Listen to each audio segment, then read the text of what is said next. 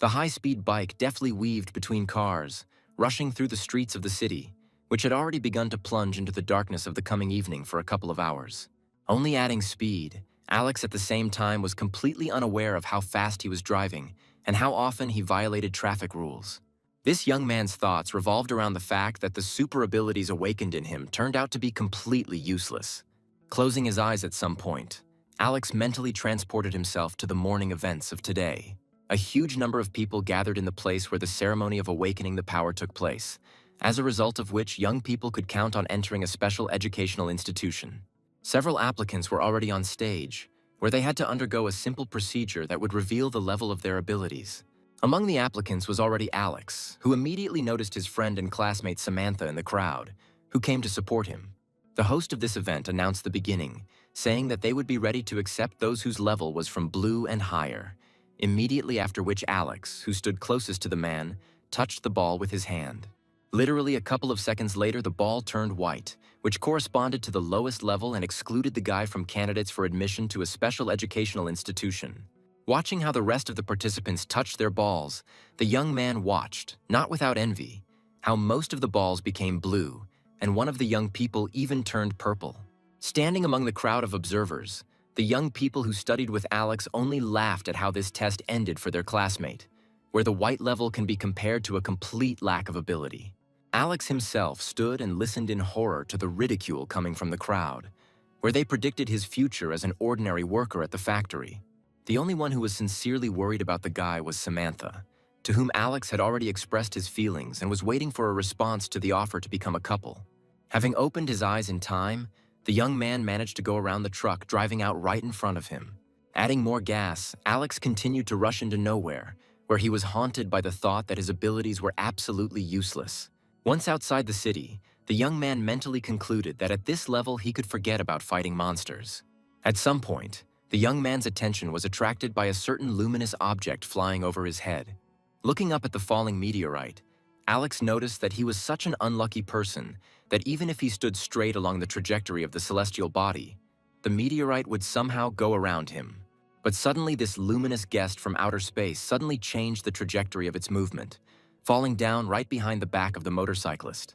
And a few seconds later, the meteorite caught up with Alex, which caused a real explosion that led to the destruction of the roadway.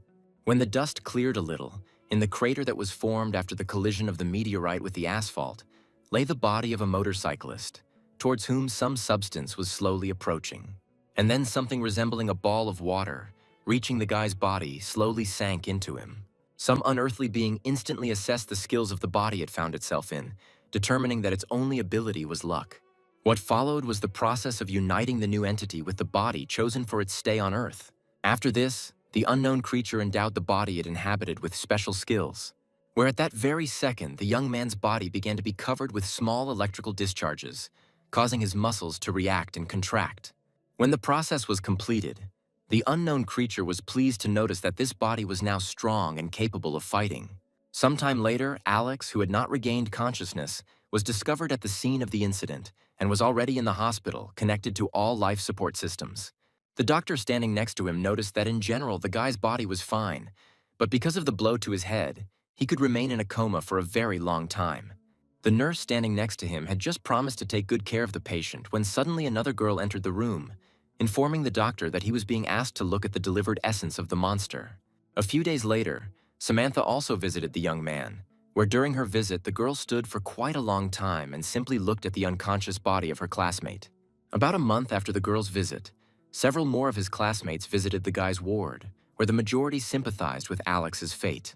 At some point, one of them noticed an envelope located among the flowers. And while everyone else was discussing how hard it was for the patient's sister, since medical services were very expensive, the young man was already taking a letter out of the envelope. He was very surprised when he learned that Alex confessed his love to Samantha, and in this letter the girl reciprocated his feelings.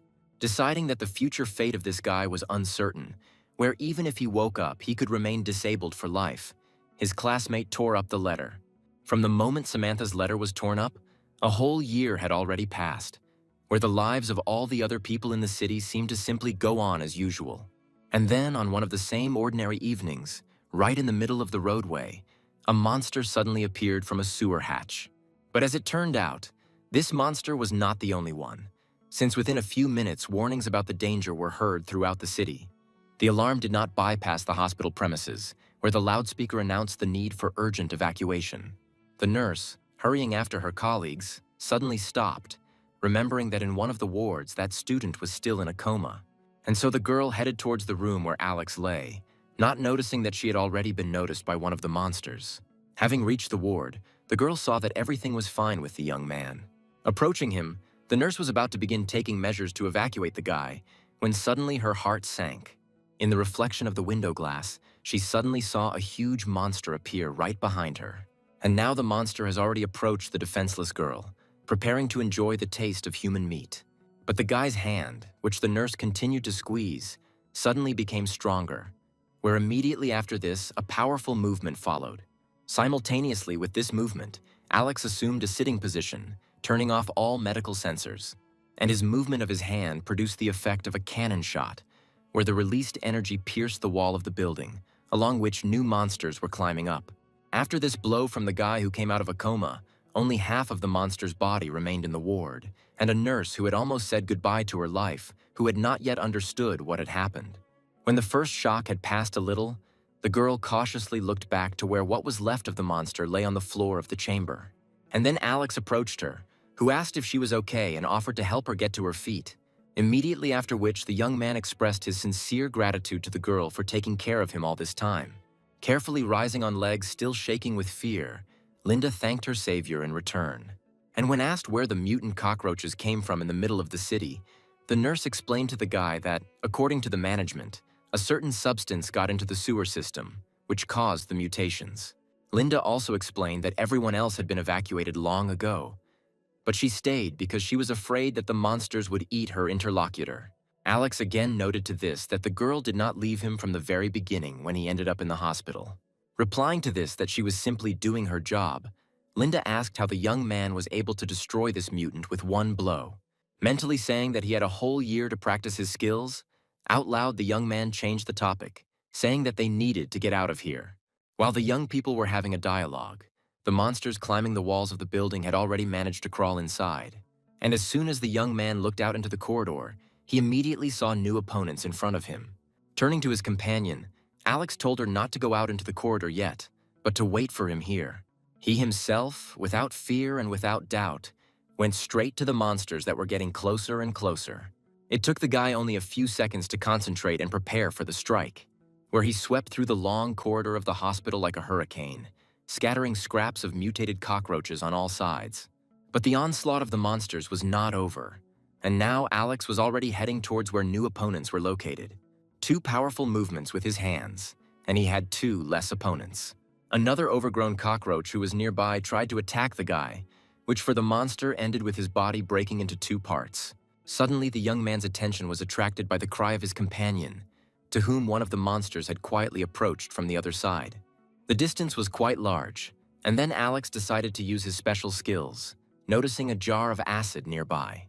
Throwing it into the air with a blow to the cart, the young man broke the container with a precise blow, allowing the acid to fall on his hand. And then the monster's head, which was about to attack Linda, suddenly literally disappeared into thin air. The girl's savior himself examined his hand with interest, where he had practiced this skill many times. But for the first time, he actually used it. Never ceasing to be amazed at the guy's abilities, the nurse asked him what this incredible skill was. To which Alex, grinning, replied that there was nothing incredible about him, since he continues to be a student who failed the test for admission to a special educational institution last year. Hearing this, Linda concluded that the selection committee must have been blind for not recognizing such talent. And Alex himself, after the words of his interlocutor, was mentally transported to that very moment when all his hopes for a bright future fell at once. The nurse brought him back from the memories of his not-so-bright past, saying that now there were monsters even worse than cockroaches. At the same time, people leaving the dangerous place in the evacuation bus did not notice what was hiding under the bridge in the water. And the monster, waiting for the bus to be in the right place, was not slow in showing itself by destroying part of the bridge. The driver managed to press the brake pedal, preventing the vehicle from falling into the water, and the passengers froze in horror. After all, they perfectly saw how hordes of mutated cockroaches were approaching them over the ruins of the bridge. Taking out his mobile phone, the doctor began to call the rescue service, begging to save them and reporting that there were a huge number of monsters not far from the hospital. One of the cockroaches had already broken the glass and was ready to grab its first victim, when suddenly something pierced its head. It was a targeted shot from an unknown man who came to the rescue. The passengers, with a grimace of horror on their faces, watched as the body of the mutant who had not reached them fell down. Meanwhile, the unknown man said that he is a person with special skills, where his level is enough to deal with these insects. And so he began to point the weapon in different directions, firing shots one after another that destroyed the cockroaches, where the special skill of this hero was endless ammunition. When the mutants had already climbed onto the roof and began to approach the man, he suddenly performed a somersault, while not stopping pouring lead on the enemy. And so, having destroyed everyone who was in the area, the savior again landed on the roof of the bus.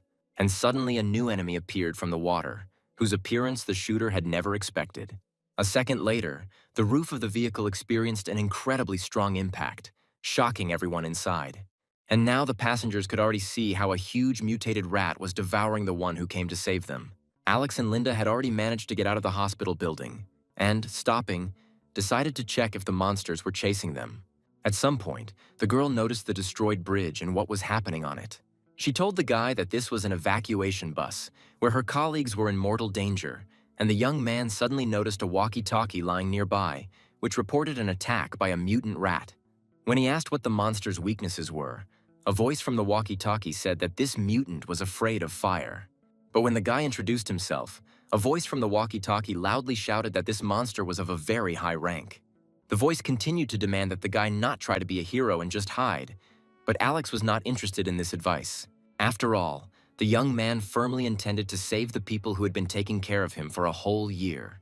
Meanwhile, the huge rat had already managed to lift the bus, causing everyone inside to be forced to grab whatever they could in order to fall onto the windshield. The nurses looked with horror into the huge eyes of this merciless monster, realizing that their lives were hanging by a thread. Observing these actions of the rat, Alex noticed that it was apparently simply playing with its prey. Straightening up, the young man told his companion to keep her head down and wait in the shelter. And when the girl said that the monster could kill him, the guy replied that doctors also do not sit still when the lives of their patients are in danger. Linda had nothing to oppose to what was said, since her savior was absolutely right. Alex, adding that he will never know what he is really capable of until he tries, has already rushed to the attack. Finding himself next to a huge enemy, the young man dealt a severe blow to the rat, after which he looked at the creature he had to confront in this battle. He could not help but be surprised that the rat, whose size is usually no more than 20–25 centimeters, is now the size of a skyscraper. Taking into account the size of the enemy, the young man noted that he should not be allowed to hit himself with his claws, as this would mean certain death. And so the monster attacked, demonstrating the speed and mobility inherent in rats, which, however, did not help her get the guy. The first attack was immediately followed by a second, where Alex continued to dodge, not allowing himself to be caught. Moving further and further to the side, the young man decided that the mutant needed to be taken as far as possible from the bus with people. And he succeeded perfectly, as the angry rat continued to follow the agile prey. When the monster once again tried to grab the guy with his teeth, but instead he got a car, Alex decided to use this chance for a counterattack. Gathering all his energy, the young man attacked the enemy, where, from his incredibly strong blow with his hand, the mutated rat was thrown to the side. Looking at the defeated enemy, the young man could not believe that he was able to destroy him with one blow. Starting to approach the rat's body, Alex decided that he needed to finish off the monster just in case. But suddenly his opponent opened his eyes and again rushed at the young man, where the guy was saved by a car that got in the way of the monster. And so, remembering from the school curriculum that some developed animals can pretend to be dead, Alex again tried to escape from the mutant rat. At the same time, he understood perfectly well that the force of his blows was clearly not enough to destroy this monster, and it was necessary to come up with a new plan. The idea arose instantly, where he, running past another car, quickly opened the gas tank. And a second later, the blow of the monster pursuing him fell in this very place. What the guy planned began to come true, where gasoline began flowing from an overturned car right under the rat's paws.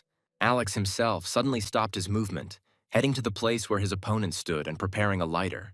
And so the lighter was thrown, And at the same time, Linda, who had got out of her hiding place, approached her colleagues on the bus, asking if everyone was okay. Seeing the nurse, Dr. Owen Fix asked if it seemed to him that the person with the powers who saved them was in hospital pajamas.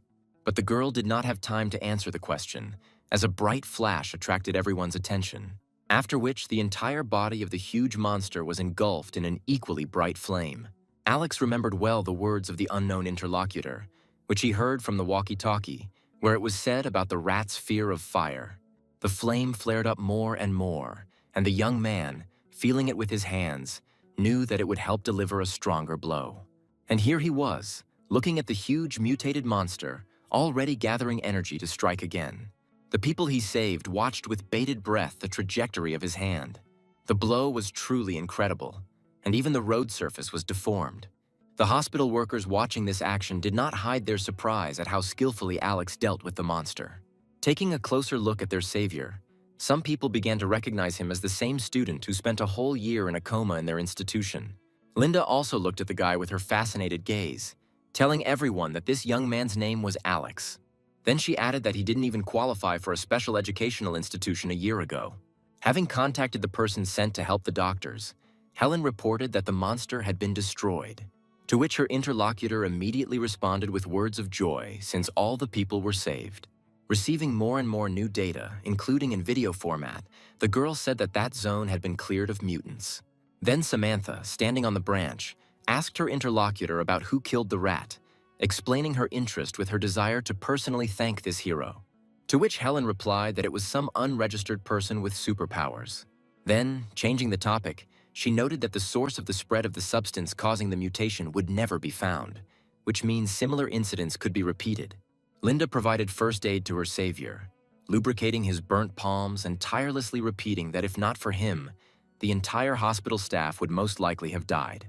Then a girl approached a soldier standing nearby and said that her brother was in a coma and therefore she really needed to get into a closed area. But despite the tears and pleas, the soldier guarding the perimeter did not let the girl through, saying that entry into the area of the incident was allowed only to those involved in checking and ensuring security. A young man sitting very close was already beginning to pay attention to the girl bursting into tears. And now he was looking directly at his sister, who continued to give various arguments in order to be allowed to see her brother. At some point, the girl's face changed dramatically, and she decided that she would save her brother at all costs. The girl did not immediately understand who was in front of her, when Alex suddenly rose from his seat and silently approached his sister. But as soon as Betty recognized her brother, she immediately rushed into his arms, rejoicing that he had finally come out of his coma. Hugging the girl, the young man recalled all those days that she spent next to him, talking about how she had to get another job, where she promised her brother that she would take care of him even if he never came to his senses. And now, holding Betty close, Alex apologized to her for scaring her so much with his coma.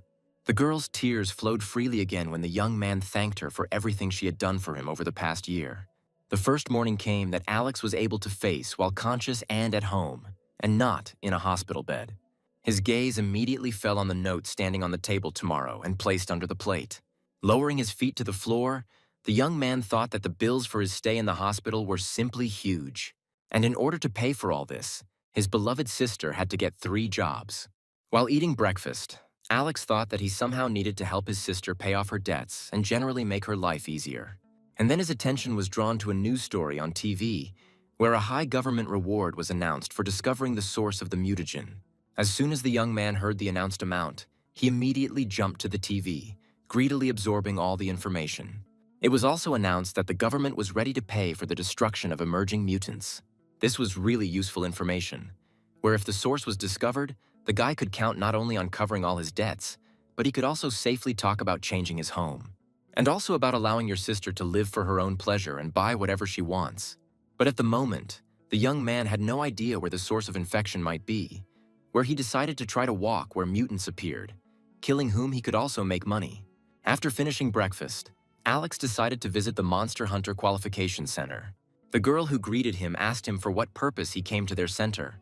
Having said that he is one of the people with superpowers, the young man also explained that he would like to hunt mutants, to which he immediately received an answer that there were no problems with this, where he just needed to demonstrate his strength to receive the trainee badge.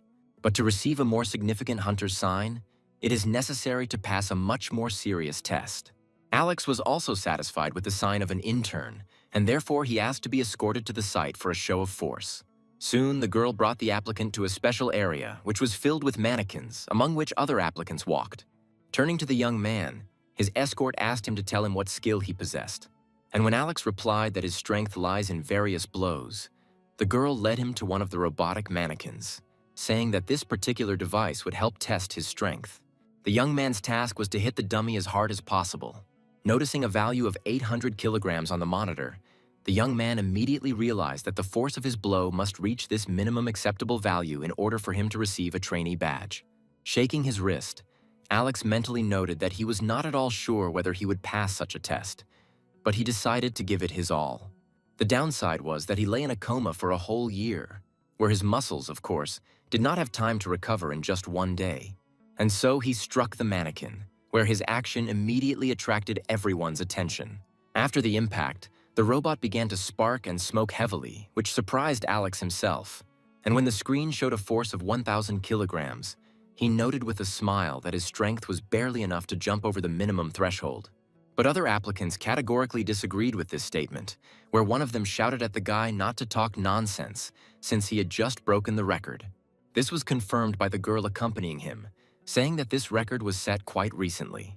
Well, the record holder himself was in a state of shock from the fact that everything turned out completely differently than he had expected.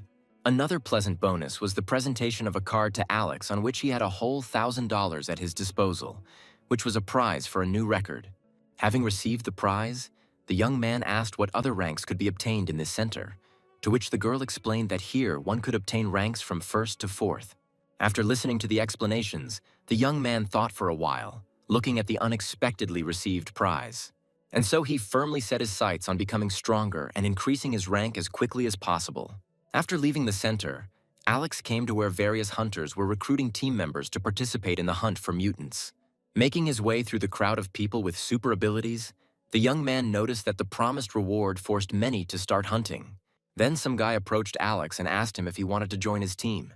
Taking advantage of the moment, the young man asked if everyone was here because of the opportunity to receive money. To which the fat man responded with a laugh that it couldn't be otherwise, where only teamwork can ensure a positive result. Returning to the question of joining the team, he asked Alex to show his badge with his rank. But when he saw that his interlocutor had a trainee badge, which corresponded only to the 1st rank, Duke said that their group did not accept newcomers. Already leaving, Alex's interlocutor recommended that he first train a little and raise his rank, since going there as a trainee was simply suicide. At that moment, when the young man was confusedly thinking that because of his low rank no one would take him to the team, one of his former classmates noticed him. At that same second, she turned the attention of everyone who was next to Alex, where her team immediately recognized their former classmate. One of them did not hesitate to laugh at how Alex had just been refused entry into the group, but the girl who noticed the guy had a completely different attitude and joyfully greeted him. When the young man approached, he was immediately bombarded with questions about his coma, as well as about why he came here today. To which the guy replied that he really needed money to pay his hospital bills, so he decided to try hunting mutants. A guy named Darrell asked Alex with a grin about how he was going to hunt with his worthless skills. Tina, who initially noticed the guy, was also worried about his safety. Darrell did not let up, saying that the ability for luck, which Alex had awakened a year ago, would not be of any use. But then, after listening to this upstart, Tina told him to stop talking like that, adding that they should help their former classmate. And so she approached the young man, saying that he could join their team, where for the guy it was the only chance to get inside, and therefore he did not mind at all. Although at the same time he understood that this entire team looked up to him, since they had already been studying at a higher educational institution for a year and had become much stronger than him, where even his former classmate Gwyneth could see arrogance in his gaze. After some discussion, Brad and Gwyneth agreed to help their former classmate by taking him with them as a good luck charm. While preparations were underway, Tina told the young man about how they spent this first year at the university. At some point, Alex asked the girl why Samantha did not participate in these outings with them. Darrell, as usual, grinning at the fact that the guy still dreams of this girl, said that her strength and position are incomparable with their modest capabilities. Only Tina quite normally told her interlocutor that Samantha was collaborating with special forces, helping in finding the source of infection on a completely different level. And when the girl mentioned Alex's excellent grades at school, the sarcastic Darrell once again sarcastically said that with zero combat skills, excellent grades would be of no use. And while he continued to say something about how ordinary students would never be able to find the source of infection, Alex started his thought process. He began his analysis by recalling the existence of only 3 types of mutants, which included cockroaches, maggots, and rats. All these creatures were united by the fact that they lived, as a rule, in the sewers of the city. He already had experience of encountering mutated cockroaches and a rat, but the capabilities of the larvae remained a mystery to the young man. Continuing their journey, the young people suddenly began to notice how something huge was blocking the sunlight. Realizing that danger was approaching from behind, both Alex and Tina, who was accompanying him, turned around sharply. And at that same second, something huge fell on the car standing next to them. Having barely escaped mortal danger, Alex, looking at the huge hand, mentally noted that the meeting with the mutated larva took place quite quickly, and the mass that imitated human limbs for striking was already preparing for a new attack. The young man stood and looked in fascination at this unprecedented action when Tina's scream reached his ears, calling him to run away from danger. And so the young people ran as hard as they could along the roadway, fleeing from their pursuer. The young man noted to himself that coping with one larva is not a problem, but everything changes when there are millions of larvae. Approaching the rest of the group, Alex loudly shouted for them to run. Having tried to say that there was nothing to be afraid of, since their goal was destruction by the mutant, Daryl quickly bit his tongue when he saw what was approaching him. And now he was already running ahead of everyone, declaring that armored glass was installed in the building ahead. At some point, Alex noticed that Tina was not nearby, to which Gwyneth explained that she seemed to have tripped. Stopping abruptly, the young man turned around and rushed in the opposite direction, declaring that the girl needed help. Everyone else just stood and looked at this heroic gesture, and Tina herself asked the guy not to take risks and save himself. Approaching the girl, Alex reminded her of her own words that her classmates need to help. But contrary to all expectations, the young man rushed past, heading to the fire pump, where he needed to touch the water to use his abilities. And as soon as his body touched the element he needed, at that very second, he sent a powerful stream of water at the approaching monster of larvae. The blow of the water element was incredibly strong and easily broke up the deadly accumulation of mutated larvae. This was a sure way of salvation, because if the guy did not have enough strength to destroy the monster, then at least he neutralized its attacking abilities by dividing the larvae. When the danger had passed, the young man turned to his girlfriend, who looked at him with a fascinated gaze, not expecting to see such strength in the guy. He helped the girl get up, and they headed towards the very building where they had originally planned to hide from danger. While they walked, Tina did not take her eyes off her savior, noting not only that he had good strength, but also his very attractive appearance. At the same time, she sadly noted that she was unlikely to be able to get this guy's attention, because everyone knew that he was in love with Samantha. However, this did not cancel the girl's gratitude for the fact that Alex did not leave her to die. The young people already inside looked in surprise at the appearance of Tina and Alex in the room. Immediately, this whole cowardly company began to talk about how they planned to save their friend, but Alex got ahead of them. Surrounded by their miraculously surviving classmates, the young people vied with each other to ask questions about how they managed to escape and where the monster had gone. But the hero of the day immediately changed the subject, saying that first he needed to take care of Tina's wounds, since the mucus of the larvae could get there and cause severe harm to the body. Touched by such concern, the girl thanked the guy and said that most of her wounds were ordinary bruises. Leaving his girlfriend in the care of the rest of his former classmates, Alex said that for now he would go inspect the building to make sure it was safe. Where, after what was said, Gwyneth immediately addressed a couple of unflattering words to her companion, reproaching them for not having thought to inspect the building for safety earlier. Having familiarized himself with the building plan hanging on the wall, the young man went to check the premises, where the first on his way was a certain laboratory. Inside there were enclosures, in the first of which the young man saw fluttering butterflies. Then he passed one after another exactly the same enclosures, some of which were empty. And then he saw that in one of the enclosures, the enclosing glass was broken. Alex read on the information sign that an insect from this enclosure escaped and has not yet been found. After reading this information, the guy felt a little calmer, since more than 6 months had passed since the disappearance, which ruled out the possibility of this insect being nearby in a mutated state. Continuing his movement, The young man did not notice how he stepped on an information sheet, according to which this enclosure contained a centipede. Soon, the young man found himself at the emergency exit, where he checked that the doors were securely locked, which meant that the monsters would not be able to suddenly attack them from behind. But suddenly, his gaze caught sight of a man in a white robe moving carefully along the street. Very soon, the guy recognized Dr. Owen Fix, wondering what he could do in an isolated area without possessing any superpowers. The young man was distracted from these thoughts by a call on his cell phone from an unknown number. After answering the call, Alex heard a gentle female voice in the phone speaker. As it turned out, the guy was called by the same nurse Linda who he saved, who reminded him that she never thanked him for saving him, offering to have dinner together. When the young man greeted an old acquaintance, the girl said that he could address her casually, simply by calling her by name.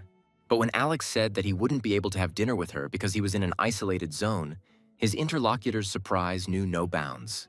When told that it was very dangerous there, the guy explained that he had no choice, since he needed to earn money to pay hospital bills. Realizing that the evening was over, Linda began to take off everything that she was wearing only for the sake of this failed romantic meeting. At the same time, she continued the conversation with Alex, asking if they were blood relatives with his sister Betty, to which the young man replied that they were brother and sister. After a few more phrases on general topics, Linda said that in this case they would postpone dinner until next time. Already standing under the warm streams of water in the shower, the girl mentally regretted that the romantic meeting she had planned did not take place. And her interlocutor, with whom the conversation continued over the speakerphone, suddenly said that he had just seen Dr. Fix here. This information greatly surprised the girl, who even asked the guy if he had made a mistake, since the doctor certainly has nothing to do in the isolated zone. And the guy confirmed that he was definitely not mistaken, where, due to the tinting on the glass, Owen could not notice him.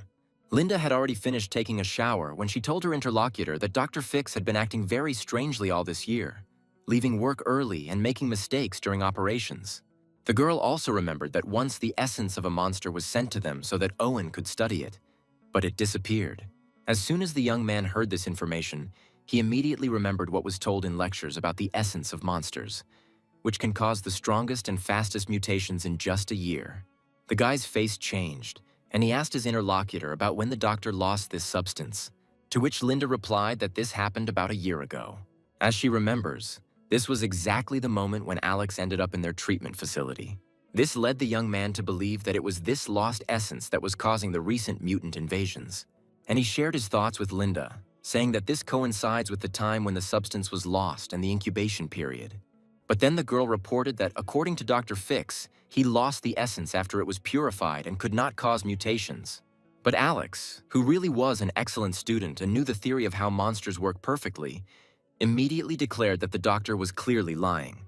And now his visit to this dangerous area is completely explainable, where he is simply trying to find the source of infection himself. After all, if it turns out that his own negligence is behind everything that is happening, he definitely cannot avoid serious responsibility. Linda listened without interruption to all the thoughts of her interlocutor, who ended by saying that the doctor's idea was very dangerous, since there could be many dangerous monsters near the source of the mutation. When the young man finished, his interlocutor immediately said that she would immediately report everything to the authorities. Well, Alex said that for now he will go after Owen and try to stop him from rash actions. Hearing footsteps, Darrell turned and recognized Alex's return from inspecting the premises. Approaching his classmates, the young man said that the premises were safe and also said that he had something urgent to do. Having told the young people to stay here, the young man left the premises amid Tina's loud attempts to stop him. Once on the street, Alex immediately drew attention to the larvae crawling on the asphalt, noting that although he did not kill everyone, he was apparently able to separate them from each other for quite a long time. After which, he looked in the direction where Dr. Fix had recently moved and decided to take a shortcut through the alley. But as it turned out, the alley was not entirely safe as it might seem at first glance. And now the young man was already surrounded on all sides by mutated cockroaches. If someone passed by this alley, he would clearly hear the dull sounds of blows being struck. Having finished with his opponents, Alex went outside, dissipating the collected energy with which he controlled the elements and substances. Well, only a few dead mutated cockroaches remained in the alley. Very soon, the young man managed to catch up with the doctor, and now he carefully monitored his movements. And when Owen entered one of the buildings, Alex was finally able to get out of his hiding place and follow him. Immediately beyond the entrance, there was a huge hole in the floor into which a rope ladder had been lowered. Looking around, the young man suggested that most likely Dr. Fix had gone down somewhere.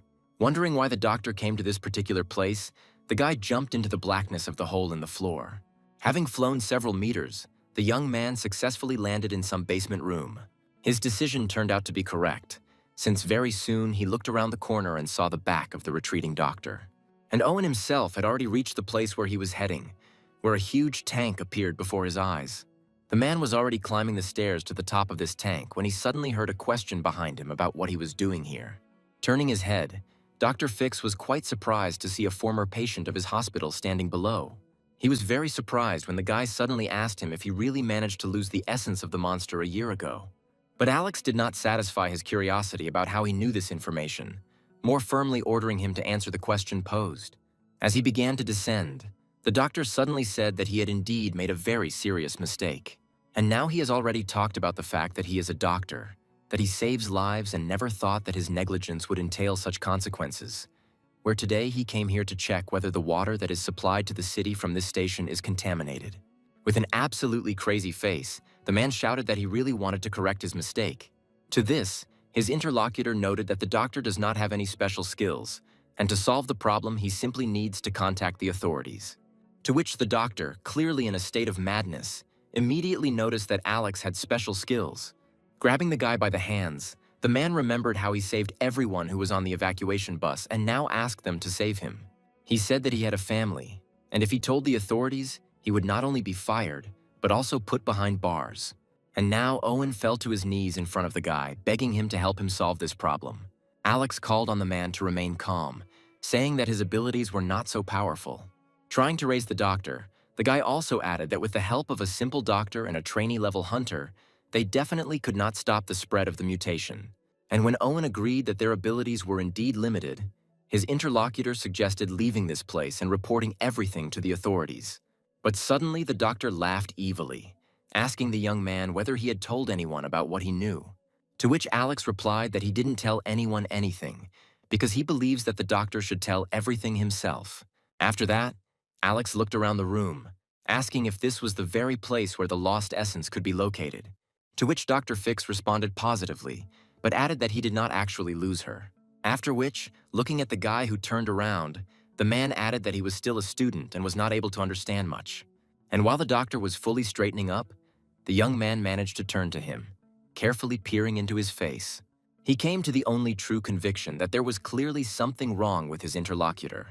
It was necessary to somehow find out what was on this madman's mind, and therefore Alex continued the dialogue, saying that he did not understand what the doctor was talking about. Then Owen stated that the guy had already had the opportunity to meet cockroaches, rats, and probably larvae, where these creatures live in the dirtiest places and carry infection. The young man did not understand where his interlocutor was leading the conversation, and for now he simply confirmed that everyone knows about the harm from these parasites. And then the doctor said that people are multiplying beyond all measure and methodically destroying nature. With the toxic products of their vital activity, they poison the environment, where the planet for garbage was no longer enough for them, and they began to throw it into space, and therefore are no different from parasites. The guy could agree with these arguments, saying that people really should take care of the planet. Suddenly, the man declared that there should initially be no life in the entire universe. After all, without any life, the universe is beautiful, and life in it is like the appearance of a virus in the human body. From his point of view, people are like cancer cells that multiply very quickly and destroy the organism in which they live. And so the mad doctor concluded that where people appear and exist, there will never be a normal, peaceful life. Hearing the words of his interlocutor, who was clearly opposed to humanity, Alex nevertheless continued to feign a misunderstanding of his idea, saying that he was a simple student. Then Owen, approaching the guy, said that every person tries to prevent viruses from appearing in his body so as not to get sick. And in exactly the same way, the universe does not want viruses to appear in it and destroy its body. Therefore, he is making every possible effort to get rid of the emerging virus. After listening to the doctor, the young man said that everything he had just said went beyond the scope of the topic they were talking about. And he reminded the man that they had talked about the source of the infection being the doctor's fault and the need to contact the authorities. But when Owen heard words about some kind of guilt, he only grinned in response. And suddenly, spreading his arms to the sides, The man shouted that he was a doctor who only deals with healing and does not harm. After which, breaking his glasses, Owen, whose face began to change, added that he is the doctor of the universe itself, to which any cockroaches, rats, and larvae are not as terrible as people. And now he directly spoke about the fact that he himself created the source of infection, where his plans were to destroy everyone in this city, and then throughout the entire Earth. But before finishing what he started, he now has to deal with the student who interfered with his plans. At the same time, he thanked the guy for his stupidity and naivety, thanks to which he could easily continue to implement his plan. When the doctor finished, Alex said that this entire part of the city was isolated, and therefore the infection would not be able to move beyond its borders.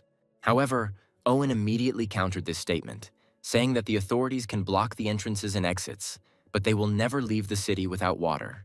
Only now the young man realized that it was from here that water was supplied to the entire city, where, along with it, it was possible to spread infection. Every day, people use water to take a shower, wash dishes, and cook food, where then all this water with mutagen ends up in the sewer, provoking a mutation in its inhabitants. Realizing that he needed to get out of here as quickly as possible, Alex said that he did not understand what the doctor meant at all. Deciding that a person without abilities would not stop him, the guy added that Owen could do whatever he wanted. And when he turned around and walked away, the man was surprised that Alex didn't even try to somehow stop him and become the hero of the city. To which the young man hiding in the passage replied that his life was more precious to him than the illusory prospect of fame. Waving his hand goodbye, the young man said that he was definitely not fit to play the role of some kind of hero. After watching the fleeing guy, the doctor decided that he had shown prudence. But when Owen tried to take the essence of the monster out of his inner pocket, he suddenly discovered that it was missing. Only now he realized that that gesture was made by the guy for a reason. Rage filled his entire being, and now the man fell to his knees again, subject to the painful process of mutation. His entire body, including his head and face, underwent severe modifications, and at some point, the fleeing young man suddenly heard a cry of rage, which contained a demand to return the stolen property. Turning around, he saw that the doctor had mutated and was already rushing after him, continuing to undergo some changes. But this was not a simple mutation, but one of the abilities where Owen produced another creature with his body, which he immediately sent in pursuit of prey. Following the first, several more of the same creatures were produced, which had one task: to tear the target into pieces. Having reached the rope ladder, the young man tried to grab it, but barely managed to pull back from what flashed right before his eyes. And so Alex stood surrounded by four-legged mutants, where he immediately realized that they had deliberately deprived him of the opportunity to retreat by tearing up the stairs. A moment later, the guy found himself surrounded, and the monsters were getting closer to him. But the resourceful young man used their location to push off and get out of this trap. When he was at the top, and his hands felt the concrete beneath him, the further plan of action was formed instantly. Using his abilities, the young man began to control a substance such as concrete, where he could give it any shape. By directing a whole stream of liquid concrete directly to the hole in the floor from which he had just climbed out, Alex thereby decided to wall up all those who remained below. And so the monster, who tried to break through in the same way as the escaped target, crashed into the hardening concrete with all its might. At the moment when this four-legged monster was falling down, the doctor himself arrived at the scene. Looking up, the man shouted that he could smell the essence as it was also seething in his body. Therefore, the one who kidnapped her will not be able to escape from him. Continuing to run, Alex had internal discussions about the fact that the strength of an individual mutant depends on its original form, where even with a mutated rat it was quite difficult for him to cope, and how to resist a mutant to a person, he has not the slightest idea. Finding himself on one of the streets, the young man noticed that he definitely shouldn't run to where the rest of his team remained, so as not to endanger them. And since he himself definitely won't be able to cope with it, then there is nothing left to do but stall for time until the authorities arrive, to whom Linda will inform everything. Having crushed another larva, one of the second-rank hunters announced that the cleanup here was completed. Another member of the fat man's team, wiping the blood of cockroaches from her weapon, also reported that she was done with the monsters. Immediately, the third member of this group suggested finishing for today and going back. The team leader noted that they could get a good reward for the monsters destroyed today. The healer accompanying the group, wondering if there were stronger monsters here, did not notice any activity under his feet. No one even had time to understand what happened, when suddenly this guy, along with the cover of the sewer manhole on which he was standing, suddenly flew high into the air. He was saved from serious injury by a girl who had recently dealt with several mutated cockroaches. Meanwhile, Dr. Fix, who had transformed into a mutant, had already managed to get out of the hatch. Looking at the new enemy, the guy with glasses suggested quickly dealing with this monster and moving towards the house. His idea was supported by the leader of the group, who said that for such a monster they would definitely receive at least 100,000, where each of the 5 members of the group would get exactly 20. And so they already turned to the doctor, saying that he was clearly unlucky to get out of this particular sewer hatch. But they could not even imagine what kind of force they would now have to face in the person of the doctor. Shouting that he would now destroy everyone here, Owen rushed to attack the guy standing closest to him. But he quickly avoided this attack, noticing that the mutant was moving too slowly. But then something happened that he could never have expected, where his opponent's arm suddenly stretched out as if it were made of rubber. Slamming the guy into the wall of a nearby building, Owen pulled him towards him, after which he immediately pierced him with a point created by his incredible body. As she lowered the guy who had flown into the air onto the asphalt, the girl instantly drew attention to how the mutant dealt with one of her friends. Without hesitating for a second, she rushed to the attack, deftly waving her twin knives. But all the damage that she managed to inflict on this monster was instantly delayed. The doctor tracked down the enemy's manner of movements, and after waiting for an opportune moment, struck his fatal blow. The girl instantly felt something strongly burn her chest, and now the bodies of 2 group members, bleeding, were already lying away from the events taking place. Looking at the surviving members of the group, Owen quipped, saying that they should rejoice in the death of their comrades, since now they will be able to get more money. Here, following their owner, the creatures produced by his body rose to the surface from the sewer. The doctor suddenly said that he had more important things to do than deal with a bunch of worthless students. Using his ability to sense the location of the essence, he pointed his mutant dogs in the direction of movement, where he himself immediately began to move. Miraculously, the young people who survived had no choice but to shed bitter tears over the bodies of their comrades killed by the monster. At some point, Alex, continuing his movement, suddenly felt that he was being pursued, where he could not understand how these monsters were able to so quickly and accurately determine his location. Deciding that these mutants could use their sense of smell like ordinary dogs, the guy was glad that their master was not so fast. Then an abandoned gas station caught his attention. Having reached it, the young man began to pour gasoline on his body in order to throw the mutants pursuing him off the scent. Hidden in the sales area near the gas station, Alex watched through the window as his pursuers rushed past. But suddenly one of the monsters stopped, looking exactly in the direction where the guy was hiding. And now this overly smart monster has already entered the trading floor. At some point, Alex stopped hearing the monster's steps, preparing to repel the attack and not yet suspecting that he was already watching him from above. A chance glance at the glass door of the refrigerator, in which the creeping monster was reflected, helped the young man to learn about the danger in time. Abruptly jumping out of his seat, Alex simultaneously knocked over the entire rack onto the monster that had jumped down. He wanted to leave the room, but then he realized that of all the monsters, this one was the most sensitive. Therefore, it will be useless to continue to run away, where it would be more effective to simply destroy the enemy who has the opportunity to track him down. While he was making his decision, the monster, which certainly could not have been killed by some store shelves, had already managed to get out from under the rubble. In order to activate his special skill, the young man needed some substances or elements. But among the store shelves and the goods on them, there was nothing that he could use now. The monster had already rushed to attack when the young man realized that now he would have to confront the enemy with only his hands. Dodging the first attack, the young man gathered his energy to strike back, where this blow was so powerful that it threw his opponent several meters back. But before the raised dust had time to settle, suddenly the unharmed monster rushed at the guy again. The jerk was so unexpected that Alex did not have time to block it and was knocked down by the monster. The young man noticed that some obviously heavy box began to hang from the top shelf and immediately hit the rack with his free hand. And then the box landed right on the monster's head, which weakened his grip and allowed the guy to strike again. A strong blow threw the mutant back, and Alex had the opportunity to rise to his feet. Gathering energy, the young man immediately rushed to continue the attack he had begun, inflicting numerous blows on the enemy. And finally, he completed the attack with a final blow to the monster's head, where the energy of the blow even broke through the wall. The result of this attack was that the monster completely lost its head. At that very second, Dr. Fix felt how death overtook one of his messengers. Soon, the mutated doctor had already arrived at the place where one of his monsters met its death. Realizing that this student was stronger than he initially assumed, the doctor ordered the remaining creatures to devour the remains of their brother in order to become stronger. And as soon as the remains were eaten, other monsters immediately experienced an additional mutation that improved their sense of smell.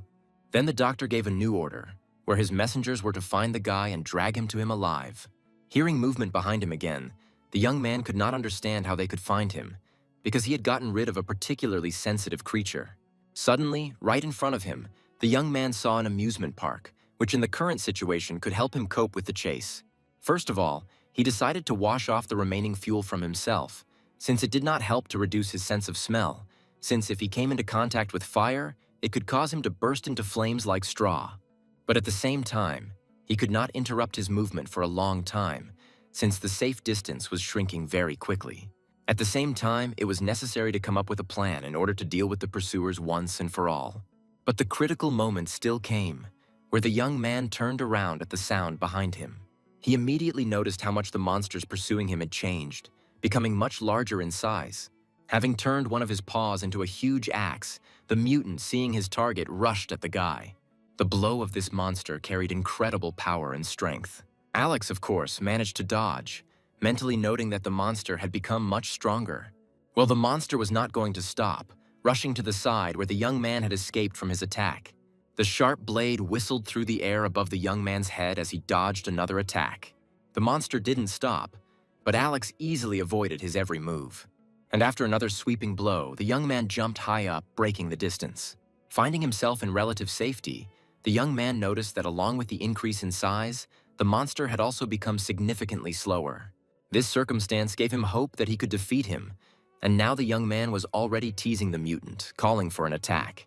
But his plans were instantly ruined by the appearance of two more fellow monsters nearby. There was nothing left but to start running again from the impending danger. Realizing that simply running in a straight line was doomed to failure, Alex decided to find a place where the monsters could not attack him at the same time, and then he will have a chance to defeat them all one by one, gradually making his way higher and higher. When the guy found himself at the right point, he immediately activated his ability and absorbed the hardness of the metal into his hands. And a few seconds later, one of the monsters was already level with him, preparing to attack. But this attack was not destined to end, as the young man met his opponent with the firmness of his steel fists. His first blow literally crushed the monster's right paw, which was turned into a deadly weapon. With the second blow, the young man pierced through the enemy's body, completely neutralizing his combat effectiveness.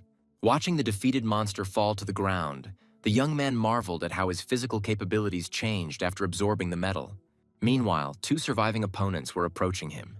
Now knowing for sure that it would not be difficult for him to deal with them, Alex, flexing his steel fists, invited the mutants to come closer. But his opponents turned out to be a little smarter than he could have imagined, where one of them decided to go around the target at the bottom. Realizing that this would also take time for the mutant, the guy decided not to panic ahead of time. While the enemy below continued to crawl, the young man prepared to confront the monster remaining above. He blocked his attack quite easily with his steel forearm, and a split second later, Alex was already striking the mutant with his powerful retaliatory blow. Without stopping for a second, the young man continued the attack with a second blow, which hit the monster's bone armor. But at the same time, the force of his blow threw back the enemy, who was already ready to be replaced by another. The monster below tried to catch the guy by the leg, but Alex was quicker, removing his leg and immediately striking back. He barely managed to stop his movement when he saw bone spikes suddenly appear around the monster's neck. The young man began to understand that his original plan had failed, since these cunning creatures were still able to surround him here. He only had time to gather energy for a new confrontation when the monsters had already begun to attack him. Defending himself from one attack, the young man tried to have time to make his own attack for the second monster, who hesitated. But at some point, the guy felt something sharp slide across his chest. But he did not stop, continuing to fight off the monsters and trying to strike at least some retaliatory blows. Having once again fought off one of the opponents, Alex gathered energy and rushed to the second with all his might. He tried to put the maximum amount of his energy into this blow, which brought some results, since the mutant was thrown back a fairly decent distance, although he managed to block the attack. Spreading its monstrous paws to the side, the monster made it clear that the guy's attack did not cause him any harm. The mutant didn't even pay attention to how something quickly approached him from behind and instantly tore his body into pieces. A second earlier, Alex himself had already managed to change his position, hanging from the bottom of the roller coaster rail. After all, some time ago, after making sure that power was still supplied to the park, he launched the attractions. And now he was hanging on the crossbar, where a cart had just passed over his head, and he was thinking that under no circumstances should he fall. But he also had one more problem in the form of the last surviving monster. As soon as their gazes crossed, the opponents immediately began to approach each other along the crossbars. The mutant clearly had an advantage, where he grabbed hold of some limbs and tried to strike with others. Such an attack threatened with decapitation, and therefore the young man had to let go of the crossbar and stop the movement of the paws transformed into axes with his own hands. However, this was a conscious choice of Alex where, having begun to fall down, he pulled the monster that attacked him with him. It was clear that after this fall, none of the opponents would survive. But the smarter young man understood that if the body of one softened the blow for the second, then the latter would have a chance of survival. This whole action took no more than 2 seconds, after which the monster and Alex, who had climbed onto it, collided with the surface of the earth.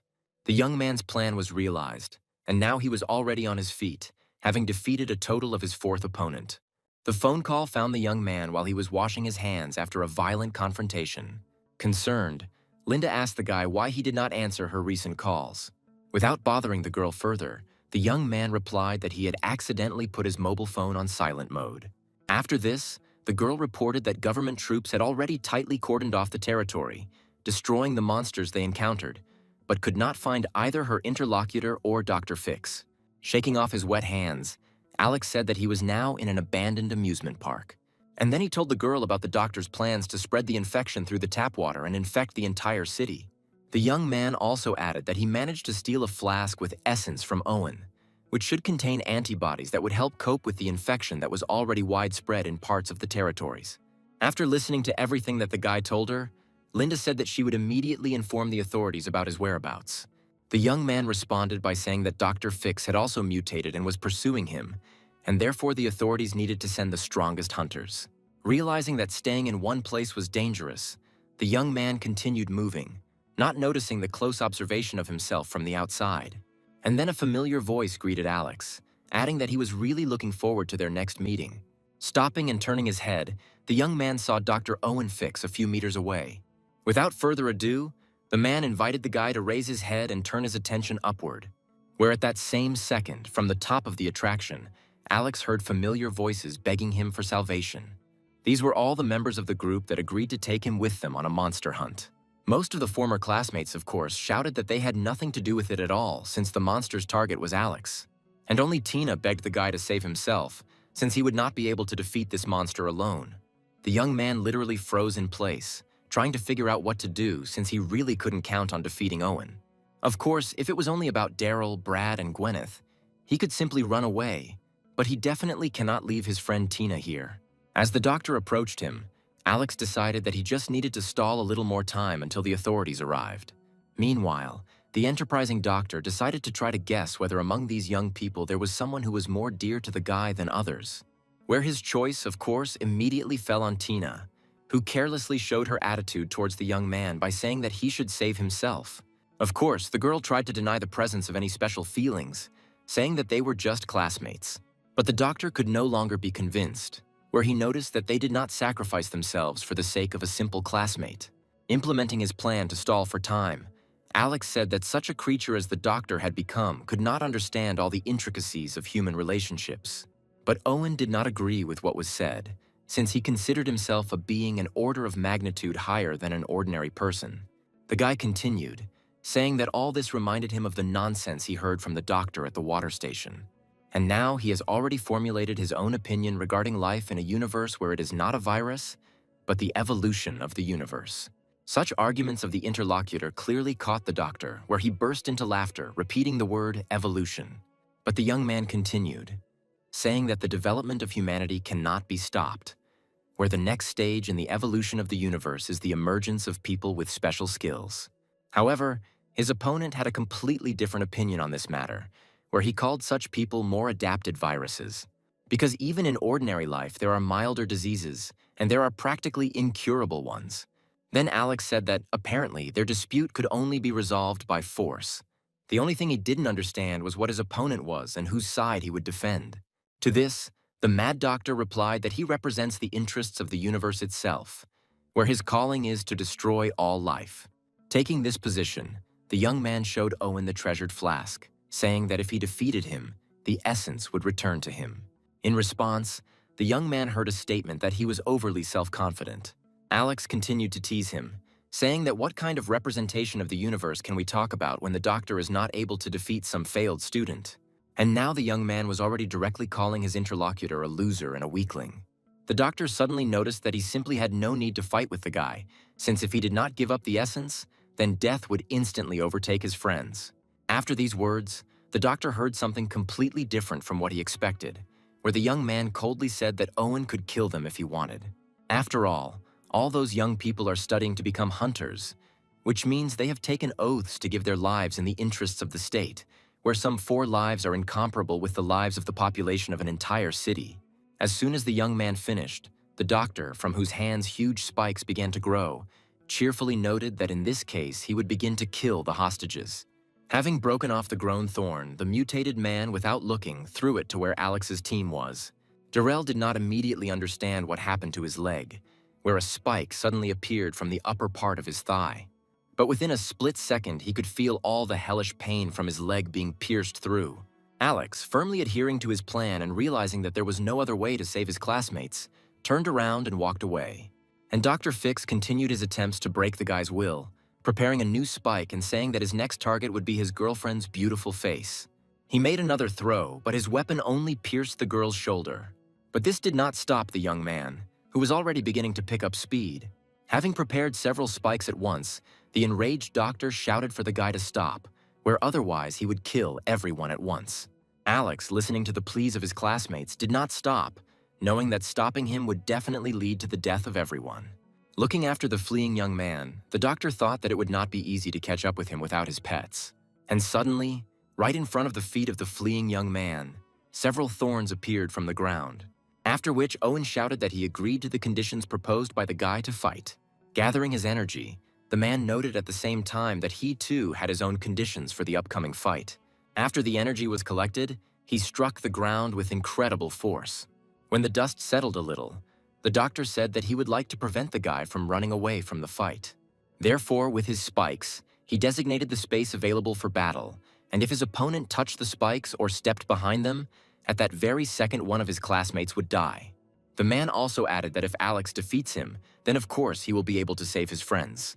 Growing a new spike from his body, Owen noticed that his opponent could have become the hero of this city if he had not been so weak. After all, he heard that Alex ended up in the hospital after he failed the admission test. Unable to come to terms with this state of affairs, the young man brought himself to a coma. The doctor had already struck his first blow, accompanied by the words that even his classmates considered him pathetic, and came to the hospital to laugh at him. Throwing several thorns at the guy, Owen added that no one needed the guy except one girl with flowers. Alex was able to dodge the sharp objects flying at him, and the doctor continued, saying that no one needed him for a whole year. With his next sweeping movement, the man shouted that his opponent was nothing, where his arrogant behavior in this case is completely unfounded and meaningless. Watching Alex barely dodge the powerful attacks, Tina begged him to run for his life. At that moment, another attack came from the Mad Doctor, who could modify his body in any way he wanted. The blow was strong, reached its target and threw the guy several meters away. The girl looked at the bleeding guy with tears in her eyes, continuing to ask him to run away from danger. But Alex did not intend to abandon his comrades and rose to his feet again, when the enemy questioned why he was clinging so tightly to life, when he should have died a year ago. Licking the young man's blood from his body, Owen added that his opponent did not stand a chance in this fight. And so the doctor began to move towards Alex, where the latter, taking a few steps back, felt the edge of the arena behind him. He had to stop so as not to break the rules, where within a moment the mutant was very close to him. Dr. Fix prepared to deal his opponent the final blow, but his impulse was interrupted by a slight movement of the young man's hand, where the blood that splashed from it fell directly into the monster's eyes. After which, taking advantage of his opponent's confusion, Alex took himself out of the danger zone. Without waiting for the doctor to clear his eyes, the young man gathered energy and attacked him. After all, he could use his own blood as a substance that could be controlled, which increased the power of his blows several times. From the blow he received, the doctor's body was thrown to the edge of the arena, where it fell straight onto the spikes he had created. Meanwhile, Gwyneth asked Daryl to shut up, saying that Alex was bleeding much more than he was. Tina asked the young man to quickly take care of his wound since he was losing too much blood. The words of the awakened doctor that his hostages were too noisy and he would finish them off as soon as he dealt with Alex forced the company into silence. And now the man was already on his feet, removing from his body the thorns that had pierced him. Without waiting for the doctor to attack, the young man dealt him another blow, after which the mutant noticed that the guy was really strong. Setting his jaw, Owen also added that even with such strength against him, these attacks are absolutely useless.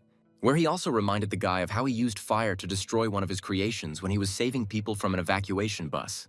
Listening to the man's words, the young man did not stop his attacks, delivering numerous blows to his body. And so, gathering all his energy, Alex lunged forward and dealt the doctor another powerful blow. The force of this blow was enough to throw the enemy back. Meanwhile, the man noticed that his opponent has a very interesting skill of absorbing substances and elements, after which he uses their power.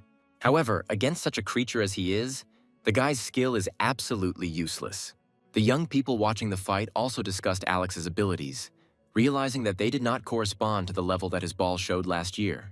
And so Gwyneth, who was sure that this guy was stronger than all of them combined, shouted at him to just put in a little more effort and defeat the monster. Meanwhile, the doctor finally came to his senses after Alex's attack, declaring that now he would demonstrate his true strength. After all, he had already seen everything that the pathetic student was capable of, which was not comparable to his capabilities. And now he has already spread his arms to the sides, declaring that the guy cannot compare with the abilities of his extraordinary body. Swinging his hand, the doctor prepared to demonstrate to the young man what real strength is, noting that he also had ordinary fists.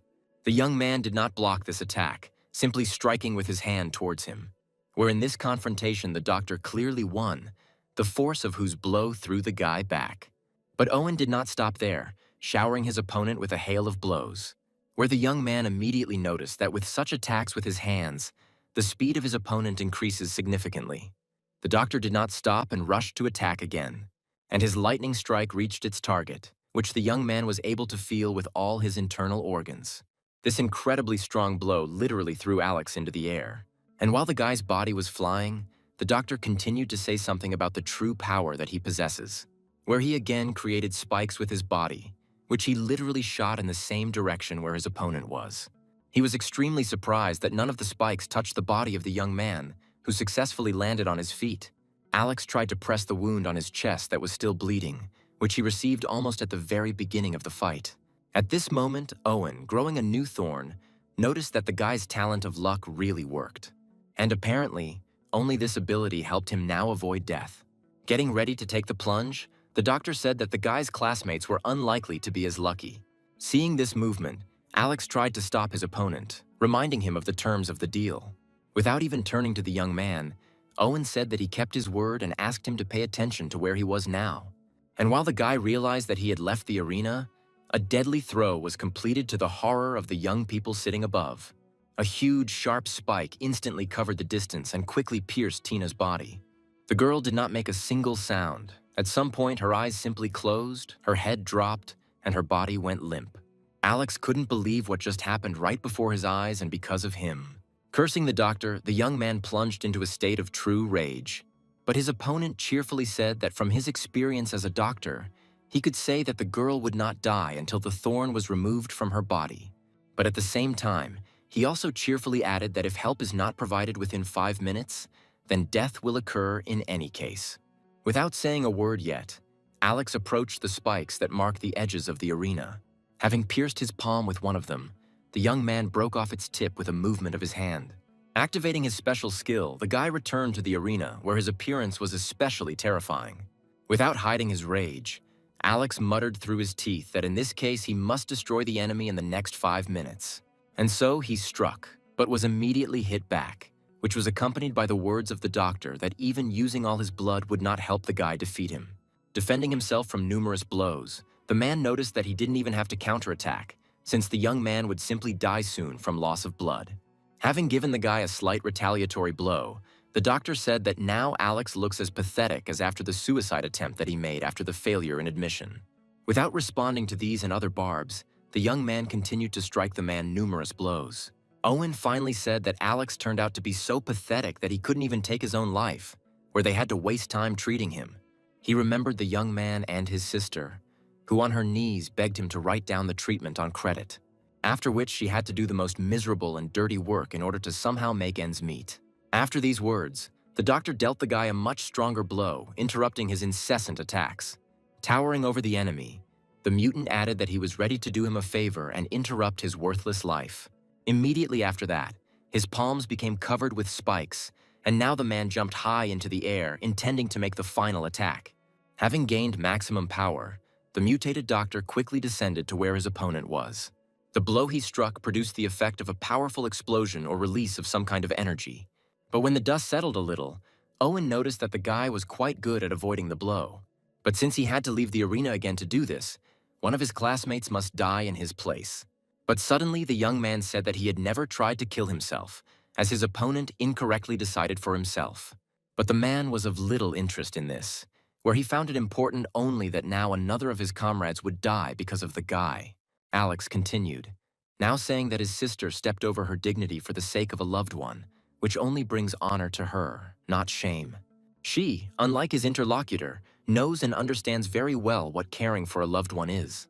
The next person the young man remembered was Nurse Linda, who also did not abandon him to his death and remained in the hospital, trying to save the man in a coma.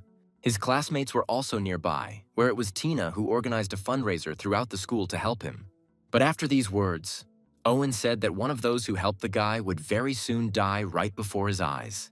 But the enemy's words did not stop Alex, where he said that the doctor had not yet had the opportunity to see his full potential. After all, despite the fact that Owen has the ability to instantly regenerate, each blow from the guy left a mark on his body, where at the moment the young man managed to inflict a total of 49 blows on the doctor. This was the minimum required level for him to activate another of his special abilities. And so the young man rushed into a new attack, directing several dozen energy fists that materialized in the air at the enemy.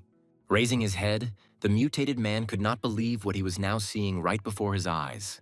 And now all this incredible power created by Alex fell on the head and body of his opponent, where this action could not leave his comrades watching the fight indifferent. Rising to his feet, the young man told the already dead doctor that his power at this stage was really insignificant, but it would be enough to deal with such trash as Owen had become. Having reached the control panel of the attraction, the young man lowered his entire team down. And as he approached, all he could hear was the enthusiastic exclamations of everyone who was conscious. Gwyneth, without hiding her tears, thanked the guy for saving her, saying that the Academy was blind in not accepting the guy. Her opinion was supported by Brad, expressing his thoughts that the equipment during the test was clearly faulty.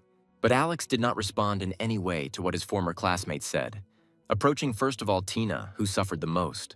With difficulty opening her eyes, the girl asked how long she had left to live, to which the young man replied that she would not die, since very soon the authorities would be here to provide her with the necessary help, after which the victim found the strength to admire the young man's abilities, which no one even suspected.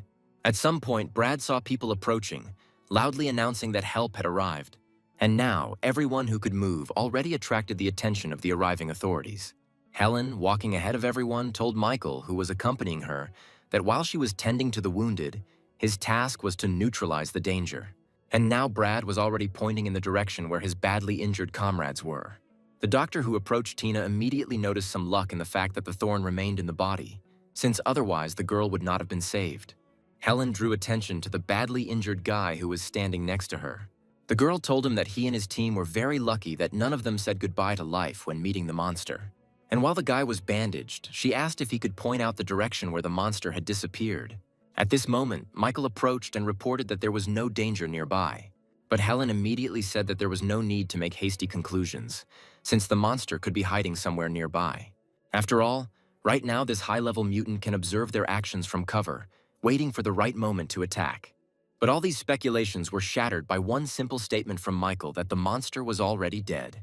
Where the charred corpse of a man, who clearly used the effects of the essence of monsters on himself, lies in a pit not far from them. The girl could not believe that such a serious opponent was destroyed by someone before their arrival. Looking around, Helen asked everyone present about who was able to defeat this monster. And all the witnesses to the fight, as one, pointed towards Alex, who was modestly sitting on the sidelines. Not believing in such a reality, the girl leaned towards the guy, carefully examining the hero. Retrieving the essence stolen from the doctor, the young man confirmed that it was he who reported the incident. Handing the flask to Helen, the young man added that with the help of this, Dr. Owen Fix planned to contaminate all the water, which would lead to a massive disaster. Having examined the contents of the flask, the girl asked the young man in amazement how he even managed it. The guy clearly didn't understand the question and said that he simply stole the essence during the conversation, but his interlocutor immediately clarified the question, saying that she would like to know how he defeated the enemy.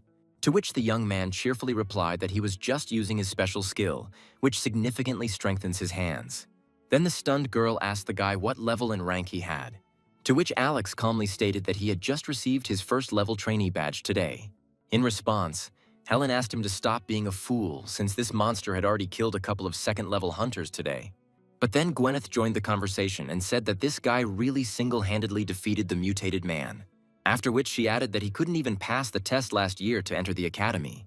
After this explanation, Helen suddenly realized who she was talking to, but Alex himself could not yet understand the increased attention in his direction. And then his interlocutor called him the same arrogant student who once talked to her on the walkie-talkie.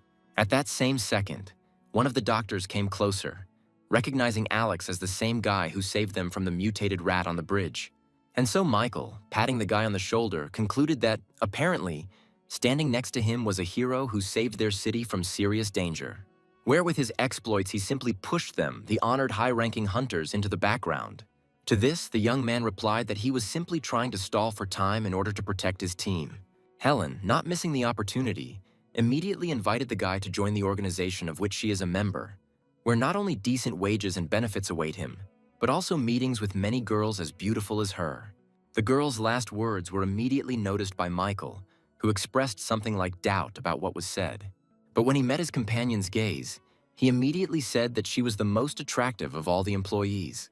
Returning her attention to the young man, Helen continued her campaign, saying that educational institutions could do without him, but he would definitely be useful to their organization. After listening to everything the interlocutor said, Alex said that he would think about this proposal.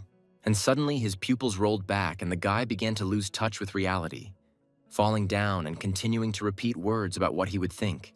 The doctor who arrived concluded that the guy had severe fatigue, as well as enormous blood loss. The news presenter happily reported that the authorities managed to clear the southern part of the city from infection. Also, one of the people with superpowers was able to detect the source of infection and prevent the infection from spreading further. The savior of the entire city himself ended up in the hospital again. Nurse Linda sat humbly by his bed and waited for the guy to regain consciousness. The girl's face instantly lit up when the young man stirred and finally opened his eyes. Linda told the young man that he slept for 2 whole days, where everyone decided that he had fallen into a coma again. And to his question about how she ended up here, the girl explained that she was specially transferred to care for him, since she had already done this before. Linda then added that Alex has become a hero in town, with many reporters wanting to interview him. But suddenly the guy's face changed a lot, and he briskly asked about Tina's condition. To this, the nurse replied that the health of the young man's girlfriend was no longer in danger, which could not but rejoice. Suddenly, the doors to the ward opened and Helen entered the room, accompanying a stately man in uniform who asked how the hero of the city was feeling. Turning his head, the young man calmly replied that he was almost completely fine. And Linda, standing next to her, added that Alex's body is recovering faster than anyone else's. This pleased Helen, who said that this was the kind of talent their organization was looking for. Suddenly, a man in uniform stood at attention and expressed formal gratitude to the guy for everything he had done for this city. Then, bowing his head, the man added that if it weren't for Alex, numerous victims would not have been avoided. To this, the young man replied that he only did what any citizen should do. After that, some kind of incomprehensible pause hung in the air, where the man and Alex simply looked into each other's eyes. At some point, Helen suddenly turned to Linda, offering to go and have a cup of coffee together. And now the girls were already leaving the ward, where the nurse, who understood nothing, only talked about what kind of dessert she would like to try with coffee. When the man, whose name was Thomas Wilson, sat opposite the guy, He was quite surprised by his question about what he wanted to discuss with him that was so important. And when the man asked the guy how he understood this, Alex explained that the offer to drink coffee was clearly an excuse to leave the premises without unnecessary suspicion. Then Thomas got to the point, saying that he had managed to talk with many where, from the information received, his interlocutor was much weaker than Dr. Fix was. Therefore, the guy's victory over this monster looks like something completely incredible. Other hunters did not realize in time that the enemy's level was much higher and paid for it with their lives. But Alex, by some miracle, was able to survive. To this, the young man explained that he was simply a little luckier than the others, which was facilitated by one of the abilities awakened in him. However, Thomas urged the guy not to be modest, noting that luck protects only for short periods of time, while Alex resisted the doctor for quite a long time. But the young man did not back down from his position, saying that his merits were too exaggerated.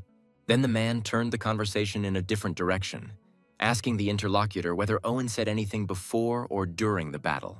And the guy told how his opponent declared that humanity is a virus for the universe, and he acts as a doctor for it.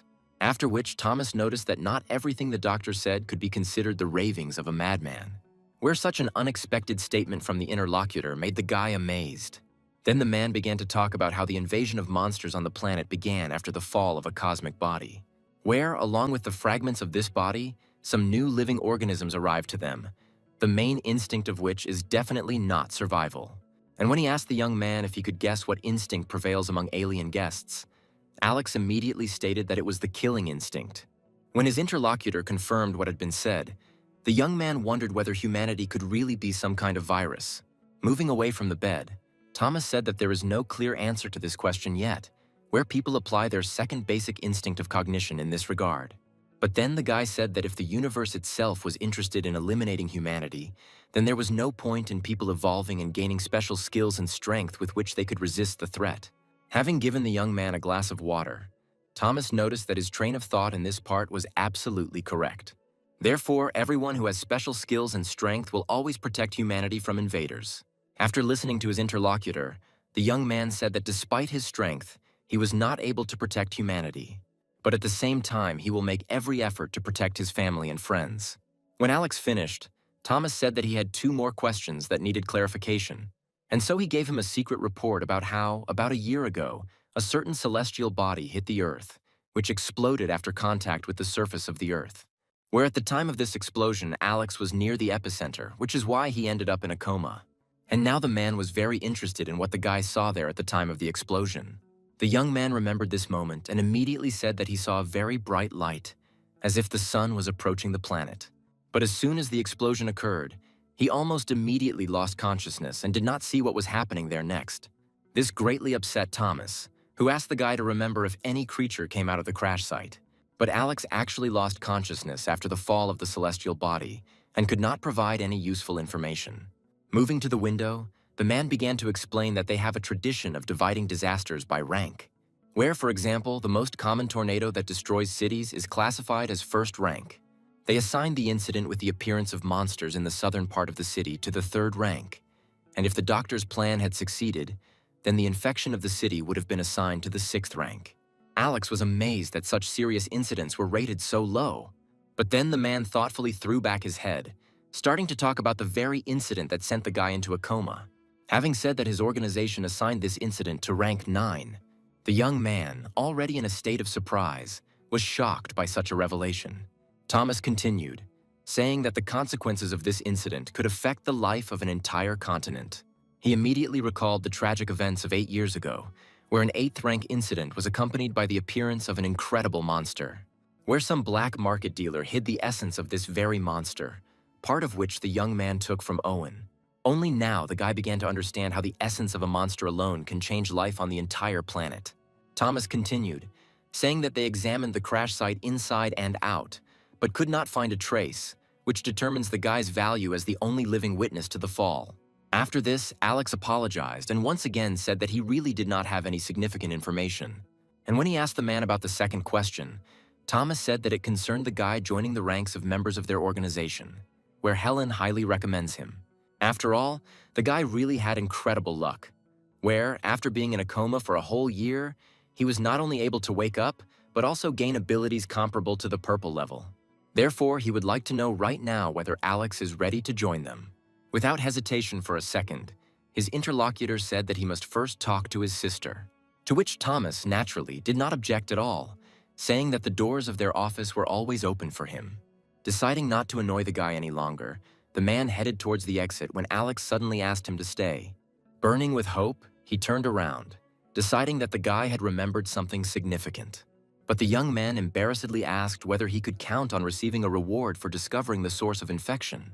Laughing, his interlocutor said that he need not worry about this matter since the award definitely belonged to him. When Alex was left alone with himself, he immediately closed his eyes, plunging into a special meditation. And then his astral body suddenly found itself in a completely different world, approaching a small pyramid. As he climbed the stairs, the guy asked if his interlocutor had heard everything that his visitor had just said. At that same second, the stone statue of a female image in front of him began to emit a bright light. And now Alex was already asking whether his interlocutor really represented a disaster for the planet, which was assigned the 9th rank. Having shrunk to human size, the girl said that arrogant people had greatly underestimated her. After which, proudly throwing her head up, she added that she could be considered at least 11th rank. And when Alex asked if she really came to destroy humanity, his interlocutor confirmed this, saying that all the words of Dr. Fix were the truth. Having sat down on top of the steps, the young man noted that in this case his main task was to stop her. His interlocutor tried to put pressure on the fact that it was she who gave him strength and allowed him to train here for a whole year. But the young man reminded that they were in a relationship, where if he died, then she would also be in trouble. Closing her eyes, the girl once again cursed her choice of such a weak body, which was completely unsuitable for a real goddess. Continuing the dialogue, the guy noticed that despite the general's words about the dominant instinct to kill, he finds the survival instinct a priority, where on the verge of death it even took over a weak body. To which the arrogant girl demanded to stop comparing her with other creatures, since she is much taller than everyone else. In addition, it is quite difficult to find a body with which symbiosis can occur, where it took a whole year to unite them. And when she got tired of continuing the explanations, the girl said that the guy had no choice but to get along with her in the same body. To which Alex noticed that his body neighbor is still very similar to people who also have a survival instinct. He then turned to the girl, asking for an opportunity to prove that people in their world are not as bad as they may seem. But she suddenly hit him on the palm, reminding him that first of all he needed to train a lot, strengthen his body and develop his abilities. And so she set about creating a worthy opponent for training, to which the young man reacted extremely coldly, saying that he was already very tired. Closing his eyes, the young man noticed that even in this astral training room, overwork could make itself felt. Waking up in his room, Alex instantly realized that in his body there was a creature that could arrange one final global catastrophe for the entire planet. But since she is in his body, this may mean that he has the ability to fend off threats of her rank. On the day of Alex's discharge, the hospital building was literally surrounded by reporters. And as soon as the young man appeared on the street, questions rained down on him from all sides, including asking him to take off his mask and not hide the hero's face. At some point, the guy realized that he would not be allowed to pass until he said a few words. And then, turning to the cameras, the young man said that he was ready to do anything to protect his family and friends, but specialized government agencies were engaged in the global destruction of monsters. Tina and everyone else with smiles on their faces listened to the guy's words that everyone who was in the young part of the city that day is a hero who can be interviewed. The fat man who lost his friends that day also listened to this interview, where, placing his hands on the stone slabs on the graves of the deceased, he said that their entire detachment was recognized as heroes. Only in the park did the young man manage to get away and break away from the annoying journalists. He hid from his sister the fact that he ended up in the hospital again, so as not to further worry the girl, who was already tired over the last year. When asked by Betty, he explained that he had received a lot of money from the authorities, but when he offered to go on vacation, his sister refused, saying that she still needed to work. Then the young man offered to help her with her work, to which the girl said that it would be better for him to spend time preparing for the exams. She immediately mentioned news stories about some hero who saved the city, recommending that her brother follow his example if he wanted to become a hunter. Mentally noting that he was that same hero, the young man said that the doctor recommended that he breathe fresh air, and therefore he remained to help. And now he was loudly urging people to buy the most delicious ice cream, which only made his sister laugh. Helen stood not far from the outlet where, watching the guy, she could not understand why he abandoned the fame of the hero of the city and sells ice cream. At some point, the young man was distracted from his entertaining activity by a telephone call. Helen asked the guy if he had decided on joining their organization, to which he answered in the negative, saying that he wanted to go to study, where his sister also approves of his choice, and we can talk about cooperation after he graduates. But the girl did not back down, saying that the guy could easily combine training and work in an organization that values the secrecy of its members. She also explained that there are not many mandatory participations in ongoing events, and the office will help with admission. The conditions were very tempting, and therefore the young man nevertheless agreed to become part of the simultaneously secret and very famous organization of dragon hunters. And now his interlocutor was already congratulating him on joining their office, wishing him a good job. Betty, meanwhile, managed to finish her workday, and in response to her question, the young man replied that authorities had called him. He told the girl that he had been hired, and also asked his sister not to overwork herself anymore, since now they have a lot of money. And so began one of the happiest days for brother and sister in a very long time, where, after a delicious lunch and a little shopping, the young man brought the girl to a new apartment. And while she was enjoying the view from the balcony, Alex noticed that for now this property was for rent, but pretty soon they would be able to purchase it as their own. At some point, Betty suddenly said that if her brother met that savior of the city in his work, then he should not forget to convey her gratitude to him. After all, that guy could have simply run away, but he risked his life in order to save the entire city. Alex immediately remembered the battle with the doctor, when his sister talked about how badly the hero's body was rumored to be damaged. After all, if it weren't for him, those children in the park wouldn't be eating ice cream now, and they wouldn't be enjoying this wonderful apartment. After listening to his sister and understanding her feelings, Alex promised to convey words of gratitude to that hero when they met. And when he was left alone with himself, he quietly answered his sister that no gratitude was required for his action. And then a long training process began for the young man, where he built up not only physical strength, but also trained endurance and honed his fighting skills. The young man did not forget about theoretical knowledge, regularly studying one textbook after another. But these were activities only in this world, where in the astral world Alex was engaged in practice, for which the creature that had moved into his body created a copy of the enemy he had previously defeated. The guy's task was to improve all his physical indicators in order to match his real level. And when the young man manages to develop to the required level, this opponent of his will not be able to compete with him. Currently, Alex's punching power far exceeded that of an ordinary person. But this is the usual physical strength of a person, while people with super abilities also have special skills, where some can control fire, others lightning, and others create tornadoes of incredible power. Alex's special skill was to create marks on the enemy's body to deliver a crushing blow. The goddess explained to her chosen one that the magical level and the rank of physical development must correspond to each other in order for the power to become absolute. Listening to everything his mentor told him, the young man continued the fight against the copy of Dr. Fix. The girl repeated that the guy needed to train as much as possible.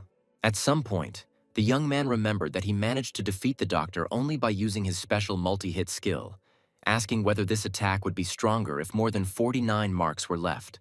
To which his interlocutor explained that 49 tags is just the minimum number required for activation. But in order to increase the number of tags, Alex needs to become faster and learn to adapt to the surrounding conditions. So a whole month passed, after which the young man, saying goodbye to his sister, went to take the entrance exams.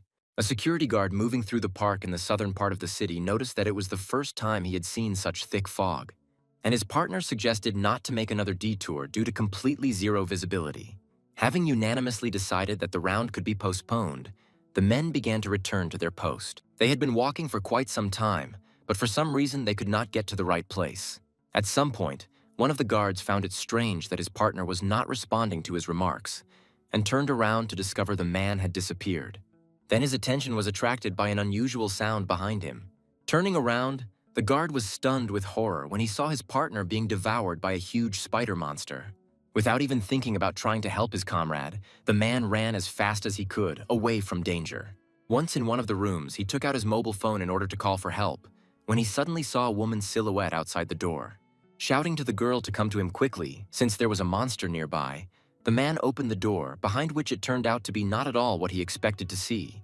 And now the tentacles of another monster, which appeared along with the fog, have already grabbed their gullible prey. When the monster finished, the remains of the guard fell to the floor, resembling a dried-out 1,000-year-old mummy. The train entered another tunnel where, sitting in his seat, Alex talked to Betty, assuring him that he had enough money to live. A woman sitting nearby with her daughter asked the conductor to give her some water, asking how long their journey would take. Handing over the water, the girl said that they still had about an hour to go, and as the conversation continued, she asked the woman where they were going, to which the woman replied that she and her daughter Ashley were going to an educational institution for hunters. As soon as everyone around them heard that the girl would study to become a hunter, they immediately paid attention to her, since not everyone received the power, and those who received it could not always enroll. Some boy even asked the girl for an autograph and parting words about where he also plans to become a hunter in the future. Alex, watching Ashley, mentally noted that the girl was truly talented, since she was able to break through solely with her own strength and intelligence. And suddenly, the driver of the train applied emergency braking, to which the people in the cars did not have time to react normally in order to avoid injury.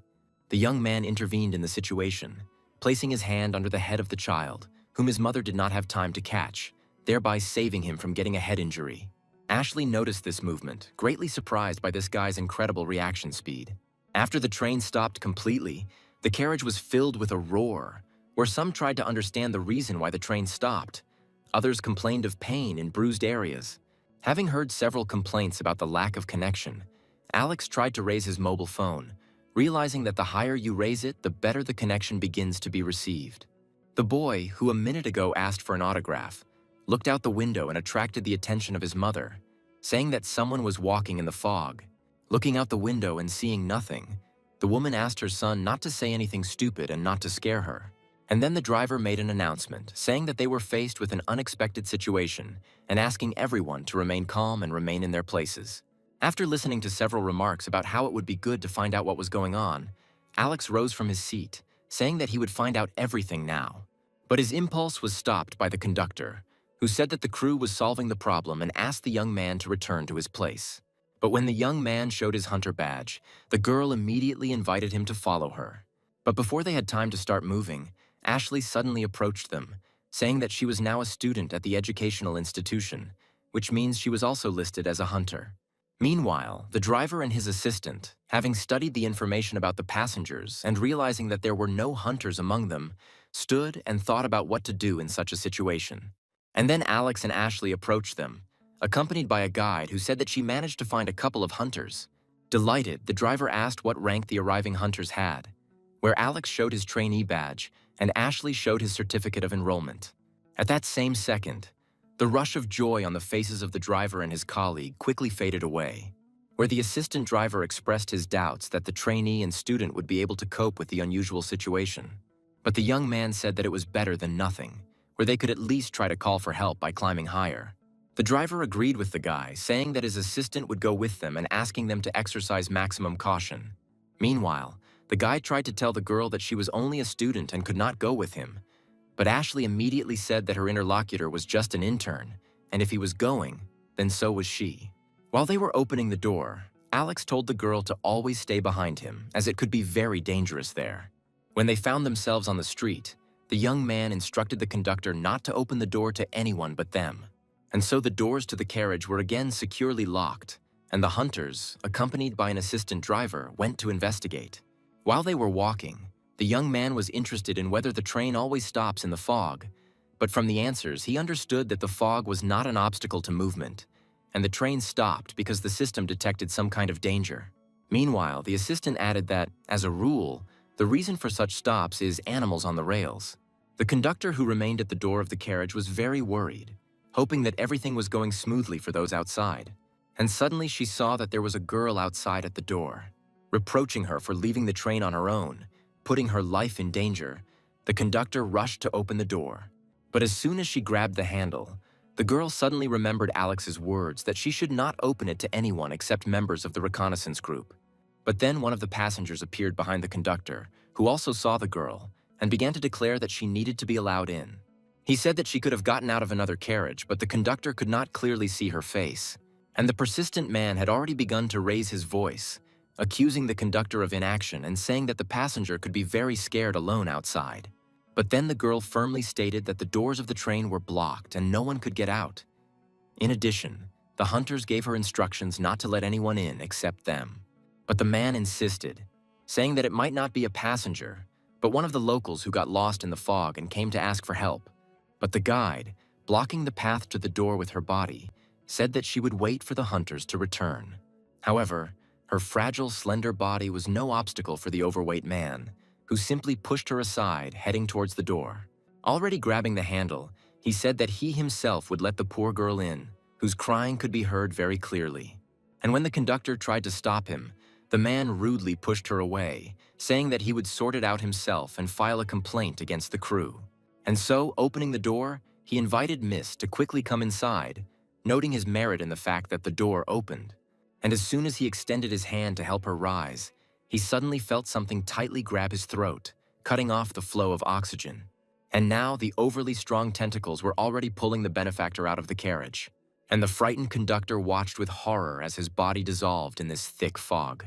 Overcoming her fear and numbness, the girl began to rise to her feet as she understood that the door needed to be closed as quickly as possible.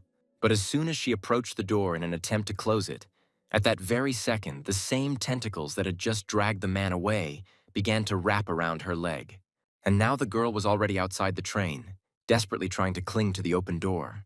The tentacles wrapped around her body more and more, and realizing that this was the end, she made a final effort to close the door and protect everyone who remained inside. The door lock clicked, which meant it was blocked, and the monster's numerous limbs pulled its next victim deep into the fog. Meanwhile, people on the train expressed their dissatisfaction with such a long stop, to which another conductor explained that the crew was doing everything in their power to solve the problem. When the girl came out to the very door where her colleague was supposed to be on duty, she was very surprised by her absence, calling the girl very irresponsible. She couldn't notice that her friend's headdress was lying on the ground outside, and one of the monster's limbs was trying to open the door at that very moment. Well, the reconnaissance group had already reached the place, which created a problem in moving the squad. Having examined everything around, Alex noticed that the collapse was definitely not due to precipitation, since the fence was quite reliable. And while he began to climb up to check everything, the assistant driver asked Ashley to help remove stones from the path. Once at the top, the young man was amazed at the size of the rut, which was left by an unknown creature who had recently visited this place. The young man instantly realized that it was because of the passage of this incredible monster that the collapse occurred. And suddenly his mobile phone began to ring, picking up a signal where Helen contacted him, reproaching him for the long absence of communication. In response to the interlocutor's questions, the guy told about the current situation, about the fog, the lack of communication, and other problems that had arisen. He also explained that the train was moving, where they just needed to clear the blockage to continue moving. After listening to him, Helen said in alarm that as soon as they cleared the rubble, they needed to get back on the train as quickly as possible and leave this area affected by the fog. And when the young man tried to find out what was wrong with the fog, his interlocutor said that his abilities were definitely not enough to withstand what could live in it. Realizing the seriousness of the situation, the young man began a rapid descent, simultaneously informing the girl that he understood everything. At the bottom, he was met by a dissatisfied assistant driver, who reproached the guy for not helping them clear the rubble but doing something unknown. But Alex seemed completely oblivious to the man's words, saying that he had received instructions to get out of this place as quickly as possible. In response to Ashley's questions, he explained that the connection was better at the top and also told about the traces of some incredible monster he had found. After which, the young man added that they needed to return to the train as quickly as possible, since the people there could be in danger. And so the trio quickly headed back to the train, where through the dense fog it was completely impossible to see what could be under their feet. This is how the assistant driver managed to trip over some unknown object. And when the movement of air caused by the fall of his body cleared the fog a little, the man was horrified to see that he had tripped over a mutilated corpse. Alex and Ashley also stopped, the young man instinctively sensing the approaching danger. He managed to pull the girl away from the path of the tentacles in time, after which the whole company was able to see the creature that was hiding in the fog and had already managed to absorb 2 people from the train. Coming to the fore, the young man told his companions to find some shelter. But Ashley, already gathering energy and activating her abilities, said that she would help in this confrontation. Their enemy didn't wait either, and now the tentacles, replacing the monster's hair, were already sent for a new attack. Alex dodged the swift blow, and Ashley tried to block it with her abilities. Seeing how the girl was thrown away, the young man once again told her to hide and not take risks. He was just talking about how he could handle the enemy himself when his body was suddenly engulfed by one of the monster's limbs. And the girl lying on the ground after receiving the blow stated that with his level as a trainee, he was not much stronger than her and was unlikely to cope. The young man ignored the words of doubt that Ashley expressed, noting to his opponent that the action of taking over his body was pointless. But then the monster made a sharp movement with its limb back, pulling the guy towards itself. However, the speed that this pulling movement gave his body was only a plus for the young man. And so, having caught up with the enemy, the young man delivered an incredibly strong blow, throwing the monster's body back. When Ashley felt the power with which the guy struck, she immediately doubted that he had the rank of a trainee. Meanwhile, the discarded monster, which remained standing, has not yet taken any action. The fact that Alex's blow did not cause much harm to the monster became clear when this woman, who had come from hell itself, straightened up and began to laugh. After a split second, she again sent all her tentacles forward to suppress the young man's resistance. But he was ready for this new attack, where Alex began to rapidly swing his arms, beating off the approaching limbs one after another. Ashley, meanwhile, had no time to be surprised at how incredibly fast this guy was moving. Having chosen the right moment, the young man stopped reflecting the blows, making a counterattack.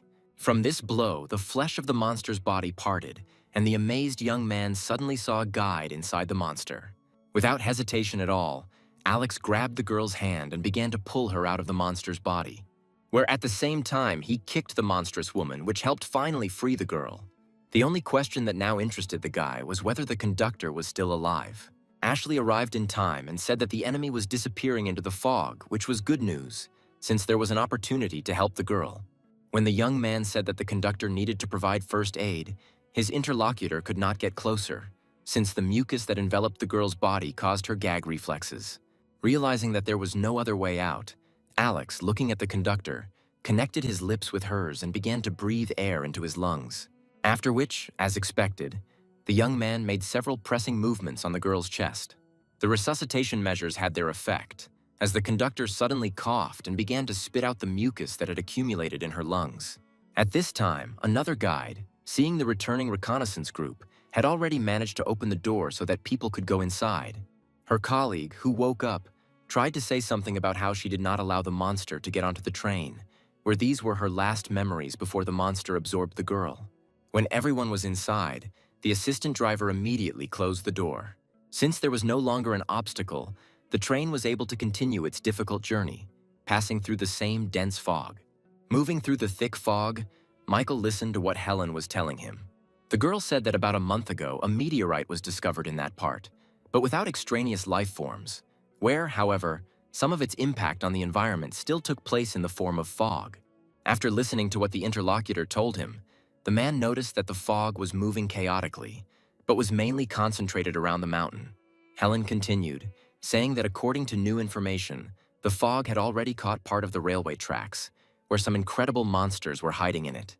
Noticing something under his feet, Michael informed his interlocutor that there really was something here, where, based on some biological remains, the man suggested that he had stumbled upon something like skin that had been shed by some kind of insect. All residents of the village where he was located were evacuated, and Michael noticed that the fog, in any case, needed to be examined. But then the girl said that with the disappearance of the fog, everyone who inhabits it also disappears. But they had one significant clue. Hearing this, the man asked Helen to share information about what they had learned. And now he was already looking at a photograph of an insect that scientists had lost about 6 months ago. The girl then explained that the insect was subsequently tracked, but could not be removed from the cave in which it was hiding. Now Michael understood that the task was to catch this escaped insect that managed to survive in this fog in order to better understand the structure of the fog and its effect on organisms.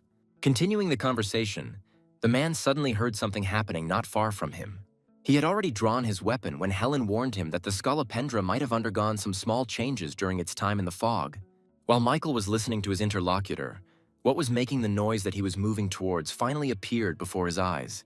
It was the same lost scolopendra, which, in front of the hunter's eyes, was thrown into the air and swallowed a whole pig at once.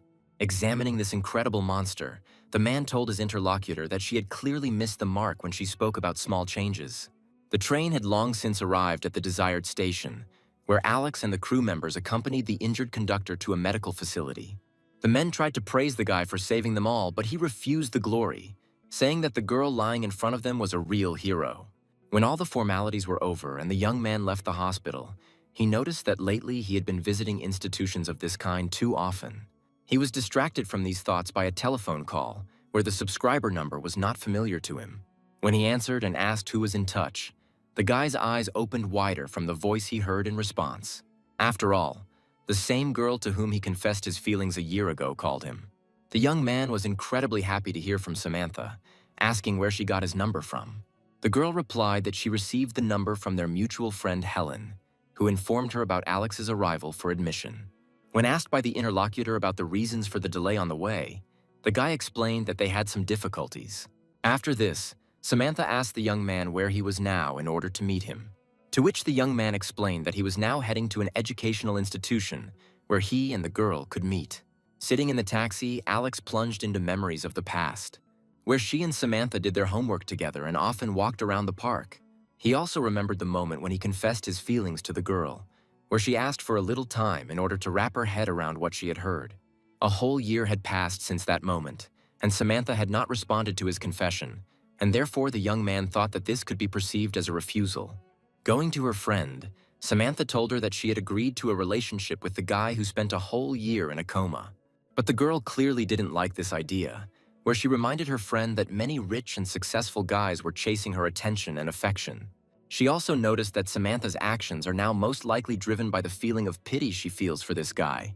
However, Alex's friend said that she liked him even before this coma happened to him, and her interlocutor did not calm down, not understanding why, out of so many suitors, her friend chose some worthless guy who even failed the entry test and has neither power nor wealth. But Samantha was adamant, asking not to insult the guy and once again stating that she would try to build a relationship with him. Leaving her interlocutor alone, the girl said that he would arrive soon, and therefore she was heading to a long-awaited meeting with him. During this time, Alex managed to arrive at the place and looked with interest at the Hunter Academy, which was impressive in its size. Girls passing by noticed the young man's appearance, deciding that he had come from some village just to look at their educational institution. But then their attention was attracted by Samantha passing by, who was considered one of the first beauties at the academy, where she did not give a chance to any guy. The friends were amazed when this completely inaccessible girl suddenly greeted the very guy they had just laughed at. And now the young people were already standing opposite each other, saying that both of them had changed a lot this year. When the greetings were over, Samantha offered to treat her friend to a cup of coffee. While those who did not speak very flatteringly about Alex could not understand why this inaccessible girl was so nice to this strange guy. As they walked, the young man thought about whether he should remind his friend about his confession and the fact that he never received an answer to it.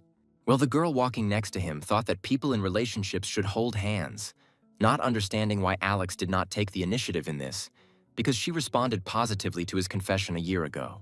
Alex was already thinking that even if the girl didn't reciprocate his feelings, being friends with her would also suit him. Helping his friend sit down at the table, the young man noticed that apparently everyone here knew her well and respected her, since almost everyone he met greeted the girl. To this, Samantha only smiled, asking about the purpose of arriving in this city, to which Alex explained that he wanted to try himself in a special additional recruitment to the Hunter Academy. Asking her interlocutor about where he managed to settle, the girl's thoughts revolved around the fact that it would probably be too early for them to live together, although on the other hand, she really liked this idea. Noticing how the girl suddenly blushed, the guy replied that for now he did not have a specific place of residence. He thought to himself that this girl most likely already has a boyfriend, because she is so beautiful that she is definitely not deprived of male attention. From talking about housing, Samantha switched to the fog, asking the young man if they had encountered anything unusual. Then Alex told how he had to fight a certain monster with incredible strength and having tentacles instead of hair. This monster transformed into a girl, forcing everyone to pay attention to himself, and almost got inside the train. While this conversation was going on, a young man passing by the cafe noticed the couple at the table. While Samantha was looking at the hunter's badge and drawing conclusions that the guy did not arrive right away because he had been training a lot, the young man who noticed them had already gone inside the cafe. And then his hand suddenly fell on Alex's badge, which was accompanied by a mockery that his badge was so-so. Taking it in his hands, the uninvited guest, without continuing to laugh, said that with such a status, Alex would definitely not get into the academy. Then Max added that the guy still needs to train and raise his level. Otherwise, Max himself will be ashamed to even mention that they studied in the same class. Then the young man turned his attention to Samantha, asking why she did not tell about Alex's return to life. And while he was talking about how he would have gathered their entire former class for such a case, the girl coldly replied that she wanted to be alone with her friend. Alex himself immediately supported her words, telling the guy to fuck off since they were having a private conversation. Such an address could not but outrage the impudent man who was about to say something in response.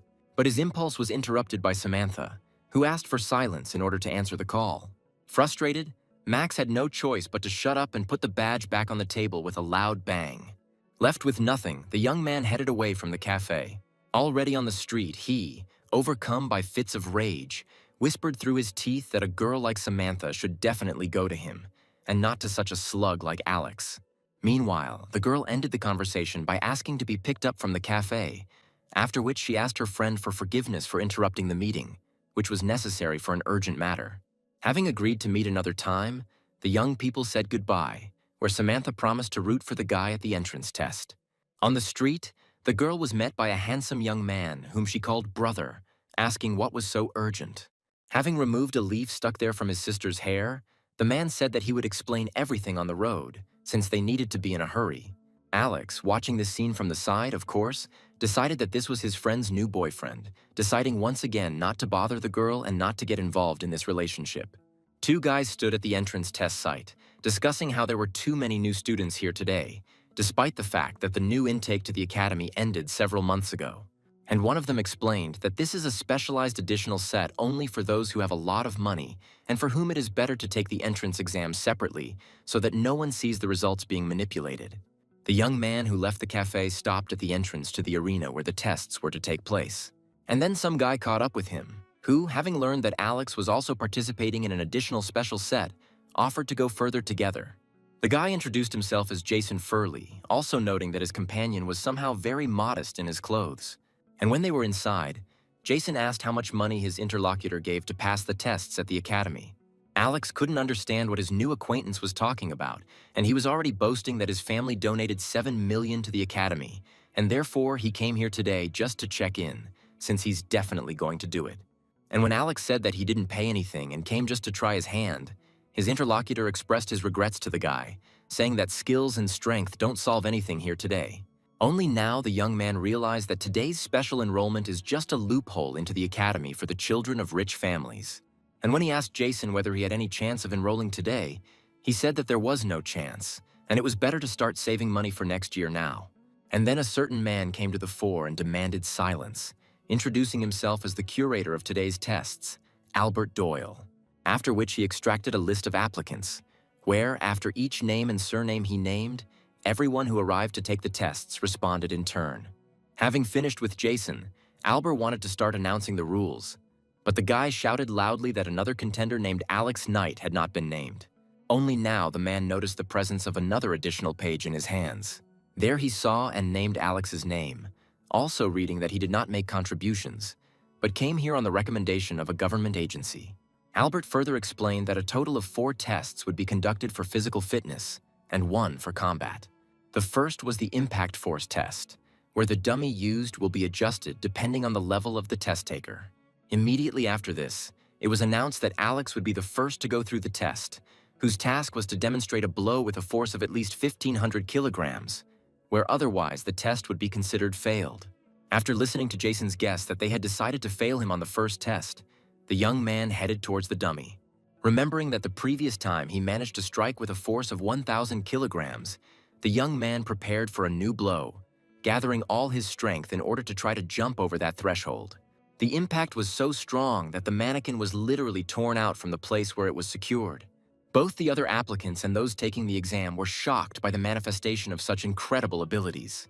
The broken dummy was able to show strength of only 2,200 kilograms, and Albert had no choice but to state that the young man passed the first test, after which he added that since the dummy is broken and the test cannot be continued, then everyone else passes it automatically and moves on to the second test, which could not help but hurt the feelings of the young man, where he could not believe how openly corruption flourishes here. But for everyone else, This was a completely normal and expected consequence of the power of money. Meanwhile, Albert's assistant quietly noticed that this Alex Knight seemed to be a very talented guy, offering to take him anyway, to which she immediately received a categorical refusal. Her colleague also supported the director's position, saying that the academy is full of people with the same abilities, but in addition to strength, they also need brains. Albert gave instructions to do everything to ensure that this guy fails the entrance exams. After which, the man announced that the next test was aimed at checking the speed qualities of applicants, where those who can be caught up by this specially bred mutated leopard will be eliminated from the set. Approaching the owner of the beast, the curator of the entrance tests sent his assistants to establish the order. And when he was left alone with the trainer, he whispered to him that he would need to kill one of the applicants. With the rest, he ordered to be gentler, because if the leopard works as it should, no one will pass the test. And finally, the start of the second test was announced. The first to try to escape from the beast was James, who already understood that his speed qualities were definitely not comparable to the speed of a leopard. But then the trainer was given a sign that the real target was one of those who had paid for his place in the academy. Immediately after which, the man gave a sign to his huge cat, which was already preparing to catch up with the target. A very disappointed leopard sadly waved his paw in the air, pretending to miss and falling on his back. However, from the outside, it all looked quite plausible, where Alex, watching from the side, came to the conclusion that the animal was not particularly agile. And then it was his turn to take the second test, where he began to move around the stadium at his usual pace. At this moment, the owner of the beast gave him a signal that for this purpose there was no need to stand on ceremony at all. Noticing the leopard's preparation, the young man thought that he had some kind of bad feeling. With great difficulty, he was able to dodge the incredibly sharp throw of this animal. While the leopard was turning around, the young man had already noticed that the speed qualities of this animal had increased sharply. And the leopard himself did not wait a second and just as quickly rushed at Alex again. Starting to break the distance, the young man already understood that this test would definitely not be easy for him. Moving around the stadium, the young man decided to try to direct the movement of the beast at someone else, passing through the crowd. But the animal clearly adhered to its chosen goal, without being distracted by anyone from the outside. Realizing that the leopard would not leave him behind, Alex decided to show him what real speed is. Gathering energy, the young man suddenly accelerated so much that the beast pursuing him fell into a stupor for a moment. Spectators watching this race were already beginning to come to the conclusion that Alex was not a person at all. Where to develop such speed was simply something incredible. Albert's assistant noticed that this guy had broken all records in terms of speed, but the curator was not going to back down, saying that the test should last 15 minutes. But 10 minutes were enough for the test to be completed, after which the leopard simply ran out of steam. Turning to the big cat, Alex mockingly said that he was just starting to warm up, and suddenly he turned to face his pursuer, saying that now it was his turn to catch up, where he promised to count all the leopard's teeth if he failed to escape. And so, to Albert's amazement, the race continued, but its participants switched roles. A few minutes later, the trainer begged the guy to spare his completely exhausted pet who had fallen unconscious. The curator again had no choice but to announce that everyone had passed the second test. The next test was called a reaction speed test. Albert's assistant again hinted that the boss should consider hiring this guy with obvious outstanding abilities. But the man once again refused, where his position continued to be supported by the second assistant. Albert recalled how he personally received millions for the admission of children of rich parents, where this money went past the academy's cash desk straight into his pocket. Therefore, now he could not allow Alex to take someone else's paid place, which would threaten him with the return of his money and a conflict with influential people. Soon, everyone arrived at the site of the third test, where the curator explained that the tree standing in front of them had been specially treated with the essence of the monster. It will not kill, but it can cause significant harm to health if the applicants are unable to dodge the blows. The tree awakens after fresh blood falls on it, beginning to attack anyone who is in the affected area. And so, the approaching assistant, cutting his finger, touched the wound to the tree trunk, where immediately after this, the tree suddenly came to life and began to move. Then it was announced that those whose names would be called would enter the yellow zone, and at the end of the test, they would move to the blue zone. The first name was called, and one of the applicants entered the tree's attack zone. Surprisingly, he easily managed to dodge the attack of this living plant, where, after a couple of blows, the assistant announced that the test had been passed and invited the next applicant. Watching how each of the applicants passed the test, dodging 1 to 2 blows, Alex thought that the academy's management might not have made everything so obviously bought. And then Alex's name was called, where immediately after this, Albert signaled to his assistant. Having received the conventional sign, the young man cut his palm, leaning it against the trunk of a tree, which became much faster and more aggressive when it received more blood. And as soon as Alex was in the affected area, the tree attacked him with enviable speed. Dodging one blow after another, the guy thought that this was to be expected in his case. But no matter how fast this tree was, they couldn't even hit the guy with a pistol shot. Watching how deftly the young man dodged the blows, Albert was indignant that his assistant spared blood. Taking the boss's hint, the young man slashed his entire palm. And now, a new abundant portion of blood allowed the mutated tree to reach a new level of aggression and speed. Where, at the same time, such abundant feeding provoked its growth. Alex took all this as an excellent opportunity to practice, closing his eyes and dodging attacks relying on the remaining 4 senses. Neither Albert nor his assistants understood why this tree could not reach this annoying applicant. Well, the young man continued to evade all the blows inflicted by the tree. 5 minutes later, most viewers again came to the conclusion that this guy was definitely not human and had incredible skills. Soon, the tree became weak, and the young man noticed that it was a very good training, where using such trees to develop a reaction could be very effective. The assistant lost a lot of blood and could no longer feed the tree, and therefore it was announced that Alex had passed the 3rd test. The assistant curator, no longer hiding her emotions, noticed that the guy has phenomenal abilities and the academy needs to take him. But Albert remained adamant, saying that they had many similar contenders who ultimately failed to prove themselves in a real fight. After which the man announced that the group was moving on to the next test. The assistant, almost completely drained of blood, was sent to the medical unit to replenish blood supplies. Meanwhile, the group had already entered a new room, where a magic ball appeared before the applicants, where Albert announced that the last test is the easiest as everyone just needs to touch the ball to determine the level. And when the man noticed that, according to available information, Alex had a white level, he indignantly stated that such a test could have been done first so that he would not waste time. The curator did not really like the fact that the young man was indignant, and he said that this time he would be the last to take the test. He instructed his assistant to write down all the results obtained, where he ultimately decided that the order in which the tests would be carried out was not important.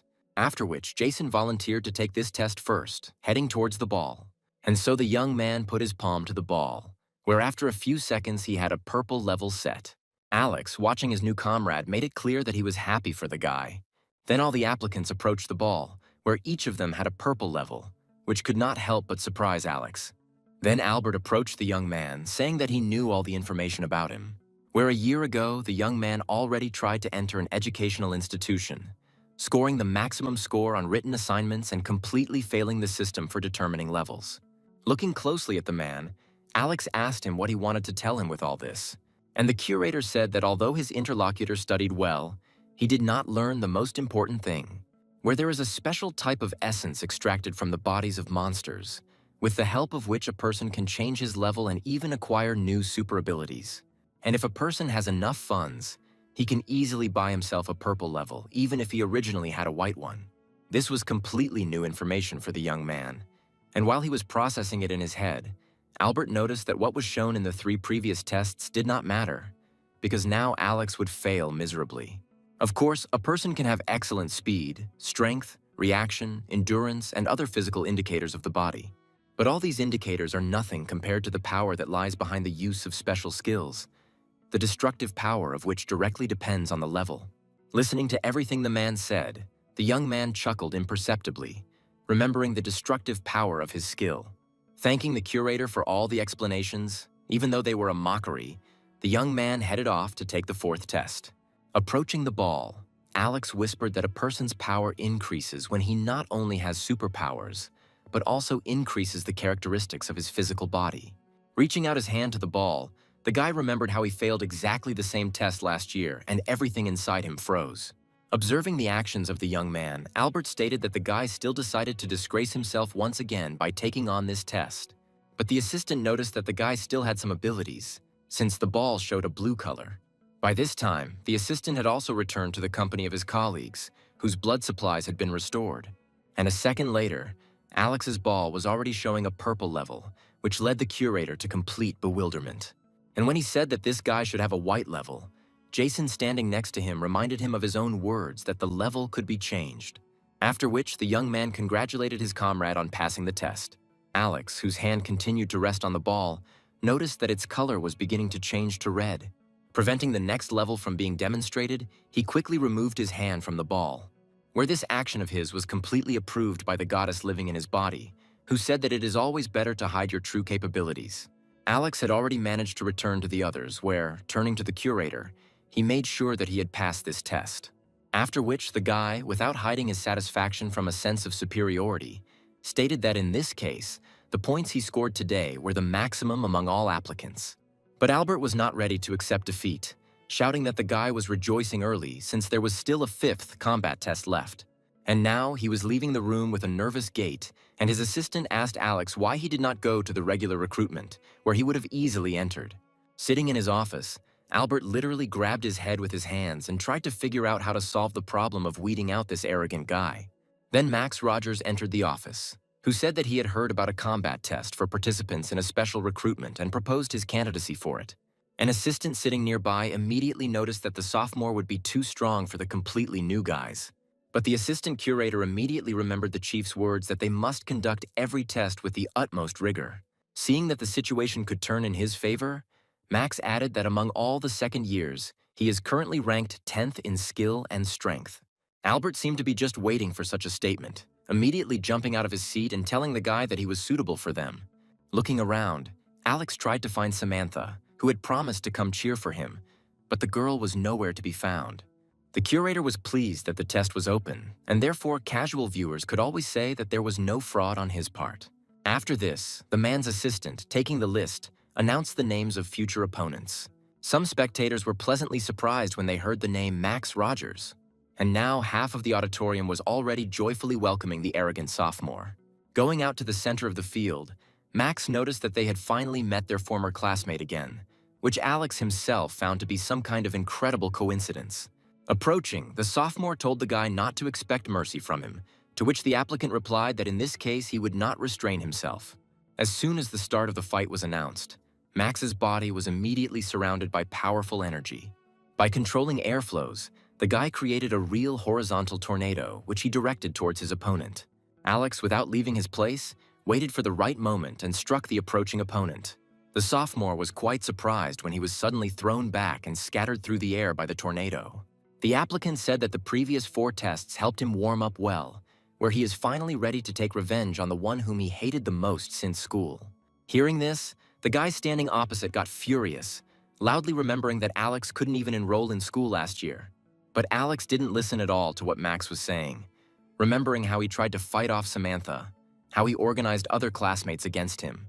And his opponent has already switched to outright insults, calling Alex a worthless creature. At some point, the applicant asked what Max was doing in this arena in this case, where the latter said that he had come to participate at the request of the academy. This blatant lie was immediately dispelled by the assistant curator, reminding him that he himself ran into their office asking for participation. Finding himself backed into a corner, the guy began to shout that now he decides the fate of the applicant, and if he says that Alex did not enter, then so be it. Alex remembered how Max regularly did not give way to him and Samantha, where the last case of his interference was quite recently. After which, the guy came to the conclusion that his opponent had already tried to get close to Samantha and was refused, so now he was trying to take it out on the one she really liked. These words drove Max into a real rage, and he screamed hysterically that Alex would never get into the academy. This statement only brought a smile to his opponent's face, where he noticed that Max was finally showing his true colors. And while the young man was taking off his jacket, preparing to continue the fight, the sophomore continued to talk about how he should lie at his feet, begging for admission. Alex suddenly said that he had long wanted to teach Max a good lesson, but did not have the funds to pay for his further treatment. Jason deftly caught the jacket thrown by the young man, rejoicing that the fight would finally begin. Well, the young man continued, adding that since this is an exam, it will not be he, but the academy, who will pay for the treatment of injuries received by the enemy. Max said something about being among the top 10 in his class when the applicant had already rushed to attack. His opponent tried to block the blow with his hands. But this did not help him much, since the power of the blow was incredible and threw him far back. But Max managed to stay on his feet, and now he soared into the air using his skills. Deciding to act from a distance, he directed an air current that literally continued his hands straight towards Alex. Continuing to strike one blow after another, the guy shouted that his opponent would not even be able to reach him, and therefore all his strength was useless. After which, the sophomore combined several air streams to deliver the most powerful blow. Watching the movements of the air masses, Alex also began to use his superpowers, absorbing the power of the sand. When enough energy had been collected, the young man prepared to launch a counterattack. Confident of his imminent victory, Max continued the attack he had begun. But at some point, a huge sand fist suddenly broke through the airflows he created, doing its job. And so the young man was again thrown aside, and his air currents were dispersed. One of the spectators has already begun to express her doubts about Max's being in the top 10, where he is effortlessly beaten by some applicant. However, the second year was not yet defeated and was certainly not going to give up himself.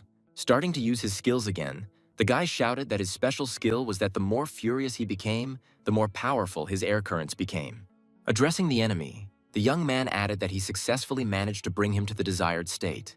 And now all the spectators could already observe a real tornado in the middle of the training field. The assistant tried to draw the curator's attention to what was happening, reminding him that this was just a selection test. But the man did nothing, and therefore the fight between longtime opponents continued. Assessing what a special skill his opponent had, Alex only laughed, since it was insignificant compared to his capabilities. The assistants tried unsuccessfully to call on their boss to be prudent. Believing his comrades' days were numbered, Jason yelled at Alex to run. And then, in front of everyone, the tornado literally engulfed the body of the applicant standing opposite him. While inside the hurricane, Alex suddenly said that his opponent's attack technique looked incredibly pathetic, which only added to the rage of Max, who shouted that at first he wanted to spare the guy, but now he could forget about mercy. He intensified the impact of the tornado he created, which did not frighten his opponent at all, who had already begun to prepare his attack. The young man combined the physical characteristics of his body with superpowers. The guy, who continued to hang in the air, suddenly felt an incredibly strong flow of energy approaching him from below. Looking down, Max was horrified by what was coming towards him. It was some kind of absolutely incredible attack, the energy of which destroyed everything that stood in the way. When the dust and sand settled down a bit, the first person the audience saw was Alex, still standing in the middle of the arena with a calm expression on his face. And his opponent was thrown far back, where he literally broke through one of the walls with his body. And all the spectators, and the curator with his assistants, were in a state of shock from the spectacle that had just appeared before their eyes. A few seconds later, Max's body fell out of the wall and sprawled on the sand of the arena. Alex has already approached the enemy, explaining to his question that his special skill makes it possible to absorb any substances and elements, including air masses. Raising himself with difficulty on one hand, the young man still could not believe that he had lost. To which Alex immediately stated that if he had used his special skill against his opponent, his life would have ended there. Approaching the battle site, Jason noticed to the defeated guy that he should not have underestimated the one who had the purple level. Max couldn't believe what was said, since a year ago he personally saw Alex's shame on the test, where he only had a white level. After this, the wounded man was placed on a stretcher, and the newly made friends walked away, where Jason noticed that if someone in the top 10 was such a weakling, then they would become real stars at the academy. Stopping in front of the stands, the guy asked about enrollment, where at that very second Albert's assistants noticed that they had no reason to refuse. The man clearly did not want to voice this decision, telling the young man that they were full of people with much more outstanding abilities.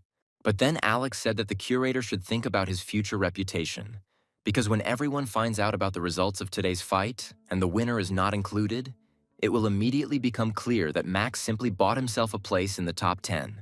After these words, the man had no choice but to congratulate the young man on entering the academy.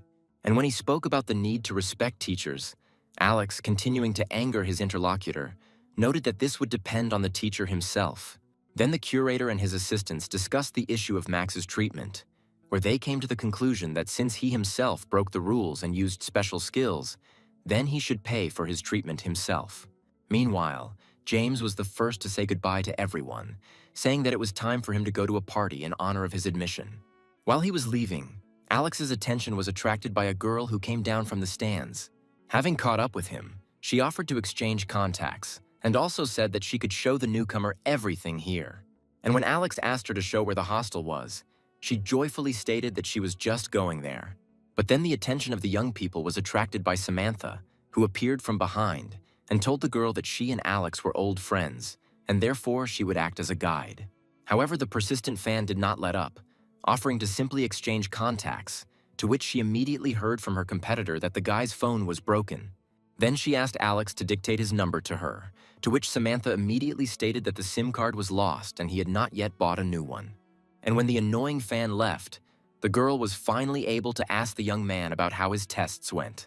To this, the young man explained that he simply showed what he was capable of, and Max, who was appointed as his opponent, was quite gentle with him. When Samantha heard that her friend's opponent was Max, she was very surprised, remembering that he always mocked Alex. Remembering the defeated enemy, the guy said that he only seemed callous on the outside, but in reality he turned out to be very, very soft-bodied. After listening to the explanations, the young man's companion congratulated him on his successful admission, stating that they were now studying together again at the same educational institution. And so, the most ordinary student everyday life began for Alex, where he also devoted part of his time to physical training. He also had at his disposal the campus and the old library of the academy. A man standing in front of the audience explained that there are only 5 levels of abilities beyond humans: white, blue, purple, red, and black. After which, Bertrand Erickson asked the question of what constitutes the basis of the white level. Ashley answered his question by saying that people at the white level are simply significantly different in physical capabilities from ordinary people. The teacher called this the correct answer, also saying that all people of the past had a limit to their physical capabilities, where nowadays people with super abilities have long surpassed all famous athletes. At the same time, the man noticed that each individual representative of the level may have different indicators, where one will have more physical strength, another will have more developed speed qualities. Here, one of the students asked a question about why one of his acquaintances, who has a white level and excellent physical characteristics, could not enroll. It was a valid question, and Bertrand said that he was now just about to explain this point. And so the man explained that people with the next blue level, in addition to physical strength, also have special abilities. And one of the students responded to his request to demonstrate a skill of this level. He asked the girl to carefully use her skill so as not to destroy the audience and not injure the people present. And so the girl materialized a light source in her palm, saying that she could control its power, where the lighting became brighter with every second, forcing the students and teacher to protect their eyes. As the skill was demonstrated, the teacher continued to explain how people at that level could use their abilities. In conclusion, Bertrand explained that it is for this reason that people with a blue level will always be superior to people with a white level, where the former can also develop their physical capabilities, becoming even stronger. And when asked about people with the purple level, the man said that starting from this level, people also develop special skills. And so that students could see what using a special purple level skill looks like, the teacher decided to show one video. Because permission to reveal identity was not obtained, the faces in the recording were obscured. Alex immediately realized that they would now show his fight with Max, glad that his identity would not be revealed. All the students in the hall watched in horror as the huge tornado formed, where only Ashley, the movements of one of the participants in the fight, seemed very familiar. And Bertrand explained that the special skill of a combatant is the ability to control airflows at his own discretion, strengthening them to an incredible degree. What the teacher was saying gave Alex new useful information, where he began to understand that he could deal with the enemy even faster with the right approach. And the documentary continued, where everyone was horrified when some guy was inside the tornado. But they were even more amazed when that same man literally destroyed all of his opponent's equipment with one blow, where after that, Ashley turned and glared at Alex sitting next to her. When the pair was finished, the girl headed in the same direction as her seatmate in the audience went. At some point, the girl called out to the guy, immediately asking if he was shown in today's recording. But the young man did not give up, asking why she suddenly decided that he was there. To which his interlocutor explained that when they met, he was not a student. But since he was sitting next to her, it meant he had passed a special recruitment. In addition, she well remembered the technique of his blow when he fought the monster in the fog. Alex continued to deny his identity as to who was on the recording, saying that many had gone through a special training and were proficient in striking techniques. Their conversation was interrupted by an announcement over the public address system, according to which an object from outer space had entered the Earth's atmosphere. The supposed square of the fall was also named, where all residents of the area were to immediately evacuate. And as soon as the announcement was finished, the phones in the pockets of the young people began to ring simultaneously. Having answered the call, the girl heard that after entering the academy, she was already considered a hunter and therefore would be involved in completing tasks. Helen called Alex, saying that he would be the official secret representative of the dragons in the upcoming outing. And when the guy asked what he had to do, the girl explained that for now he needed to stay in the city, not engage in battles with monsters and wait for orders. After listening to all further instructions, the young man left his companion without even saying goodbye. When the young man returned to the hostel, his attention was immediately attracted by some kind of discussion. Todd, lounging imposingly in a chair, was indignant at the behavior of one of his neighbors, which was clearly due to his new status. To which his more well-fed interlocutor replied that the guy shouldn't bother himself with this. Alex tried to join the conversation by asking about the creature of the conversation interrupted by his appearance. To this, Barney, sitting on the sofa, explained that in emergency situations above the 5th rank, all organizations with hunters will be obliged to send people to confront them. Continuing to listen to his roommate's explanations, Alex had already managed to get closer and was seated next to him on the sofa. Barney, bringing his story to the point, said that if one of the students gets into such teams, even to work in the rear, it is very honorable. But Todd categorically disagreed with this position, who literally jumped out of his seat, saying that working in the rear was not at all honorable, where the best place for exploits was the center of the distribution of monsters. And therefore their other roommate, who had the honor of being in the reserve, is nothing like his brother Todd, who is always on the front line. Upon learning that his friend's brother was a famous hunter, Barney immediately voiced rumors that those who fight monsters have good income and many privileges. Todd confirmed this by pointing out the luxury real estate that usually housed all those who were directly involved in the battles. The young man also noticed that today he saw one of the goddesses heading precisely to that area, which indicates her participation in the battles. When asked by Alex, Barney explained that there are girls at the academy whom they can call goddesses. Where immediately after this he added that there are 3 such beauties in total, and now he will list them all. The first person the young man named was a certain Julia Fisher, who has the ability to control ice, and therefore is called the Queen of Ice. Behind her was a girl whom everyone called the Amazon, and her name was Carolyn Harding. Well, the last one was Alex's friend Samantha, who was listed as a lightning conqueror. After listening to the explanations, the young man was most surprised that these so-called goddesses had some overly pretentious nicknames. To this, his interlocutor explained that these nicknames were given in accordance with their skills, where everyone who has ever seen how they use them was convinced of complete compliance. But Barney did not believe Alex's words that he knew Samantha well, since they were former classmates. Todd also laughed out loud at his neighbor's words, completely not believing in his personal acquaintance with one of the goddesses. Both of Alex's neighbors agreed that the guy only made it up to try to get a room overlooking the women's dorm. Without further arguing with his comrades, the young man got up and went to his sleeping quarters, which were separate for each student. There, sitting comfortably on the bed, the young man plunged into his special meditation. And now his astral body has already been transported to the same world where his body neighbor lived. Approaching his mentor, Alex asked her who his opponent would be today. Stretching sweetly, the girl asked why the mutated Dr. Fix stopped satisfying him. In addition to training in the astral world, the young man also needed to train in the real world. And so he stood opposite his real opponent, hiding his identity under a mask. Having received an invitation to fight, the guy rushed to attack, but was unable to reach Alex with any of his movements. An opponent with such skills was too weak for a guy who perceived all this as just a warm-up. At the same time, another fight was taking place in another training area of this site. A certain girl attacked her sparring partner. After a series of punches that her opponent had difficulty defending against, a good kick followed, hitting the target and throwing the opponent into the air. But this was not the end of the attack, where the girl was in the air with lightning speed, where the final blow literally drove the sparring partner into the ground, where he plaintively reminded that this was only a training fight.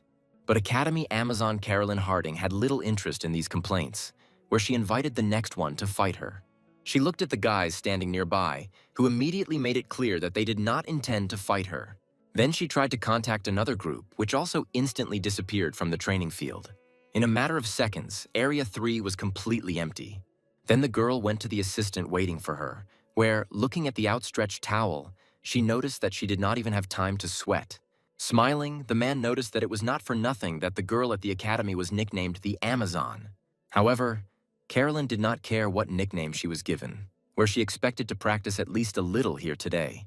Then her assistant said that he saw one seemingly bright student in the first zone. Following the recommendation, the girl turned and saw how deftly Alex avoided the attacks of her sparring partner. Choosing the moment, the young man caught his opponent's hand, after which he knocked out his leg, onto which he transferred his weight. After driving along the ground, the poor guy ended up right next to Carolyn's feet. Such actions of Alex impressed her, forcing her to decide to continue training in the first section. While getting rid of excess clothes, the girl noticed that this guy had good reflexes, and therefore he could hold out a little longer than the others. Her assistant was convinced that this enemy would be able to hold out much longer than the girl thought. Then she offered to make a bet, where if this student lasted more than 3 minutes, she would be ready to listen to the assistant's advice and do as he said every time. And so she approached Alex, whose opponent just refused to continue the fight, offering to fight, where the young man had only one opportunity to continue practicing. As soon as he told the girl that she could start, she quickly took off. The young man was amazed at the speed with which his new opponent closed the distance. Carolyn launched her blow, which, however, only hit the air since the young man still managed to dodge it. After this, the young people exchanged modest compliments, calling each other's skills quite good.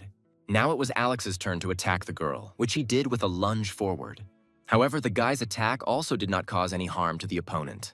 Quickly noticing that it was a good attempt, the girl suddenly jumped out sharply and high, swiftly descending on her target. Carolyn said that this would be the end of their fight due to her opponent's inability to continue the fight. Other students watched this confrontation in amazement, deciding that these two were definitely not right in the head. Meanwhile, Alex calmly met the girl's foot with his hand, throwing her back. The girl's leg was shaking from the blow she received, and her assistant cheerfully noted that 3 minutes had already ended. Then Carolyn admitted that she had underestimated her partner, where the young man said that he also did not expect such agility from the girl. It was decided to continue, and the young man instantly jumped out of his seat. He struck the girl numerous blows, which she, however, managed to dodge. But the young man immediately noticed how she decided to break the distance in order to prepare for the attack. And then he used the acceleration skill, which developed along with his physical abilities. And wherever the girl moved, he constantly followed her, not allowing her to seize the initiative. At a moment when casual spectators were amazed at such incredible speed, the assistant's phone suddenly rang. After listening to the information received, the man turned off the connection and shouted to the girl that they needed to move out to complete an urgent task. The fight was stopped, where Carolyn explained the need to leave to resolve important issues, noting that she comes here every Wednesday. Having called back, the girl received more precise instructions about the task, which she would not have communicated to the assistant. Quickly leaving the training field, she asked Martin to at least find out the name of this student. Having also left the training place, Alex moved around the academy and thought that he needed to train more, since even some random girl turned out to be so strong. The news presenter said that all the threats that arose after the fall of the celestial body had been eliminated, and therefore residents could already return to their homes. A number of hunters were especially noted for finding and destroying a nest of monsters. Todd, pointing at the TV screen, loudly announced to everyone that his brother was being interviewed. Barney, who entered the room at that moment, did not hide his admiration, noting that the academy would now only talk about the feat of this group. Well, the hero's brother has already addressed another of their neighbors, Greg Henson, saying that there is nothing heroic in his rear work. The young man, taking his eyes off the book, instantly found himself, noticing that Todd had nothing to do with his brother's merits, and that he himself was not capable of anything. Of course, such a frank truth greatly hurt the young man, where Barney even rushed to calm him down. Diverting his attention, the young man asked if he had already packed his essentials kit. And when Todd asked why this was necessary, Barney explained that this year all freshmen are participating in outdoor activities in real conditions. The guy really forgot about it and immediately went to get ready. Barney asked Alex about his readiness, where he immediately replied that he had been prepared for a long time and was ready. And on TV, they continued to show the faces of those who had recently won the battle with monsters, where Samantha turned out to be one of them. Standing in front of the students, Bertrand conveyed to them safety information that everyone without exception was required to follow. He then said that such classes were approved by the authorities, where a wooded area of the area was chosen for their conduct. After this, some girls, clearly of an urban type, immediately expressed their worries about the fact that they would have to live among mosquitoes and other insects. But the strict teacher said that they were not going for a walk, but for a practical lesson. After all, Despite the fact that all the monsters were killed, they most likely managed to lay eggs, which endanger the lives of people in a nearby settlement. Realizing that students were simply sent to finish the dirtiest work, many began to be indignant. Then Bertrand reminded that students do not have the right to refuse the assignment, since they are already listed as hunters, and also explained that if a monster is discovered, this should immediately be reported to the authorities, who will send trained hunters. Todd was already dreaming that he would be able to find and finish off some wounded monster, which would provide him with a high reputation among his students. Then the man said that now he needed to appoint a leader for the entire group, where, of all today's students, Ashley studies best, whom he chooses for this position. At this point, the teacher finished giving explanations and dismissed the group to prepare for the practical task. Turning on his mobile phone on the street, the guy saw several missed calls from Samantha. He said that he could not answer because he was busy at a lecture, and the girl asked him to come to her in the cafe. Moving away from his roommates, the young man agreed to come to the meeting. Barney, having heard that a woman's voice sounded on Alex's phone, noticed that apparently he had a secret girlfriend. Todd immediately joined him, but the young man reassured his friends by saying that he was his former classmate, who also already had a boyfriend. Then it became unclear to his companions why she invited him to the cafe, to which Alex explained that they still remained friends. However, the young people did not lag behind the neighbor, asking what the name of this girl was. But the young man did not answer this question, giving Barney the textbook and asking him to throw it into the room while he met with his girlfriend. But the cunning comrades instantly decided that since they had free time, it was quite possible to follow Alex and find out everything. Barney invited Greg to join them in this fun venture, but he refused, saying that he preferred to spend his time usefully and would rather go read something, where it would help him quickly get involved with people and move away from people like Todd. Of course, this taunt could not leave the person to whom it was addressed indifferent, and therefore his comrade again had to calm him down. Taking the guy aside, he tried to distract him with words about what Alex's face would be like when they caught him with a girl. Alex himself was already in the cafe, where he talked about seeing the girl in the news story, after which he asked if she had been injured during the task, where he was much pleased that for Samantha there were no consequences.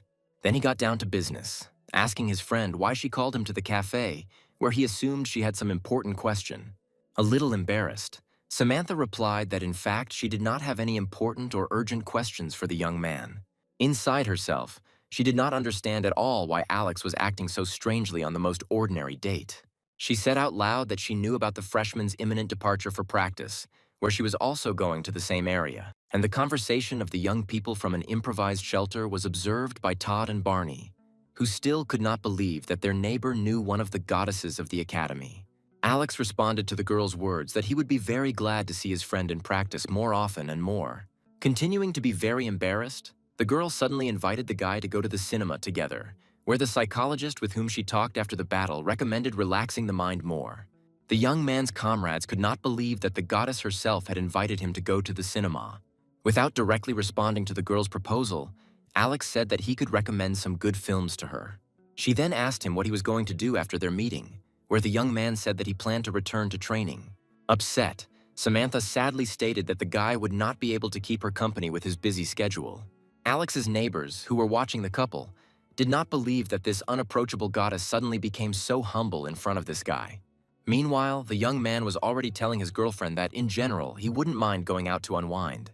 And so, in front of the amazed eyes of Todd and Barney, the couple got up from the table and left the cafe. And as soon as the young people left the cafe, the guys watching them could no longer hide their emotions. It was impossible for them to believe that such a goddess as Samantha Moon herself, called Alex, invited him first to a cafe and then to a movie. Time flew by quite quickly, and now all the first-year students with their luggage had already set out to participate in practical classes. At some point, Ashley told Alex that the teacher was looking for him and asked him to catch up with him. When the young man caught up with the teachers leading this hike, he was told that one of the instructors was looking for him. Since the instructors were even further away, the guy again had to overtake everyone who walked further. And finally, the young man saw Helen, who attracted his attention. Alex was pleasantly surprised that this girl who recruited him to the Dragons was also participating in this practical outing. To which Helen explained that they have to participate in such events every year for the safety of newcomers, which she personally finds extremely tiring. Then the young man, having thanked his interlocutor for ensuring security, also asked her whether there would be special instructions addressed to him, to which he immediately received a negative answer. Helen also added that it would be time for Alex to become an instructor himself, where she knows for sure about his true skills. At the same time, she understood that the guy would just like to enjoy the life of a student, but there was still some information for him. Helen explained that most members of the Dragons work independently and even secretly, with each having their own rank. After all, they accept only the best, where the guy doesn't even imagine how many people fail every year trying to get into their ranks. During the further conversation, Helen told the guy that he was far from the lowest rank in their system, where all junior instructors, all rear personnel, academy instructors, and in addition those who directly fight monsters are required to obey him, must give priority to the protection of Alex. The young man tried to ask some question, but the girl stopped him, making it clear that she was not finished yet and adding that when carrying out missions, the entire territory of his work was completely under the jurisdiction of the guy as a member of the Dragons. And now they are on 2 missions, where the first and priority is the protection of students. Noticing that even without such a task he would have been protecting his fellow practitioners, the young man asked about the second task. But to this his interlocutor replied that it was too early for him to know about this, where she would tell everything when the time came. By allowing the young man to return to his group, Helen supported the guy's desire to remain in the shadows as a member of the Dragons, which she also promised to fully contribute to. After some time, the destination was reached, and everyone began setting up the campsite. The most spoiled girls were already terrified of how difficult it would be for them to sleep in tents and live practically without mobile communications, which were practically non-existent here. Bertrand, observing the actions of his students, gave instructions regarding the equipment of the camp. The most difficult time was for such participants of the campaign as Samantha, the attention of the male population to whom was off the charts. Alex had already finished assembling his tent, and all he had to do was treat it for insects. Sprinkling ashes around the tent, an instructor named Adrian explained that wild animals have a good sense of smell, and if they smell something burning, they will not dare to approach. And when one of the girls stated that they, people with superpowers, definitely shouldn't be afraid of wild animals, the man explained that an animal can mutate if it eats the meat of a killed monster. Where in his life was there an incident when the group had to face a mutated bear several dozen meters high? In conclusion, Adrian said that strict adherence to all instructions and safety rules is the key to survival. Night gradually came into its own and covered the camp set up by the students, where everyone was divided into groups around different fires. One of the students sitting next to Helen asked her to tell a scary story from her life. Having agreed, the girl, glancing at the fire, began a story from her distant childhood. Everyone remembered that year for the appearance of an incredible monster, the size of which amazed the imagination. The good thing is that all the residents managed to evacuate because the settlement was completely destroyed by him. After listening to the story, the students asked how people were able to defeat this terrible monster, to which Helen explained that many hunters took part in that battle, including their today's teacher, where many remained forever on that battlefield. The girl finished her story, and a second later, Bertrand announced the all-clear command, since tomorrow he had to get up early. The night passed quite quickly, and the students, hearing the command to rise, began to slowly get out of the tents. A certain girl came to the fore and suggested doing something like morning exercises. Alex stood among the other students and listened carefully to everything the instructor said.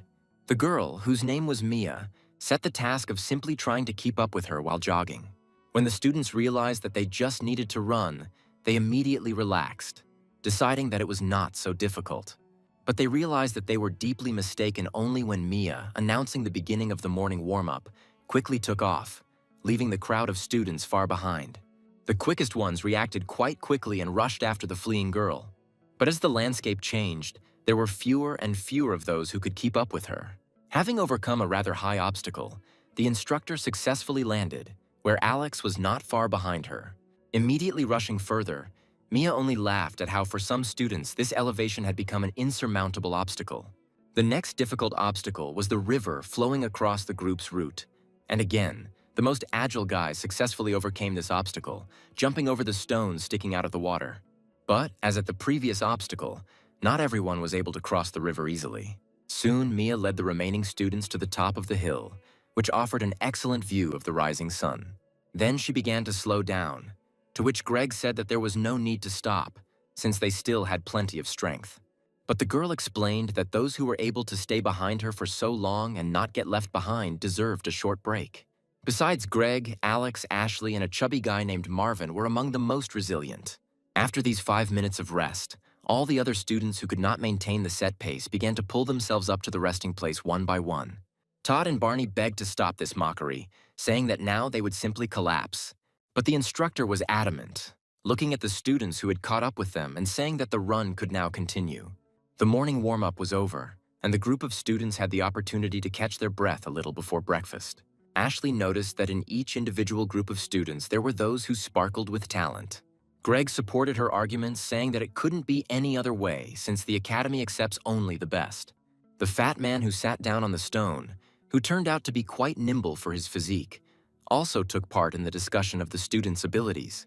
Soon the conversation turned to who had come from which city or region to study at the Academy, where Alex, Ashley, and Greg established that before meeting at the Academy they lived in the same city. The conversation of the young people was interrupted by an invitation to breakfast, which pleased Marvin quite a lot. When the hungry students had refreshed themselves, Helen set the task of more carefully examining the very route along which they had jogged that morning. It was necessary to check every hole, hollow, or cave. If during the examination students encounter monsters, they must fire a signal flare. A male member of the Academy's leadership standing next to her added that the results of their work today would greatly affect the grades. Finally, he wished the young people good luck, to which they responded with joyful exclamations of approval. Ashley, who was in the center, suggested that everyone divide into groups, where each would take their own square for examination. Greg noticed that during his morning jog, he managed to notice thickets where the monsters most likely could lay their eggs, since they loved this kind of place. A girl standing nearby admired such observation, saying that while she was jogging, she didn't look at anything at all, thinking only about how to survive this race. When the organizational issues were over, groups of students moved forward to complete the task. Normal progress through the forest was hampered by rather dense thickets, where Greg volunteered to clear the path for his companions. With deft movements, the young man began to cut off the tall grass and bushes, clearing the road. Alex, meanwhile, reminded Ashley that mutated animals could remain here and would be attracted by the noise created, where they can only hope that the territory was properly cleared before they decided to let students in here. After listening to the young man, the girl asked why he was confident that the territory would be cleared, where Alex explained this by how well instructor Mia navigated the terrain during the morning run, knowing exactly where to lead the group. Therefore, he believes that while all the students were sleeping, the instructors additionally checked the route along which the run was planned. Then it became unclear to the guy's interlocutor why the students were given the current task at all, if everything had already been checked. And the young man explained that the eggs themselves are very small, and their clutches can be scattered in different places, where instructors and hunters simply do not have enough people to discover everything. At some point, Alex suddenly stopped, saying that this area did not seem explored to him, and adding that he heard some noise. Ashley also heard movement, and when she turned, her gaze immediately fell on the monster that had appeared nearby. It was something like a mutated snake that was looking at the intruders while hanging from a tree branch. Apparently deciding not to risk it, the mutant began to run away, where Alex wanted to catch up with him, but his impulse was interrupted by someone's scream. Deciding that their friends were in danger, the young people did not pursue the monster, but rushed in the direction where they were shouting. As it turned out, the rest of the group managed to discover a huge clutch of monster eggs. While Alex examined the find, Ashley talked about how they came across one small mutant. Greg was clearly very impressed, as he immediately began asking where the monster had gone, since destroying it could be a great achievement. However, his impulse was not supported by Alex, who said that they should follow the instructions and send a signal to the instructors. But the other guys insisted on destroying one small mutant on their own. Only Ashley fully supported the young man's arguments about the need to notify the instructors. Since she was the eldest, Greg had nothing more to oppose, and therefore he suggested that Alex, as the fastest of them, run to the hill and give the signal. The young man did not argue with this argument and, taking a flare gun, immediately headed to the right place to give a signal. Having quite quickly reached the desired place, the young man gave a signal by firing a rocket launcher. The guy told the instructor, who appeared no less quickly, that they not only discovered a clutch of eggs, but also met a small monster. Suddenly, their conversation was interrupted by cries for help, and despite the instructor's attempts to stop him, Alex instantly rushed to where they were screaming. The instructor himself, using his tablet, passed on information about the incident. The young man quickly moved through the dense thickets, not yet noticing the appearance of danger from the direction. But the mutant showed itself by trying to attack a single target. However, for the guy, these monsters did not pose any danger alone. But as it turned out, the monster was not alone, where another small monster also tried to attack, which for him, as for his brother, was also unsuccessful. Caught by Alex's hand, the mutant tried to twist and bite him, but with a powerful movement, he slammed the monster to the ground. Having finished with these creatures, the young man continued to move towards where they were calling for help. And suddenly another monster appeared from a cave nearby, imitating a human voice asking for help. Immediately after the leader appeared, smaller mutants began to appear from all sides. But instead of attacking the guy, these monsters suddenly began to gnaw parts of the plants on which Alex was standing. And then the trap worked, where the young man didn't even have time to understand how he suddenly found himself in a hole. Having discovered a clutch of eggs there, the guy guessed that these mutated reptiles were most likely hiding here while the hunters were clearing and checking the territory. One of the instructors reported to Helen that a group of students had discovered a clutch of eggs, but the commander was more interested in the strange fog beginning to appear around him. Her subordinate suggested that this was the most common occurrence in such cloudy and rainy weather. But the more experienced girl had already managed to understand what was happening, shouting for all students to be evacuated immediately. Bertrand, Samantha, and Mia rushed as fast as they could and had almost arrived at the very place where the clutch of monster eggs was discovered. The group was met by the same instructor to whom Alex reported the find, who reported where the group was and also indicated the direction where Alex had fled. And just as they all wanted to move forward together, suddenly Mia received an order for the complete and immediate evacuation of everyone. The girl immediately informed the man that a serious danger was approaching this place and that it was necessary to remove all students from here. She also explained that this approaching danger was assigned the 6th rank. After listening to everything Mia said, Samantha suggested they split up where she would look for Alex while her colleagues took the others out. A young man in a nest of monsters suddenly heard a familiar female voice loudly calling his name. Surrounded by monsters, the young man shouted back to Samantha, making it clear that he heard her. Hearing her lover's voice, the girl said that the fog had become too thick and she couldn't see where to move. Alex asked his friend not to move at all as she risked falling into the hole. Continuing to negotiate from a distance, Samantha informed the young man that all students were being evacuated due to the danger looming with the fog. After listening to the girl, Alex said that everything was fine with him. He would get out on his own and help those who could get out of the group and get lost. Very worried about her loved one, Samantha had no choice but to ask him to exercise maximum caution. Having told his interlocutor to take care of herself, the young man focused his attention on the monster that had descended towards him. It was not difficult to understand that the monster in front of him was the leader of the smaller ones, and could also imitate a human voice and lure him into traps. At some point, smaller snakes began to approach Alex from all sides, clearly preparing to attack him. Deciding not to wait for them to attack, the young man himself rushed forward, deftly skirting each of the opponents. He quickly moved forward towards the main monster, and the snakes tried to reach him in motion. But he was not at all going to waste time on these small creatures, not immediately targeting their leader. And now Alex achieved his goal, inflicting an incredibly strong blow on the monster. Despite the fact that the monster tried to block this attack, its body was thrown back directly onto part of the clutch of eggs, which immediately broke. This clearly infuriated the guy's opponent. Hearing the cry of their leader, the smaller monsters began to surround Alex in a tight circle. But the young man, saying that this would definitely not stop him, used his skill of absorbing the properties of what he touched. After which, with a proper swing, he struck the ground, where the vines he controlled immediately began to wrap around the bodies of the mutants. Addressing their leader, who turned out to be a female, the young man said that it was in vain that she decided to hide behind the backs of her offspring. After which the young man, with a movement of his hand, made the vines shrink more tightly, killing each captured monster. This was the last straw in their leader's patience, and a huge mutated snake rushed at the guy. But Alex met her with a short and strong blow, noting that it was too arrogant on her part. The monster was again thrown back, where this time the young man did not stop and finished off the annoying creature. Having finished with the monster, the young man went to one of the vines from which water was flowing, washing his hands from the mucus. Already taking steps to get out, the young man suddenly noticed where the fog was coming from. He realized that all these clutches of eggs were not intended to create numerous offspring. After all, the guy just saw that fog is formed when moisture gets into the egg clutches, where its spread will not lead to anything good. Having covered the entire territory, this fog will bring with it only death to all living things. Through the fog, the fleeing students could already see the protective barriers ahead. The strange thing was that no matter how much they ran, the fences did not come closer to them, and soon they completely disappeared into thin air. Stopping and literally clutching their heads, the young people realized that it was just an illusion.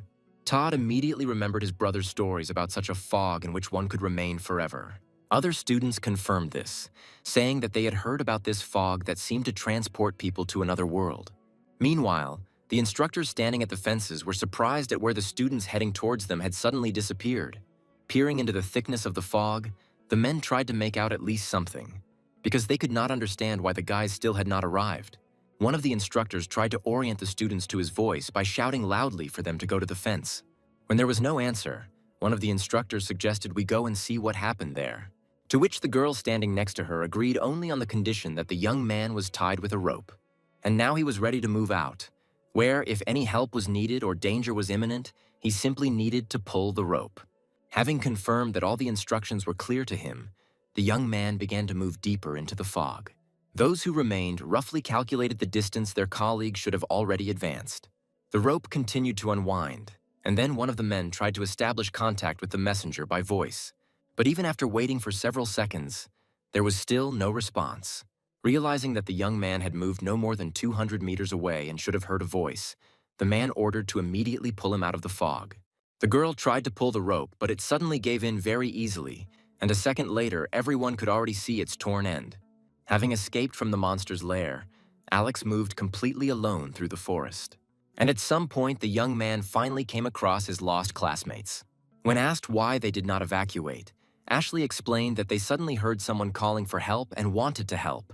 The young man explained that it was a monster that could imitate a person's voice, but for this, the mutant had to hear someone's voice. And then one of the girls reported that she called for help when her leg got stuck in the root system of a tree. This immediately explained who the monster was imitating, and the young man urged everyone to exercise maximum caution. Greg was the most indignant, because he could not understand why there was not a word in the textbooks about such monsters' abilities and where the hunters generally looked while clearing the area. But this was not the main problem now, since no one had mobile communications in this fog, which made it impossible to call for help. Then Alex suddenly took out from his inner pocket some kind of communication device, similar to a Bluetooth headset. The young man had already begun a conversation in front of his surprised roommate, who noticed that only instructors had such means of communication. Helen, talking with the guy, asked him if he was able to get out and if he had met other students, where she herself managed to evacuate only half of the students. The young man explained that he was now with a group of students, asking that they be provided with cover when they got out. His interlocutor promised to provide help and hoped that the guy would be able to get everyone out. Changing the subject, Alex told Helen that he had some information about which he could not determine the degree of its significance. Having explained that now any information could be useful to them, the girl prepared to listen to her interlocutor. And then the guy reported his observations where this fog appears after the clutches of eggs come into contact with water. This greatly revived the girl, who immediately shouted that this was extremely important information that could save many people. Then the young man asked to tell him everything that Helen knew. And she said that about 6 months ago, a mutated scolopendra escaped from the researchers. She was the only creature that was recovered from the fog, where not long ago one of the hunters tried to bring her back, but failed. As it was established during the research, this insect also feeds on monster eggs and can easily emerge from the fog. Not quite understanding what his interlocutor was talking about, Alex suggested that in order to get out, they also needed to eat a few eggs. But the girl replied that these eggs are poisonous, where the concentration of poison will kill a person.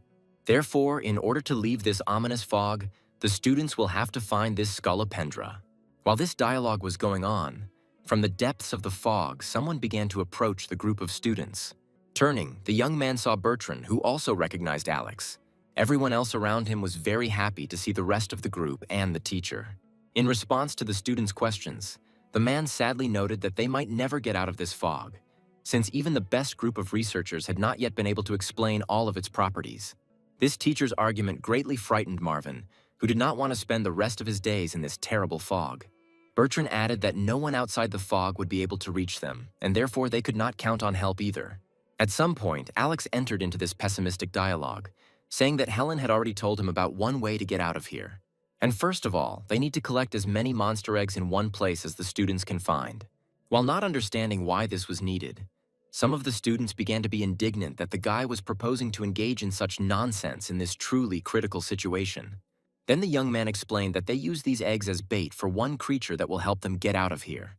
After which he told everyone in a little more detail about what his rescue plan was. Bertrand had very strong doubts about this very dangerous undertaking, but Alex answered in a firm voice that they had no other way to get out of here and return home. Supporting the young man's idea, the teacher also urged everyone not to give up and start collecting mutant eggs. Then Alex took command and began to distribute duties, where the teacher and Samantha needed to check the area and find all the other students. And for everyone else, start bringing mutant eggs to an open area of the area. This way they can lure that giant scolopendra. Looking closely at the young man, Bertrand asked him what he himself would be doing at this time. To which the young man replied that there was something left in the depths of the fog that he needed to deal with. Hearing that there was something else in the fog, Marvin became even more frightened and quickly began to look around. Here, Ashley also entered the conversation, saying that something incredibly dangerous really lives in this fog, where she immediately told the story that happened to her and Alex on the way to the academy by train, when they encountered the same fog, which did not have time to absorb them so much that it was impossible to get out. When she finished, the young man added that if anyone encounters this tentacled monster, they should under no circumstances try to defeat it. Finally, all organizational issues were resolved, and everyone headed off to complete the assigned task, where Samantha and Bertrand were already rushing through the thickets, looking for groups of students. Everyone else began to explore meter by meter in search of clutches of monster eggs. Alex, who took over command, set off to carry out his individual mission. Meanwhile, Helen switched to the general communication channel. Through this channel, the girl could immediately contact all the instructors who worked on this practical lesson. The system worked, and all instructors confirmed that they could hear their group leader well and were ready to accept instructions. Alex was also among those who participated in this apparently secret voice chat and indicated his presence by identifying himself by name. Mia, who stopped her movement, immediately recognized the voice and name of one of the 4 students who kept up with her on the morning jog. Helen, meanwhile, reported that she had activated a monster detection device, where so far none were visible within a radius of several kilometers. But at some point in her speech, the girl suddenly interrupted abruptly, which provoked Alex to ask what happened. To this, the commander explained that a second ago the radar did not show anything, but now we are seeing the appearance of monsters at 3 points at once. Abruptly resuming movement, the young man asked the girl to report the source of their appearance, to which she stated that monsters do not appear from any one starting point, but as if from nowhere, as if they were teleporting. Suddenly, Helen, once again looking at the monitor with alarm in her voice, ordered Brenda to run as one of the monsters appeared right behind the girl. The girl, whose name was just heard, instantly turned around, warning of danger. Simultaneously with the turn of her body, the girl threw several shuriken at her opponent. Brenda was greatly surprised when her bladed weapon bounced off the huge spider without causing any harm. Without waiting for a second attack, the huge monster attacked the girl himself. Continuing to monitor the radar, Helen at one point told Alex that several mutants had appeared right next to him. The young man was very surprised by such a statement, since literally a second ago there was no one next to him at all. However, turning around, the young man saw that several mutated bees were actually approaching him. These mutants were of a very low level, which allowed the guy to quite easily destroy them one by one. The main advantage of the mutated bees was, of course, their numbers. But compared to Alex's abilities, even this so-called advantage faded and did not seem like something exceptional. Increasing his speed, the young man deftly worked with his hands, destroying these bulky insects. But as soon as he finished dealing with one game, a new one was immediately aimed at him. Realizing that he was spending too much time destroying one bee at a time, Alex prepared to use his special skills. He hit the ground with all his might, which provoked a powerful shockwave that tore the flying monsters to shreds. However, the flow of mutated bees still did not end. Trying to figure out what to do next, the young man noticed that they must have a nest somewhere. And so he asked Helen to try to track down the place where these flying monsters were coming from. After carefully observing the trajectory of the mutated bees, the girl said that she was able to discover a place where their nest could be located. Alex, listening to what his interlocutor was telling him, continued to resist the onslaught of flying monsters. Helen said that closer to the place where the nest of bees is supposedly located, there are many more of them than the guy can now imagine. To which Alex replied that he could roughly imagine how many of them there were, since he had already destroyed more than a dozen. But the bees still weren't running out. But if you stop now, then in a matter of minutes, these monsters will fill the entire territory. His interlocutor understood that if these bees were allowed to spread, then all living things would definitely come to an end. Therefore, under no circumstances should these monsters be allowed to go beyond the territory where they are now. Having completely relied on the young man in this matter, Helen said that she must give instructions to other instructors.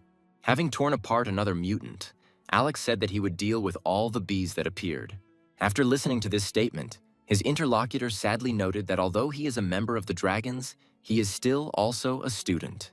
Having asked for forgiveness for putting such a responsibility on him, the girl asked him to promise to survive at all costs. To which the young man replied that this was his choice too, thanking his interlocutor for trusting him. Having finished the conversation, the young man rushed into the thick of the approaching monsters. And as he moved forward, the ground behind was littered with only numerous corpses of mutants. Moving further, Alex soon saw where these mutated bees were coming from. It was a kind of rift in matter, something like a portal to another dimension, through which the bees found themselves in the human world. Feeling a strong movement of air, the young man prepared to activate his abilities.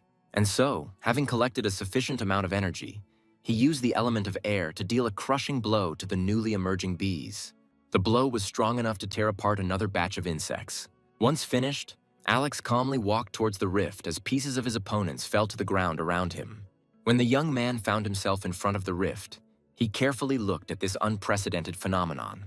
Like anyone else in such a situation, the guy was quite interested in observing such a unique physical phenomenon. And then, right before his eyes, another insect slid from this rift of matter into their world. Having made a small circle, the mutated bee turned around, pointing its stinger at a random victim.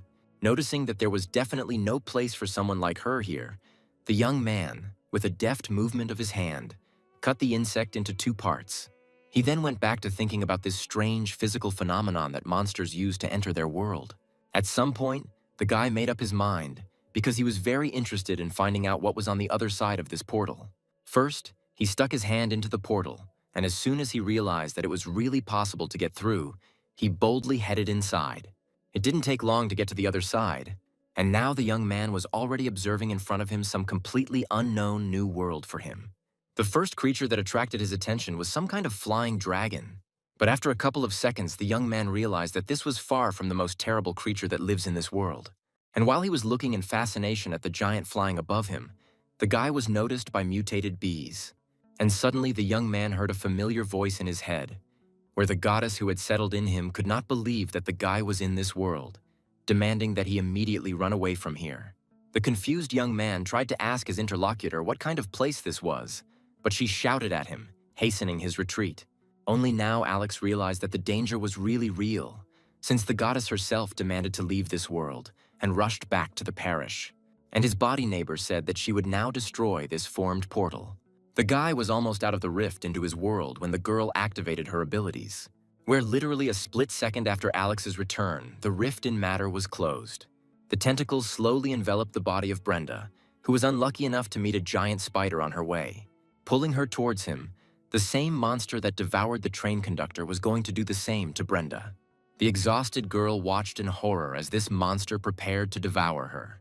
Another group of students, lost in the fog, could not navigate the area and understand where they needed to go. Suddenly, one of the young people saw a figure approaching them through the thickness of the fog. The students were very happy when they suddenly saw Instructor Brenda in front of them, deciding that now they would definitely be saved. When the girl came closer, one of the guys asked her why she was silent, where, instead of answering, Brenda suddenly mutated instantly and rushed forward, opening her terrible mouth wide. She literally pounced on the guy, sinking her sharp teeth into his flesh. And so, having released his body, the mutated Brenda already turned her attention to all the other students, where everyone else had no choice but to scream and call for someone to help. But none of the young people had time to do absolutely anything before long tentacles grabbed each of them. 2 girls managed to jump to the side, and now they were already trying to save their lives by running into the forest. In a hurry, one of them did not notice a protruding tree under her feet, on which she injured her leg. The second girl did not abandon her wounded friend, helping her get up and continue on her way. At that moment, Both girls were overtaken by these hellish tentacles, which deprived them of their last chance for salvation, where after a couple of seconds they could no longer move or even call for help. The female instructor entered the very tent where Helen was, giving instructions to all the other instructors. The commander tried to call Brenda, informing her that she needed to move forward, where she would meet with Alex.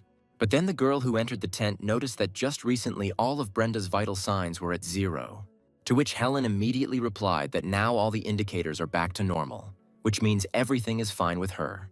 At the same time, the commander noted that the tracking device had not given such strange failures before. But at some point, the dot on the screen that showed Alex's location suddenly disappeared. Both girls could not believe that this young man could literally just die. However, after a few seconds, the radar again showed that the guy was alive. Switching from the screen to her communication device, Helen immediately tried to contact the young man. But her subordinate reported that, judging by the indicator, there was simply no connection in that area. Suddenly, one of the lost students burst into the tent, and it is unknown how he managed to avoid death. Without missing a beat, he informed the girls that Brenda had just killed several of his fellow students. Instantly realizing what was going on, Helen began trying to call Alex again. Even though no one answered, she continued to yell at him to be careful around Brenda. Because at present, what appears in front of him in her form will not be the girl they all knew. Alex, who had just returned from some completely different world, sat on the ground and tried to wrap his head around everything that he had seen. His integral companion noticed that the guy was very lucky to get out alive from that world, which humanity is not yet ready to face. The young man himself noted that today it was as if he found himself in a real hell.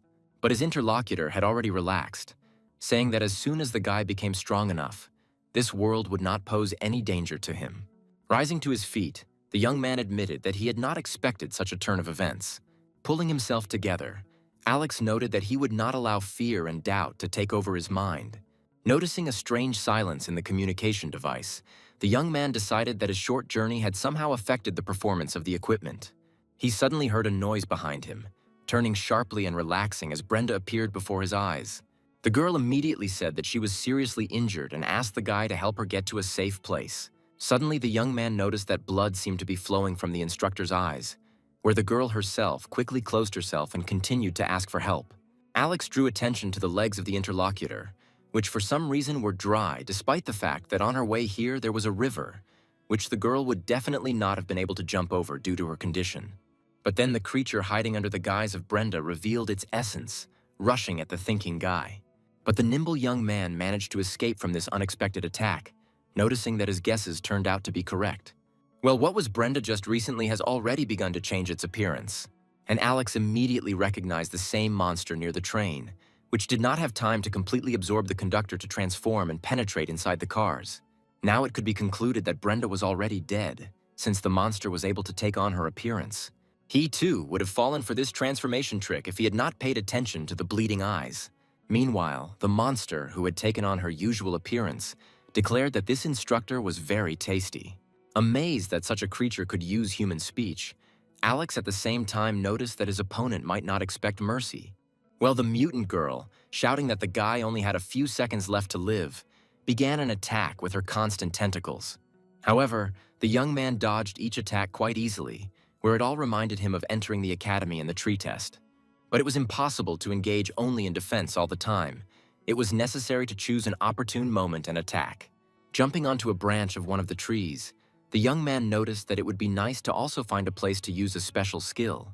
And the monster kept getting closer, saying that thanks to the absorption of the instructor, she felt that she had become much stronger.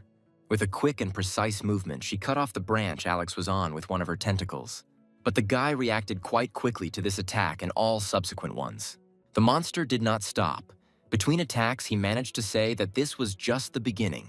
At some point, the young man's opponent said that by absorbing the guy, she would become much stronger. And so she again rushed at the young man, who had already managed to touch the element he needed. This damned woman was met not just by a blow from a fist, but by the blow of the earth itself, where this movement was enough to throw the mutant some distance. But this force was clearly not enough to completely destroy the enemy.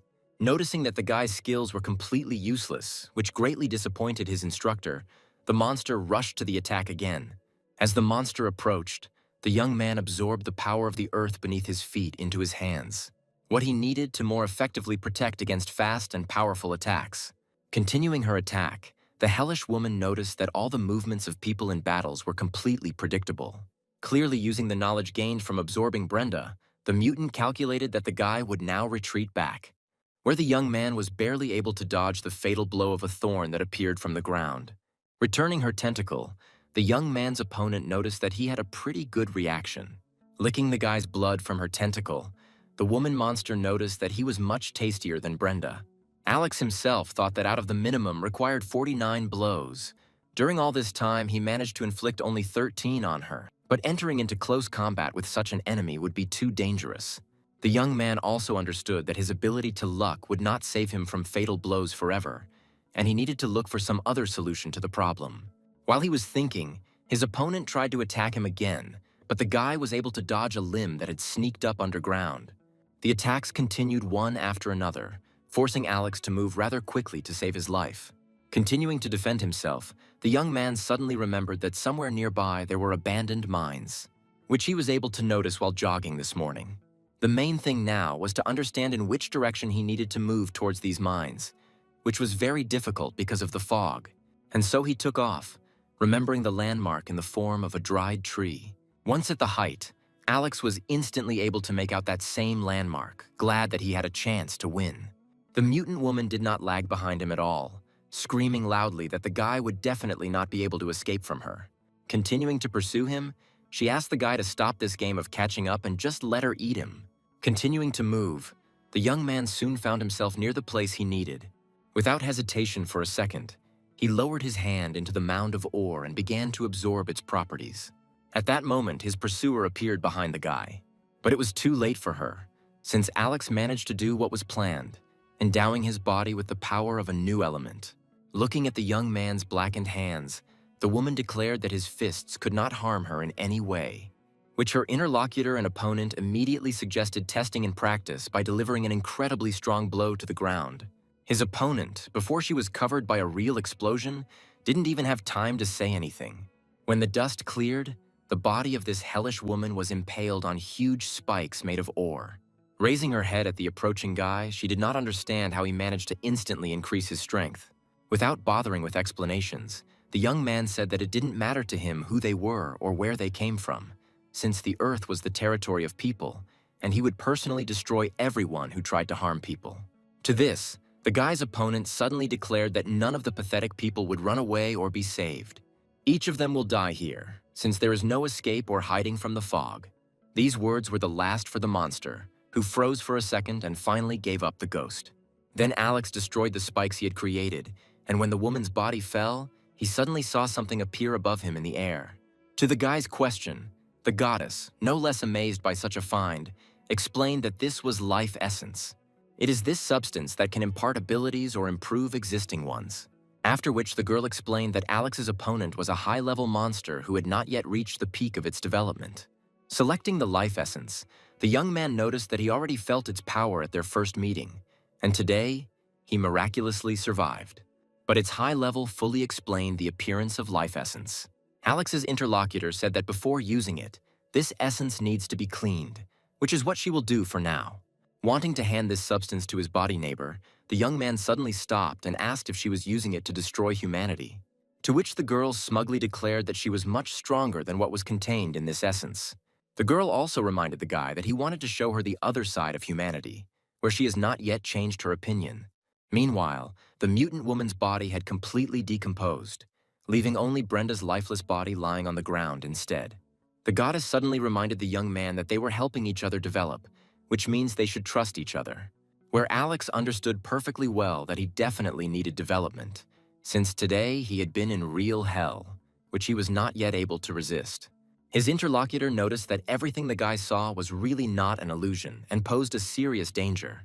At the same time, the goddess noticed that she hated the place where, in comparison with the world of people, that world was ugly and disgusting. While listening to the girl, the young man stood and looked at Brenda's body. He didn't want to leave her here to be torn to pieces by wild animals and other monsters. He threw her body onto his back when suddenly his communication device came to life, and the young man heard Helen's voice. The first thing his girlfriend asked was if he had ever run into Brenda, to which the guy replied that a collision had occurred, and now he was dragging her to the camp. Alex also confirmed that the girl was dead, and he simply did not want to leave her body in the forest. Helen was very surprised when, in response to her question, the young man talked about how he had just destroyed a mutant who absorbed people and reincarnated in them, after which he asked his interlocutor about the situation there with the collection of eggs, where he believes that it is time for them to get away from here as soon as possible. The guy also mentioned that he saw such a terrifying sight, which makes it clear that in the event of a full-scale invasion, humanity will definitely not be able to survive. Looking at the radar, the girl said that the collection process was almost completed and the path to the group was clear. A group of men with baskets filled to the brim with eggs on their backs moved across the field, to which one of them constantly lamented that they had been walking for too long, for which he received a rather strong blow. The man walking in front reminded him that the idea of going for eggs belonged to the one who was moaning the most right now. And so the journey continued, where at some point one of the travelers noticed that he had the feeling that someone was watching them. Hearing this statement, the older man threateningly told the young man to stop saying this nonsense and scaring the others. And suddenly the thickets behind them began to stir, bringing the whole company into indescribable horror. But to their surprise, it turned out to be Bertrand, accompanied by an instructor and a group of surviving students. The men, seeing in front of them not monsters but people, relaxed a little. Meanwhile, the instructor accompanying the group noticed that this was a forbidden territory, entry to which was prohibited. To this, one of their random encounters explained that monster eggs are quite expensive, so they decided to earn a little extra money from them. When Bertrand asked about the number of eggs collected, the men immediately boasted of their rather good catch. While the man was deciding on the use of these eggs for bait, the girl reported to him about a message from Samantha, who was heading to the foot of the mountain. After thinking a little, Bertrand said that in this case they should head to the same place and then return to the camp together. And then the continuation of the movement was announced, where the men with baskets had to follow with the group. As they started moving, one of these men told Bertrand that he had a feeling as if someone was watching them from the bushes. To this, the girl instructor said that she had examined the surroundings, but no danger was found. With fairly quick and deft movements, the girl moved through the forest until she came across a house. Sharply opening the door, Samantha saw behind it a group of students preparing to face danger. After asking if everyone was okay, the girl listened to the guys tell a story about how a monster was chasing them. When they finished, their savior said that it was useless to sit here and they needed to move closer to the camp to get out of this fog. And so a group of survivors began to make their way, first through the wild thickets, and then to overcome the water barrier. In one of the places, Samantha found an agreed sign that not only indicated the direction of movement of the other group, but also said that the entire area had been surveyed. Continuing to advance through the jungle, the girl urged her companions not to lag behind and to constantly stay together. She almost immediately noticed the impending danger, and now the huge insect was already struck by a bright flash of lightning. After which, Samantha warned the entire group of students about the danger approaching from above. Ordering everyone to remain calm, the girl took a step forward and jumped high into the air, ready to use her skills. It was an incredibly powerful lightning strike that flew out of Samantha's body in all directions. After a couple of seconds, she landed back on the ground, where after her the bodies of the giant spiders she had destroyed fell to the ground. The girl's strength and abilities aroused universal admiration, where each of the students dreamed of one day becoming as strong. And finally, the group left the jungle and met with another group of rescued people, led by Bertrand. The students, seeing the teacher, immediately bombarded him with questions about what kind of fog this was and how they could even get out of here. Samantha tried to calm the agitated young people, and Bertrand noted that they needed to move on, since attacks from stronger monsters were not excluded.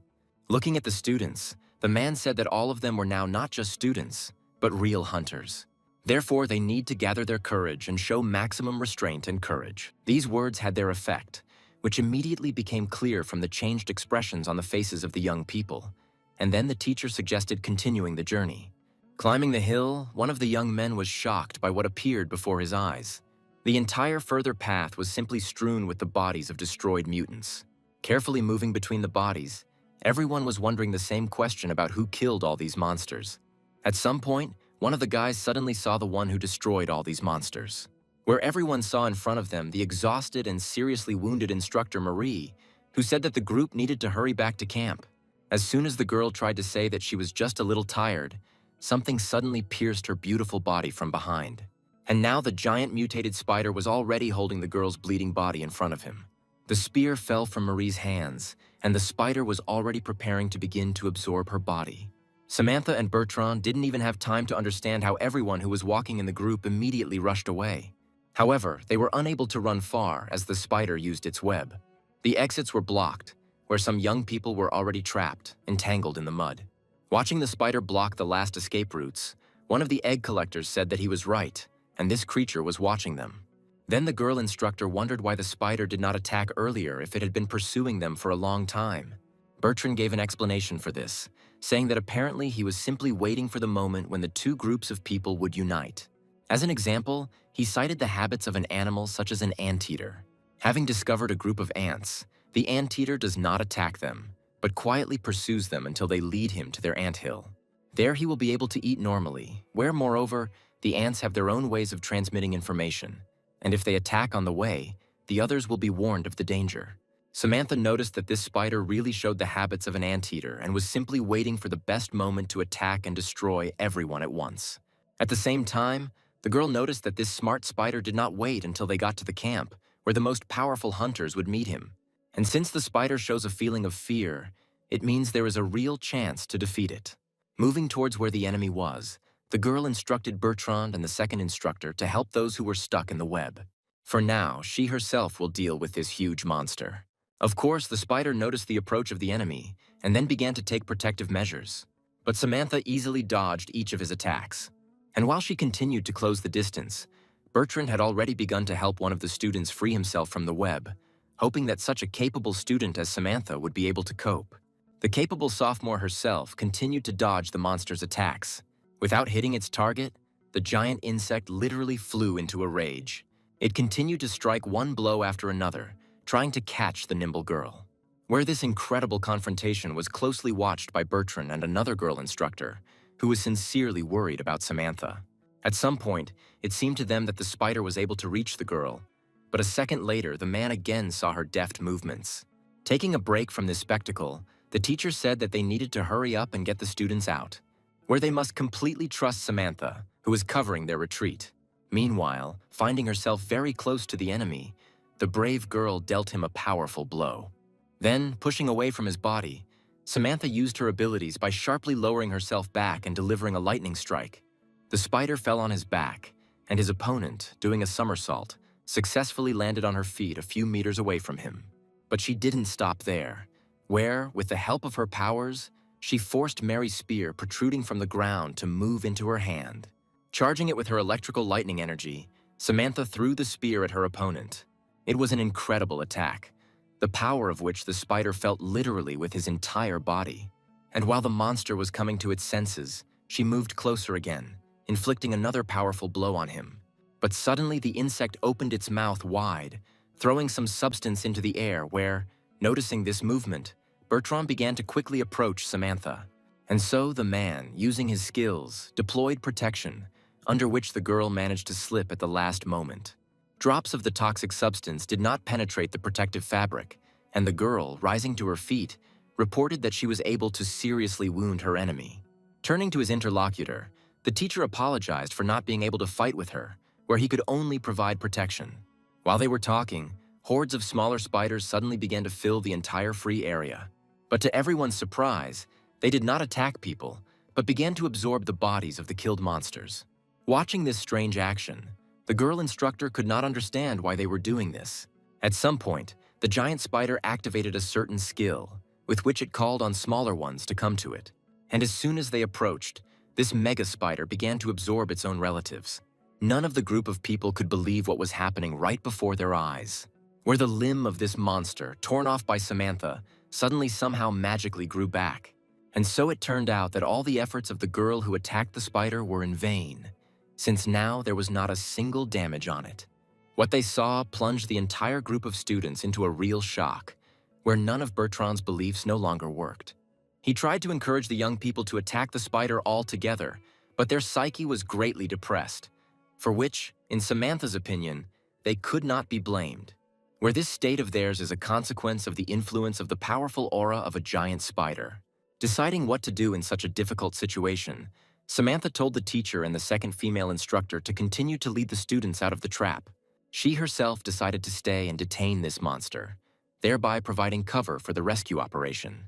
Bertrand, realizing that the girl was dooming herself to certain death, tried to stop her, but she said that it was her own choice. Where with her sacrifice, she wants to set an example for all other future hunters who, she hopes, will make the right decision in a difficult situation. And so the brave girl again went face to face with this huge monster and its smaller relatives. Another girl instructor, continuing to free the prisoners from the web, noticed that the spider, having eaten several dozen of its relatives, was not only healed, but also became stronger. Samantha was extremely determined, activating her abilities and preparing to confront the formidable enemy. At the same time, Bertrand, using his powers, tried to make a window in the cocoon with which the spider surrounded them. And smaller spiders were already trying to attack the students, but the young people overcame their fears and began to fight back. This gave their defender the opportunity to calmly gather her strength in order to strike the leader of the spiders. And then, from the girl's body and hands, unprecedented lightning burst out, aimed straight at the body of her 8-legged opponent. Having dropped to the ground after the attack, Samantha looked intently at the place where the spider had just been, hoping that she could inflict at least some damage on it. But then the dust settled, and the girl noted with horror that the spider was safe and sound. Without receiving any damage, the monster attacked in response, capturing the stunned girl with the help of a web. Where at some point, Samantha seemed to find herself in a completely different spider world. With horror, she discovered that her hands were bound by cobwebs, and the huge monster is getting closer and closer to her, speaking in human language that an extremely tasty prey has been caught in its net. And then, in the face of mortal danger, Samantha shouted that the monsters would never be able to destroy their planet, where other defenders would come in her place. To which the spider suddenly replied that humanity is nothing more than parasites, pests for the universe, who will be destroyed every single one. Meanwhile, the teacher was finally able to make a hole in the web to evacuate the students, where, one after another, young people began to leave the dangerous place under the strict guidance of Bertrand, calling for calm and order. Turning around, the man tried to draw Samantha's attention to the fact that the passage was ready and almost the entire group had been evacuated. But the girl simply stood opposite her opponent, not reacting to any words. The smaller spiders continued their onslaught, and the teacher already realized that Samantha had fallen under the hypnotic influence of her opponent. At that moment, the hunter girl next to him noticed that small spiders had begun to seal the passage from the cocoon, and to escape, they needed to leave immediately. Bertrand couldn't decide to leave Samantha here, but his interlocutor said that their first priority was to get the students out so that the girl's sacrifice would not be in vain. After all, no one can bring her out of the world of illusions into which the spider drove her except herself. Taking one last look at the heroine, the teacher hoped that she would have enough strength to get out and survive. Having asked Samantha for forgiveness, Bertrand turned around and headed towards the exit from the cocoon. The male and female instructor were the last to leave the cocoon before the small spiders practically sealed the breach. The girl continued to be in a world of illusions, where a huge spider told her about how now its smaller relatives would begin to absorb her flesh. Trying to resist, the girl shouted that the mutant would not be able to suppress her will, to which the spider immediately replied that in this world of illusions, time flows differently, and therefore he has enough time to break the will of his victim. At some point, the monster called on its victim to plunge into memories of the past, where she was very popular and attracted the attention of men. However, from the women behind her back, the girl did not even see how much envy and hatred there was. And now she has enough time to think about her whole life and understand how pathetic she was. While this psychic attack was being carried out, Alex suddenly appeared next to Bertrand. Samantha suddenly interrupted the spider, reminding him that he had just devoured dozens of his relatives, where after that he dared to say something bad about humanity, where, unlike monsters who use each other, people, on the contrary, sacrifice themselves to save others. And when the spider noticed that all her comrades had just abandoned her here alone, the girl sharply declared that it was her own choice. At the same time, the man explained to the guy that they all got out thanks to Samantha, who sacrificed herself for them. Trying to keep the young man, the girl instructor said that her sacrifice should not be in vain. The teacher shared the same position, adding that the young man simply did not have enough strength to defeat the spider. And now together they talked about how this monster could plunge him into a world of illusions, which would end in the guy's unconditional death. But Alex immediately shouted that all the dangers were nothing compared to the pain of loss that he would have to endure. Not intending to retreat, the young man began to tear apart the web, breaking through into the cocoon. The teacher, instructor, and students standing nearby didn't even have time to blink an eye when the young man was already inside. Suddenly, the girl heard the intercom in her pocket begin to make sounds, calling for communication. Bertrand reported that the spider killed instructor Marie, from whom they took this means of communication. To which Helen explained that as soon as Marie's signal disappeared, she immediately sent one of the members of the Dragon's organization to them.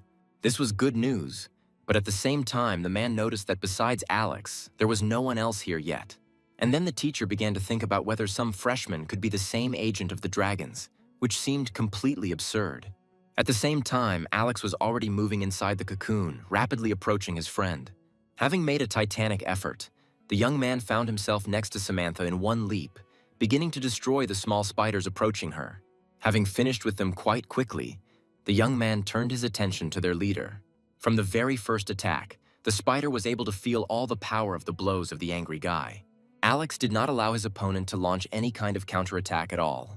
Raining one blow after another at the mutant, he practically tore his huge body into pieces. At some point, in an attempt to save its pitiful life, the spider used its web to try to climb to the top of its cocoon. However, the young man did not even try to pursue his fleeing opponent.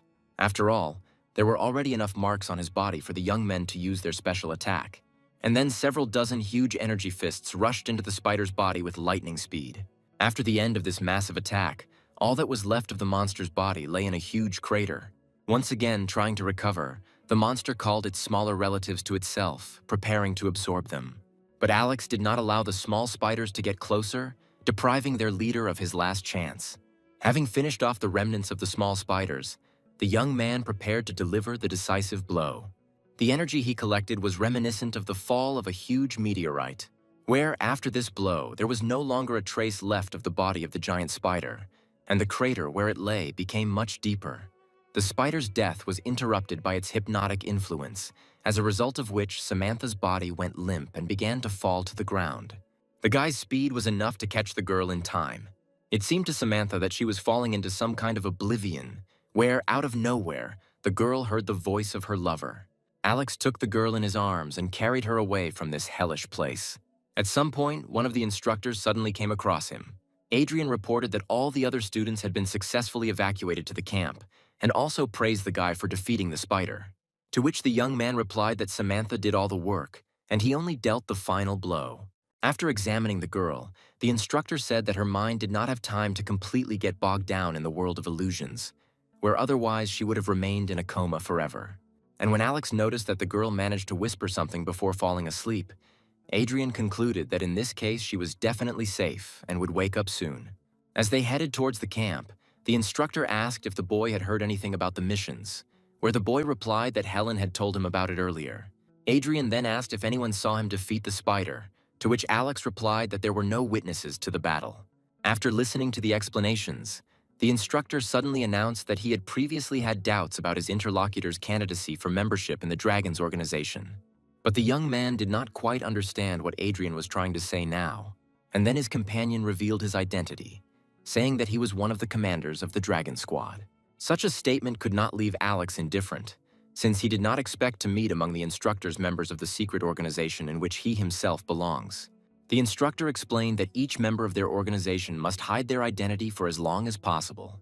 Adrian then apologized to the guy for putting the job of destroying the spider on him, which he had to do in order to save his energy, which he will need in order to curb the giant centipede, which is the key to salvation. But Alex was able to show himself well and dealt with the mutated spider without much difficulty. His efforts gave him a chance to cope with the Scolopendra, which during this time had already gone through 2 stages of mutation, where she managed to go through the first stage when escaping from the research center 6 months ago. Well, the second mutation took place quite recently when fog appeared in the mountains. After listening to everything that the instructor told him, the young man said that he had decided and done everything correctly. The young man also added that he is very grateful to all the Dragons participants for their trust. As they continued to move towards the camp, the instructor said that the young man must continue to keep his involvement with the Dragons a secret. And to the guy's question, he explained that according to the information they have, one of the academy students belongs to the Free Heavens organization. And in order to deal with this organization, to identify all its secret members, the dragons need their own person in the academy, who will remain incognito. Then Adrian said that Dr. Fix, whom the guy destroyed, also belonged to the free heavens and acted in their interests. Of course, the young man remembered that nightmare with mutated cockroaches and rats, where the mad doctor did not stop at the mutation of lower creatures and used the essence of the monster on himself. Continuing the conversation, Adrian asked the young man to think about why this fog arose in the first place, to which the young man replied that at first he thought that this phenomenon was not the creation of human hands, but now he can dare to suggest that this is a planned action aimed at destroying all those who found themselves in practical training. His train of thought was correct, where Adrian complimented them by saying that if the current generation of hunters did not complete their training, then humanity could sooner or later be left without protection for several years. After all, the educational institution must annually graduate new hunters so that they protect all of humanity. Therefore, under no circumstances should students be allowed to die in this damned place. In the very near future, every hunter will be needed to protect against those who are trying to exterminate people. The difficult path continued, and Adrian still continued to tell Alex about the confrontation between people and monsters now and in the future. At some point, the young man said that if this fog was created specifically to set a trap for them, then he would certainly find out who did it. To this, his interlocutor explained that anyone could be an enemy, even an academy teacher or one of the dragon's participants. It was for this reason that the instructor once again urged the young man not to tell anyone about his membership in the dragons, even this girl who was clearly close to him. Finally, Alex and Adrian got to the right place, where they agreed to say that it was Adrian who destroyed the spider and saved them. At the same time, the instructor noted that the organization would pay him well for participating in this operation and destroying the monsters. Everyone who was in the camp instantly surrounded the returnees. Bertrand couldn't believe that Samantha was saved, asking Alex how he did it. To which the young man replied that he, of course, rushed to protect the girl, but the mutant was destroyed by an instructor who arrived in time. And he explained his impulse and rash actions by the fact that he had previously studied with this girl and knew her well. No one doubted what was said, since it was truly impossible for a first-year student to defeat such a strong monster. Ashley noted that they almost decided that Alex was a member of the Dragon organization. Then Greg intervened in the conversation, saying that they were roommates, and he knew for sure that this guy was not a member of this secret organization. Changing the subject, the young man asked if the students had managed to collect enough monster eggs, to which his roommate pointed to the place where they put everything they could collect. But at some point, the guy's speech was interrupted, as both he and everyone who was nearby suddenly felt how the earth began to tremble under their feet. Alex instantly realized that the monster they were expecting was approaching this place, smelling the smell of eggs. It was definitely the same creature that caused the train to stop. Meanwhile, Adrian managed to go to the edge of the cliff where, looking down, he said that the monster was here. At first, only the front incisors of the insect appeared from the sand. But after a couple of seconds, the centipede revealed itself completely. The size of this incredible monster was truly impressive. The student standing a little further from where the insect appeared froze in horror. The strong earthquake and energy of the mutated centipede literally knocked me off my feet. Alex tried to overcome this impact and move forward at least somewhat. The only one who seemed unaffected by the appearance of this monster was Adrian, who said that he had been waiting for this meeting for a long time. Preparing to play his part in this story, the instructor threw off his hat and took off his glasses. His face changed dramatically, where the young man began to mentally influence the monster, demanding submission from him. But the monster was very strong and resisted the attempt to subordinate itself to the will of man. Feeling incredibly powerful opposition, Adrian gathered all his power and increased the impact many times over. This had the desired effect, where the giant Scolopendra gave up and submitted to the will of the man, falling to the ground unconscious. The instructor himself continued to stand in the place where his decisive battle took place. Amazed at how strong Adrian was, Alex quickly rushed to the place where the young man stood. Hearing someone approaching, the instructor turned his head a little, immediately recognizing the voice of his recent companion. Without turning to the guy, Adrian suddenly said that students must make every effort to survive. And when the young man turned and Alex saw his bleeding face, he added that he used his body to ensure the future of humanity. At this point, Adrian's strength left him and he began to fall somewhere to the side, where Alex immediately rushed to him. But the young man was already losing touch with this world, having begun his journey to another world. The guy's speed was not enough to try to catch the dying man, and the young man only looked with regret as his body flew into the abyss. However, the guy was not allowed to indulge in feelings of regret and bitterness of loss for a long time because of the activity of the scolopendra that appeared behind his back. As it turned out, Instructor Adrian, having subdued the insect, ordered him to obey Alex. Remembering their long conversation, the young man reproached himself for not being able to immediately unravel the plan of this great hunter. The young man fell to his knees, where a real hurricane of emotions raged inside him. In this position and condition, Helen found him approaching the guy. Looking at the girl, the young man promised that he would certainly find the one who organized all this and actually killed so many people. Holding the young man close to her, the girl said that she had no doubt that Alex would fulfill his promise. As in the eyes of the young man, Helen also began to cry, which showed all the bitterness of loss.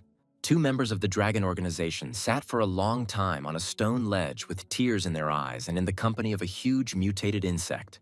But it was necessary to get out of this fog, and therefore very soon the camp was assembled, and all the students, teachers, and instructors began to climb onto their unusual transport. Soon, Bertrand gave a sign that everyone was immersed, after which Alex gave the command to the insect to take them out of the fog. And so the giant scolopendra began its rapid movement, where the people on its back could hardly hold on. At the same time, at the foot of the mountain where practical classes were held, the people who remained here were trying to figure out how to rescue the students from the captivity of this ominous fog. And then the perimeter security suddenly noticed the appearance of an incredibly huge monster. They were already preparing to open fire, when they suddenly noticed people on the head of this monster, led by Helen, who introduced herself to the soldiers. The girl explained that there was no reason to panic, since they were able to tame this incredible monster. Everyone who witnessed this incredible and miraculous salvation experienced indescribable joy. Descending from the insect, Helen reported that the students had returned safely from the practical lesson. The man who greeted her commented on how well the group did considering the danger they were all exposed to. But the man's next question was whether all the instructors were okay and returned unharmed. To which the girl sadly replied that Marie, Brenda, and Adrian sacrificed their lives to save the others. This terrible news silenced everyone who had just rejoiced at the group's return. After honoring the memory of the victims with a minute of silence, everyone who met the survivors paid their last respects to them. Many good words were said about their feat at the funeral ceremony, which took place a couple of days after their return. Pointing to photographs of the dead, the man standing behind the podium said that their feat is eternal, after which he added that the memory of these heroes will live forever. And finally, he called on everyone to pay tribute to those who sacrificed themselves to save others. After these words, those who were holding photographs of the deceased descended from the stage and walked with them in front of the rows of students. When this action was completed, the man added that today he found it appropriate to recognize the merits of some of the first years in this practical task, which turned into a rescue operation, in which even a member of the Dragons organization took part. Of course, everyone present was interested in which of the people standing among them was related to this mysterious organization. The first whose merits were noted by a man was, of course, sophomore Samantha Moon, where, immediately after this announcement, many students remembered how she single-handedly fought a huge spider, almost losing her life. The next person to be marked by a man was a young female instructor named Lucy. Greg, who was noted for his excellent support from friends and strong-willed qualities, did not go unnoticed. The praise also reached the saddened Alex, who was not very happy about it. His friend from the train situation, Ashley, also received a mark as having provided all possible assistance in saving the group. Having finished celebrating the outstanding students, the man said that he hoped that everyone would get the most out of this situation.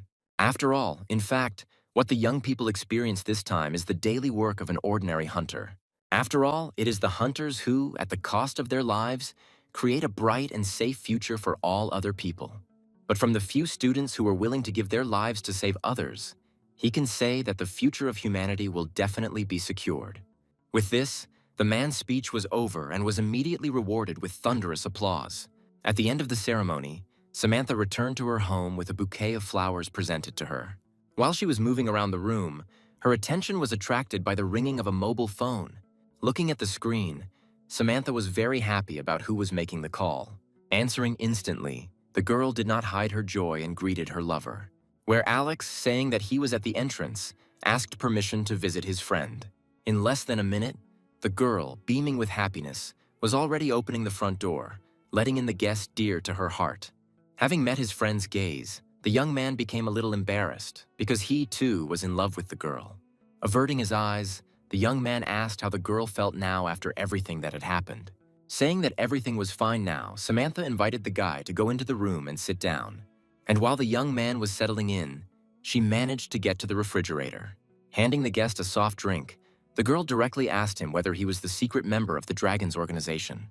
And when she said that many saw how he burst into the spider's cocoon, the young man explained that because of this act, he almost said goodbye to his life. Lowering his eyes, the young man said that it was Instructor Adrian who saved them both from death.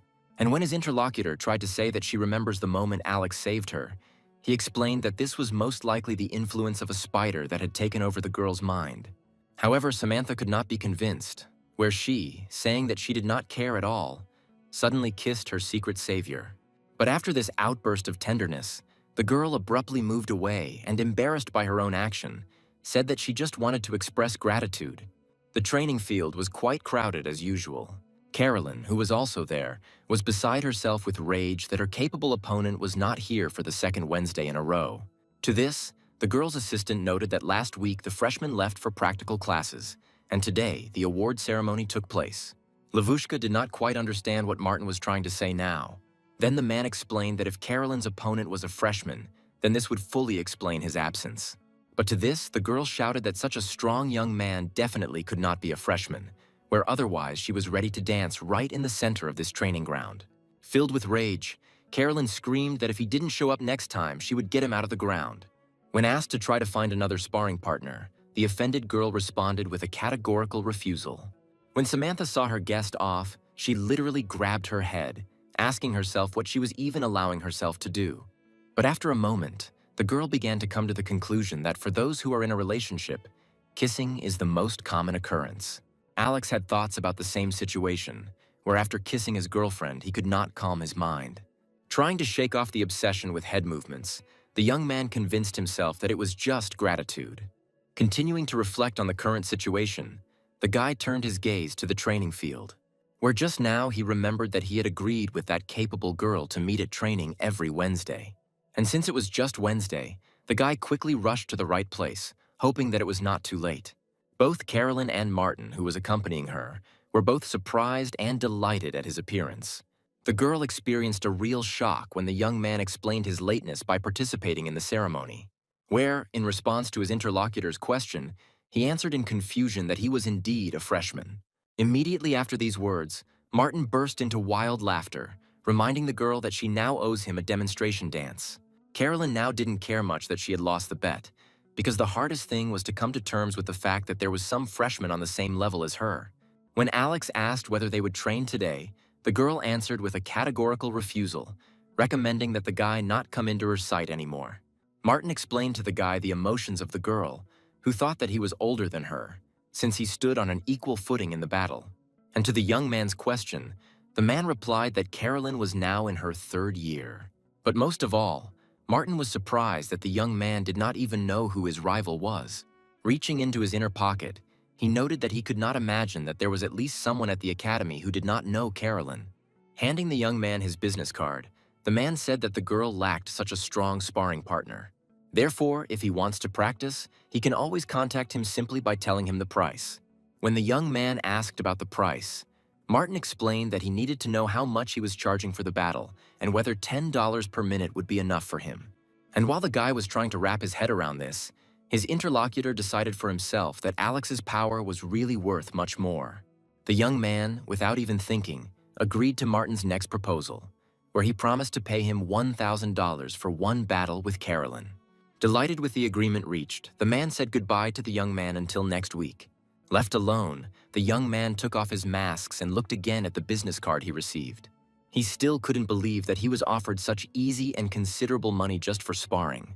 Returning to his room, Alex began his special meditation. The huge spider opposing him dealt the guy an incredibly strong blow, which he never expected. The power was so great that the young man could not stand on his feet, after which his huge opponent, deciding not to waste time reducing the distance, simply threw his poison into the air. And then, with the movement of her hand, the only spectator of this confrontation stopped the fight. telling the guy that he needed to become stronger. After all, based on the human rating system, the young man is actually still somewhere in the second level in terms of body development. Leaning back, Alex, exhaling heavily, noted that he perfectly understands that he is still very weak. After all, even for that dragon he saw in another world, this spider would be nothing more than an excellent aperitif before a real meal. There is nothing to say about that second monster that appeared in the sky and scared away even this dragon. And if Samantha had not injured the spider, he most likely would not have been able to defeat it with his current abilities. Rising to his feet, the guy said that he felt incredibly weak compared to these monsters. But he really wanted to become incredibly strong so that no one else would die right before his eyes. The girl next to him looked at her student with regret, and suddenly she said that every human body has its own limit, which can be exceeded with the help of a special component. Where she, while studying human technology, was amazed at how smart people turned out to be. Where did man come up with the idea of extracting substances useful to him from the bodies of destroyed monsters? Life essences from the bodies of monsters are an incredible phenomenon that allows a person to step beyond the limits of his capabilities and gain new, unprecedented strength. Handing such an essence to the young man, the girl added that such low-quality substances will not help in development. But this essence, extracted from the body of a killed monster with the ability to transform, had already been purified by her. Looking at the trophy he received, the young man thought about what power it could bestow on him. And his interlocutor explained that any power that the young man receives from the life essence, he will need to independently master and develop. To which the guy immediately stated that he considered it more appropriate to focus on improving his current skills. The girl agreed with this, saying that the guy still definitely has room to grow in terms of current skills, where the young man needs to increase his physical abilities in order to equalize them in level with special skills. After listening to the mentor, the young man confusedly asked her how he could do this as quickly as possible. To which the goddess reminded him of her recent words that people are smart and have come up with their own essence of power, which they make from the blood, bone marrow, and some organs of monsters. And when the young man asked why he had not heard about this before, the girl said that he was just a freshman who did not know much. The essence of power is a very expensive substance that only very rich people can afford. Of course, the guy trains a lot, but at the same time his body is simply lacking in development. Where even 1,000 years of protein consumption will not give the same result in physical development as the essence of strength. After listening to everything that his mentor told him, the guy vowed to get this essence at any cost. To this, the goddess explained that the young man could simply sell the essence he had. Returning from his training astral world to reality, Alex was in a great mood. Having contacted Jason, the young man asked him about the best place to sell some valuable artifact. To which the young man, getting out of his expensive car, explained that it would be most profitable to do this at the hunter's auction house. To the next question about where you can buy something valuable, Jason answered that in the same place where you can sell it.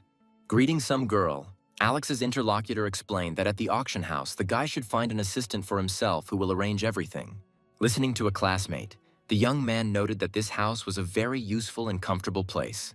Changing the topic of conversation, Jason invited the guy to spend time at the club where he organized a party, which Alex refused, citing being busy. After which he thanked his comrade for the help provided to him. The girls sitting at the reception were clearly bored, noticing that they had not had any worthwhile clients for a long time. Alex's appearance in the hall did not go unnoticed by them, where the girls asked each other whether each of them would deal with the issues of this young hunter. But as he approached, they noticed that he had a trainee badge hanging on his chest. At that very second, interest in this visitor completely faded, where one of the girls said that she was ready to do better just charity work than to become an assistant to this worthless creature. Having identified the guy as unworthy of their attention, the girls decided to send a new girl, Sophia, to him. And now the young girl has already approached the young man, greeting the guest as he goes. Introducing herself to Alex, she asked him to tell him his personal hunter code to check the level and compliance in the database.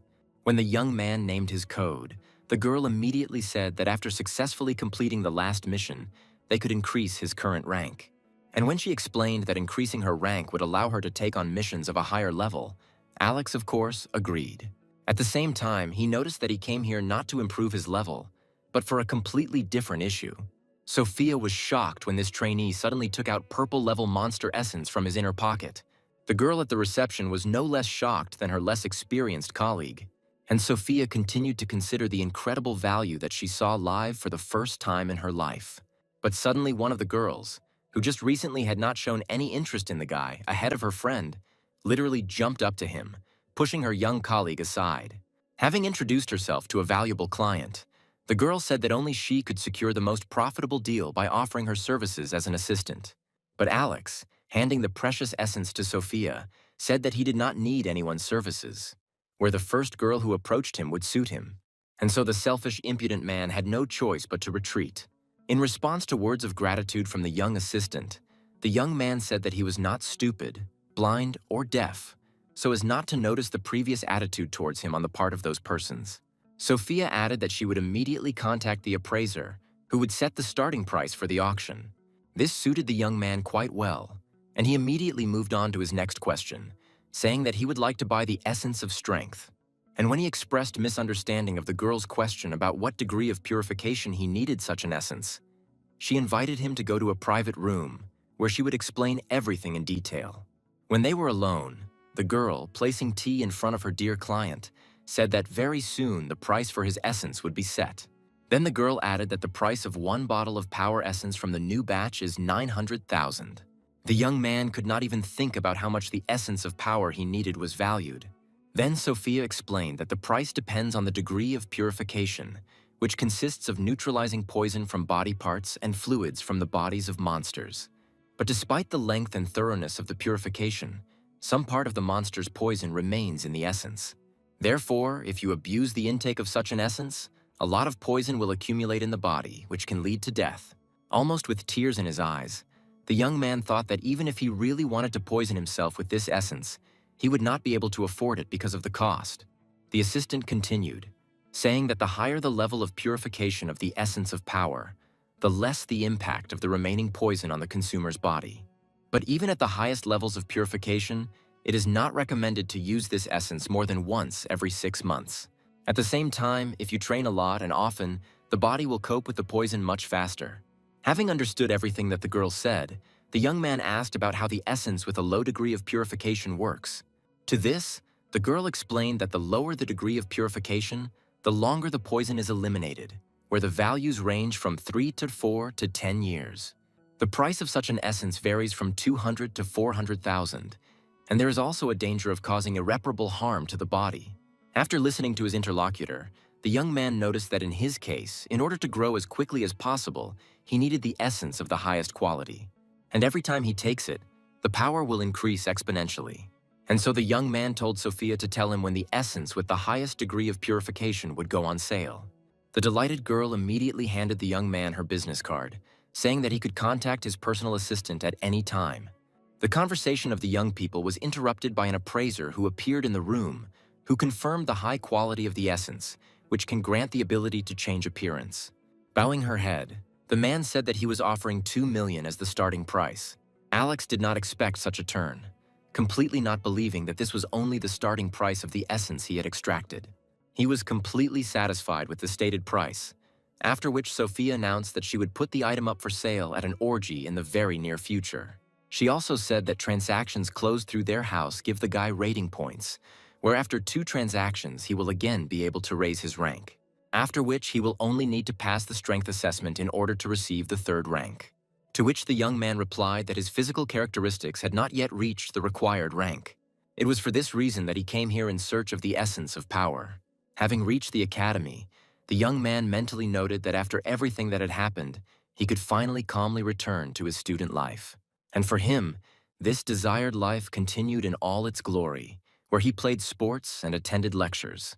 In his free time, he spent time training in the astral world and doing homework for his studies. The professor standing behind the podium talked about the impact that various cataclysms can have on the most common minerals. Alistair McCoy explained that after exposure to a special type of radiation from other worlds, the most ordinary stone can turn into a special crystal. Having opened a small box, the man demonstrated the crystal inside, saying that no metal can compare with the properties of this solid. It was at this moment that the young man received a message about the sale of his artifact for 3 million, which made him a rich man overnight. The professor, turning to the senior group, asked if there was anyone among the students who could help demonstrate the capabilities of the crystal. To which Ashley immediately said that Alex, sitting next to her, could help the teacher with this. Immediately after that, Alistair invited the guy to come out to him to demonstrate the capabilities of the crystal to the whole class. Under the influence of everyone's attention, the young man felt a little constrained. When he approached the professor, he asked him to use all his strength to try to destroy this crystal, which has incredible hardness. And so the young man took the crystal in his hands, and the professor asked him not to spare any effort in trying to destroy it. The man did not see what was happening behind him, proudly declaring that 99% of students would not be able to leave a scratch on him, no matter how much force they used. He continued to talk about minerals changing their structure after being exposed to radiation from other worlds, when the audience was already shocked by what they were seeing. Alistair talked about how any mineral seems to absorb not only particles of other worlds, but also particles of surrounding substances, becoming incredibly hard. And so, turning to the young man, the man thanked him for helping him demonstrate the hardness of the mineral. But a second later, the professor was shocked when he saw only a handful of fragments in Alex's hand. To which the young man reminded that the man himself allowed the use of all his strength. And when the teacher doubted that Alex was a freshman, Ashley dispelled his doubts. While the girls in the back row noted Alex's good appearance, envious Greg decided that the stone was simply defective. Alistair noticed that it was his mistake, where he should have brought a stronger crystal. Continuing the lecture, the man said that if someone is lucky enough to find such an artifact, he recommends keeping it. Alex, who returned to his place, suddenly noticed that after contact with the crystal, his hand had changed, where obviously the reason for this is the mineral he crushed into powder. At that moment, the bell rang and Alistair ended the lecture, dismissing the group. When everyone had left, the young man approached the teacher, saying that he had a question about mutated minerals, where, having pulled back the sleeve of his jacket, the guy showed the teacher what happened to his hand after interacting with the crystal. Having carefully examined the young man's hand, the man asked him what ability he had, to which Alex replied that he could absorb substances and elements through his hands, then using their strength and power. After this explanation, Alistair said that in this case he did not find anything surprising in what had happened, and the man also reproached the guy for not listening to him at all attentively during today's lesson. After all, he explained that under the influence of radiation from other worlds, the stone absorbs particles of all elements nearby, which is why it then has incredible density. Only now the young man began to understand that his body reacts precisely to the density of the body with which he comes into contact. To which the professor said that he wanted to conduct an experiment and asked the guy to follow him, where in his laboratory there are samples of a completely different quality than those present in class today. And when the young man asked if he was distracting the man, he explained that even after school hours he did not cease to be a teacher. After all, answering questions and helping students solve complex problems is his direct responsibility. Alex was very grateful to the man for such an attitude, which he voiced to him. Soon they reached the desired room, and Alistair invited his guest to his monastery. And as soon as the young man was inside, his body immediately began to react to the crystals inside. Handing the young man protective gloves, the man said that the guy has outstanding abilities, where he definitely has a red level. The young man was very surprised by how the professor revealed his true level in an instant, where Alistair himself explained this with his numerous experiences. But besides the fact that he saw the guy's true level, the professor surprised him by saying that he was still far from realizing his true capabilities. Listening to what the teacher was telling him, the young man continued to look around the laboratory. And when he finished, Alex said that he received his power only recently and asked him to teach him how to use it correctly. After listening to the young man's request, the man suddenly fell into deep thought for a while. And so he reminded the guy of his own words that he absorbs the properties of substances and elements when he touches them. But when he found himself in the laboratory, his body reacted to the crystals without any contact, which proves the ability to absorb properties without physical contact, where the greater the density of the substance or element, the stronger the reaction will be. The professor then said that the guy's absorption of substances and elements most likely takes a lot of energy from him. But to increase his strength, he needs to learn to control the absorption of substances. Alex couldn't believe what he heard from the professor, where such control seemed completely incredible to him. Then the professor told the guy to take off his gloves and absorb the properties of the ice crystal he had. At the same time, the young man should not have touched the crystal itself. Replying that he would try, the young man took off his protective glove and extended his hand to the crystal. At that same second, he felt his palm begin to become covered with ice. But as it turned out, his body absorbed not only the power of the ice stone, but also all the other stones in the room. At this moment, the professor explained that the guy had not yet perfected his ability, where he asked the guy to imagine a situation where his enemy would be aware of his ability and would not allow him to come into contact with the desired element, which would completely deprive him of the ability to use the skill. Alex agreed that he had problems when the necessary substances or elements were not nearby. Then the professor asked the guy to touch the ice crystal and did not forget to notice how much the reaction would change. The young man carried out the assignment, where he noticed that he absorbed the properties of only this stone. After watching the reaction, Alistair stopped the young man, deciding that this would be enough. For several seconds, the man gazed at the guy's hands, which were covered with an icy crust. And finally, he suggested that he go to a more convenient place in order to test something. There was complete chaos at the training site, which, according to the professor, did not in any way interfere with their experiments. And so he invited the young man to use his strength and carry out an attack. Taking a couple of steps forward, the young man took a stance and prepared to strike using his abilities. Even the seasoned professor was amazed by the power that this incredible guy showed, where there was literally no trace left of the training ground after Alex used his ability. The young man himself, in his reaction, was not far from Alistair, who was amazed by his abilities. Quickly turning to the teacher, the guy, without hiding his joy, almost shouted that it was the first time he had dealt such a powerful blow, where his interlocutor noted that this once again proves the dependence of the young man's strength on the density of the substance used. Alex looked at his icy hand in admiration, declaring that with such a crystal he would definitely become invincible. And immediately turning to the teacher, he asked where he could buy such crystals. To which Alistair explained that the guy most likely might not find high-quality crystals on sale. Most people who are lucky enough to own such crystals keep them locked away as expensive trophies. The young man continued to say that such crystals could greatly help him in confronting monsters, where he would do anything to buy them. Agreeing with the guy on everything, the professor at the same time noted that there is one problem in acquiring such crystals. Raising his head to his interlocutor, the young man asked what this problem was. To this, the man innocently stated that the problem was trivial. Where to buy such crystals was simply insanely expensive. After all, ice crystals can be called almost priceless minerals. The young man's frustration knew no bounds, and the man said that he just needed to train harder for now. And he should start with the skills of perceiving the world around him, because his skills are completely unique. And as soon as he learns to correctly perceive everything around him, he will become incredibly strong. And when the young man asked what this perception consists of, Alistair said that this is work with all his most ordinary senses: vision, hearing, smell, and the rest. Until this moment, the guy used only his vision, which is very limited in perception. Meanwhile, the skin can feel the humidity in the air, the nose can catch notes of sand floating in the air, and the ear can hear the sound of a river somewhere. Therefore, the young man needs to begin to learn to control all his five senses, not allowing his eyes alone to guide his perception. When the man finished, Alex said that he would definitely try to do what the teacher said. And the professor suddenly went back to his laboratory and asked the young man to wait for him here.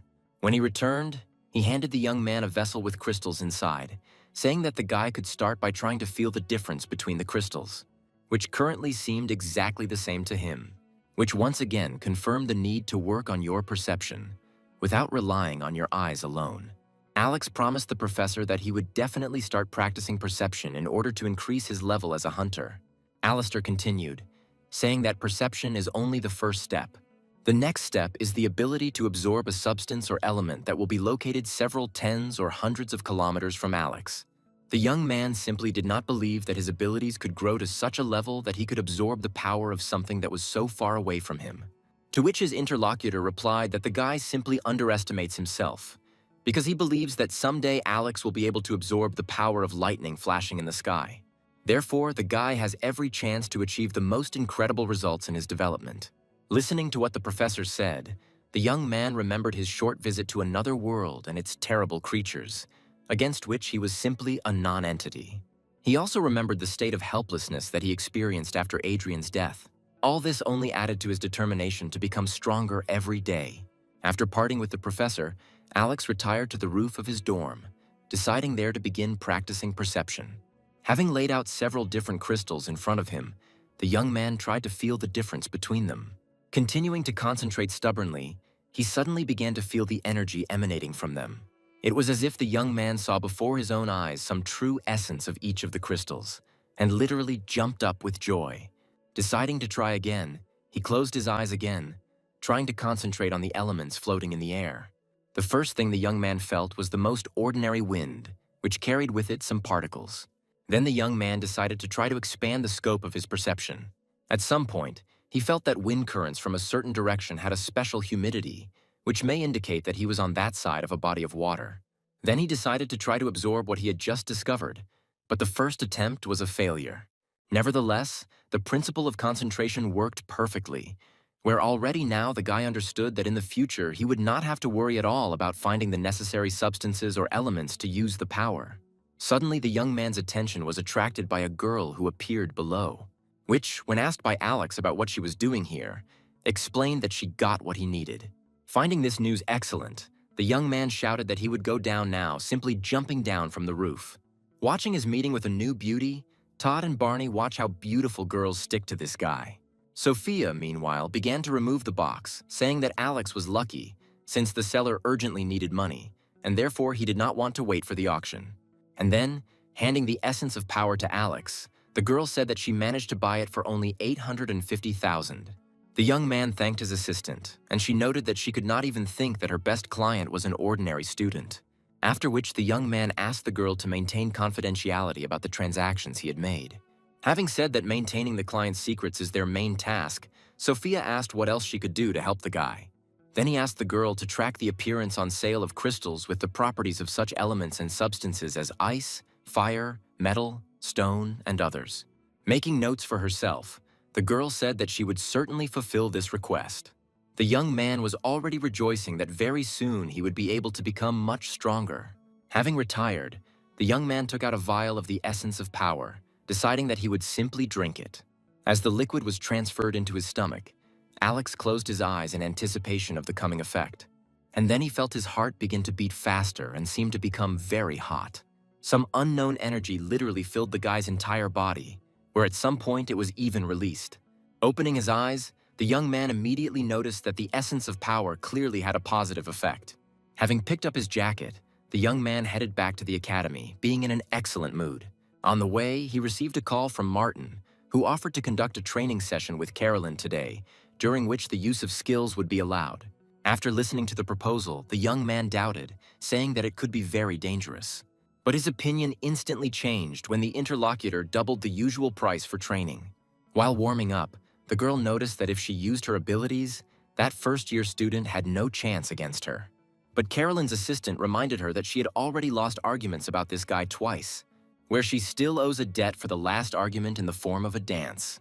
But this time, Alex's opponent was absolutely confident in her skills, saying that the guy wouldn't even come a meter closer to her, where she reminded Martin that her abilities are not comparable to those of most people, to which the man noted that time would put everything in its place, immediately after which he noted the arrival of the girl's sparring partner. Alex greeted old acquaintances with his constant mask on his face. Seeing the guy, Carolyn immediately said that today he could not expect any favors from her. To which the guy briefly and even a little coldly said that the girl could start. Noticing how fire appeared around his partner's body, the young man once again noticed that she might not be able to hold back. To which Carolyn also repeated that she was not going to spare the guy today. And then the firestorm sent to her practically covered the young man watching her actions. Jumping to the side, Alex mentally noted that his opponent had truly incredible strength. Well, the girl didn't even think about stopping, jumping high up with the words that the young man should not relax. And now she has already sharply sank down, inflicting a crushing fiery kick on her sparring partner. After which Carolyn pushed off and broke the distance by jumping back. The power of her movements was so great that the elastic band holding her hair became unusable, giving freedom to her hair. Laughing, the girl noticed that this time her opponent would not be able to hold out for even a couple of minutes. Their fight immediately attracted the attention of everyone on the training ground. Straightening up, Alex, shaking his hands after a hard block, said that the girl's strength was one of the most incredible he had encountered to date. After which he added that if he had been in front of her now, based on his condition as of last week, he would not have withstood two such attacks. But now the situation has changed dramatically, where his body was literally filled with new energy, which he simply doesn't know how to get rid of anymore, and therefore is grateful for this sparring opportunity. And then the young man simply strained his entire body so that a small release of the energy accumulated in him would occur. Carolyn immediately felt the power rushing towards her, after which Alex himself rushed to attack. And so the young man struck his opponent back, throwing her far back.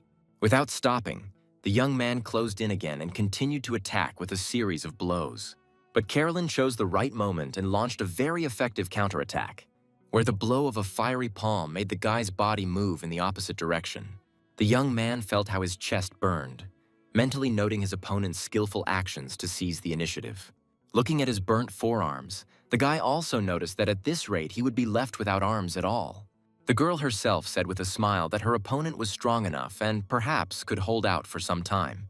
And immediately after saying this, she concentrated her power, literally turning the flame into a huge fiery bird. As he watched the next strike being prepared, Alex concluded that he really couldn't defeat her unless he changed his strategy. To begin with, he decided to try to use the power of the most ordinary soil under his feet, where in this way he can at least count on protection from new burns. His opponent, meanwhile, had already begun to rapidly approach for a new blow. The guy's entire body was literally engulfed in terrible flames, and the one who created it was already right behind her skilled sparring partner. Quickly turning around, Carolyn began to move in a circle, surrounding the young man with a real wall of fire. Its speed kept increasing, and the fiery wall decreased in diameter with each circle, where ultimately it all ended with some incredible explosion. However, the agile young man managed to jump out of this fiery trap, stopping a few meters from the epicenter of the danger. Rising to his feet, he quickly threw off his blazing jacket. Carolyn continued her incredible attacks, defending herself, from which the guy noticed that her attacks were incredibly powerful. And all those who were lucky enough to become random witnesses to this incredible fight watched in fascination what was happening. Stopping, the girl shouted at the guy to just back off and admit defeat. But the young man, looking intently at his opponent, said that he would not even think of giving up. Carolyn then said that principals weren't worth getting maimed in the hospital. To this, her sparring partner replied that he would not be in debt either. After listening to the guy's argument, the girl added that in the entire academy, there weren't even 5 people who could withstand her onslaught, where her today's opponent was already barely able to stand on his feet. Once again, telling the girl that he was not going to retreat, the young man closed his eyes and began to concentrate on the world around him. And so his perception began to work, dividing everything that filled the space. The first thing the young man felt was the ground under his feet, but he immediately began to increase the scale of perception. And now he was again able to feel the same water that he had already felt once when he was training on the roof. Remembering the professor's words about sifting out unnecessary elements such as wind, earth, wood, the guy concentrated his attention on water alone.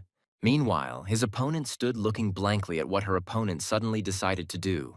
Shouting that she was tired of wasting her time on him, the girl prepared for a new final attack, with which she decided to end this confrontation. And now a real fire tornado has already surrounded the guy's motionless body. Alex felt the approaching heat of the fire, but at the same time he could suddenly feel the water on his hand. And then, literally out of nowhere, a real water storm began to fall to the ground, where the young man was already in full control of him, giving him the form of an all-consuming dragon. Carolyn, who had not expected such an unexpected turn of events, was dumbfounded, watching in horror as the water dragon approached, where within a second this dragon swallowed both the girl and her fiery phoenix bird. And no matter how she tried, Alex's opponent could not oppose anything to the powerful water element. Her fire instantly went out, and the girl literally felt herself sinking into some deep depression. The rampant water force forced all spectators to leave their seats in order to escape the waves, and the water just kept rising, sweeping away everything that stood in its way. A couple of spectators were greatly shocked by this incredible power, still not fully believing that this was reality. But finally, all the water that appeared on the training field disappeared, revealing the one who provoked its appearance. And while the remnants of the elements flowed into the sewer, the young man saw the body of his opponent on the ground. Emerging from the water, the girl showed no signs of life at all. With one swift leap, the guy found himself next to the one who almost fried him. Having tried to bring her to her senses, the young man realized that she had swallowed a lot of water. Then he put the girl's body back on the ground and immediately began massaging her breasts. And the approaching Martin shouted that there was no point in just a massage without artificial respiration, where he greatly hurried the young man, saying that he should have been taught first aid. Alex looked at Carolyn's face and took off his mask, preparing to perform CPR. and now he was bending over the girl's face, pinching her nose, when he suddenly heard a familiar voice demanding that this madness stop, which was accompanied by a corresponding movement of his hand. Covering the guy's face herself, Carolyn sat up, noting that she was not as weak as many might now think. Quickly covering his face with a mask, Alex expressed his joy that the girl was okay. The only one left dissatisfied was Martin, where his plan for the first kiss had just failed miserably. Meanwhile, Carolyn sadly admitted that Alex had won, but the young man replied that there are no winners and losers here, as they simply learn from each other. However, his opponent asked the guy not to be modest, where victory is victory and defeat is defeat, whatever you try to call it. Agreeing with her words, Alex extended his hand to the girl, saying that it was an honor for him to fight with her. This time she accepted his hand, offering to use his special skills next time. But then Martin intervened in the conversation, saying that he definitely could not allow this to happen, where, given the strength of young people, the use of special skills would definitely lead to someone's death. Alex agreed with this argument, saying that their enemies are monsters, on whom they should spend their strength. Once again, thanking the girl and her assistant, the young man said goodbye to them, citing personal matters. The girl began to put herself in order, putting her hair in a ponytail, where everyone who had gathered on the training field could not take their eyes off her. Having found his bearings, Martin brought Carolyn a towel, offering to go home. On the way, he started talking about how this guy was very different from everyone she had fought before, to which his interlocutor immediately stated that next time the victory would definitely be hers. The only thing the girl could not understand was why her opponent constantly hides his identity. Martin added that not everyone could resist fame among their peers. And when the man recalled that recently the participation of a certain secret agent in rescuing students had been discussed, Carolyn immediately inquired about whether it could be this freshman. Saying that this was hardly possible for a freshman despite his skills, Martin changed the subject, asking the girl if she was able to see his face, immediately receiving a negative answer. Then he noticed that even in the mask, it was clear that the guy had a pleasant appearance. After which Carolyn, angry, remembered how he almost forced that guy to kiss her. But the man completely denied this, saying that he simply wanted to take off his mask in this way and find out his identity. But there was no stopping the girl, where she promised her assistant a career as a janitor, and he had to quickly and profusely apologize. As always, there were many visitors to the Hunter's auction house, where some were selling, others were buying, and others were simply changing rank. Alex, who appeared here once again, greeted the assistant who met him. When he was comfortably seated in one of the chairs, the girl moved the box towards him, saying that inside was what he had been asking for a long time. And as soon as he opened it, he saw a real ice crystal inside. To Sophia's question about whether such a mutated stone suits him, the young man, of course, answered yes. After all, if he has this crystal, he will be able to defeat even a monster that will exceed him in strength. But his joy quickly disappeared when the girl added that the cost of this stone was exactly 1 million. Sophia explained that it is extremely difficult to get such a crystal, where she even had to travel to another city to buy it back. Thanking the assistant, the young man asked if the girl had any other news, to which Sophia immediately congratulated her best client on his promotion to rank, handing him a new badge. This was also good news, and Alex took the new badge into his hands with a smile on his face. His interlocutor was saying something about new opportunities, when the young man suddenly noticed something happening below. Sophia kept talking, but the guy didn't listen to her at all, getting up from his seat and going to the window. And so he stood and watched his roommate Greg talking to one of the girls at the reception. Noticing this interest, Sophia said that this guy had been looking for some assignment for a long time, but could not get it because his rank was too low. Then Alex said that he wanted to give this guy an assignment, asking him to find out how much it cost. But the girl immediately replied that this guy would carry out any order of the young man completely free of charge. And when the young man asked why this was so, the assistant replied that this was one of the privileges of his new rank, and for lower ranks, it was a chance to rise. Where in order to rise, people with lower ranks must receive recommendations from higher ranks. Listening to the girl's explanations, the young man began to understand how this system works and works. Sophia, finishing her explanation, said that the guy's rank gives him the right to give instructions to people with a lower rank. This way, high-ranking hunters can devote more time to more important tasks, and those with a low rank have a chance to get a recommendation and increase their rank. Agreeing that the approach was good, Alex asked not to reveal to this guy who gave him the order. There were no problems with this, and Sophia asked to be told what needed to be entrusted so that she could fill out an official application. Greg, saddened by the lack of instructions, was about to leave the auction house when the girl suddenly attracted his attention. The young man was incredibly happy when he learned that he had been given an assignment from a high-ranking hunter, and now he sincerely thanked the kind girl who brought him such good news. Realizing that in the future he could count on much more important assignments, Greg decided to give it his all. Alex noted that having money is not so bad, where he was instantly able to raise his level, and now he can also give out instructions. And only now he suddenly realized that he had spent a whole $1,000,000 on purchasing the ice crystal.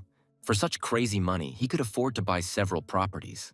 At the same time, the crystal in his pocket is really worth the money, since with its help he can hunt well and get more valuable artifacts. Alex had already left the auction house and was moving down the street where he received a phone call from his beloved sister. Having answered the call, the young man asked the girl why she suddenly decided to call him at such an early hour for her time zone. To which the girl, who was clearly overwhelmed with joy, asked her brother to guess where she was now.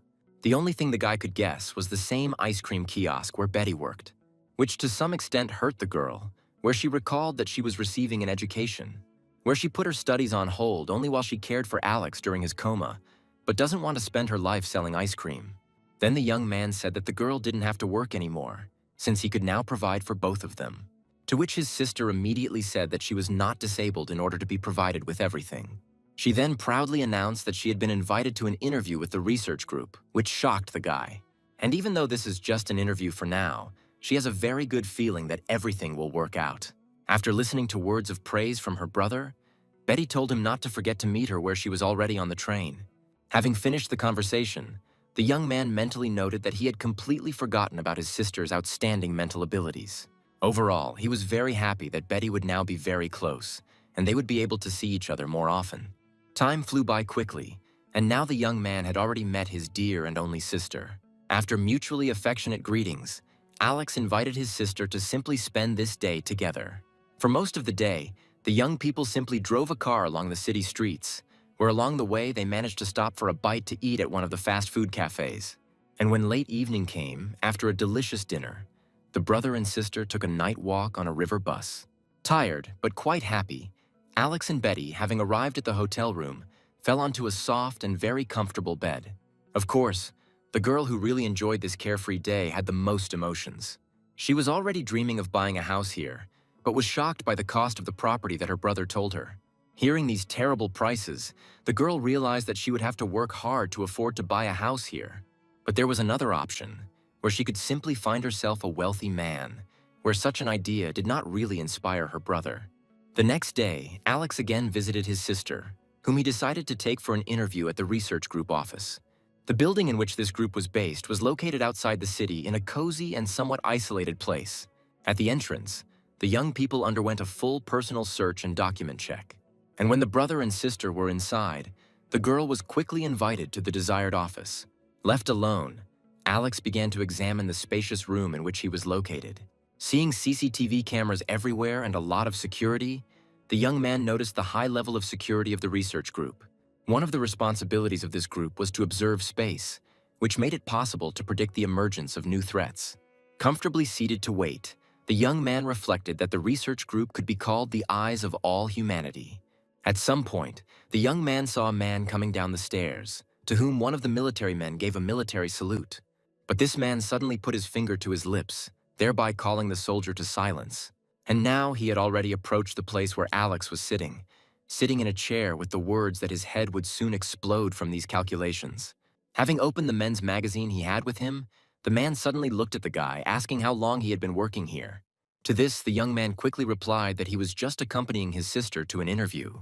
Taking advantage of the situation, Alex asked the man if he was wrong in his guesses about where Dr. Mason Burke himself was now sitting in front of him. And when he said that he had read about him in a book, the man immediately inquired about how he was described in it. And the guy immediately said that the book described an incredible discovery that the doctor made, which makes it possible to effectively counter any threat. After listening to everything his interlocutor said, Mason noticed that it sounded good. Alex continued, saying that his new acquaintance is simply an amazing scientist, to whom the entire population of the country is grateful.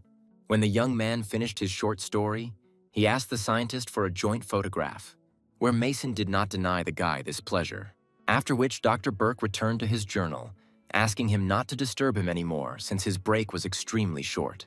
And when the young man expressed his surprise at the man's reading, he said that magazines are almost like books, where everyone likes what they like. At that moment, a girl approached Mason and asked the man to return and continue working. To this, Dr. Burke, closing his eyes, replied that he was just trying to give his head a little rest. But the girl did not let up, saying that before the start of the rest, the scientist needed to finish his work, which greatly tired the one to whom these words were addressed.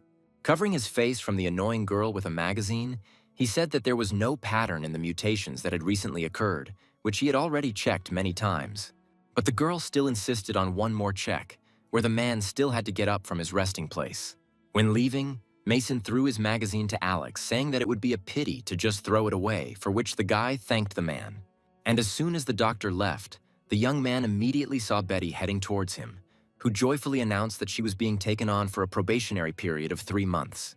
The young man was very happy with his sister's success and congratulated her on the fact that everything was turning out so well. At some point, the girl noticed the magazine in her brother's hand, where he immediately explained that Dr. Mason Burke had given him this thing. But the girl just laughed, saying that the great scientist could not read such magazines. The research group provided housing for all its employees, and Betty, in her new home, was happy that everything was working out for her. And while she was testing the softness of the sofa in the living room, Alex was enjoying the view from the window.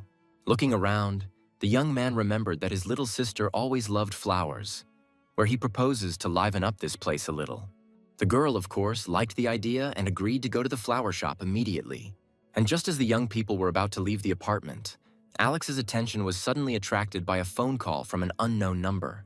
When he answered the call, a male voice asked the guy to privacy if he was suddenly not alone, so that there would be no witnesses to the conversation.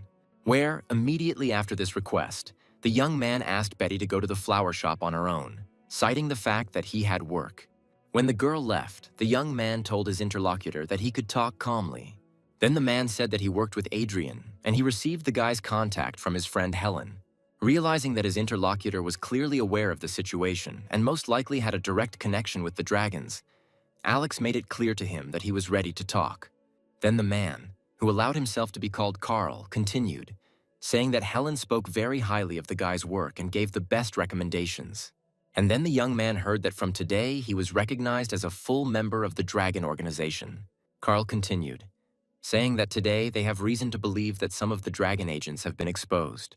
Therefore, they decided to create a new department in which Alex will work, where they, like sharks, will have to track down and destroy the enemy, who is penetrating deeper and deeper. When the man finished, the young man asked him if there was at least some information on which to base his search. To this, Carl replied that Dr. Fix, well known to the guy, bought his equipment on the black market, where he met someone connected with those they are now looking for. Alex remembered the doctor well and his crazy thoughts, where he used the acquired equipment to implement his insidious plans. Then the man said that he would send him one address where Alex, as a newcomer to their organization, should definitely not be known. His task will be to check everything there for a person who has been in contact with Dr. Fix, where he will need to exercise maximum caution. But in any emergency, the young man must immediately contact Helen, who will organize cover. Moving to the indicated address, the young man could not believe that some underground and not entirely legal business could be happening in plain sight almost in the center of the city. Although from the people at the entrance to the building, their attitude to some other world immediately became obvious. With a fairly confident step, the young man headed into the building, but a girl standing at the entrance suddenly stopped him. Turning to the guy, she rather politely asked to know what the purpose of his visit was, to which Alex innocently stated that he wanted to give his girlfriend the update procedure, so he came to find out everything, including the pricing policy. The explanation was quite logical and compatible with the activities of the company, where the one-eyed girl allowed him to enter, telling him to go up to the 3rd floor. When the elevator doors opened, the young man saw before his eyes a fairly spacious hall, and immediately behind him he heard a male voice greeting the new visitor, who also asked if he could help him with something. Introducing himself as Clark and introducing himself as a manager, the man asked the guest if he would like to sign up for one of the procedures. And when he came closer, he immediately changed his approach, saying that most likely such a responsible young man wanted to sign his parents up for the procedure. Not yet knowing how best to respond, Alex simply said that he had some interest in the services provided.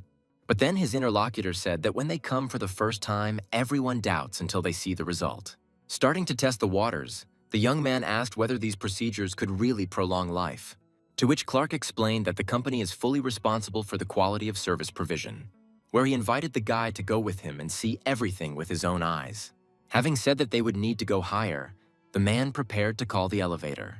But suddenly he stopped his movement, saying that he had completely forgotten to ask who recommended their company to him, since all their clients come solely on the recommendations of previous ones. To this, the young man replied that he had simply heard that the company provides rejuvenation services. But the manager insisted that the young man give a specific name, where otherwise problems might arise. Finding himself surrounded by guards, Alex had already begun to assess the degree of threat and possible options for a forceful breakthrough. But in this case, the entire mission would have failed, and therefore the young man asked whether the name of one of the former or current clients would be enough, where Clark immediately confirmed that this would be more than enough. It's just that in this way they are simply trying to prevent the theft of their technology. Attempts are made regularly. And so the young man named the person who recommended him to contact this company. The manager was quite satisfied with the name mentioned, and he cheerfully stated that in this case the guy was definitely their client. The security immediately dispersed, and Clark called the elevator, saying that now they could continue the tour. In the elevator car, the man began to talk about how people know very little about the properties of blood, essence, and body parts of monsters, where all this has a mutating effect not only on living organisms but also on plants. Finding himself in a room with mutated plants, Alex did not hide his surprise at everything that was here. Clark continued the tour, talking about how they managed to achieve such high results. Delving a little deeper into the past, the man said that once they watered the plant with the essence of the monster, they noticed that it began to grow better.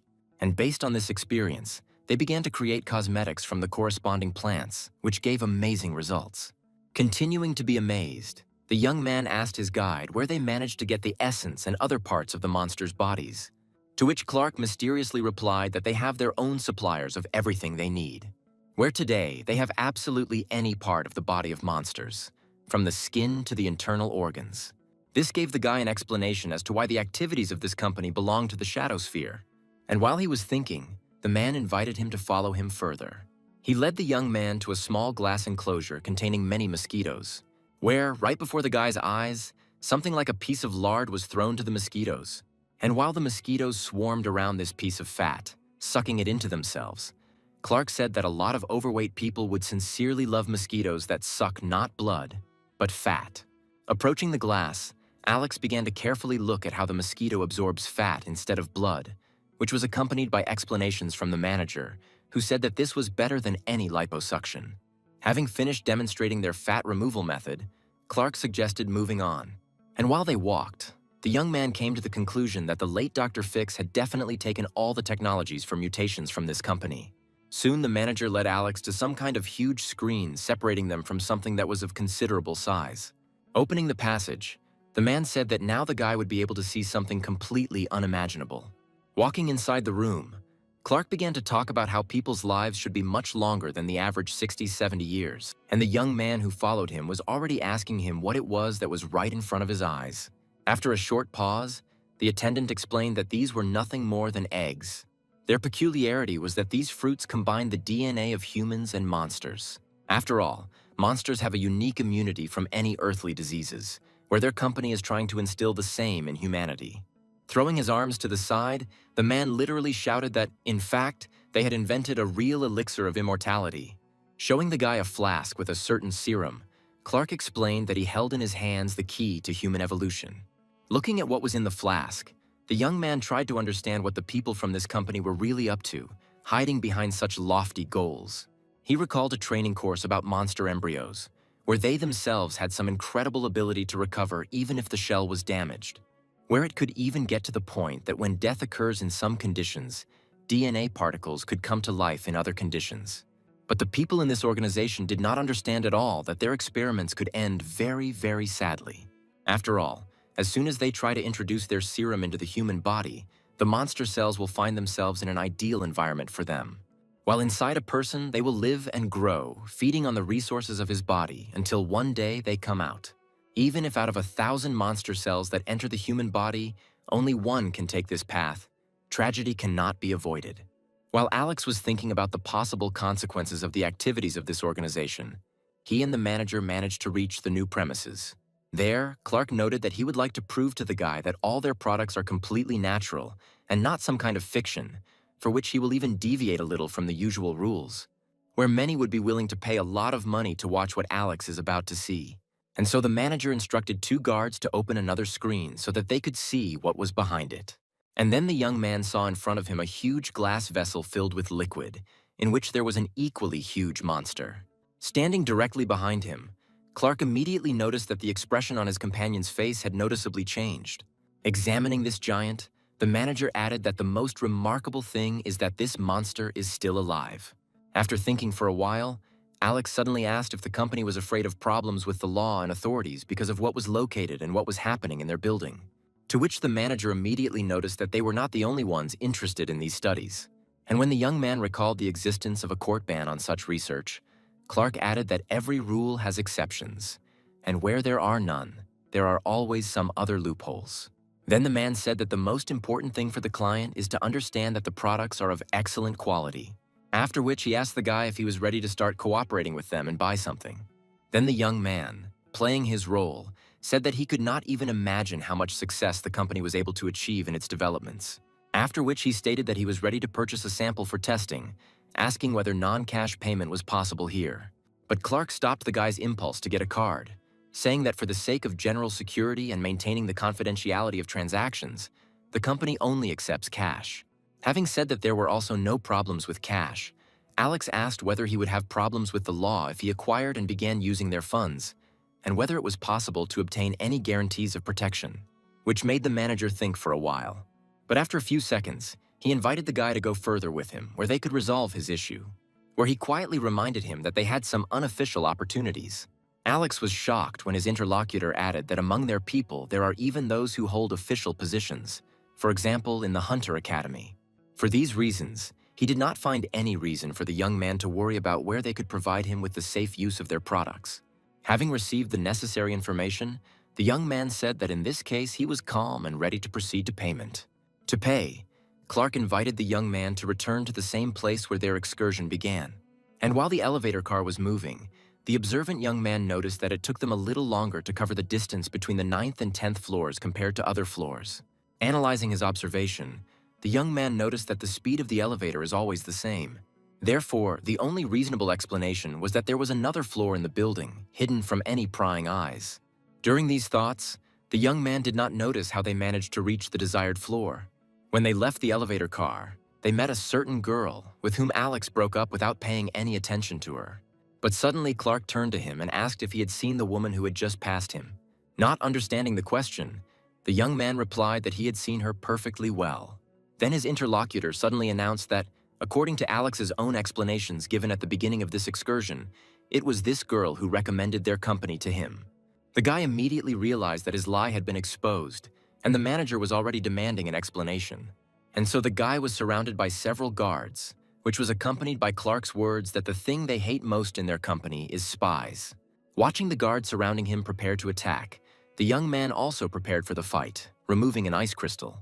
But suddenly a female voice behind the manager called Alex by name. And then Linda, who appeared before the eyes of all the participants in the scene, asked Clark why he detained her boyfriend, who had come to meet her from work. The manager was very surprised that their employee knew this suspicious young man. And then he explained that this guy lied to them, saying that he was here on the recommendation of one lady, whom he did not even recognize when she passed by him. Then the girl explained that she wanted to find out more about the products, which was impossible in her position due to limited access. That's why she asked her boyfriend to find out more information about the products that she wanted to try on herself. Clark then said that Alex should have just said he was Linda's boyfriend to avoid any misunderstandings. In response, Linda stated that they simply did not want to advertise their relationship, where Alex is several years younger than her, and now asked the manager not to disseminate this information. Grinning, the man said that tomorrow the whole company would know that the girl loved students.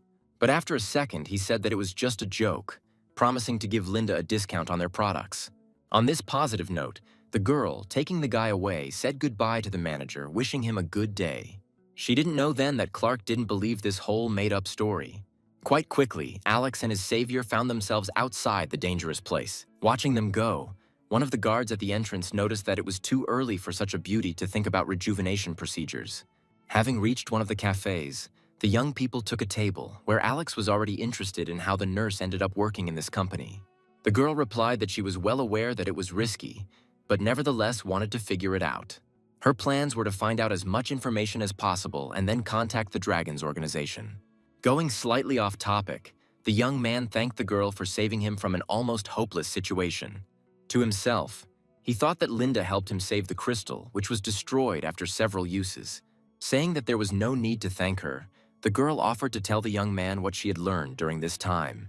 Noticing that there are quite a lot of people here, Alex also stated that Linda is now simply in a pit with snakes, working in this company, and putting her life in danger. Lowering her head, the girl suddenly said that her friend died due to the use of drugs produced by this company, and therefore she would not back down. After all, having worked with Owen for several years, she did not notice the changes happening to him in time. Having told the girl not to blame herself for what happened with Dr. Fix, Alex asked her to tell her what she managed to find out. And Linda explained that this company works very closely with someone from the academy in carrying out its developments. One day, during a conversation, Owen mentioned that he had a meeting with a certain teacher from the academy. For the second time that day, the young man heard that someone from the academy was connected with the activities of this company. Linda continued, saying that from one of the company employees she managed to find out for sure that someone from the academy was helping them, but she never found out who exactly. Listening carefully to everything that Linda told him, the young man tried to put together this puzzle that was not yet very foldable. And when the girl finished, saying that there was a secret floor in the building, Alex said that his interlocutor should no longer appear at her new job, where he has every reason to believe that this observant manager has already uncovered their lies. And when he said that he would try to expose this unscrupulous teacher himself, Linda asked him to be extremely careful. In response, the young man once again told the girl not to appear even close to this area again. In response to this, the young man's interlocutor, blushing a little, said that she felt much calmer next to him. It was completely dark outside when the young man arrived by taxi at the academy. On the street, he called Helen, talking about how he went to the office of the company whose address Carl gave him and how he met Linda there. To which his interlocutor suddenly announced that she knew about the work of the former nurse in this company from their agent, where the girl herself decided to engage in this activity, having witnessed the attack of mutants and the death of people. The young man also expressed his fears about the life and health of the organization's spy, whose name he mentioned so that the manager would believe him. In response, Helen explained that their agent was safe and acted only on their orders. Alex was surprised that this girl was given orders to leak information to the former nurse. But to this, Helen explained that no such order had been given, where in this case their agent did it on her own and without thinking about the possible consequences. The door of the elevator car opened on that same secret intermediate floor, where behind the manager's back one could see a girl on her knees. The man began to move deeper into the floor, and two guards followed him, dragging the girl's body along the floor. At one point, Clark said that the company had placed a lot of trust in the girl over the years. To this, the girl stated that she did not understand at all what she could have done wrong. But the manager asked her to stop this performance, since he really likes to suspect people and has reason not to believe her. After this, the man said that today they are testing a new drug for which experimental subjects are needed. Realizing what would happen next, the girl began to scream that she really didn't do anything wrong. To which the manager said that this was not a punishment, but rather a treatment for her previously injured legs. And so the guards did their best to throw the girl into one of the containers with an unknown liquid. Having immersed herself in this liquid for a second, the girl was still able to appear on the surface for some time in order to say her last words, which were curses addressed to Clark. But very soon, the larvae in this liquid did their job, leaving no trace of the girl's body, which was closely watched by the manager himself. At some point, he suddenly turned to the scientists, saying that responsibility for what happened lay with them, since their larvae were supposed to be engaged in tissue regeneration and not their complete destruction. Around this same time, the conversation between Helen and Alex ended, where the girl assured him that they were able to ensure the safety of everyone. Having said goodbye to the girl, the young man wanted to continue on his way, when he suddenly saw that one of the windows in the educational building was glowing. Having entered this academy building, the young man, walking along one of the corridors, stopped for a few seconds in front of a photograph of Professor McCoy. But very soon he continued his way to the office he already knew. He caught the man doing some work completely uncharacteristic of his specialty. Hearing someone's steps, the man was distracted from his work, turning his attention to the belated visitor. Taking off his glasses, Alistair asked the guy what brought him here at such a late time. To this, the young man said that he simply noticed the light in the office and decided to tell him that he had mastered the method of concentration that the professor taught him. This news greatly pleased the man, who also noted that it was not in vain that his student was here today, where, after their conversation, he managed to find the monster's skin, from which he was able to make special gloves for the guy. Alex was very surprised that the man traded his vacation to make gloves for him. To this, the man explained that he had been suffering from insomnia lately and decided to get at least some benefit from it. Returning to work, Alistair said that the gloves were not ready yet and the guy had better come later.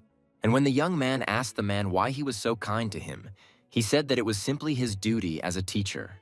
But suddenly the young man seemed to explode, shouting that he could not believe that the professor turned out to be such a person. To this, Alistair replied that he did not understand what the young man was talking about and just wanted to finish working on the gloves, because he very rarely meets good guys like Alex, who are so passionate about knowledge and development. Changing his tone, the young man asked the man to tell him if someone suddenly forced him to do this. Having again said that he did not understand at all what his interlocutor was telling him, Alistair suddenly turned the conversation into a completely different direction, where meeting Alex reminded him of himself in his younger years, when he immersed himself in what interested him. But his path was not made easier by the presence of good mentors and those who could somehow help. Despite his great desire to research, he had neither a laboratory, nor materials, nor funding for this. And then one day he met a man whom everyone called a master, who began to regularly supply him with money for any research. Thanks to the support of this unknown, he was able to achieve recognition and received many awards and prizes for his achievements in science. It was with his help that he turned from a pathetic loser into a respected professor at the Hunter Academy. Therefore, when he saw special potential in some students, he always tried to help them in any way he could. At some point, the young man interrupted the man, saying that it was not too late to report who was behind him. And when Alistair said that he was the only one to blame for everything, Alex loudly said that this was definitely not the case. Suddenly, the man apologized to the guy, saying that it was because of him that his small homeland faced an invasion of mutants. After all, when he found out that the guy was from the very city where the mutants appeared, he could no longer sleep normally. And so, continuing to work on the gloves, the professor asked the guy to accept this gift. Only now the young man realized that it was Alistair who taught Dr. Fix how to use the essence correctly, turning it into a mutagen. And his interlocutor confirmed this, saying that one day the doctor turned to him with a relevant question, to which he gave a detailed answer. The guy's fist clenched on its own, which was accompanied by a question about whether the professor understood what this led to. Knowing that tragedy very well, the man said that he would fix everything if only he could go back in time.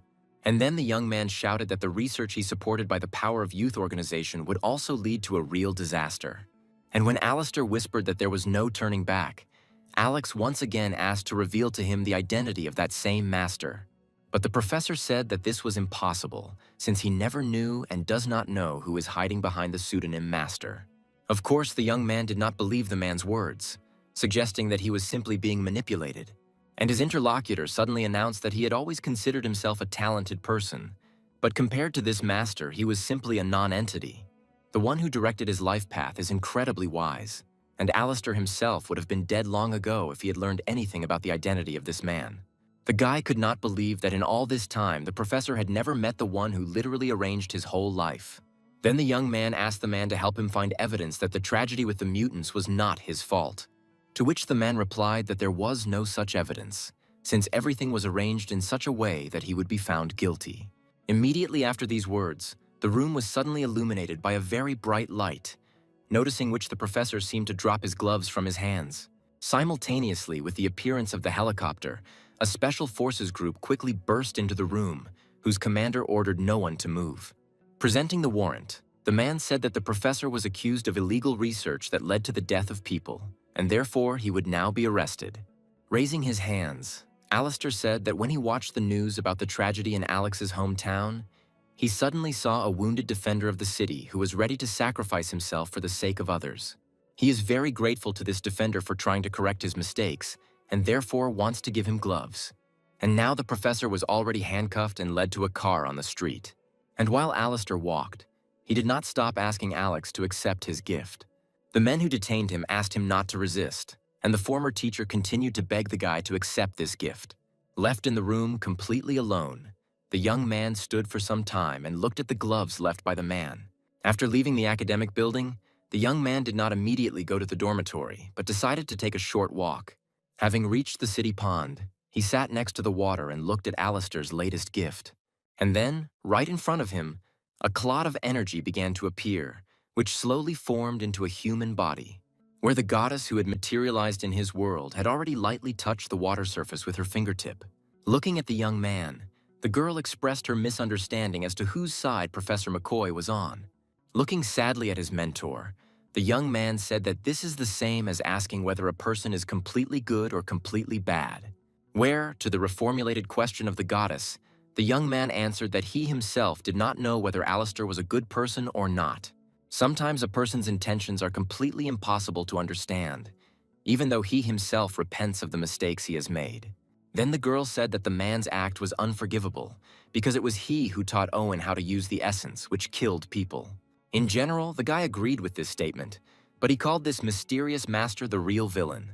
After listening to the young man's argument, the goddess asked him why he thought so, and Alex explained, saying that this mysterious character simply uses people's weaknesses and manipulates them to achieve his own goals. Moreover, the consequences affect only those whom he used, where the master himself remains completely unpunished. The guy didn't know what to answer when his interlocutor asked him if he was going to catch this master. Looking at his reflection in the water, the young man noticed that this master was most likely incredibly strong, while he himself was just an academy student. Then the girl came up with the idea that it was necessary to first find out who this master was, where in this case Alistair's innocence would be obvious. After listening to the girl, the young man noticed that she was already starting to worry about people, to which she replied that she sees the difficult situation of humanity, where people not only resist total destruction, but also fight traitors among their own. After all, the situation would have been a little simpler if humanity had only one enemy. When the goddess finished, the young man noticed that he was apparently already succeeding in winning her over to his side. But after these words, his interlocutor immediately took off, saying that the guy was still very far from this. Smiling, Alex suddenly asked her if she would like her favorite vanilla ice cream. Hearing the cherished word, the girl immediately changed her face, saying that she would have 2 ice creams. But she had nothing to counter the guy's argument that she would never try ice cream again if humanity was destroyed. After which he listed a couple dozen more products and dishes that the girl had become so attached to. Well then for Alex, his most ordinary student everyday life and training in the astral world began again.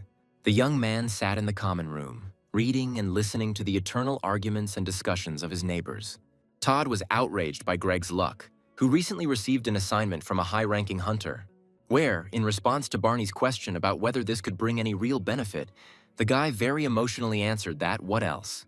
Where, for example, if representatives of the Dragons organization came to their academy to recruit newcomers into their ranks, they would undoubtedly give preference to the one who received recommendations from high-level hunters. At that moment, Greg himself appeared in the room and said that Todd might not even dream of joining the Dragons. But he is ready to take him as his secretary, if suddenly after graduation the guy cannot get a good job. Such a statement could not leave Todd indifferent, where he immediately directed a whole stream of swear words towards the insolent person. Greg ignored everything that was said, noticing that among all his neighbors, Alex looked the most reliable. And so, turning to the young man, he asked if he would be ready to work as his personal assistant if he suddenly managed to get to the Dragons. Of course, Greg did not understand the true reason for Alex's laughter, where the latter said that he needed to think about such a tempting offer. Todd was already trying to enter into a violent confrontation with his hated neighbor, but the latter began to leave the room. Finally, he said that he should no longer be distracted from completing an important task and should be quieter. When asked by Alex what stage he was at, Greg replied that he had almost finished everything, not understanding what interest his neighbor might have in his task. Then the door to the room opened and Jason entered and greeted his comrade. Sitting down next to the guy, the young man reminded him that he had promised to go somewhere else with him another time. Of course, Alex remembered his promise, which he made after the last invitation to relax together. Jason continued, noting that his comrade already studies and trains all day long. But today he will rest. Overhearing this conversation, Todd inquired whether the girls were planned to be present. And after Jason responded positively, young people immediately began asking to join them in the company. And now the company was already heading to a place that was still mysterious to them, discussing the fact that it was always quite difficult to get Alex out somewhere. Walking past the academic building and looking at the dark windows of Professor McCoy's office, the young man recalled the latest events, where all the students were informed that Alistair had gone abroad, replacing him with another teacher. When the company arrived at the place, Barney could not believe that they would spend the evening in one of the best and most expensive clubs in the city. Jason explained that it was not he who threw the party, but Carolyn, whose birthday was today. Both Todd and Barney were very surprised that their friend knew and communicated with one of the goddesses of their academy. Where Barney didn't immediately understand the meaning of Jason's words that several members of their families were related by marriage. Looking at the surprised faces of his comrades, the guy explained that he not only knew Carolyn but was her relative. At some point, the young man noticed some action on the stage, calling on his companions to come closer. As it turned out, two goddesses of the academy were performing a very seductive dance, which was already completed with a final and exciting movement. Carolyn and Julia left the stage to everyone's cheers and applause. But as soon as the girls went downstairs, a crowd of fans immediately surrounded them. With great difficulty, they managed to break through and return to their table, to which the guys who had just appeared at the club had already managed to approach. Guys passing by this table greeted Carolyn, congratulated her on her birthday, and highly appreciated the dance she had just performed. Seeing her relative, the girl reproached him for being late for the dance, which the young man immediately explained by saying that he had wasted time bringing a new guy. While he introduced Carolyn and Alex, the latter hoped that his training opponent would not recognize him without his mask. Having finished introducing the young people, Jason also greeted Julia, who was sitting next to him. The birthday girl herself was very bored, noticing that from year to year all her birthdays take place in the same way, where a crowd of drinkers simply gathers. While pouring himself some wine, Jason noticed that at any holiday, most of the guests are there just for the drinks and treats, and the girl is bored because she simply doesn't have a boyfriend. Unexpectedly for the young man, Julia agreed with this statement, which did not make the birthday girl very happy. While Carolyn was refilling her wine, her friend asked if she had invited her new sparring partner to the party, to which she immediately received a negative answer. After which Julia, as if by chance, noticed that she would be very interested to see who could defeat the great Carolyn Harding. When Jason first heard that the girl had been defeated, he perked up, saying that he too would like to meet this strong man. Carolyn herself sadly noted that this guy cares a lot about his incognito, and it is unlikely that any birthday will be a reason for him to reveal himself. Julia came up with an amazing idea when she said that her friend could just call this guy. Listening to the conversation, Alex mentally begged the girl not to even start trying to call him. But the Ice Princess did not let up, egging her friend on with words that she was afraid to meet face to face with the one who could beat her. And when the birthday girl loudly announced that she lost only because she underestimated, Julia noticed that in this case she had nothing to be afraid or ashamed of, since the birthday was an ironclad reason for calling. The friend managed to put the squeeze on Carolyn, who said that first she needed to get this guy's number from her assistant. Already understanding what would happen next, Alex rose sharply from his seat, saying that he would leave to relieve himself. At first he wanted to turn off the phone altogether, but then he remembered that the dragon's leadership obliged him to always be in touch. A familiar male voice asked Carolyn the reason for her call, and when she asked how the guy realized it was her, Alex referred to Martin, who left him her number. Experiencing an incredible feeling of embarrassment, which at the same time bordered on the hope of a positive answer, the birthday girl invited the young man to celebrate her birthday. Not knowing how to refuse more gently, the young man tried to say that he was a little busy, but then the girl asked him where he was and that there was such noise in the background. The young man tried to add something else, but then the DJ shouted into his microphone with all his might some kind of appeal to the assembled youth. And the girl instantly realized that she was now hearing the DJ's voice not only in the room where she was, but also from her mobile phone. Quickly getting up and looking around, she stated that she and her interlocutor were somewhere nearby. Alex had no choice but to say that his connection was poor, offering to end the conversation next time. Having disconnected the connection, the young man literally grabbed his head, reproaching himself for having decided to answer the call at all, because his membership in the Dragons could be immediately revealed if everyone found out about his victory over this girl. Feeling a vibration in his hand, the guy saw that his assistant at the auction house, Sophia, was calling him. When he answered the call, The girl reported that Greg had submitted the results of the assignment he had been assigned. Fulfilling the task assigned to him, the young man carried out the development of all the students who participated in the practical lesson and survived. To which Alex firmly stated that there must be some kind of clue, where most likely the right person is hiding under the identity of one of the new students. And if the person who created this hell was himself near the fog, he would have chosen a place closer to the exit, where he would have rushed among the first, as if he had miraculously escaped danger. None of the students knew how long this kind of practical training could take, and most importantly, on what day they would begin. Where the leadership of the academy warned about the need to start training in advance, and about when the exit would be only a day in advance. Thus, it turned out that 9 students immediately fell under suspicion, which of course significantly narrowed the circle of suspects, but did not allow us to reliably reveal the identity of the attacker. However, all 9 of these people will be present at today's celebration. While the young man was processing the information he had received in his head, his interlocutor said that Greg had not found any more information. The young man was already returning to the hall, having told Sophia that he was now at a party where all 9 suspects would be present. Meanwhile, Carolyn tried to call her sparring partner again, but the line was busy. Julia, noticing her friend's strange behavior, asked what happened, and she explained that the guy who defeated her was now in this club. Smiling mysteriously, the Ice Princess noticed that this was not just a coincidence, but real fate. Carolyn also added that for some reason he did not dare to show up, citing some kind of busyness. Finding the whole situation incredibly interesting, Jason said that we should try to identify this guy. At that moment, Alex returned to the table and asked what was happening here. Meanwhile, the conversation was about the fact that the Ice Princess was the president of the student council. Today's birthday girl takes the place of deputy president of this council. Taking his place, the young man noticed that he didn't even know that almost the entire leadership of the student council was here today. Then Jason returned his attention to Carolyn's secret winner, saying that he suggested playing a game in order to figure him out. Having informed Alex that they managed to find out that he was somewhere in this room, the guy also noticed that it would be quite difficult to recognize him among such a crowd. Realizing that no one would figure him out just like that, Alex said that the idea of the game was just great, since he was also interested in finding out who this strong man was, where at the same time he had a chance to identify the same attacker, through whose fault several people died. A man was approaching Michael, who was standing in the middle of a field far outside the city. As the man approached, the hunter began to distinguish features that had long been familiar to him.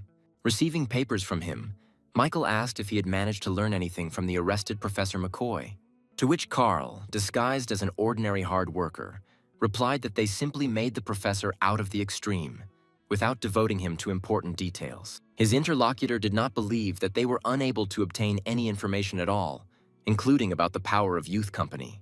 To this, Carl replied that according to the information received from Alex, they sent people into their office, where they were able to discover some useful information, according to which another mysterious player really exists on this field. The organization discovered traces of this character's activities during recent practical training. This is a young, purposeful, and absolutely merciless person who needs to be feared no less than the master himself. He is incredibly competent at covering his tracks and setting up any events as if they were just accidents. Listening to his interlocutor and studying the documents, Michael realized that this secret anti-hero specially entered the academy, where he can create one incident after another. Confirming the hunter's guesses, Carl said that this villain's plan depended largely on luck, but somehow he still managed to make it a reality, which had certain consequences. After these words, Michael noticed that this guy is really very smart, and his interlocutor added that even they still do not know much about the monsters attacking the Earth, while the organization to which this unknown genius belongs clearly understands much more. Kicking a stone lying nearby, the hunter swore, saying that those people could simply use their knowledge for the benefit of humanity. Carl noticed that after the professor's arrest, their opponents would begin to show much greater caution. And now this genius of villainy will definitely lie low for some time. But if he is not identified and stopped now, then over time he may outgrow even the one they know under the pseudonym Master. Hearing this nickname, Michael immediately remembered the day when that incredible monster appeared. Meanwhile, Carolyn's birthday celebrations were in full swing. The young man standing at the top listened as his interlocutor reported on the arrest of a figurehead, inviting him to leave before it was too late. But the guy did not want to leave the playing field, and his interlocutor was very persistent, saying that he could now be easily identified. The young man responded to this with an example from a hunt, where a duck panicking and starting to leave its shelter instantly falls into the hunter's sights. After listening to the guy, his interlocutor asked whether it was worth having such conversations in front of everyone, where the young man replied that there was simply no better place to be found. After all, everyone here is simply enjoying their vacation and is completely unaware of what is happening around them. Then the conversation turned to a secret member of the Dragons organization, who was hiding among the students, where the master would be very upset if he was identified and destroyed. Looking at the crowd of students who were going to play, the young man said that perhaps he would be able to find this person today, where he assures that the master will be very pleased with the result. Downstairs, everything was really getting ready for the start of the game, where Jason, who climbed onto the table, announced that Diana would help them in determining the truth. A girl named Diana was well known to all students of the academy as a real living lie detector, where with its help you can start a game in which no one will be able to hide the truth. Some of those present liked this game, but others were not ready for the truth to be learned about them. But the main ringleader could no longer be stopped, where he loudly declared that today's game would be special. And with his arms outstretched, Jason shouted that tonight belonged to everyone gathered in the club. The secret villain's interlocutor noted that it would be better for him to skip participating in this game, since there is a possibility that he could be identified. The last instructions from his invisible interlocutor were that the young man should still play the role of a diligent student and try to sneak out of the party, to which the guy firmly stated that, as always, he would not leave any traces and would not give a chance to reveal it. Listening to Jason's statement that the rules of the game would be announced after all the boring people who didn't want to have fun left the room, Alex mentally noted that this was not very good. After all, if he were a secret supervillain, he would never have jeopardized his incognito. And so he attracted the attention of his comrade, saying that along with the crowd of those who did not want to play, the one they were going to look for could also leave. After all, it is completely unprofitable for him to stay to participate in a game that could reveal his personality. Therefore, the young man suggested asking a question about defeating the birthday girl to everyone who was about to leave. Realizing the reasonableness of Alex's statements, Jason immediately rushed to the exit door, to which those who were about to leave the premises were already pulling up. Having stopped their exit, the young man, before releasing them, began to ask if one of them had defeated Carolyn. Standing nearby, that same villain instantly heard the question being asked to everyone leaving. He immediately realized that the newcomer who was able to defeat Carolyn was the same secret agent of the Dragons. And since the one who interfered with his plans during practical classes was here, the secret villain decided to stay and wait for the result. This is what Alex was counting on, where during the game he would have time to come up with a question that would help him reveal the identity of the attacker. And so Jason began to announce the rules of the game, saying that everyone present has the right to one question. Those who answer the question positively will be required to take to the dance floor. Having also added that Diana's participation excluded false answers, the young man announced the start of the game. Deciding to have some fun, Jason said that he had already thought of his first question, and he asked if there was anyone at this party with whom every single participant was in love. After this question, the room suddenly emptied, as many people had to go up to the stage. And then Diana stepped in, saying that now, using her skill, she would check if everyone was telling the truth. Gathering energy, the girl began to move around the room, activating her abilities. And after a few seconds, she noticed that, to her great surprise, no one had lied. Jason then announced that the first warm-up round of their game was a success. But before everyone had time to leave the stage, he immediately announced the second question. Rising from her seat, the Ice Princess said that she would ask the next question. And since today is her friend Carol's birthday, she will ask a question related to her. Having risen to the stage, the girl said that now all those who are in love with the birthday girl should come to her. This objectively showed that there are quite a few of them gathered here today. The birthday girl herself was not very happy with the question her friend chose. Diana, moving around the hall, tirelessly monitored the truthfulness of the answers. Suddenly she approached Barney, who remained sitting on the sofa, saying that he should change his mind. Of course, the young man was secretly in love with one of the goddesses of the academy, which he just tried to hide. Watching those who took the stage, Alex mentally noted that this girl really was very popular. And here, in front of the birthday girl, stood a whole crowd of her biggest fans. The Ice Princess couldn't avoid a violent reaction from her friend as she returned to her seat. After switching places with her, Carolyn decided to take revenge by inviting everyone who had feelings for Julia to the dance floor. And now she was already standing and watching the new massive movement of male bodies towards the stage, where, less than a minute later, stood the same huge crowd of young people who dreamed of becoming partners with the student council president. At some point, Jason activated, announcing that those who never went on stage for all 3 questions should drink a bottle of wine. After which, Alex had no choice but to gather his will and drain the bottle. And when he finished, his friend, approaching, noticed that the guy definitely liked one of the 3 goddesses of the academy. And if he doesn't have feelings for Carolyn and Julia, that means he's in love with Samantha. But he was very surprised when Barney, sitting next to him, suddenly said that he was not just in love with Samantha, but they had a real romantic relationship. Such a sharp statement immediately attracted the attention of the goddesses of the academy sitting nearby. Alex tried to silence his roommate, explaining that he and Samantha were just classmates and had been friends for many years. But then Todd joined the situation, saying that they saw with their own eyes how Samantha invited Alex to the movies. They also watched how the couple spent time in the cafe, and how after the ceremony Alex went to the girl's house. Unable to restrain herself, Julia literally jumped out of her seat, approaching Alex and asking whether she and Samantha really had a relationship and were intimate. And then someone shouted for everyone who was not in a relationship and had no physical intimacy to go on stage, where, to everyone's surprise, Alex became one of them. And while some laughed at those who were now standing on stage, others were disappointed that their expectations were not met. The one who laughed the most was Todd, whose face suddenly changed dramatically when the demand was made for all those who came to the party today without underwear to go on stage. Everyone who was next to him fell silent at once when the young man suddenly stood up from his chair. Heading towards the stage, the young man tried to make excuses, saying that his underwear was stolen while it was drying on the street. Then Jason turned to Alex, saying that many had already asked questions, where his friend also had the opportunity to ask one question. But the young man was not yet ready to ask the question that he intended to use to identify the villain, and which should not be too obvious or too vague. Only now did Julia suddenly remember that the original plan was to find Carolyn's secret sparring partner, but they had already spent their right to ask. Hearing this, Jason said that he would now find someone who could ask this question. Continuing to think about a question that would help identify the villain, Alex noticed that there was now a high probability that his identity would be revealed. And then some guy Jason found said that the one who defeated today's birthday girl should come on stage.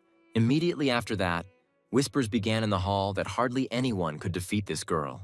At this moment, Todd noticed that after 3 new questions, Alex never went on stage, and therefore must drink again. But then the young man suddenly rose from his seat, which greatly surprised his comrades. Everyone watched with bated breath as he walked towards the stage. Comparing the physique of her sparring partner with Alex, Carolyn was absolutely sure that it was him. Her guesses were confirmed by Julia, recalling how abruptly this young man left the table when she was about to call. Todd was literally clutching his head, not believing that his modest and quiet neighbor actually turned out to be so cool. But Jason didn't seem surprised at all, where he admitted that he had suspicions about Alex. And when the Ice Princess asked him where he got such guesses, the guy said that they took part in special exams together, where Alex did something incredible. Barney was quite surprised that his roommate was one of those who went through a special additional recruitment. The birthday girl did not take her eyes off the young man, continuing to compare him with the images of the one with whom she fought, where the girl became more and more convinced that this was exactly the same person. Julia, sitting next to her, noticed that it was very upsetting that such a handsome man already liked Samantha. Another one of those who was very happy about the revelation of Alex's identity was that same secret villain. But everyone present was shocked when another young man appeared on the stage, after which several more young people stood next to Alex, among whom were even girls. Alex himself also could not understand what was happening, looking in surprise at everyone who stood next to him. At that same second, everyone turned their attention to Diana, saying that one of these people was clearly lying. But the girl on stage suddenly announced that she was a regular at the video game club. Blushing with rage, Carolyn shouted that games and losses in computer games could not be counted. To which another young man who defeated the birthday girl in a video game said that all the complaints were against the one who asked the question and did not specify in which area the victory took place. Observing the situation, Alex mentally noted that this experience would help him formulate the question correctly, eliminating the repetition of a similar situation. Meanwhile, everyone else had already become disappointed, having decided that Alex had also won at video games. The Ice Princess asked her friend if the guy who came out first was a member of this club, to which Carolyn stated that there were a lot of people in that club, and she didn't particularly remember who she played with. Returning to her place, The girl said that the idea was a failure, suggesting that we end it there. But then Jason intervened, saying that Alex hadn't asked the question yet. And then the young man, who continued to remain on stage, said that before voicing the question, he would like to clarify something. And so he loudly declared that he had nothing to do with the video game club and that he was the one who would win Carolyn in a real battle. He proved by reporting the substance of their conversations during meetings for fights. Everyone present, including the birthday girl and her friend, were shocked by such an unexpected confession from the young man. Listening to his comrade, Jason could not understand why, at first, not wanting to open up, Alex now changed his actions to the exact opposite. But then the young man moved on to his question, saying that among those present there were people who hated him or wished him death. And these are the people he now asks to come up on stage. He himself went downstairs, heading to where the birthday girl was sitting.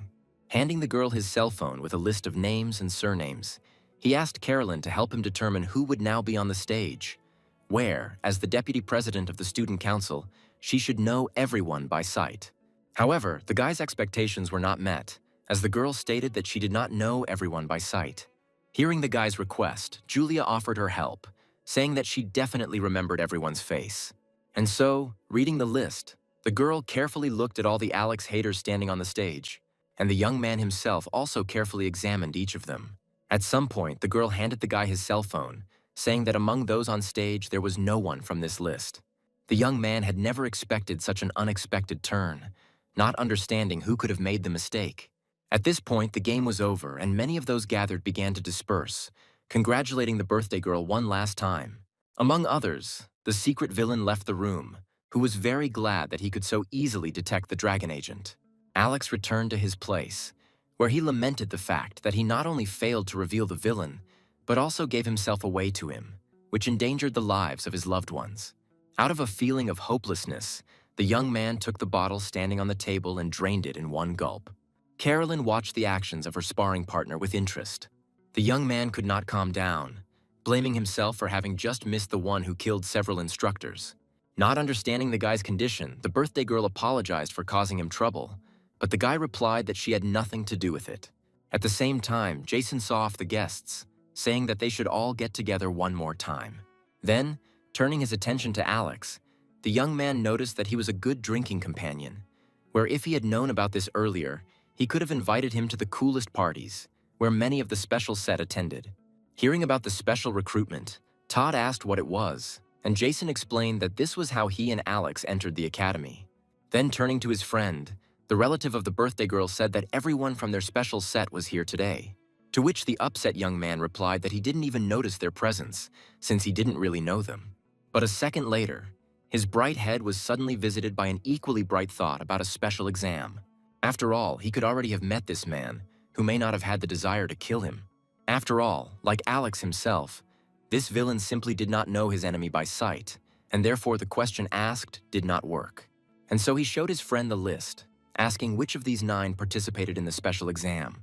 Picking up his cell phone, Jason read the names and immediately noted who entered the academy this year.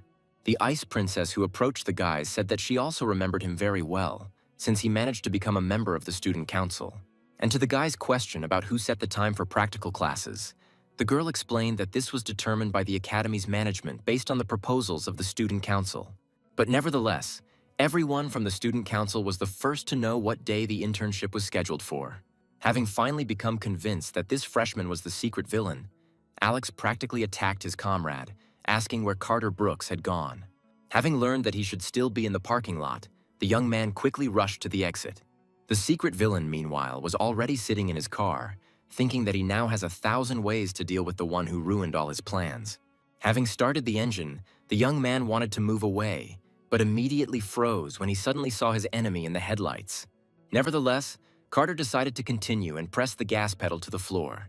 His sports car instantly took off, but Alex's reaction was enough to avoid being under his wheels.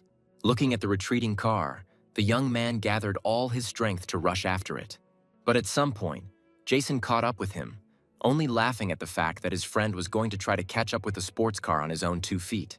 After which, they switched places, and with words of gratitude, Alex continued the chase. Rapidly picking up speed, the young man at the same time continued to compare all the facts known to him. where now it became clear to him why they tried to fail him in the entrance exams.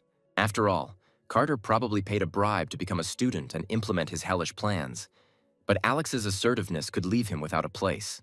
For this reason, the exam supervisor took all possible measures to ensure that Alex did not pass the test, where otherwise he would not only lose his money, but would also fall out of favor with real monsters. These thoughts were quickly replaced by memories of how many good people died because of this guy. Therefore, he had an excellent motive for not allowing this killer to escape. At some point, the fleeing Carter noticed an approaching motorcycle in the rearview mirror, and so he decided not to hesitate in destroying his enemy, activating his abilities, with the help of which he began to tear trees out of the ground and throw them at his pursuer. However, it was not so easy to hit Alex, where many would envy his reaction. Turning around, Carter noted with displeasure that his attack was unsuccessful. Then the young man rose to his feet, using much more of his strength, where now not two, but several dozen trees were prepared for them to throw, arrays of which literally hovered over the head of the young man who was not lagging behind him. Looking at what his opponent was doing, the young man whispered that this would not help him hide. Alex just added gas and activated his abilities, literally rushing into where anyone else would have died. He didn't even look at what was happening in front of his eyes, because he was absolutely sure that he would have time to get through. The young man shocked his enemy by so easily bypassing the obstacle he had created and continuing the chase. Realizing that things couldn't get any worse, Carter literally hit the steering wheel from impotence. Alex was already behind him, saying that the guy would definitely not be able to escape. A sharp turn did not allow the pursuer to grab the killer, which provoked him to say several unflattering words about him. Then Alex, standing on his vehicle, decided to cover the distance with a jump, to which Carter reacted quite quickly, steering the car to the side. Nevertheless, the young man managed to catch onto its back, which did not immediately move out of his flight path. Continuing to press the gas pedal to the floor, the killer began to use his abilities again. But this time, he needed them in order not to fly into the ravine into which he directed his car along with Alex pursuing him.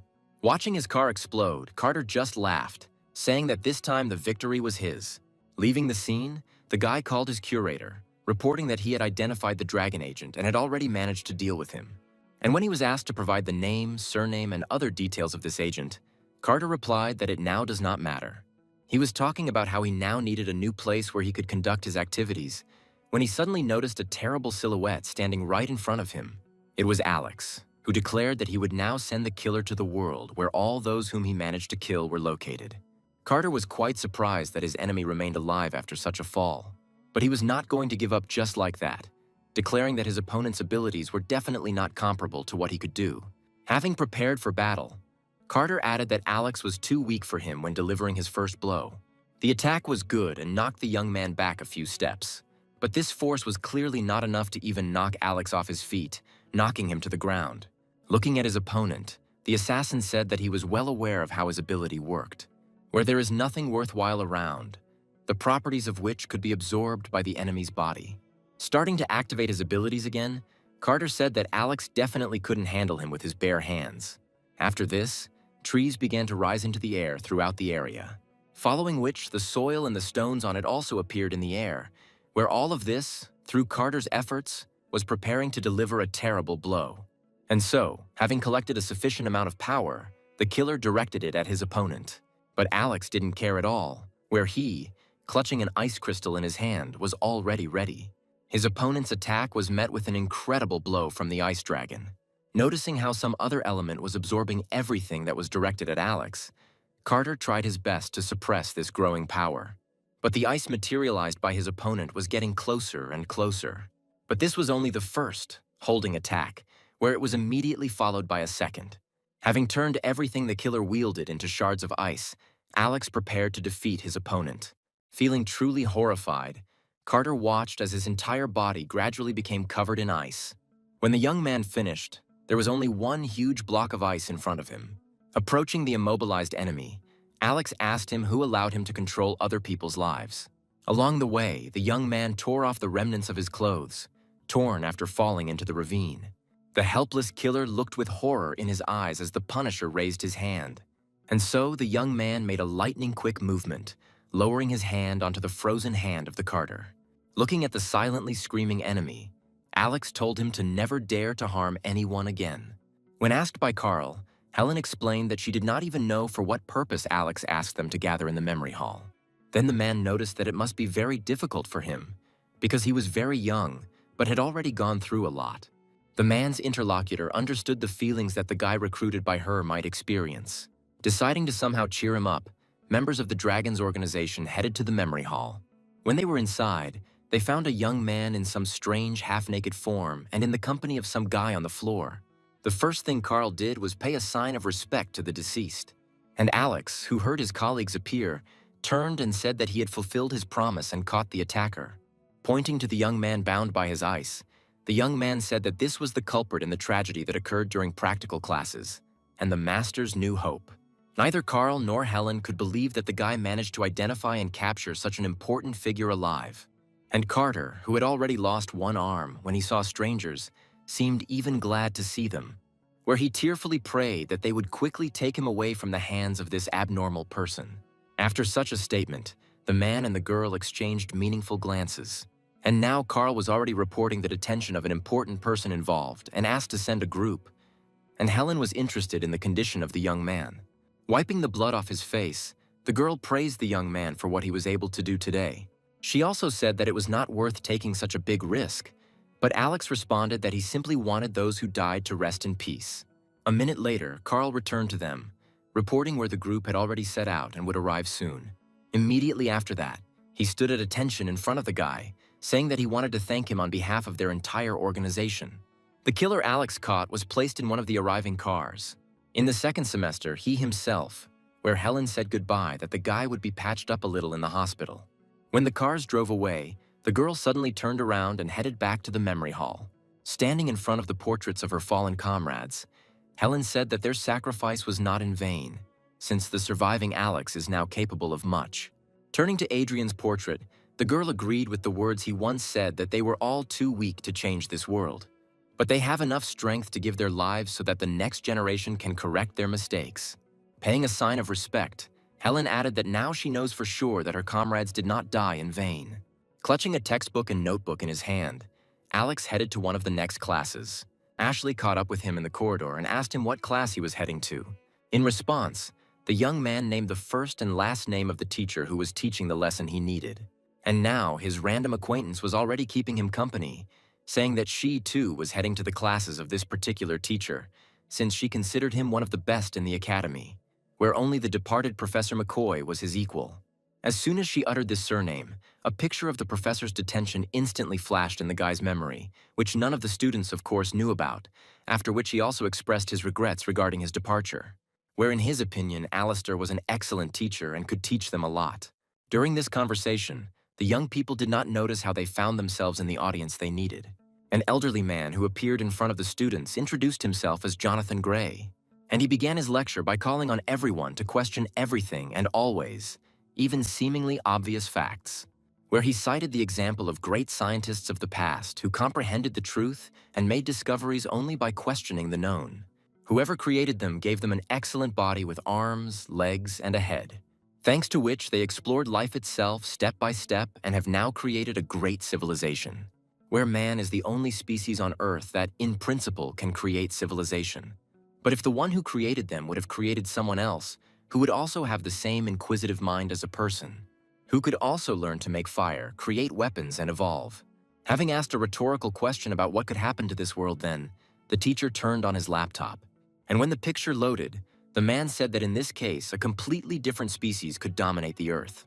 Alex listened carefully to the teacher's words that for too long man considered himself the center of the universe, the only species capable of development.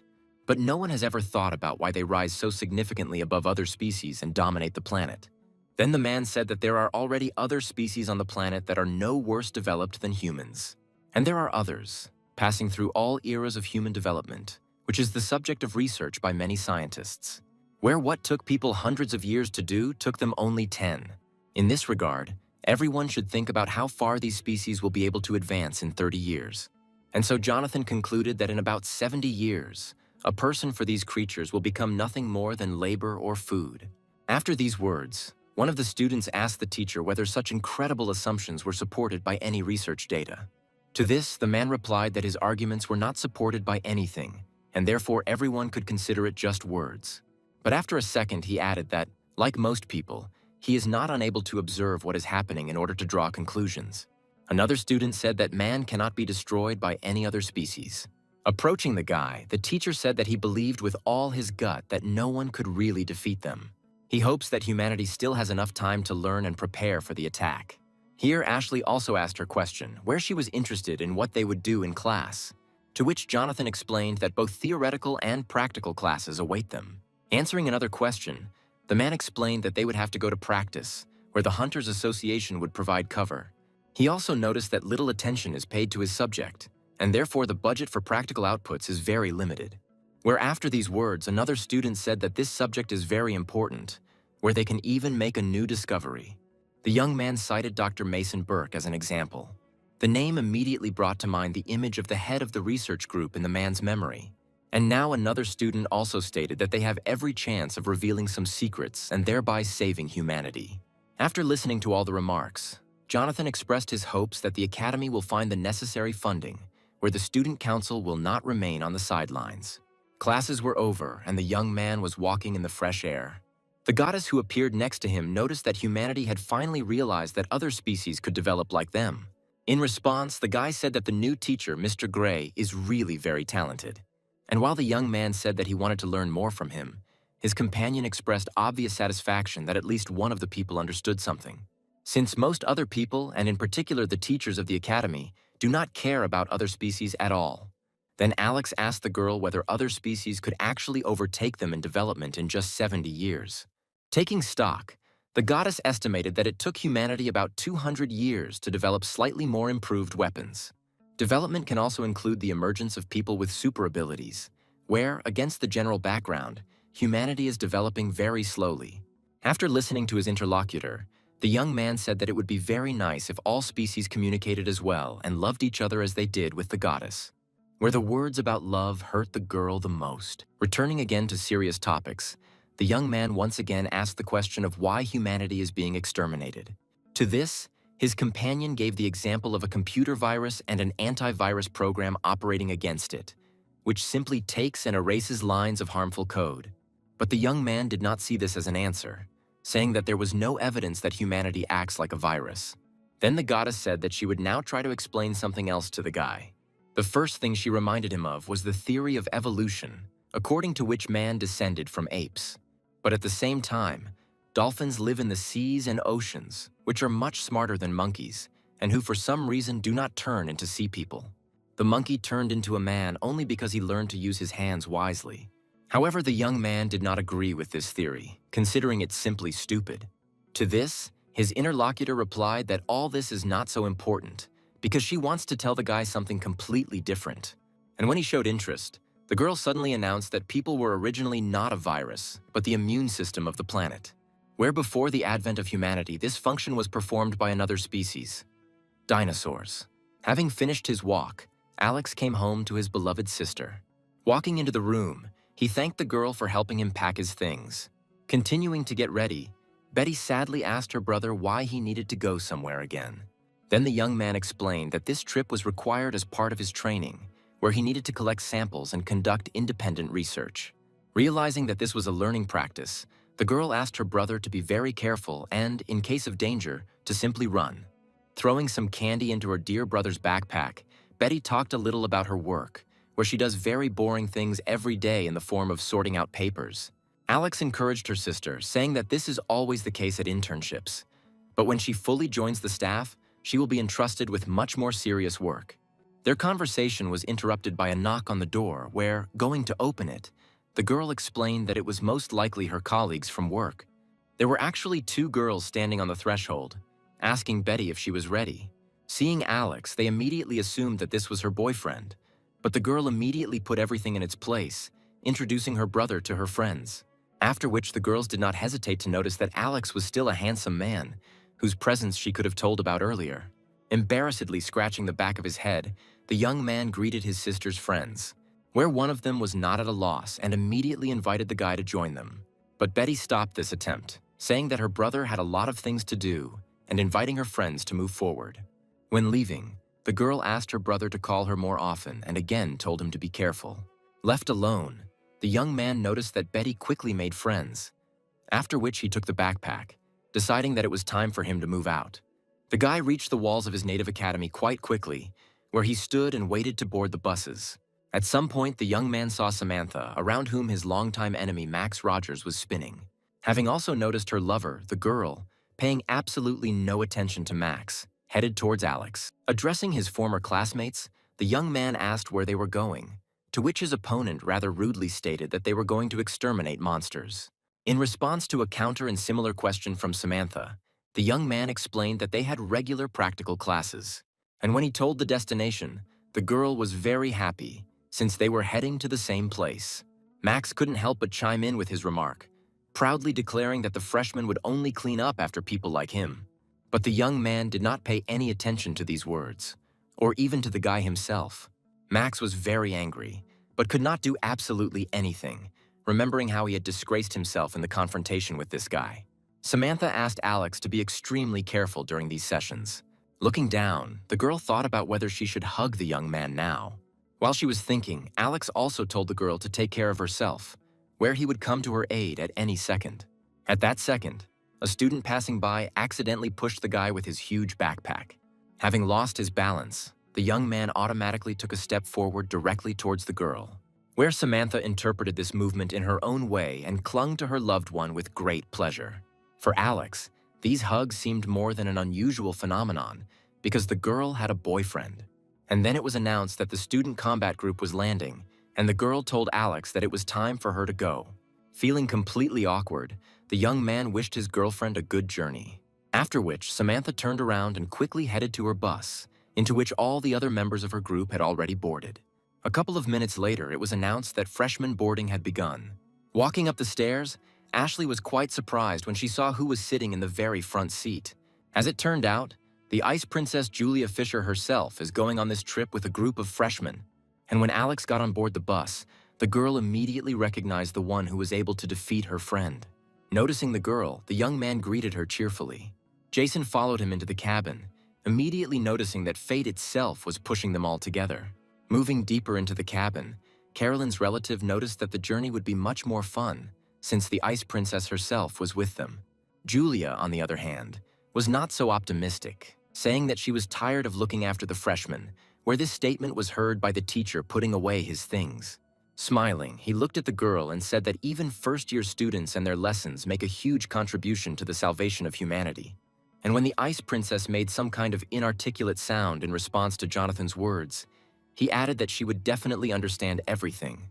But later, the boarding was completed and the bus was already rushing at full speed to its destination, where the only talk in the cabin was that they were being accompanied by the president of the student council herself.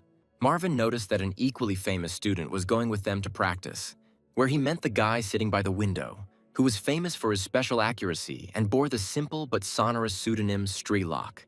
The next person to be noticed was senior student Margot White, whose appearance could not be said to have incredible fighting skills. And when someone asked what her ability was, Marvin explained that her favorite games were only with fire. Ashley drew attention to another escort, asking who this girl in strange clothes was. But then Marvin said that apart from the girl's name, Melinda Wong, he knew nothing more about her. Finally, everyone paid attention to some modest kid, whose name was Kevin Hale, and who was one of the 10 strongest students. One of the girls said that she did not expect such serious accompaniment, after which Jason noted that this was an indicator of the importance of their teacher's classes. Approaching his acquaintance, the man highly appreciated the power he possessed. Another fisherman considered having fun with his wife all night, and then being out fishing just before dawn as a serious indicator. But to this, his interlocutor replied that he had been sitting here all night with a fishing rod in his hands. It took him a few seconds to realize that his fishing colleague had mentioned something about his wife. Realizing that he had almost become a destroyer of the family, the man quickly changed the subject, saying that it seemed to his interlocutor. Looking more closely at his friend, the fisherman noticed that his eyes were very red. Inviting him to go home and rest, he also cast his fishing rod. The passenger car moved nimbly along the winding road. A little girl, leaning out of the window, rejoiced at how many dandelion seeds were flying around. But her mother stopped this outburst of joy, saying that it was not at all safe to lean out of the window like that. Watching the woman and child with affection, the man did not notice how one of the seeds stuck to his neck. A man who had just come fishing reacted quite quickly to the bite. Having made the hook, he immediately felt strong resistance, believing that he had caught something big. Having difficulty coping, the man turned to his neighbor with a request to help him remove the fish from the water. But his fishing partner did not react to this request, and the luckier fisherman had to use all his strength to get the fish. At the risk of breaking the tackle, he made a rather sharp movement with the rod, causing the impressively sized fish to literally fly out of the water into the air. However, during the flight, the hook tore out part of the flesh of the caught fish, leaving it in free flight. When the catch was on the shore and the man approached, he saw some long, thin creatures similar to worms crawling out of the fish's body. Frightened, he immediately threw away the terrible catch, and as soon as the fish was on the ground again, the parasites inhabiting its body began to crawl out. And then, one by one, everything that lived in the body of this fish disappeared into the sand. The fisherman began to back away, drawing the attention of his neighbor to what had just happened before his eyes. He touched his shoulder, but the man, as before, did not react at all to words or physical contact. And when the fisherman turned around and accidentally knocked his hat off, instead of his comrade, he saw in front of him a dried, skin-covered corpse. And from under the dead man's feet, through the sand and the water, were hiding exactly the same worms that had just crawled out of the fish. With a wild cry, the fisherman rushed away, throwing all his fishing gear on the shore. Turning to Jonathan, Ashley asked him what kind of samples he planned to collect. Hearing the question, the teacher stood up and explained that quite recently he had been sent some very interesting plant samples, where, after conducting several experiments, he managed to find out that parts of this plant have strange aggression. Then Ashley said that all plants by nature never care about other plants, where a large tree can block the sunlight for a small sprout, causing the latter to die. Then the man explained that the sample given to him behaved completely differently, actively attacking other living beings. The man wanted to add something else, but suddenly the bus driver applied the emergency brake, which did not save the situation since a collision with something still happened. The archer was the first to jump up from her seat, deciding that the bus had just been attacked by monsters. But the driver calmed the girl down, saying that it was just a wild deer that jumped out from the side of the road onto the roadway. The Ice Princess ordered that everything be checked, ordering everyone else to remain inside the vehicle. And when the driver said that this was an ordinary deer that you shouldn't pay attention to, Kyle noticed that when in this area, it's better to be on the safe side. The door was open and, fulfilling an errand, Melinda went outside to look around. From the traces of blood, the girl realized that the animal had not died and had already managed to hide in the thickets. Returning to the bus, she reported that there was no threat. It was really just an animal. And to Julia's question about what happened to the corpse, the archer explained that the deer was not shot down to death, and it galloped off into the forest, where it was unlikely to survive long. Then the girl turned to the driver, asking if everything was okay with the bus, to which he confirmed his ability to move on. Since there were always a lot of deer in the local forests, and such situations were commonplace, it was decided to continue moving. While the surviving deer from the nearby bushes watched these random people they met with their burning eyes. When the students arrived at the locality, they immediately noticed some activity among the police. Everyone became very interested in what happened here, where, judging by the number of law enforcement officers, someone was definitely killed. The students soon reached the hotel, where the landing commander, Jonathan, said that everyone must check in before lunch. When the registration procedure was completed and everyone gathered at the dinner table, the teacher said that he had already been given information about the location of the samples he was interested in. Together, it was decided to split into several groups, each of which would be led by a senior student, where immediately after this, several guys, including Jason, expressed a desire to be in the Ice Princess's group. Realizing that it would be stupid to give freedom of action to freshmen, the girl said that the group leaders would recruit their own people. Julia herself was the first to start assembling the team, telling Ashley that she would work with her. Then she added a couple more capable guys to her team. And lastly, the Ice Princess pointed to her friend Alex, whom she knew from her friend's birthday.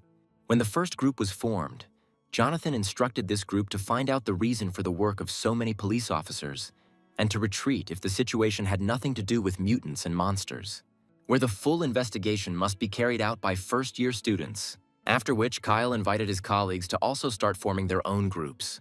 And while this formation was taking place, the teacher took out signal sheets, which he distributed one per group, after which he gave the other groups independent tasks that they had to complete. Since there were no more questions, the teacher dismissed his students to complete their assigned tasks. The policeman leaving the station could not understand how such a terrible death could have occurred. Another of his colleagues wondered whether it was the work of a man or a monster, and a third simply suggested waiting for the members of the Hunters Association. Another policeman began to declare that they would definitely not send anyone into their wilderness, when suddenly their attention was attracted by Ashley's ringing voice. Having informed the police that they were from the Hunter Academy and were going to conduct an investigation, the girl asked to tell them about what happened. The police were very skeptical that the investigation would be carried out by some students, but nevertheless, they pointed to the place where the corpse was, saying that the children could look at it if they had enough endurance. While initially positive, most of the team was dismayed when they heard about the body. Almost everyone turned their attention to their leader, who said that she only ensures security and the students should do everything else. Then Alex decided to take on the role of the pioneer, saying that he would go and examine the corpse. After all, without this, it was impossible to understand who committed the murder, a person or a monster. He had almost disappeared into the passage, accompanied by the police, when Ashley asked them to wait for her. And so, 2 policemen and 2 students entered the room where a corpse covered with a sheet lay in front of them on the table. The old man who met them was glad that the Hunters Association had arrived, but one of the policemen explained that these were academy students, after which everyone who was in the room unanimously declared that some students would definitely not help them and they needed to wait for real hunters. The same old man also noted that they are not trying to complicate the investigation, but simply wanted to be carried out efficiently and by professionals. Then the policeman explained that they had already contacted the association, but when they described the situation, they said that they saw no traces of a monster attack, and therefore they most likely would not send hunters who were already in short supply. However, the old man was very stubborn, saying that they were still ready and would wait for the professionals to arrive, since the matter was very important for the residents of their city. When the old man finished, one of the policemen said that the matter was really important, and therefore they would contact the association again.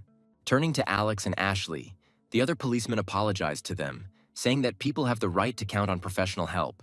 The girl tried to say that they already knew and could do a lot, but her companion interrupted her, asking the citizens what rank of hunter would suit them.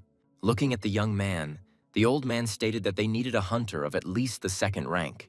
The young man then produced his much higher level badge, asking if they were satisfied with his qualifications. The confused old man stood and looked at the badge in amazement, asking what it meant. And then all the other residents of the town noted that, according to his badge, this guy is at least a red level.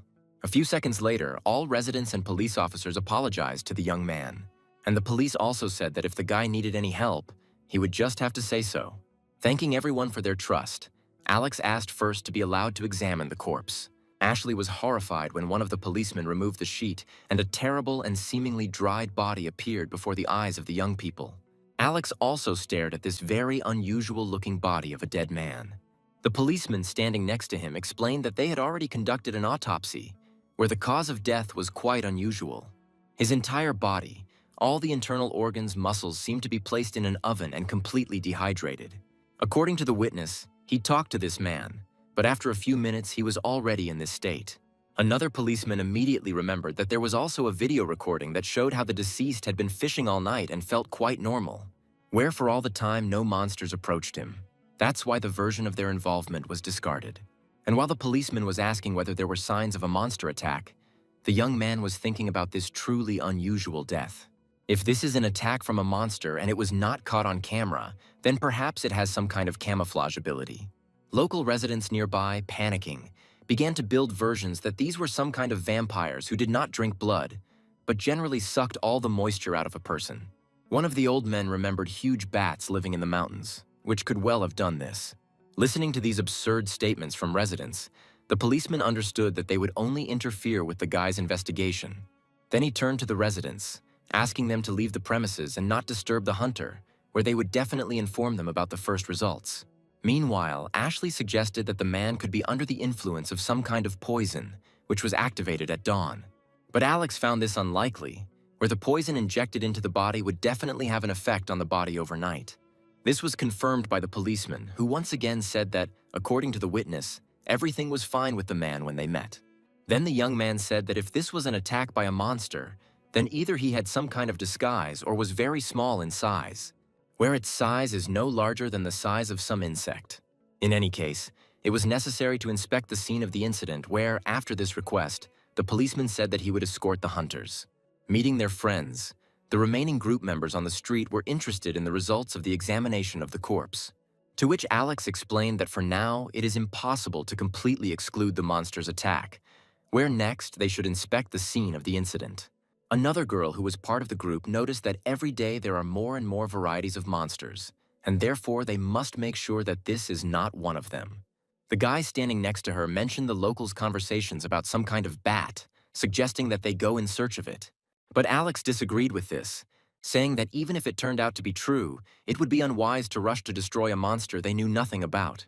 Then his interlocutor proudly declared that they were people with superpowers, and they had nothing to fear from some mutants. And the girl standing next to him supported his arguments, saying that Julia was with them who would help in a pinch. After a short pause, the Ice Princess said that it was up to them to decide what to do. She, as before, was just watching. After thinking a little, Alex said that if it really was a mutated bat, then it would be better to contact the association, because they are here primarily in practice and must collect samples. Where such a statement did not please Peter at all, who continued to declare that they were also future hunters. Martha, standing next to him, supported his words, declaring that their first priority was to protect people and not to collect samples. Ashley intervened in the growing conflict, explaining that Alex, in his words, just wanted to say that first they need to conduct an investigation and make sure that this is really the work of a monster. At this point, the skirmish was over, and soon the whole group arrived at the scene, which was fenced off by the police. Approaching the guard, the policeman explained that hunters had arrived with him and would conduct the investigation. And now he was already showing the young people who had arrived with him the very place where they found the corpse. Moving along the shore, Peter suddenly felt something hard under his foot. Frightened and pulling his leg back, the guy screamed in surprise, which made the police laugh, who explained that this was a regular catch of a fisherman, which he did not have time to pick up. Having calmed down, the young man moved on. Alex sat down and looked at the fish for a while. The policeman was already showing the guys the place where the body was found, when Alex, approaching the group, asked if they had checked the reservoir. Having received a negative answer, the young man asked how long the same fish that his colleague had stepped on had been there for a long time. The policeman did not know the answer to this question, and Martha, who was standing next to him, considered the guy's question stupid, saying that it was necessary to study the place of the man's death, and not a dead fish. But Alex noticed that if they were preparing to eat this fish, it would be cleared of scales and there would be remnants of the fire. He was not sure, but he assumed that this fish was somehow connected with this incident. And suddenly the policeman perked up, almost shouting that he had missed something. The same witness told him that at first he was very much frightened by some fish. Looking at the man, the young man asked him about how the most ordinary fish could scare him, to which his interlocutor explained that they did not elaborate, because they decided that these were simply the consequences of shock. Then Alex reminded the police about the traffic camera that captured this place and, according to the recordings, they watched what happened here at night. Having understood what he needed to do, the policeman said that he would order the preparation of a video recording. And while the man was dealing with this issue, the young man decided to look around the area a little, studying, among other things, the plants growing nearby. When Julia, who approached him, inquired about why the young man was attracted to this herb, he told her the teacher's story about how mutated plants were brought to him. After all, they originally came here for plant samples, the study of which can be of great help. And while he was studying the grass and dandelions, saying that this might have something to do with the incident, the girl found the guy very funny. And when she said that this was the most ordinary grass with the most ordinary dandelions, the young man could not disagree with her, not finding anything suspicious. Then a policeman attracted their attention, saying that he had already received the video from the camera. And now they were already watching how the fisherman threw the fish that frightened him, which they had just discovered in the same place. Returning to the find, the policeman could not understand why the fish had dried out so much in such a short time. Alex asked the man if it seemed to him that the condition of the fish exactly corresponded to the condition of the discovered corpse. After these words, the man took a photograph of the deceased from his pocket, looking from him to the fish and back. A chill ran through his entire body, and the policeman replied that, apparently, the cause of death for the man and this fish was the same. After these words, Alex turned to the pond, saying that this very reason was most likely hiding somewhere there.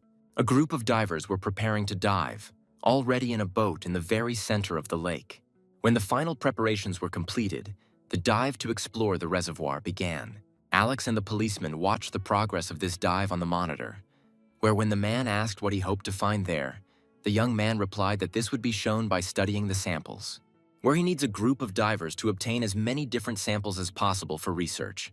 Having received instructions, the policeman said that he would immediately transfer everything to those who were underwater. Sitting on the sidelines, Martha and Peter, who were not present when Alex showed his badge, could not understand why the police obeyed him unquestioningly. Tired of inaction and rising to his feet, the young man said that they could conduct their own investigation, and so he suggested that the girl go to a nearby forest, where she should look for traces of monsters.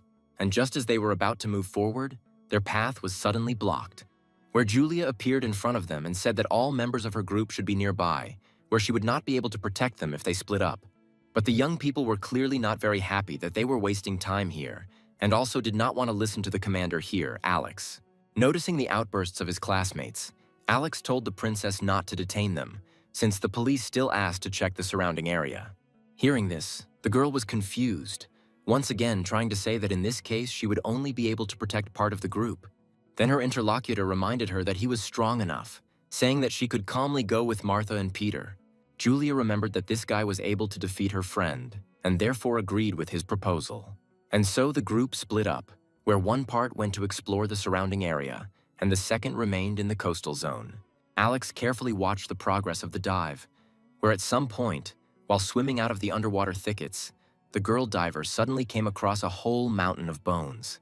Out of surprise, he pulled back and collided with his colleague, pointing him to the place of the terrible discovery. The people on the shore were also horrified when they saw a real animal cemetery under the water. When the dive was over, the divers who returned to the shore said that there were mainly bones of domestic animals and wild deer. No human bones were found. The policeman immediately recalled a fairly large number of calls about missing livestock. The girl diver, who had already managed to throw off her equipment, noted that her soul almost jumped out of her there, and therefore she refused further dives, which did not make the police very happy, since in this case the investigation would come to a standstill. Meanwhile, the male diver gave the young man the very samples of underwater plants that he had asked for, and some bones. He also told the guy that they, of course, are the most ordinary people, but in their opinion, something really lives underwater, where he is convinced that this is some kind of terrible and ruthless predator. Daylight was ending, and therefore it was decided to call it a day for today, since we had to further explore what the divers had brought. The police officer was not against the young man taking the samples to the professor for examination. At the same time, the young man asked the man not to spread information about the terrible find for now, so as not to sow panic. The government representative fully agreed with this and promised to take appropriate measures. Alex asked Ashley to give the samples to Professor Gray, saying that he had some other business to attend to. Having decided to have a snack first, the guy, accompanied by a policeman, came to one of the cafes in their small town, in the middle of which the young man suddenly saw a tearful girl, who, according to the policeman, was the wife of the deceased. Realizing that they had come at the wrong time and to the wrong place, the young man and the man decided to find another place to have dinner. But then the girl suddenly straightened up, apologizing for what they had to see, and offering to have a snack at her house. The policeman was doubtful, but Alex quickly got his bearings, accepting the offer and saying that they just had a few questions for her. Wiping her eyes from tears, the girl offered to follow her to a house located not far from this place. Inviting guests to the table, the hostess asked them to wait a little while she prepared everything for the meal. While they were seated at the table, the guy told his companion that he was now absolutely sure that a monster lived here. Where he found the most correct solution was the complete evacuation of the populated area. But his interlocutor immediately rejected this idea, saying that now it is unlikely that it will be possible to evacuate people. Since the line where battles with monsters take place has expanded, the direct path is blocked, and people can only be taken to the mountains. After thinking a little, Alex said that the mountains would not provide citizens with adequate security. The policeman also noticed that the help they requested never arrived, where they would have to somehow cope on their own. After these words, the young man said that tomorrow he himself would attempt a dive in order to reconnoiter the situation himself. The man tried to say that it was unsafe, but Alex added that if there was something there, he would definitely destroy the monster. Then the hostess of the house appeared on the street, delivering a variety of treats for the guests. While she was serving, the young man thanked the girl for her attention and care. Tired and very hungry, Alex and his police companion immediately pounced on food.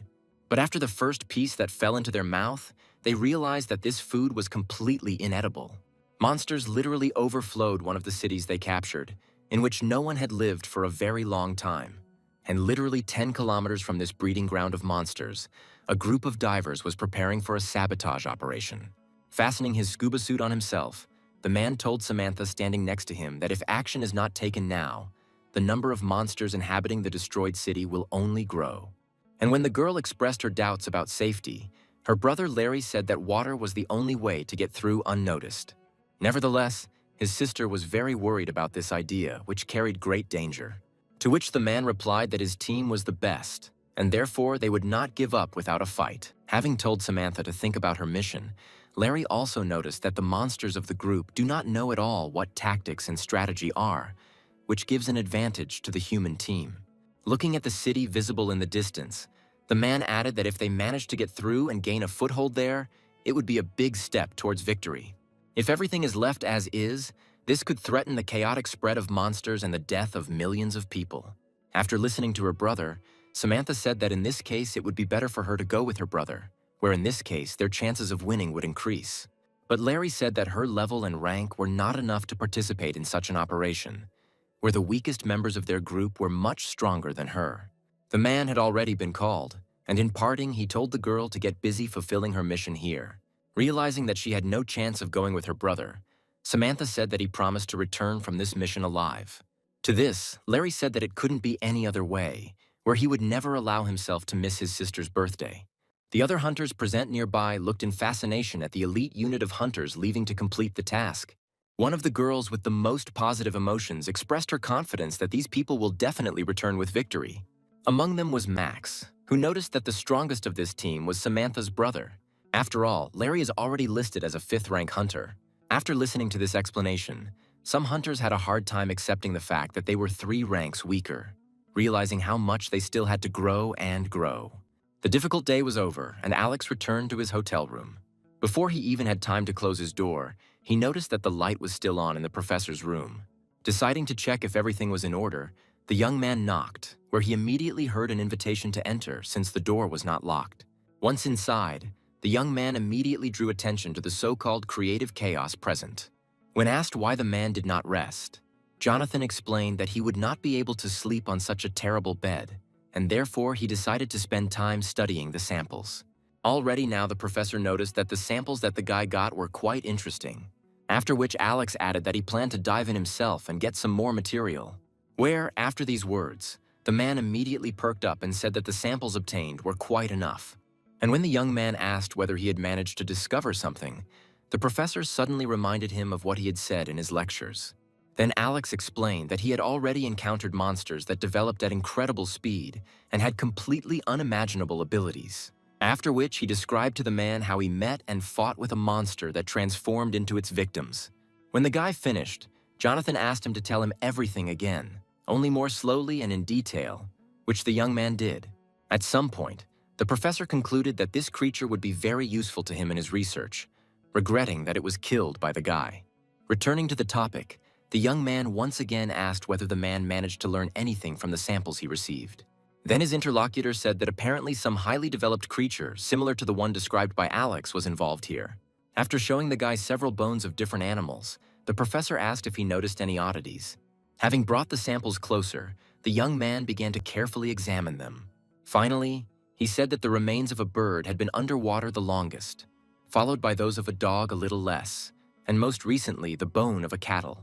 Highly appreciating the guy's observation skills, Jonathan asked what conclusion could be drawn from this. There was no immediate answer, and the man would add that he had already provided the guy with all the information he needed to answer. And then it dawned on Alex that the creature that had absorbed the animals had probably gone through several stages of evolution, where at first his size and abilities allowed him to eat only birds, then he grew to the level of dogs, and now he can easily eat large animals.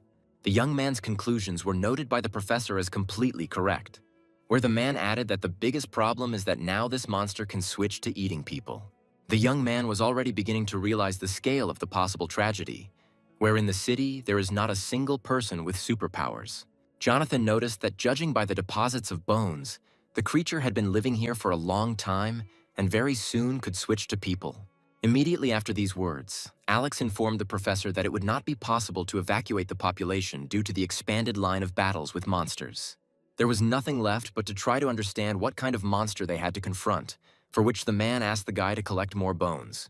Having understood his task, the young man headed to his room in order to get some rest before tomorrow. In the morning, the guy contacted the police, saying that he was heading to the lake immediately. And then he saw the second part of their group returning from exploring the surrounding area. Ashley appeared on the street and asked if they had discovered anything significant. To which Martha explained that if we consider the stones, sticks, and branches collected by Peter to be significant objects, then in this case they were able to discover a lot. The young man tried to start sports, but the girl ignored him, saying that now she just wanted to sleep. Peter insisted on analyzing what was collected, believing that something useful might be found there. Meanwhile, Julia asked Ashley about where Alex was going, where the girl explained that he went to the lake again. The Ice Princess was about to join him, but Ashley stopped her, saying that this guy would certainly be able to protect not only himself, but anyone else. Turning the leader of the group to face her, the girl noted that she had not slept the whole night, and therefore she needed to go to rest, and not to the lake, where she assured the Ice Princess that she and Alex would handle everything themselves. Arriving at the shoreline, Ashley asked where Alex was, and the police officer explained that he was already going to dive. The young man was indeed already fully equipped and ready to dive.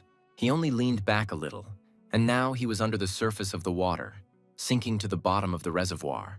Having quite quickly reached the right place, the young man noticed that there were indeed a lot of bones here.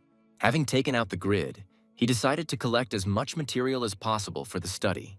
And suddenly the young man felt something approaching him from behind, immediately turning to a possible enemy. Instantly gathering energy, the young man was already preparing to deliver his crushing blow. But he managed to stop in time, seeing the most ordinary fish in front of him, which was not at all afraid of the underwater guest and swam past him as if nothing had happened. Realizing that there was no danger, Alex left the fish and continued collecting bone material for research. But as soon as the fish swam some distance, something began to move under its skin, and the body of the fish began to be torn apart by some huge worms that had settled in it. An unknown creature that appeared underwater instantly tore the flesh of its victim, leaving only a skeleton. Having finished collecting the bones, the young man rose to the surface, throwing what he managed to get into the boat, and the policeman asked him if it was enough. Having quickly explained that he needed as much material as possible, Alex decided to dive in again. Returning to the underwater cemetery, he suddenly noticed a bone that had an unusual round shape. Not yet noticing what was approaching him from behind, the young man took this bone out of the mud, and now he looked with horror at the human skull, realizing that the monster had already managed to switch to people. The guy also instantly realized that it was this monster that killed that same fisherman. The young man was just thinking that all the locals were in enormous and very real danger, when suddenly he heard the ringing voice of his body neighbor, who warned him of the impending danger. Reacting instantly, Alex turned around and struck the approaching monster with his blow, where at that very second his opponent seemed to scatter into separate parts. But this was not a victory, as his mentor told the guy. What the monster had become suddenly began to circle around its new victim, which it wanted to devour. And at some point, it attacked the young man with lightning speed. A whole bunch of small worms instantly covered the entire upper part of his body, and the goddess recommended that he not try to shake them off physically, but simply think carefully about the right decision. After thinking a little, the young man realized that he still had 2 lower limbs free, which he needed to use in order to free himself. Gathering energy, the young man began to actively rotate his legs, thereby creating traction, from which the monster's efforts were also aimed at not falling into the whirlpool, which allowed Alex to free his hand. And as soon as the required limb became free, he instantly activated his ability, controlling the silt from the bottom of the lake. Noting that he could definitely withstand this blow, the young man directed the huge fist he had created at himself. Feeling the approach of danger, the monster began to hastily leave the body of its overly active victim. And when the fist was just a few centimeters from Alex, his body was already free. All those who remained on the shore looked in amazement at the huge waves rising on the lake. No one could understand what was happening, and Ashley was already preparing to use her abilities to repel a possible threat. Taking the weapon out of its holster, the police officer tried to contact Alex, asking what happened there. And finally, the young man answered that everything was fine with him. His partner breathed a sigh of relief, and the man asked his interlocutor to return quickly. Saying that he would return very soon, the young man touched the mass he had created from silt, bones, and everything that lay at the bottom. By forcing what he had created to open up, the young man got to what he needed. And so he caught part of the monster that attacked him, which got stuck in the mass created by the guy. Soon, Alex rose to the surface and sat on a rock, looking at what he managed to get today. When asked by the policeman, he explained that this creature would also need to be handed over to the professor for research, after which he explained that the fisherman was most likely killed by this very creature living in the lake. Then he gave the order not to let anyone near the water and also forbade the guards of law and order to approach the lake. The young man also remembered a witness for whom he had some questions, to which his interlocutor said that during the night the man should have recovered a little from the shock, and therefore he would call him for a conversation. Very soon the young man returned to the hotel, where he was quick to show Jonathan what he had caught. While the professor was examining the monster, Alex explained that apparently this creature needs water to live. Observing the professor's reactions, the guy assumed that after he managed to catch this mutant, the bones he collected would be completely useless. But the man objected, saying that all the collected material would be useful to him for research. And when the professor added that he would need time to fully study the individual, the young man said that in that case he would continue the investigation for now. Putting on the glove, Jonathan promised to immediately contact Alex as soon as he had any results. Another group of students, led by Melinda, moved around the area. Marvin, a member of this group, noted that according to information received from locals, the sawmill worker had not returned home for more than 10 days. Another member of this group named Claire did not understand why they should check this guy, whom everyone described as a terrible drunkard, and who probably just went on a drinking binge here. Her arguments were supported by another student, saying that they most likely really came all this way of 10 kilometers in vain. But then, having obviously heard something, the leader of the group herself interrupted the noisy discussion. When silence reigned around, the girl easily discovered the source of the sound.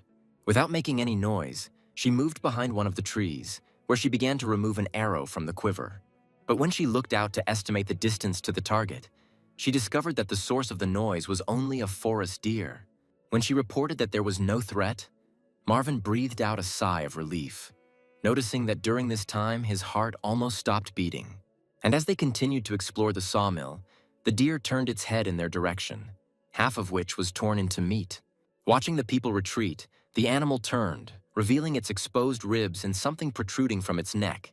When the group entered the workshop, the fat man immediately noticed that there was clearly someone there, since the miter saw was turned on and working.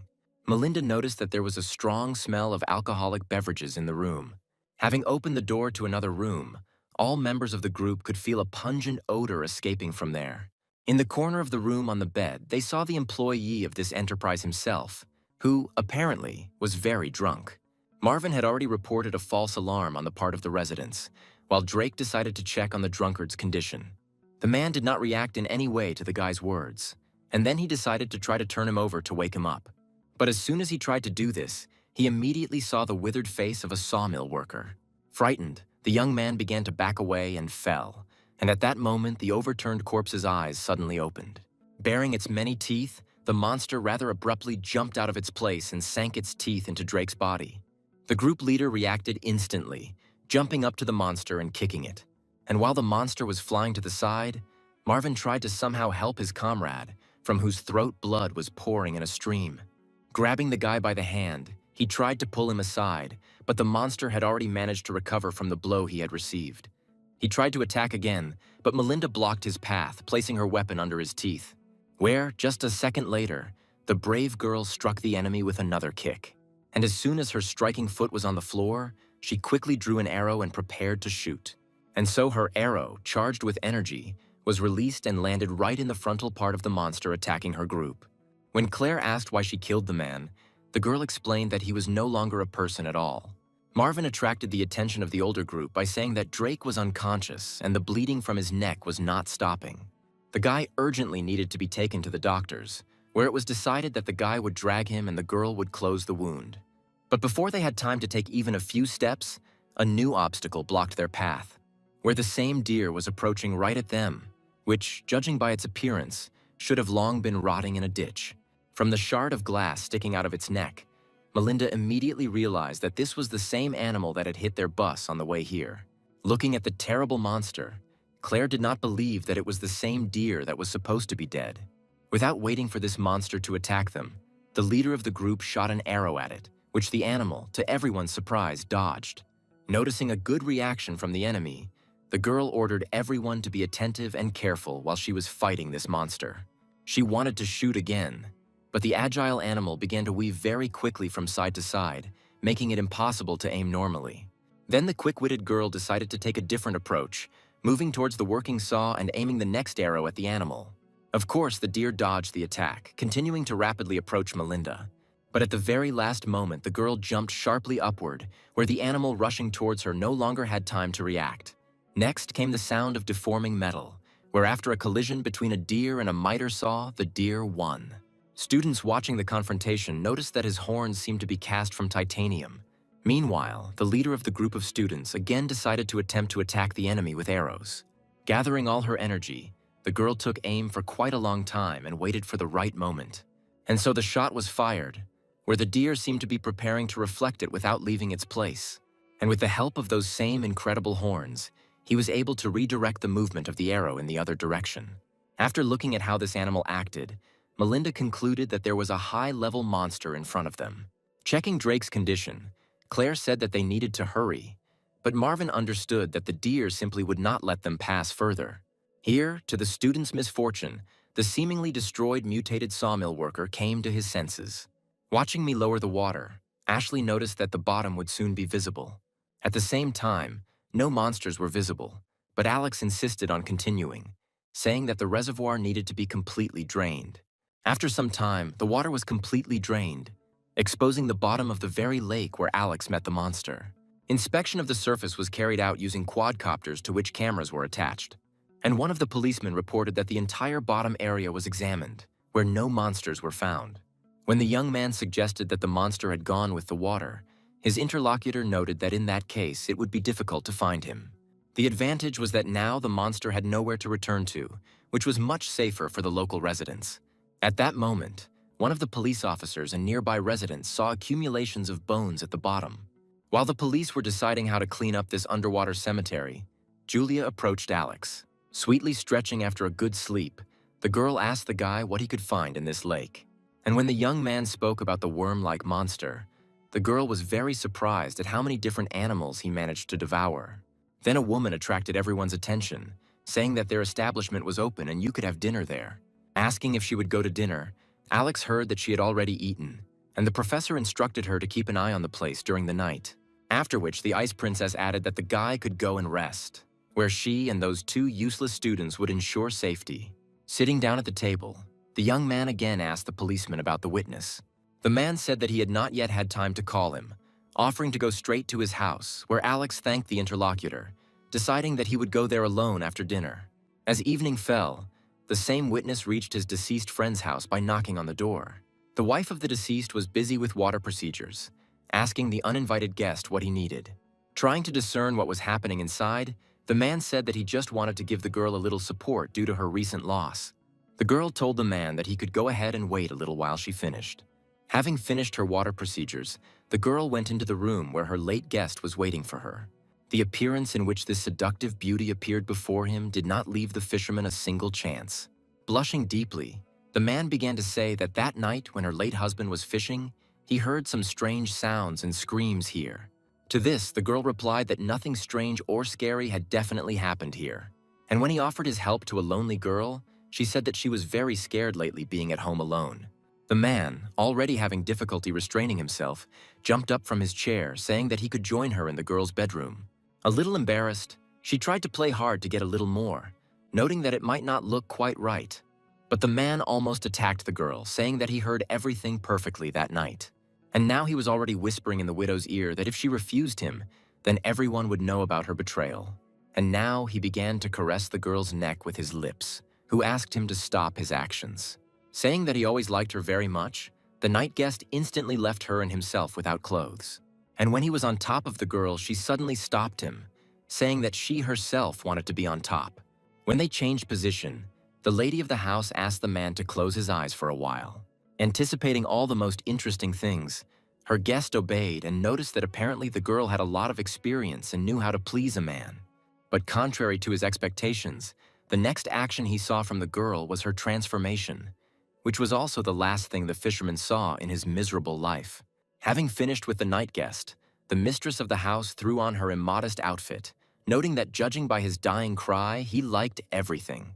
After which she sat down in front of the mirror, starting to put herself in order. Approaching one of the city cafes, the young man saw a man sitting next to him. Attracting his attention, the young man inquired about the name of the owner of this cafe, and the old man explained that the girl's name was Laura Smith, whose cuisine was so famous that people even came to dine here from neighboring settlements. Remembering how this girl fed them, Alex could not believe that she was able to cook food well. And his interlocutor continued, saying that her husband never appreciated the fact that he got such a smart and beautiful woman. Then the man said that at some point the girl stopped opening the cafe altogether, staying at home all day, and when she resumed work, the food became simply disgusting. After which the young man eagerly inquired whether it had happened before that her cafe was closed for several days.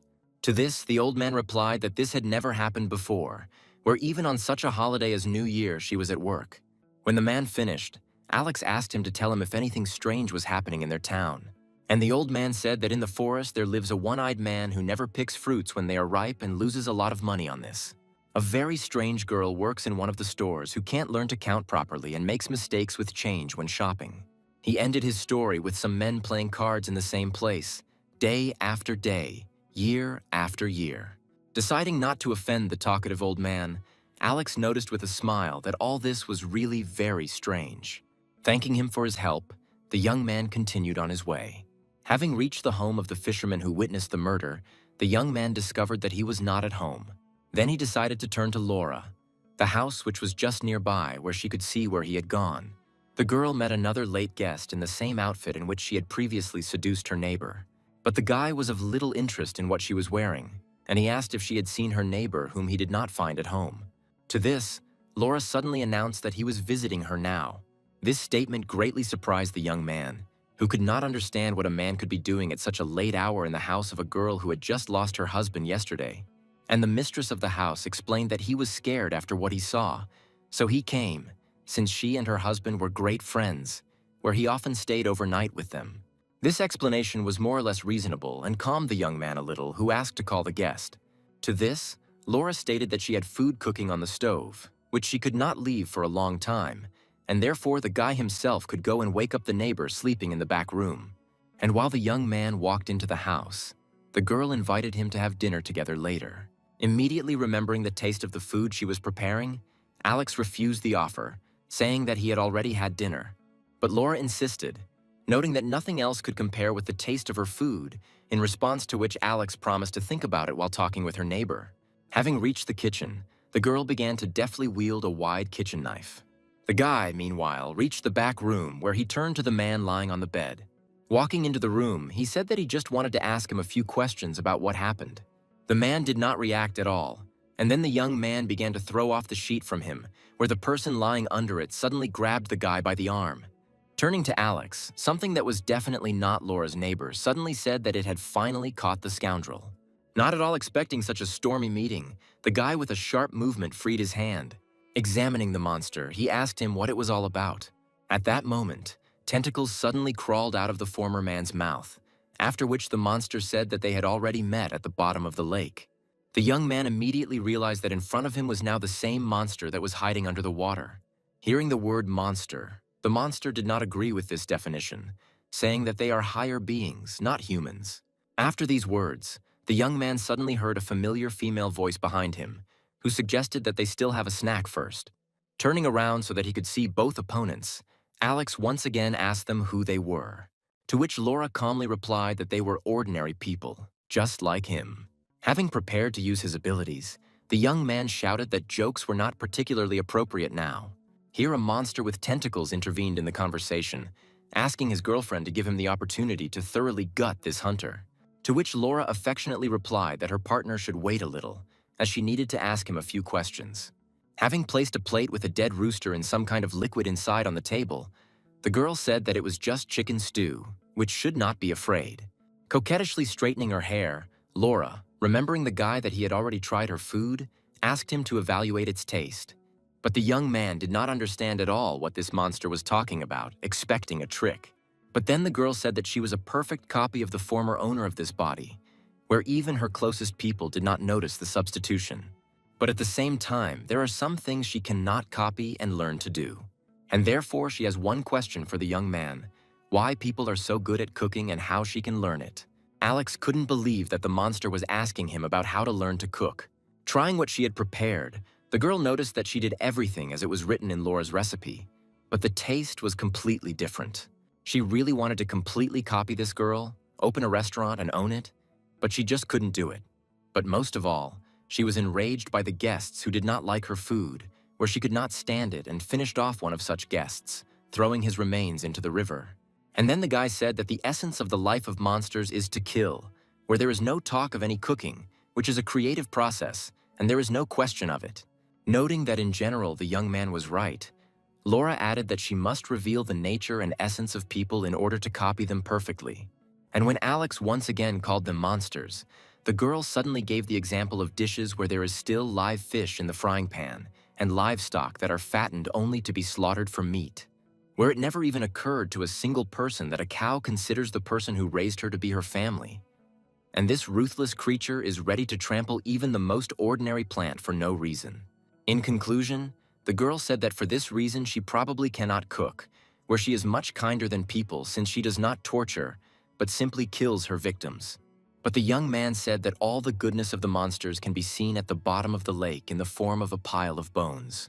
He agreed that humans are not perfect, but unlike humans, monsters do not do any good deeds.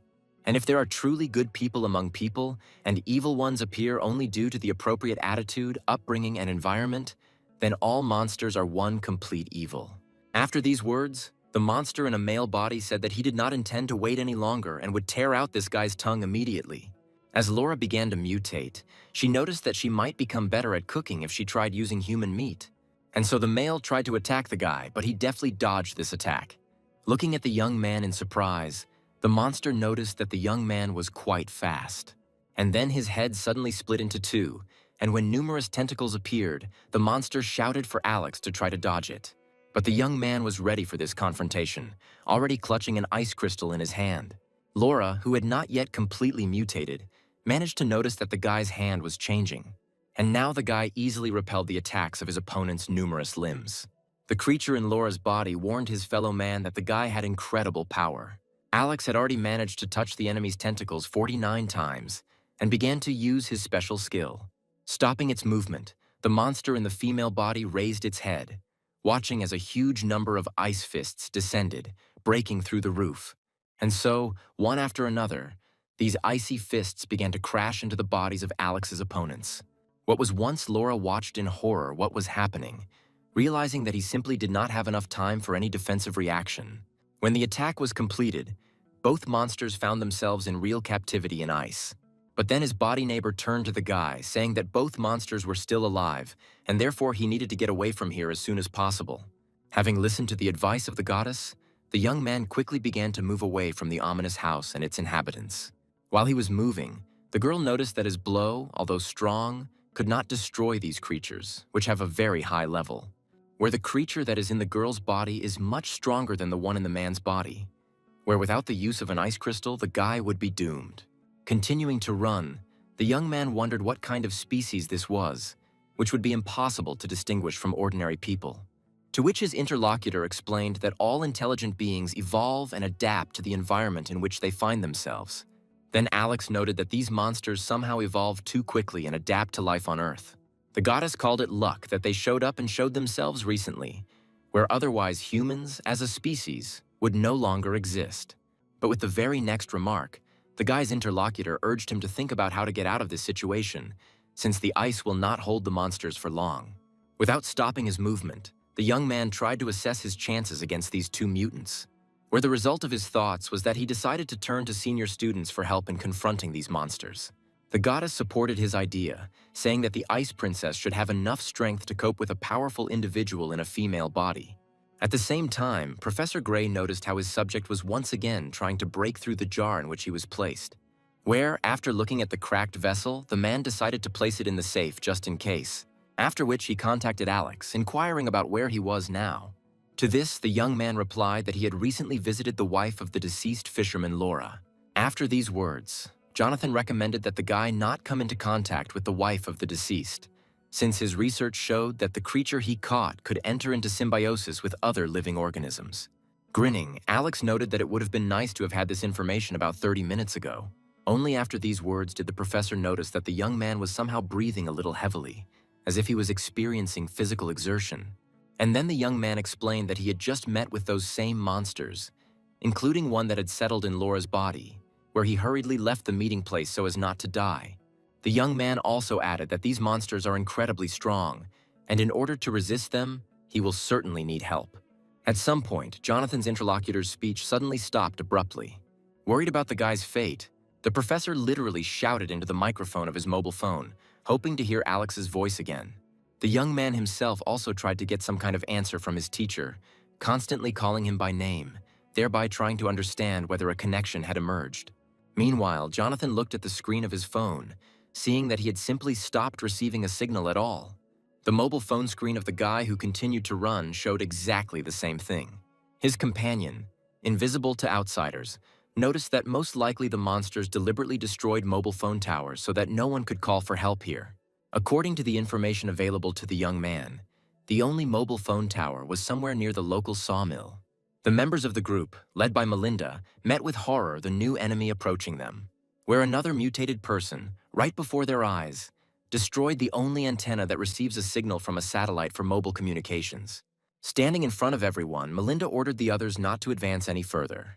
A few minutes earlier, the mutant, whom the girl had shot into the head with an arrow, came to life again and began to move, while the defender of the students herself actively resisted the mutated deer that was not letting them through.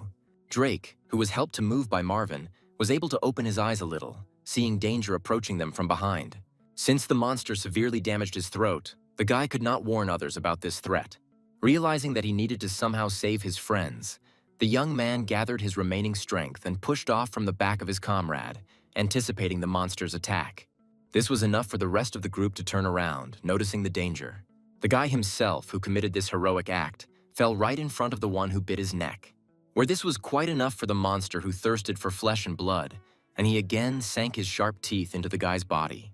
Seeing how his comrade was being devoured by the monster, Marvin tried to rush to his aid, but he was stopped by Melinda, who objectively understood that the young man was already dead. After which, bringing Claire out of hysteria, she loudly shouted that they needed to quickly get out of this place before they were all destroyed.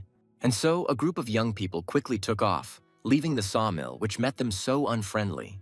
At this moment, the retreat of the group members was once again blocked by a mutated deer, who, as if nothing had happened, got out from under the rubble, shaking off the remains of the boards from his head. Instructing the first years not to stop, Melinda readied one of her special arrows, where, once a meter from the target, the dome of the arrow opened, completely blocking the deer's view, where the movement of the opened canvas did not stop, and now the mutated animal was literally wrapped in it. Claire succumbed more and more to a state of hysteria and panic, not understanding why all this was happening to her.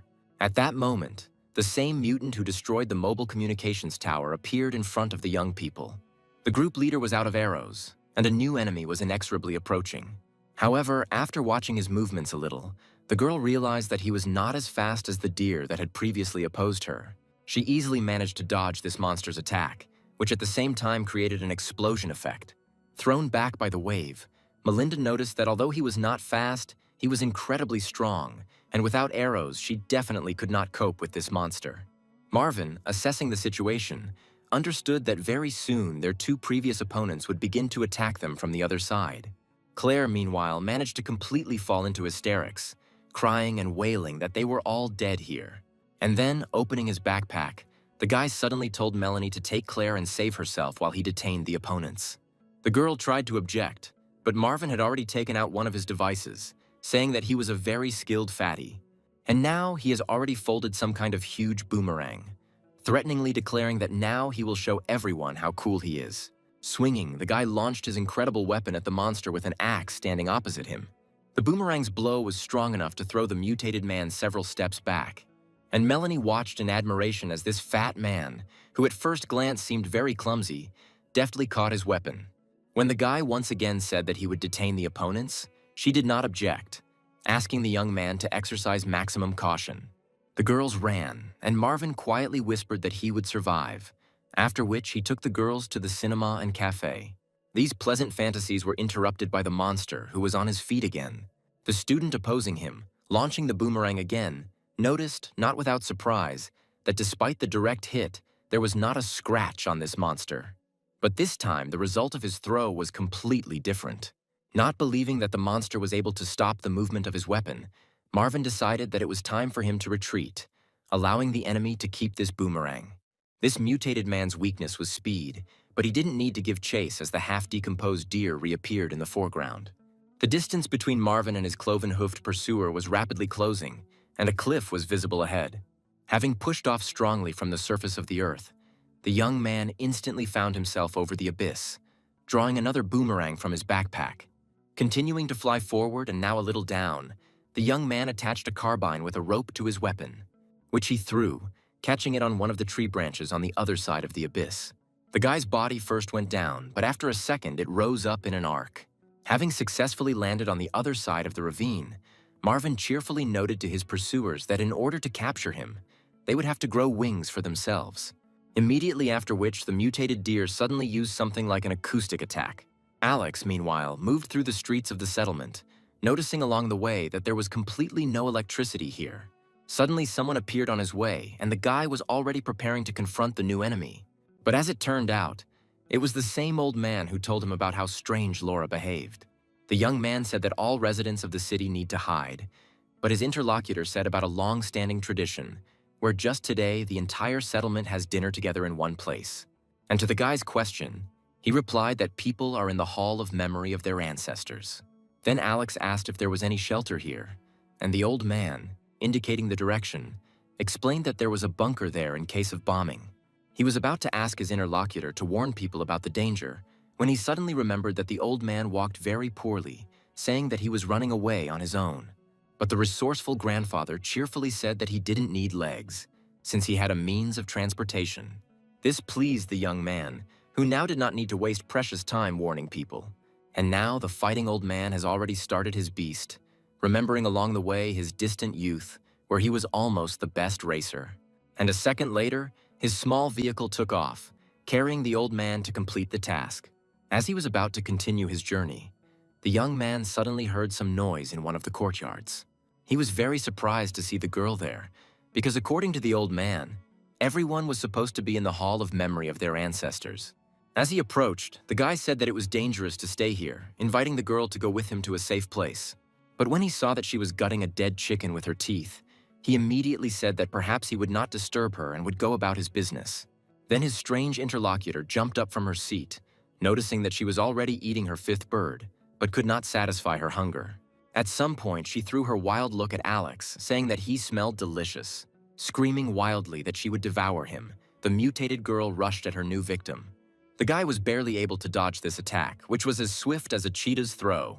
Protecting himself from the next jump of the clearly stupefied girl, Alex knocked down the front doors, successfully landing on his feet. And while the attacker was approaching, the guy's personal alarm system once again saved his life, warning him of a new danger. Looking around, the young man saw new opponents approaching him. He was greatly amazed that so many of the city's residents turned out to be mutants, and his bodymate did not let up, warning the guy that his old friend Laura was heading here. Alex understood perfectly well that he couldn't linger here, but his opponents definitely wouldn't let him go just like that. Deftly failing the throw of a very hungry woman, the guy used her body to push off and begin to get out of the black spot. And now he was already breaking the distance, rushing along the roof and leaving the mutants alone with themselves. When the goddess reported that the monsters he had frozen were completely freed, the young man noticed that it was too fast, since this attack cost him not less than 300,000. While the young man was running, his companion listened to some extraneous sounds. And finally, she told her fleeing student that in fact there are many more mutants here than he can imagine. In confirmation of these words, several more mutated residents jumped onto the roof from both sides. One of them, clutching a working chainsaw in his hands, shouted loudly that he was being consumed by a wild desire to saw. And the second one directly and openly declared that he would now open the young man's skull with his hoe. But Alex met the mutant armed with gardening tools with a good kick, which broke off the metal part of the monster's improvised weapon. The attacker stopped his movement, perplexedly examining what was left of the hoe. And while he hesitated, the young man's next blow was aimed at his body. Having fought off the first enemy, the young man turned his attention to the remaining mutant armed with a chainsaw. He had to show considerable flexibility in order to avoid the blow of this mutant. But after the miss, the quick-witted enemy did not stop, but immediately threw the saw up, preparing to immediately strike the next blow. Alex managed to move away with great difficulty, and the chainsaw chain began to crumble the roofing of the house. The monster continued, simply moving its weapon towards the guy, where he had no choice but to somersault back and then jump out. After landing, the young man immediately made a rapid dash forward, the result of which was an excellent and strong blow to the enemy's head, the strength of which was enough for him to break through the roof and lose his combat capability under the guy's recommendation that he should no longer dare to lift his saw at him. And while he was saying this, a mutated woman had already managed to sneak up on the young man from behind. Showing her cunning, she did not immediately try to bite the guy, but simply jumped on him from behind, hindering his movements. Only after this did the girl try to sink her teeth into Alex's neck, but he was able to twist his hand and grab her by the hair, thereby stopping the movement of her head. The young man watched as the mutant's mouth opened wider, and soon his tongue stuck out of it, beginning to approach the guy's neck. The tension was good, and when he suddenly let go of the hair, the mutated girl's jaw slammed shut very loudly, clanking her teeth. Of course, she didn't have time to retract her tongue back, but she was already writhing in pain, having bitten off her own part of the body. Looking at the convulsions of his opponent, the young man tried to understand why the simple deprivation of the tongue caused such severe damage. His thoughts were interrupted by the goddess, shouting that now he needed to run away from here, and he could think about the causes of the damage later. Hearing his assistant, the young man did not tempt fate and quickly rushed away. Ashley and other unoccupied students, like all residents of the city, approached the underground bunker. Someone below was hurrying people, who could not understand what was happening. One of the oldest residents answered some questions, explaining that monsters had appeared in their town. The girl who had just come inside suggested that they quickly lock the gate, as she was very scared. Other residents supported this proposal, but the old man said that not everyone had gathered and entered the shelter yet. Professor Gray was also standing at the entrance, having noticed Alex approaching the shelter. Welcoming the guy, the man at the same time called him to quickly go down to the shelter. But when the young man approached, he drew the professor's attention to the worsening situation, where there were many more mutants than they could have thought. And so he spoke about his encounter with several mutated local residents, who previously seemed normal, but had changed dramatically. After this, Jonathan began to understand the true abilities of the parasite that had settled in the human body, where now the question arose about whether there were accidentally mutants among those who were now in the shelter, because they perfectly imitate human behavior. Alex thought deeply, realizing that with simple methods they would never understand who might be a mutant. But then the old man intervened in the conversation, saying that everyone who is now in the shelter is normal, real people. And when asked where such confidence came from, the grandfather explained that these monsters are still learning to pretend to be people and therefore avoid general gatherings. As he already said, they have a tradition of hosting a dinner in which everyone in the city participates. They all gather in the Hall of Memory of their ancestors and remember all their deceased relatives. Jonathan was the first to realize that those in whose bodies the monsters ended up did not know about this tradition and did not come to the funeral dinner, where the old man called the professor's guess correct, adding that he had long noticed strange things happening, but no one believed him. Turning to the guy, the man asked him if all the mutants he met behaved the same, and Alex explained that besides the first two, the rest were much stupider and weaker. This information confirmed everything that Jonathan had managed to achieve in his research, where all mutants can be divided into two categories, where the first of them has developed so much that they are able to completely imitate human behavior. The young man confirmed this, recalling Laura's very humane behavior when he met her. The other type is something like zombies from films, who live in obedience to their basic instincts. And if Jonathan's calculations were correct, then there should be at least 3 advanced monsters, and about 30 zombies. At least now they can definitely be sure that there are definitely no zombies among those gathered. And the first priority now is to seal the bunker so that the zombie monsters walking around the city cannot reach the citizens. Here Ashley entered the dialogue, saying that they can be sure that there are only zombies among people, but cannot exclude the presence of an advanced monster.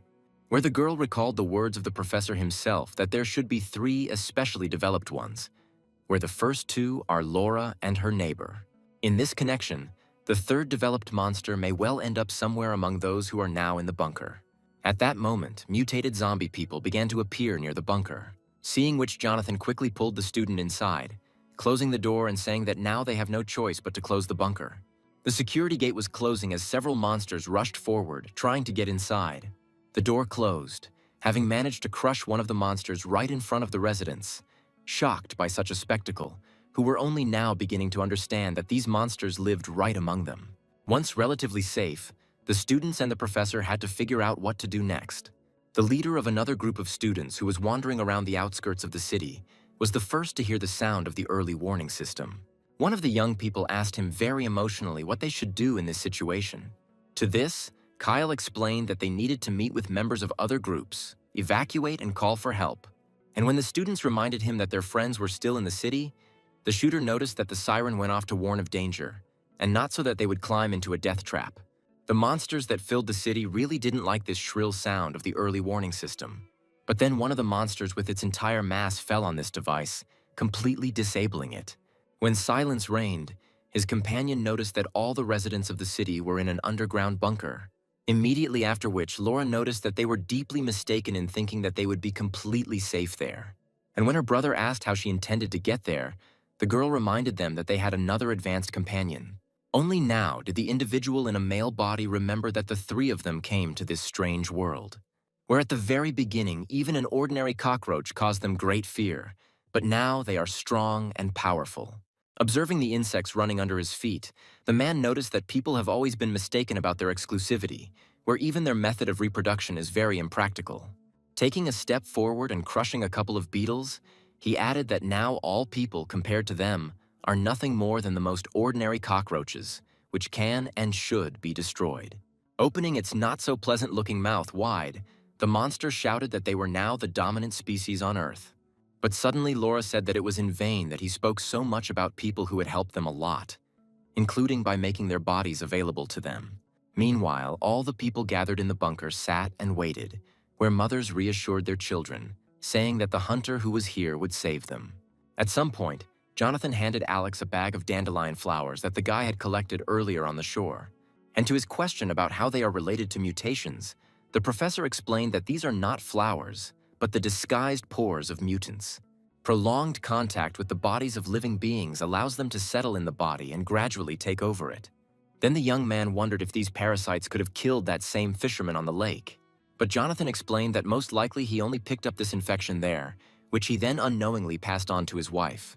So this family turned into monsters, where the creature in the male body began to help the creature in the female body grow and develop. Under the guise of night fishing, the man came to the lake and threw there the bones of the victims consumed by Laura. Alex already realized that the first monster to adapt was simply fattening his girlfriend. Suddenly, the professor took out the same worm that the guy brought him, where the latter was very surprised to see this creature here. And Jonathan explained to him that this is only part of the whole monster, which, judging by the young man's stories, is in a male body. Looking at this worm, the young man immediately remembered all his meetings with Laura's mutated neighbor. The professor continued, saying that Laura is like their leader, a queen, while the other 2 are subordinate to her and carry out orders and assign tasks. Then the man reminded the guy of his story about how they brought him a sample, because of which he organized these practical classes. This specimen was part of the 3rd advanced monster that first came to this city, adapted, and then introduced the others. And now, among all these people hides that 3rd monster, who lives here longer than all the rest of his brothers. The professor added that this monster perfectly copies the habits of people, knows all the local traditions, and has adapted very well. There was not much information, and the young man thought about how they could try to find this monster. His interlocutor recommended that the guy analyze everything that he managed to learn about the enemy during the skirmishes. And the first thing that came to the guy's mind was how, having lost his tongue, one of the mutants completely lost the ability to resist. After this, Jonathan noted that in this case a solution might be found, but identifying the monster would be very risky. In the meantime, people wanted to share among themselves the few supplies that they managed to take with them to the bunker. Alex, responding to the man's words that the risk was very great, said that they simply had no other choice. And then the old man attracted the attention of all those gathered, asking everyone to listen carefully to what Jonathan had to say. And so the man began to explain that their opponent is a mutant who perfectly copies a living person. And according to the information received during the investigation, one of these mutants is now here. Immediately after these words, panic began to arise among people, but the professor called on everyone to calm, saying that they had already made a decision. Taking out a round object, Jonathan explained that he had developed a special drug that would help identify the monster, where each person just needs to hold it on their tongue for a few minutes. All people in the shelter were required to line up and receive 1 unit of this drug. And so the man began to distribute his drug, telling people not to rush to put it on their tongues, waiting until everyone else got it. When the process of distributing the monster identifier was completed, Jonathan ordered everyone to put the drug on their tongues, reminding that before they themselves carry out the examination, no one should show their tongue to other people. Both the doctor himself and Alex and Ashley, who were next to him, also put a unit of the drug in their mouths. 3 minutes passed quite quickly, after which the professor reminded that no one should open their mouth until the examination. Where not a single living soul should see a person's tongue before specialists look at it, Alex was entrusted with checking the result, and all those present had to approach him in turn. One of the policemen helped direct the movement of people controlling the queue. On the other side was Ashley, who also helped organize the frightened townspeople. And so people began to approach Alex one after another, whose task was only to show him their tongue. Looking into the girl's mouth, the young man thanked her for her cooperation and allowed her to leave. Those who had already been examined were redirected to the other side, and the young man was already calling the next one to him. Another girl showed him her oral cavity, where everything was also in order.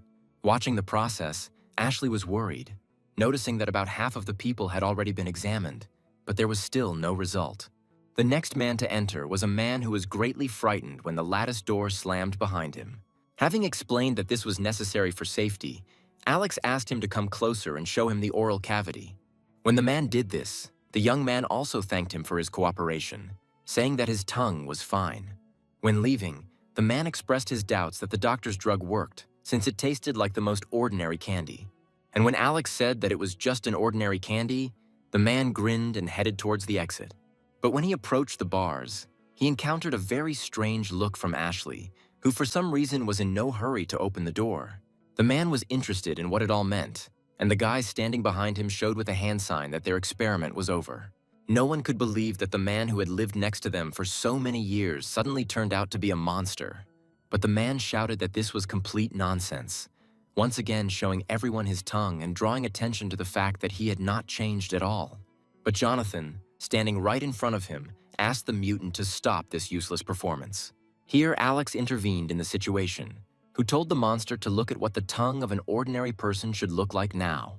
Then the professor asked everyone to open their mouths and show each other their colorful tongues. Only now did all the people realize that the drug given to them was the most ordinary candy that colors their tongues in different colors. One of the men took them with him for the kids, but he never thought that with the help of these sweets it would be possible to identify a monster. The man, whose tongue was not colored, remembered that when he listened carefully to the task posed, then, just like everyone else, he put into his mouth what was called a drug to identify the monster. Considering people incredibly stupid creatures, he simply swallowed this drug, without holding it on his tongue in order to prevent the drug from taking effect. Even a small child understood that only a monster would not follow the established rules and would simply swallow the candy, leaving its tongue uncolored. The mutant was beside himself with how easily and simply he had just been deceived and figured out. The young man standing behind him immediately noticed that one of the first lessons that humanity would like to teach the invaders. Since there was no longer any point in hiding, the man standing in front of him began to transform into his usual appearance. And as the monster transformed, it was said that when it came to their world, it immediately did not like one disgusting creature living here. Where this creature was one tree that grew, destroying all other vegetation around it. The vines of this harmful tree, like tentacles, enveloped the openings of other trees, dooming them to certain death. By spreading its roots, this tree took moisture and all nutrients from the soil for itself. But the most disgusting thing is that when people see this tree, they praise its beauty, without even thinking about the fact that there is a corpse of another tree under it. Humanity is akin to this tree, where it fruits and multiplies randomly, and now it is even beginning to take over space. And while people are only a seed in the soil, their appearance will not allow them to turn into a tree and destroy the universe. Starting to attack the guy, the mutant declared that they would completely exterminate humans as a species. Jumping back, the young man immediately noticed what incredible strength his opponent had. The monster noticed that the hunter in the cage with him was the only hope for those gathered here, and so he continued to attack, but the young man quite deftly dodged each blow.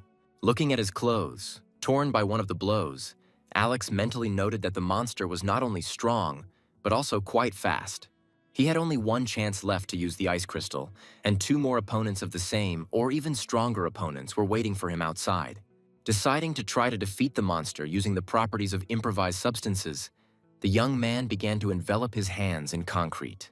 And now he swung, preparing to strike his enemy. However, this attack did not achieve its goal, as it was repelled by the monster without much difficulty. The monster continued to spin one of its limbs, preparing to answer the guy. The young man reacted quickly and almost managed to remove his head from the line of movement of a sharp object. He jumped back, and Ashley and Jonathan, who noticed how the guy was almost hit by this spike blow, were very worried, but did not know how to help. Having reassured them with the words that everything was fine with him, the young man mentally concluded that his usual skills would definitely not be able to cope here. Meanwhile, one of the locals asked the professor if they really couldn't bring someone stronger, to which he replied that he was generally a simple scientist and had arrived with a group of students for research. At some point, the girl suddenly said that she would go to help her fellow student. But Jonathan did not let her go, saying that she would only interfere with the guy who must cope on his own for the sake of the survival of everyone who is here. And so the residents began to encourage the young man, saying that he would definitely cope with this insignificant monster. At this, the monster turned around and answered one of the children that he would first kill their protector and then devour the baby's parents. After which he will tell him in detail about what his parents tasted like. Turning its attention back to Alex, the monster asked him how he would prefer to die today. And so he rushed to the attack, trying to inflict a fatal blow on his opponent. At some point, it seemed to the monster that it was finally able to get the fidgety boy. But Alex was able to catch the enemy's striking limb, after which he immediately struck him back. Where, after this blow, the mutant stated that even by human standards, his opponent was incredibly weak, where he will never defeat someone who is significantly superior to him in strength. Noticing that apparently the guy was not going to give up no matter what, his opponent began to mutate further. And then from his back suddenly appeared the bones of another pair of limbs and other components of the skeleton of the body of a four-legged animal. Quite quickly, these bones were overgrown with flesh, where, upon completion of the mutation, a hellish centaur stood in front of Alex, armed with a semblance of a sword and shield, who stated that in an effort to trap him, the guy himself found himself in a death trap. Shouting that no actions of the young man would save him from inevitable death, the hellish centaur rushed to the attack. The young man only managed to expose his concrete-covered hands to his incredible force, and while his body was flying into one of the walls, the monster asked him if he had time to think about why the monsters began to manifest themselves only now, where this was necessary in order to develop to such a level where not a single person could oppose anything to them. Having finished his explanations, the monster rushed forward in order to finish off the guy. Jumping up, the mutant raised his hand, transformed into a sharp weapon over Alex's head, and everyone who watched the battle immediately closed their eyes, understanding what was about to happen. By some miracle, the young man managed to stop the movement of the tip of the enemy's limb. But continuing to press, the centaur said that his opponent was already a corpse, where he could do nothing to oppose him with his bare hands. But then the young man suddenly said that the monster was wrong to consider his bare hands completely useless. Then the monster burst into laughter, noting that he had seen human movies many times, where the main character, with his last breath, suddenly defeats his enemies. But these are just films. But the young man noticed that he did not rely on some kind of miracle, but knew exactly what he was capable of using his own blood. And so he absorbed the properties of his own blood, which gave his body incredible strength. Rising to his feet, the young man noticed that he was not as fast and strong as he thought he was, and he had to take a couple of blows in order to assess his abilities and prepare to respond adequately. The monster could not understand what had suddenly changed in his opponent, who was not only able to stop his blow, but also suddenly became incredibly strong. And the young man continued to explain, saying that constantly dodging the centaur's blows would only exhaust him, where it was much easier and more profitable for him to simply take on several attacks. Throwing the monster aside, Alex shouted that now it was his turn to tear it apart. The resulting damage caused the monster to reduce its mutated form to 2 lower limbs. And with great difficulty, he managed to expose his shield to the blow of the guy rapidly approaching him. But the young man's attacks had absolutely incredible power, where he broke through the defense quite easily. And now one of his blood-charged fists has already found his opponent's jaw. The monster's thrown body was still in the air when Alex, pushing off the floor, gained height to deliver another blow. Having risen high enough, the young man used the ceiling to accelerate his movement down, where the impact of incredible force and speed was directed at the monster still in the air. Literally driven into the concrete floor, the monster could only think that he couldn't just lose to some person. But the guy really was incredibly strong, and therefore he needed to somehow get to his brothers who were outside. And so he decided to take new actions to try to destroy the shelter, where, right before Alex's eyes, his body began to rotate at incredible speed, turning into something like a tornado. But the young man only laughed at what his opponent began to perform in front of him, saying that dancing was not very appropriate now.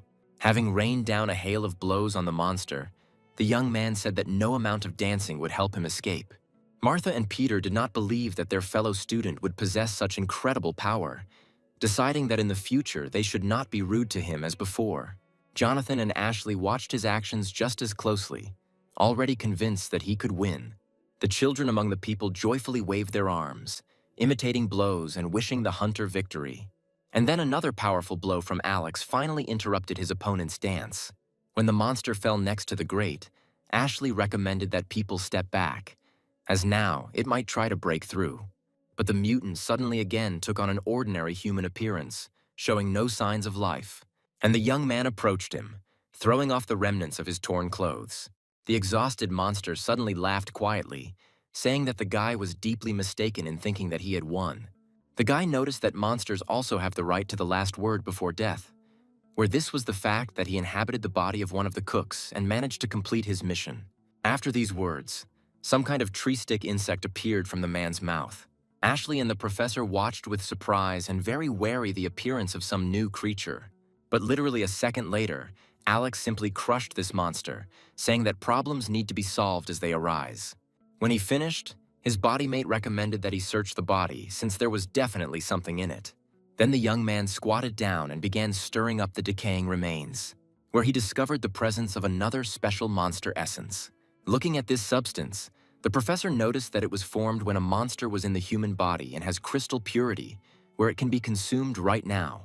The young man said that he had recently used something similar, but Jonathan explained that this was a completely different thing, as if he had to compare artificial and real fish caviar, where this substance can not only increase a guy's strength, but also restore his entire body. Not believing that the thing he had obtained was so miraculous, the young man nevertheless decided to use it. In order for the body to absorb the essence and assimilate it, it took some time, during which the professor asked not to touch the guy. At some point, it became noticeable that the effect of the essence seemed to burn the young man's body. Then Jonathan quickly ordered the students to bring water here. Soon his order was carried out, where, opening the lattice door, the professor accepted the bucket from Peter's hands. The young man was quite shocked when he suddenly felt a real waterfall on his head, and the professor cheerfully asked him how he felt after taking the essence of the monster. Martha also noticed that all the wounds were instantly healed, and her fellow student had a very good physique. But suddenly Alex said in a voice that was not his own that this was exactly what he needed, to be in such a strong human body. Everyone's heart sank before the young man laughed, saying that he was just joking. And while he was listening to lectures from the teacher and others on this matter, the guy asked, instead of moralizing, to find him some clothes. Quite quickly, the savior was given some kind of shirt. While putting it on, the young man noticed that something was bothering him. Believing that the conversation would be about monsters, the man said to speak quickly while no one was around. And then the young man noted that it was a very strange act on the part of the monsters to kill that fisherman. After all, in him, like in others, there was a monster who controlled his body and helped his relatives. But he was not just killed, but was killed in such a way that a witness would definitely see it, where such reasoning had already interested the man. Considering that these mutants are very smart and could easily hide the death of the fisherman, this can only mean that they deliberately orchestrated this demonstrative death. Realizing that there was a real clue in the guy's words, the professor asked him if he had any ideas about why this was needed. And so they thought about what could lead to the death of a city dweller, besides an investigation and the involvement of general filming. where, after a few seconds, both guessed what else was happening in small towns in this case, where all the residents will once again gather in one place for the wake. Consequently, the fisherman was killed by the monsters on purpose so that they could gather all the people in one place. The next question was for what purpose they needed to gather all the people in one place. But the answer came almost instantly, where Alex almost shouted that they decided to simply plant their larvae in each body. This was facilitated by the mutant he destroyed, who settled in the body of the cook and mixed the larvae into the food. But then the professor said that the eggs of these parasites would definitely not be able to survive high temperatures. However, he quickly remembered that one of the dishes there was cold soup. And therefore, things were not in the best way now, where every resident of the city already had a monster larva, where in just 2 days they will begin to completely control the bodies of people and obey their queen. Alex was shocked that the incubation period was only a couple of days, to which Jonathan explained that monsters are constantly evolving, and therefore their development period is shortening. And then the guy noticed that it would be a whole army of monsters created from the residents of the city. When the professor once again said that this was very bad, Alex reproached him for repeating this already obvious conclusion many times. Literally clutching his head and trying to figure out what to do, the man urged not to succumb to premature panic. But at the same time, he noted that from the rear they instantly moved to one of the hottest points of resistance to the invasion, where this entire city can turn into a new battlefield in the shortest possible time. Sitting down, the man added that the results of the battle in this city will be decisive, since those hunters who are now fighting can only retreat through this city. The young man instantly understood what the professor was telling him. After all, this simply meant that the monsters would suddenly find themselves in the very rear of those who were now far ahead. Jonathan added that those who are behind them do not even need to have strength, since they will simply need to delay the retreating ones until other monsters catch up with them. Only now the young man remembered that one of those who is now in battle is his beloved Samantha. Having said that there was a person close to him there, Alex did not believe that they could lose this battle. But the professor recalled that humanity has been defeated more than once, which of course is not written about in textbooks. After all, if only people had won, this sprawling lair of monsters that had captured the entire city would simply not exist. Where reasonably everyone should understand that in this city once everything was fine and people lived. But the young man was not going to give up, saying that they could not sit and do nothing, where the professor tried to somehow moderate the guy's ardor. He explained to the young man that in their situation they were unlikely to do anything to help those retreating, where they needed to focus on saving those people who were here. They must not only protect the locals, but also somehow make sure that those who retreat from the destroyed city do not find themselves trapped. Calling everyone else, it was decided to develop a plan of action and discuss what was known about the number and skills of the monsters. Where Alex again talked about how he destroyed one of the mutants when he simply bit off his tongue. But the young people standing nearby noticed that they did not have a high enough rank and level to fight effectively. To this, Jonathan explained that they just need to act as a team and attack one enemy together. And when the professor said that they needed to gather the rest of the students, Ashley reminded them to give them a signal to evacuate. To this, the man replied that they hardly had time to go far, and besides, there was nowhere to go since all the paths were blocked. All that remained was to figure out how to give them the signal to return to the city, so that they all would have a chance of salvation. Opening one of the boxes, the professor suggested using fireworks to signal, where even first-year students know the agreed-upon signals, including the urgent gathering of everyone in one place. This was a chance where several fireworks had to be fired in the correct sequence. Peter expressed doubts about this idea, saying that their comrades were probably already somewhere far away, where, after his words, the teacher said that, of course, there are no guarantees, but there is an opportunity to try. Ashley supported his words, recalling that Alex had already alleviated the situation by destroying one of the especially developed monsters. And to the question of how to launch fireworks from the bunker, it was proposed to use ventilation through which one of the smallest residents of the city could pass.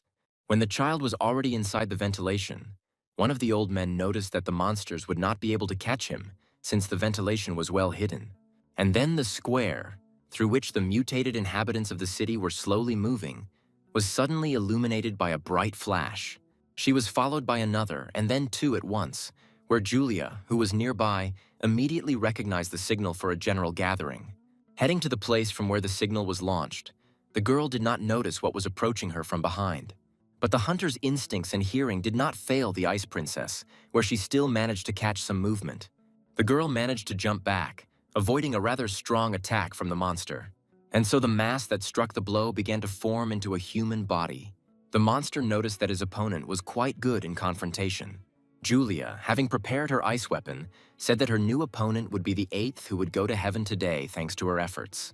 To this, the monster cheerfully declared that this could be and would be possible if there was only one.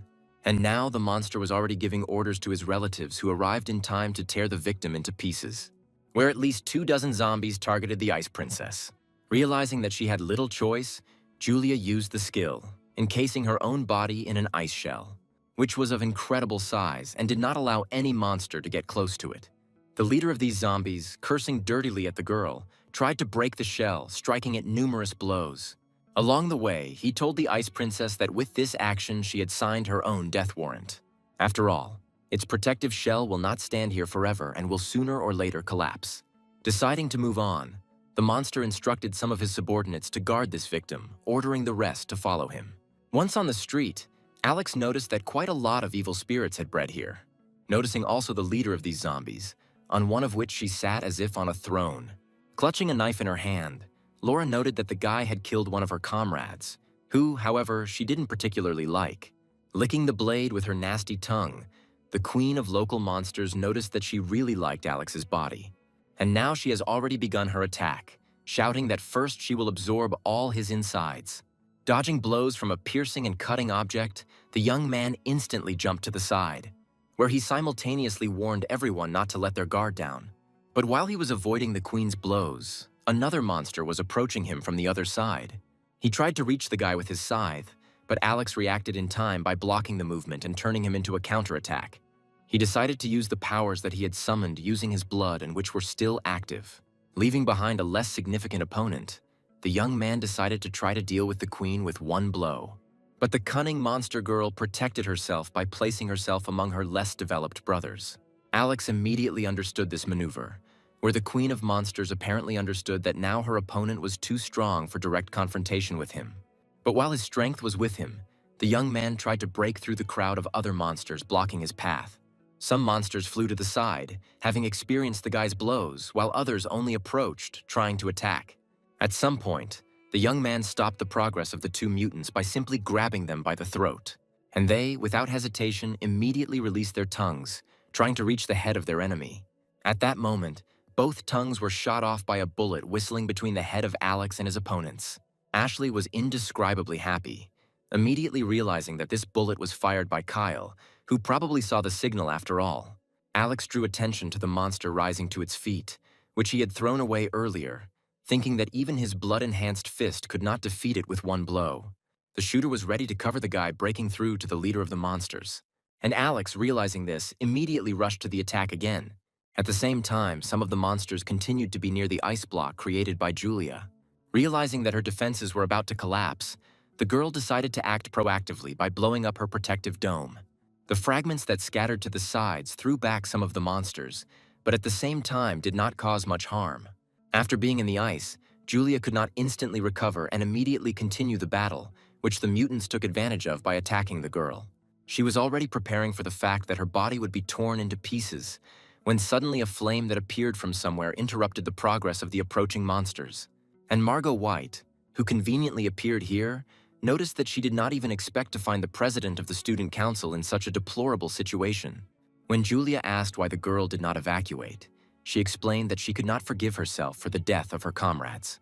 However, the fire could not completely destroy the monsters, who were slowly beginning to rise to their feet. After listening to her friend's words that they couldn't just be killed, Margot cheerfully noted that once they became ashes, they definitely wouldn't be able to move. After which she sent a real barrage of fire at the approaching mutants. When she finished, not yet noticing the new threat, she said that there was nothing complicated about it. The huge mutated wolf made a swift charge towards its victim, which was not completed, as an ice spear was immediately stuck into its mouth. This was accompanied by Julia's words that her friend should not relax, since the monsters are more dangerous than they might seem at first glance. Margot tried to say that she could handle it herself, but the Ice Princess, who had regained her strength, noted that it was easier to work as a team. Looking at those monsters who were still alive, the girl added that these were nothing more than pawns that needed to be quickly destroyed and their leaders taken over. Deciding to work back to back, ice and fire united to counter the threat as effectively as possible. Having activated their abilities, both girls began to destroy their numerous opponents. At the same time, Kyle, as promised, covered the breakthrough of his comrade from the junior year of the academy. He was quite surprised that the young man managed to show him signs of gratitude, given the number of opponents pressing on him. But Alex was not at all frightened by the number of monsters, where he made a powerful leap forward, almost reaching his primary goal. Preparing to meet the enemy, Laura noticed that her useless relatives could not even slow down this guy. The monster girl met his approach with a sweeping movement of her hand armed with a knife. Having evaded which, the young man, having gathered all the power remaining from the absorption of his own blood, dealt an incredibly powerful blow to the enemy. Looking at how Laura pierced the road surface with her body, the young man mentally rejoiced that he managed to strike before the absorbed blood completed its effect.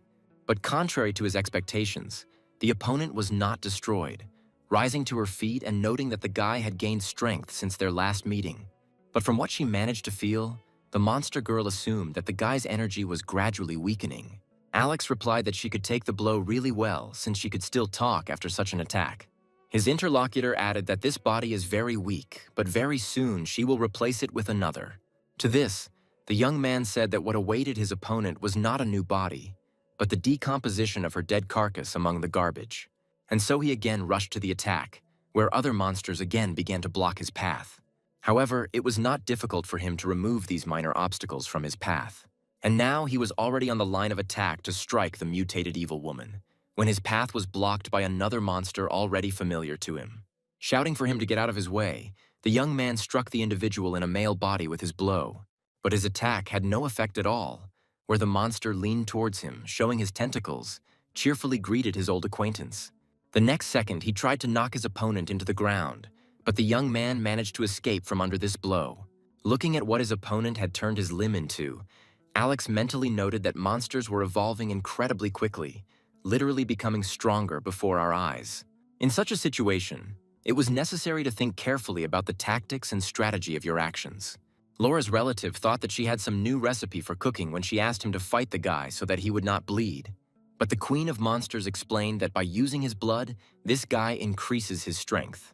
This explained to the males how the young man was able to destroy their relative, and Laura gave the order to quickly deal with this problem. To which the monster declared that it would simply flatten his body, since it was impossible for it to bleed slowly. Without hesitating for a second, the male rushed in the direction where Alex was standing, having just escaped the monster's attack. Without approaching him, the mutant used his weapon-transformed hand to strike from a distance. And while the young man was flying back, the monster in the fisherman's body suddenly felt something. Kyle was quite surprised when this incredible monster defended himself from the shot he fired. The bullet crumpled in his palm, fell to the ground, and the monster promised the shooter that he would be the next victim on his list. Looking at his opponent, who was already on his feet, the mutant again intended to attack with his mace. But this time, the attack style changed a lot, where he spun his weapon with incredible speed. Already understanding the consequences of such a hit, Alex decided not to tempt fate and leave the line of attack. Having missed, the monster did not wait, and immediately struck the next blow at the place where the guy managed to jump. Once again, the young man had to react instantly to avoid getting hit, but the blast wave created by his opponent's blow still reached the guy's body. Rising to his feet, Alex noticed that his opponent was much stronger than his late relative, to which he proudly declared that they should not even try to compare him with that non-entity, because he is much stronger and evolves faster. Suddenly, the monster felt the approach of another of its lost parts. Delighted to see her, he praised the worm-like creature for being able to escape and promised to take revenge for keeping it in the bottle. And now his lost piece was already reunited with the body of the owner. As soon as the restoration process was completed, the monster noticed that with all its parts, it would become even stronger. Looking at the guy, who in comparison seemed like just a bug, the monster gave him a chance to simply give up. Only his queen suddenly doubted this rather strange escape of one of the parts of her brother, where, a second later, the monster suddenly felt certain changes occurring in his body that literally brought him to his knees. The monster felt himself rapidly beginning to lose strength, and Laura reproached him for not checking his part before letting him in. Holding an empty container in his hand, Jonathan noted that this was probably all he could do to help the young man. Continuing to undergo changes, the monster asked what had been done to a part of its body that entailed such consequences.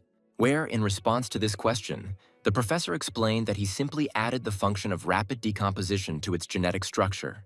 And so the monster almost tore its chest, extracting an unexpected saboteur from itself. Throwing the part that had so disappointed him to the ground, he immediately destroyed it with his foot. Alex, watching his actions, reproached the monster for so mercilessly destroying a part of himself. Saying that all monsters must disappear from the face of the earth, the young man rushed at his opponent with a new attack. But as before, his blows were of no use, since they did not cause any damage to the enemy. The monster tried to catch him, but the young man dodged quite deftly, ending up behind the enemy. Turning to the guy, the monster said that he would now show him what a normal blow was, after which Alex was again thrown many meters back. At this moment, several bullets fired by Kyle suddenly flew into the body of the mutated fisherman. While noting a good hit, the shooter had not yet noticed the danger approaching from behind. The young man noticed the enemy's attack too late, nevertheless trying to evade it.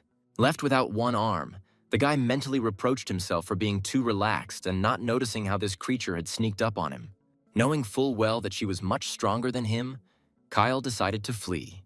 But Laura, transforming one of her limbs, declared that she would not be able to escape from her.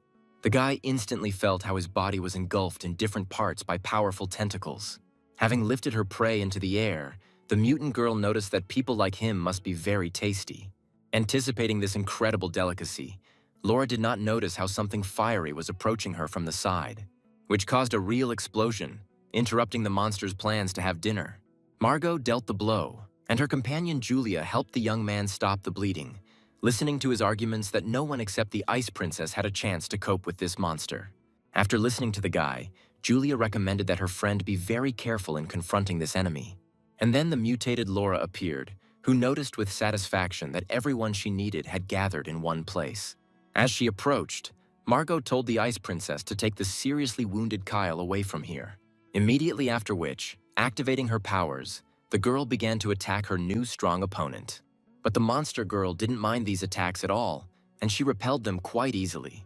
Then, using one of her long tentacles as a whip, she struck Margot back. Thrown back, the girl nevertheless managed to land on her feet, preparing for another attack from her powerful rival. Gathering all her strength, Margot sent an incredible stream of fire at Laura, destroying everything in its path. But even such a blow turned out to be nothing more than an ordinary push for her opponent. Without receiving any damage from the fire, Laura began to create a real tornado with the help of her tentacles. And when he reached his peak of development, she directed his destructive action directly at the girl standing opposite her. This time, Margot was unable to stay on her feet, and her opponent noted in a satisfied voice that the beaten meat would be much tastier. Anticipating the upcoming meal, Laura promised the girl to cut off all her limbs, and what would be left to pickle in a jar. But at that moment, Julia, who had returned to the battlefield, came to the defense of her friend. After examining the girl, Laura suddenly said that her figure was perfect, and the body of her previous victim in which she lived was boring her to death. Realizing what her opponent was getting at, Julia declared that she would never receive her body. However, the monster girl continued to talk about her own things, saying that after living among people she had already learned to distinguish between beautiful and ugly girls, where she ended with the words that she would still take Julia's body for herself, being in which she would absorb her own friends. And so she tried to attack the Ice Princess, who quickly avoided the blow, beginning to activate her abilities. Having made several revolutions and closed the distance, the girl struck the ground with her icy hand. And at that very second, her opponent found herself shackled by huge pieces of ice growing out of the ground. The queen of the monsters that filled the city did not really like the effect of ice on her body, but what this monster could feel was of little interest to Julia, who had already continued her attack, throwing several ice spears at her opponent. Laura felt with her whole body how these ice spears entered her one after another. Margot was already happy that her friend managed to defeat a dangerous enemy, but she did not share this joy, saying that it was unlikely that everything was over. And she turned out to be right, since her opponent had already begun to free herself from the ice captivity, where such liberation was akin to a real explosion. Moreover, the queen managed to call some of her minions to help her. After being released, she herself finally showed her true appearance, continuing to claim that very soon she would have a new body. Suddenly, tentacles that emerged from her second mouth reached out to the monsters she had summoned, where, through this influence, the queen endowed them with much greater power than they had before. And when the transformation process of her army was completed, Laura instructed them to bring this beautiful body to her. Meanwhile, Alex continued to fight the Monster Queen's brother. Having thrown the enemy away with one of his blows, the young man began to absorb the power of the stones under his feet. And with his next blow, he threw the monster back even further. Realizing that his body was greatly weakened after being exposed to a particle with the effect of decomposition, the monster decided to try to escape. The young man immediately rushed after him, remembering how just a few minutes ago he considered himself invincible. But he had already reached the right place, asking the queen to immediately share her power with him. Extending one of her tentacles towards her fellow, the monster girl literally began to pump up the enemy's body with power, where, after a few seconds, he was already loudly declaring that he was able to fully recover. At that moment, Alex found himself in the same place, who had not stopped pursuing him all this time. But his opponent no longer ran away, meeting his opponent face to face and promising to shake the soul out of him. And so the mutated fisherman again attacked the guy with his huge mace, into which he transformed one of his hands. Watching the enemy spin his weapon, the young man tried to figure out how he could win in this situation. But suddenly the queen ordered him to stop wasting time on this guy and take care of the girl first.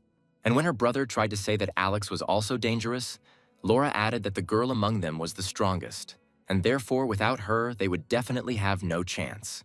Deciding that his mistress was completely right, the male rushed to attack the Ice Princess along with the rest of the monsters. Margot came to the aid of her friend, saying that she would try to hold back this onslaught, where the girl, having gathered strength and energy, used her special fire skill, the action of which threw back everyone who was rushing towards Julia in the opposite direction. Approaching the Ice Princess, Alex asked the girl if she could use an improved special technique to destroy the queen. Having said that this is possible, the girl also noted that Laura is smart and will immediately hide behind the others as soon as she sees the beginning of an accumulation of energy. Then the young man said that it could work if all the less powerful monsters were destroyed, which caused the girl strong doubts due to Alex's underdeveloped abilities. To this, the young man stated that he had an ice crystal that would significantly strengthen him and help him deal with the second most powerful monster. Therefore, he offers to use his powers to pave the way to the queen, whom Julia will finish off. But the girl did not believe at all in the success of this plan, saying that the queen would immediately see her intention to use her ability.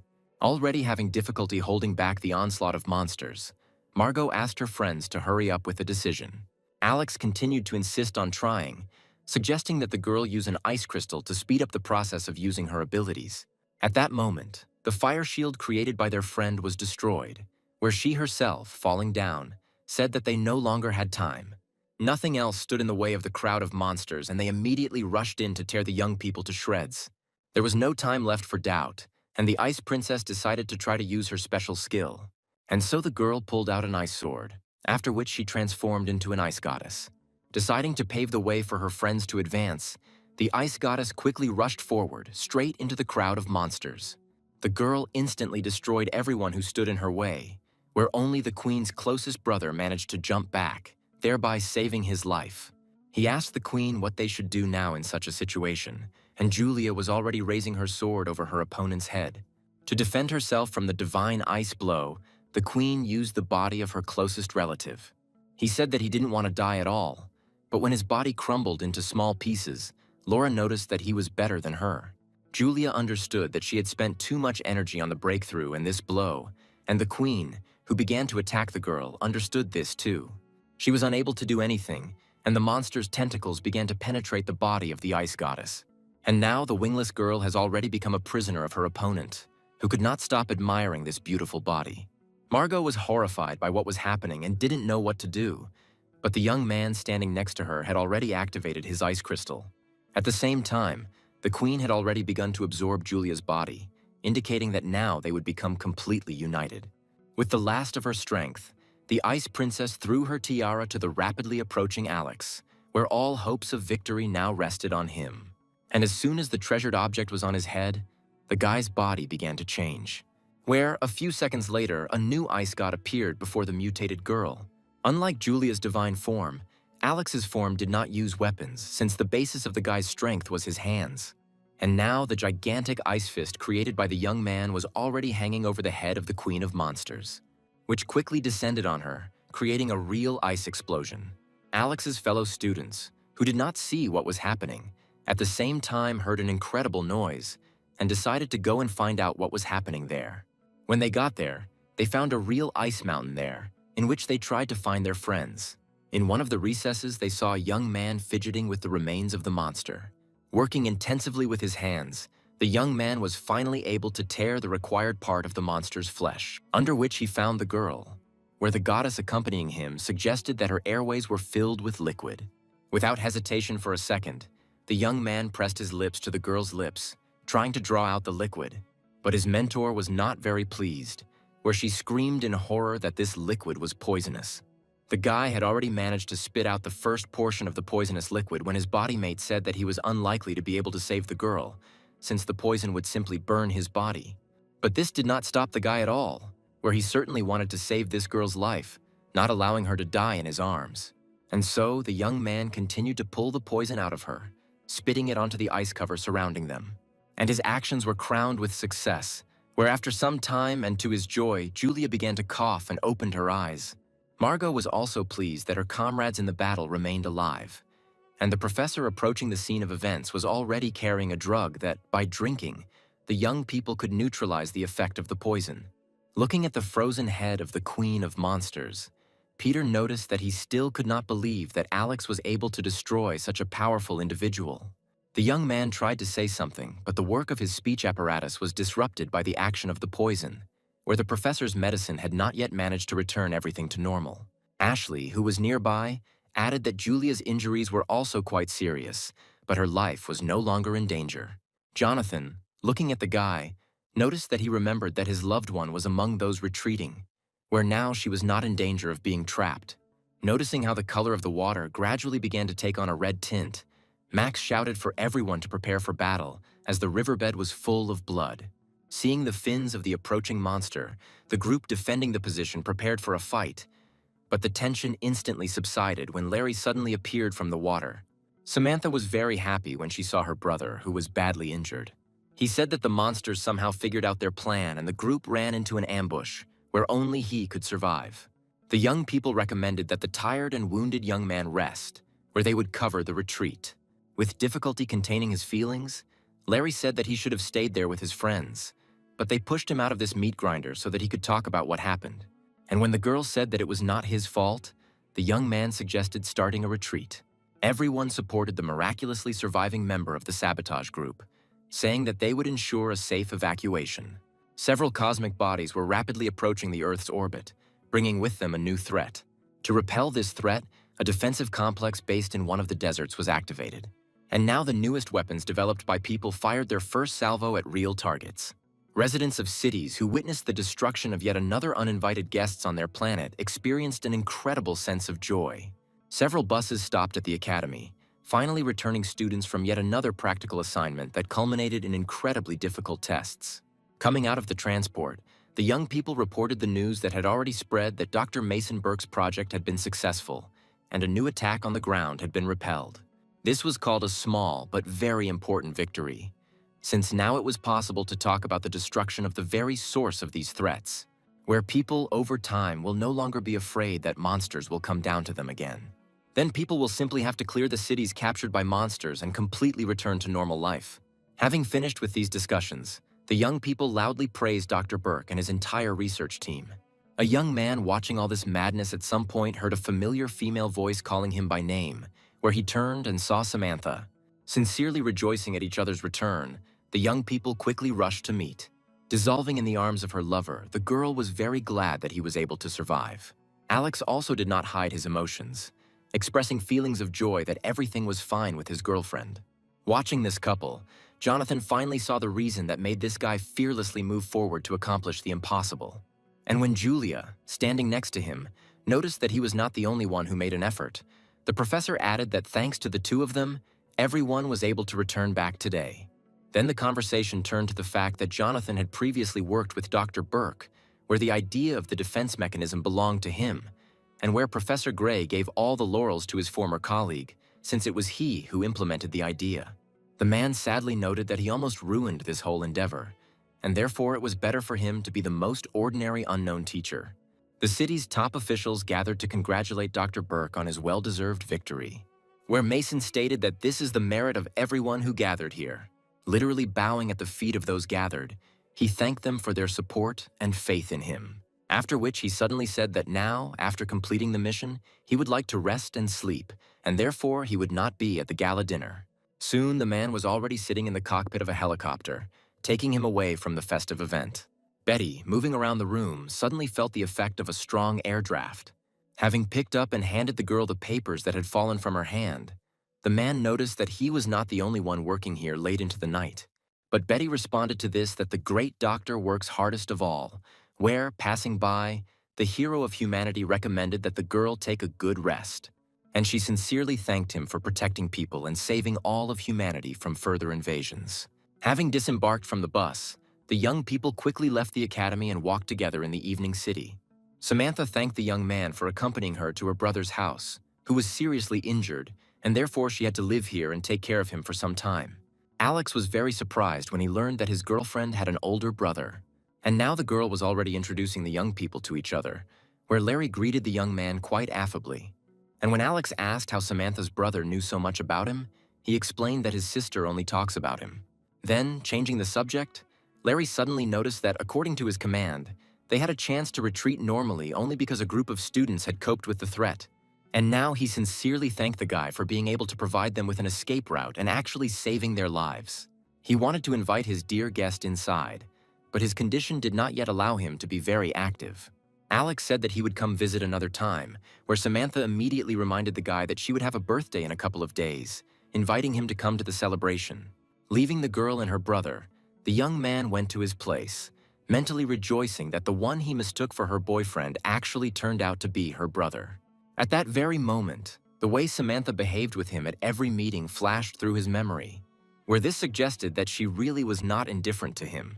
At home, the young man found his beloved sister who had just left the shower. While drying her hair, Betty told her brother that some girl had called him, asking if he had arrived all right. As it turned out, the guy's mobile phone was completely dead, and then he decided to call Samantha back from a landline phone. Talking to the girl, the young man said that he got home without incident and wished his friend pleasant dreams. Betty became terribly curious whether her brother's interlocutor was his girlfriend, to which he explained that they were just friends and former classmates. But it was hard to believe, where friends simply don't call home and ask if the guy got there okay. And when Alex explained who his interlocutor was, Betty added that she remembered this girl well, who often visited him in the hospital and even left a letter for him. This statement greatly revived the young man, who realized that in that letter Samantha responded to his confession. His sister, meanwhile, explained that she could not pick him up right away, and when she came the next time, the letter was no longer there, where she thought that the janitor had thrown him out. Having grabbed the phone, the young man stopped himself since he had already wished the girl good night. Where to call after that would be indecent, deciding to leave the conversation until the moment of meeting at the girl's birthday. Watching her brother, Betty suddenly mysteriously asked him if the guy could guess who she met on the way home. And when the young man said that he did not have a single guess, his sister said that she was lucky to exchange a few words with Dr. Burke himself. Where for the girl, this meeting became a real event, since not everyone can talk live with the hero of humanity. Of course, she did not believe her brother when he again stated that Dr. Burke gave him a men's magazine when they met. At the same time, the young man concluded that this man was truly some kind of incredible person. After all, many tried to change the course of the confrontation with monsters, and only he alone managed to turn the tide of this war with his invention. To which Betty immediately stated that her dear brother would also someday have the opportunity to help humanity. As usual, the young man was training his physical skills, when the goddess appeared behind him, noting that she could not even think that monsters could have such pure and powerful essence. The girl associated this with their ability to transform into absorbed people and the stage of their evolution, which was no longer important now, since after consuming the essence, the guy's strength would increase many times over. She managed to pick up this essence from the corpse of a monster that settled in Laura's body while Alex was resuscitating Julia. While the young man was looking at the new essence, the girl noticed that since their first meeting, the guy had become much stronger. And so he swallowed the resulting substance. And while the young man was absorbing it, his mentor said that he would now reach the 4th rank, where he would have an improved special skill activated. The next training session for the young man showed him a copy of an opponent he was already familiar with, which he was not very happy about. But the goddess who appeared nearby immediately said that she did not create any copies for training, where the created astral being is the product of the essence it swallowed, which refuses to accept a new owner. And now the girl was already encouraging her student, who rushed to persuade the essence to accept him. Making a serious swing, the young man said that this was his astral world, where he would force the enemy to submit. Julia, walking in the company of Michael, was interested in what happened to the teacher, to which the man explained that he locked himself in his room and apparently staged a real pogrom there. When they were near the front door, Michael added that he chases away anyone who tries to enter him.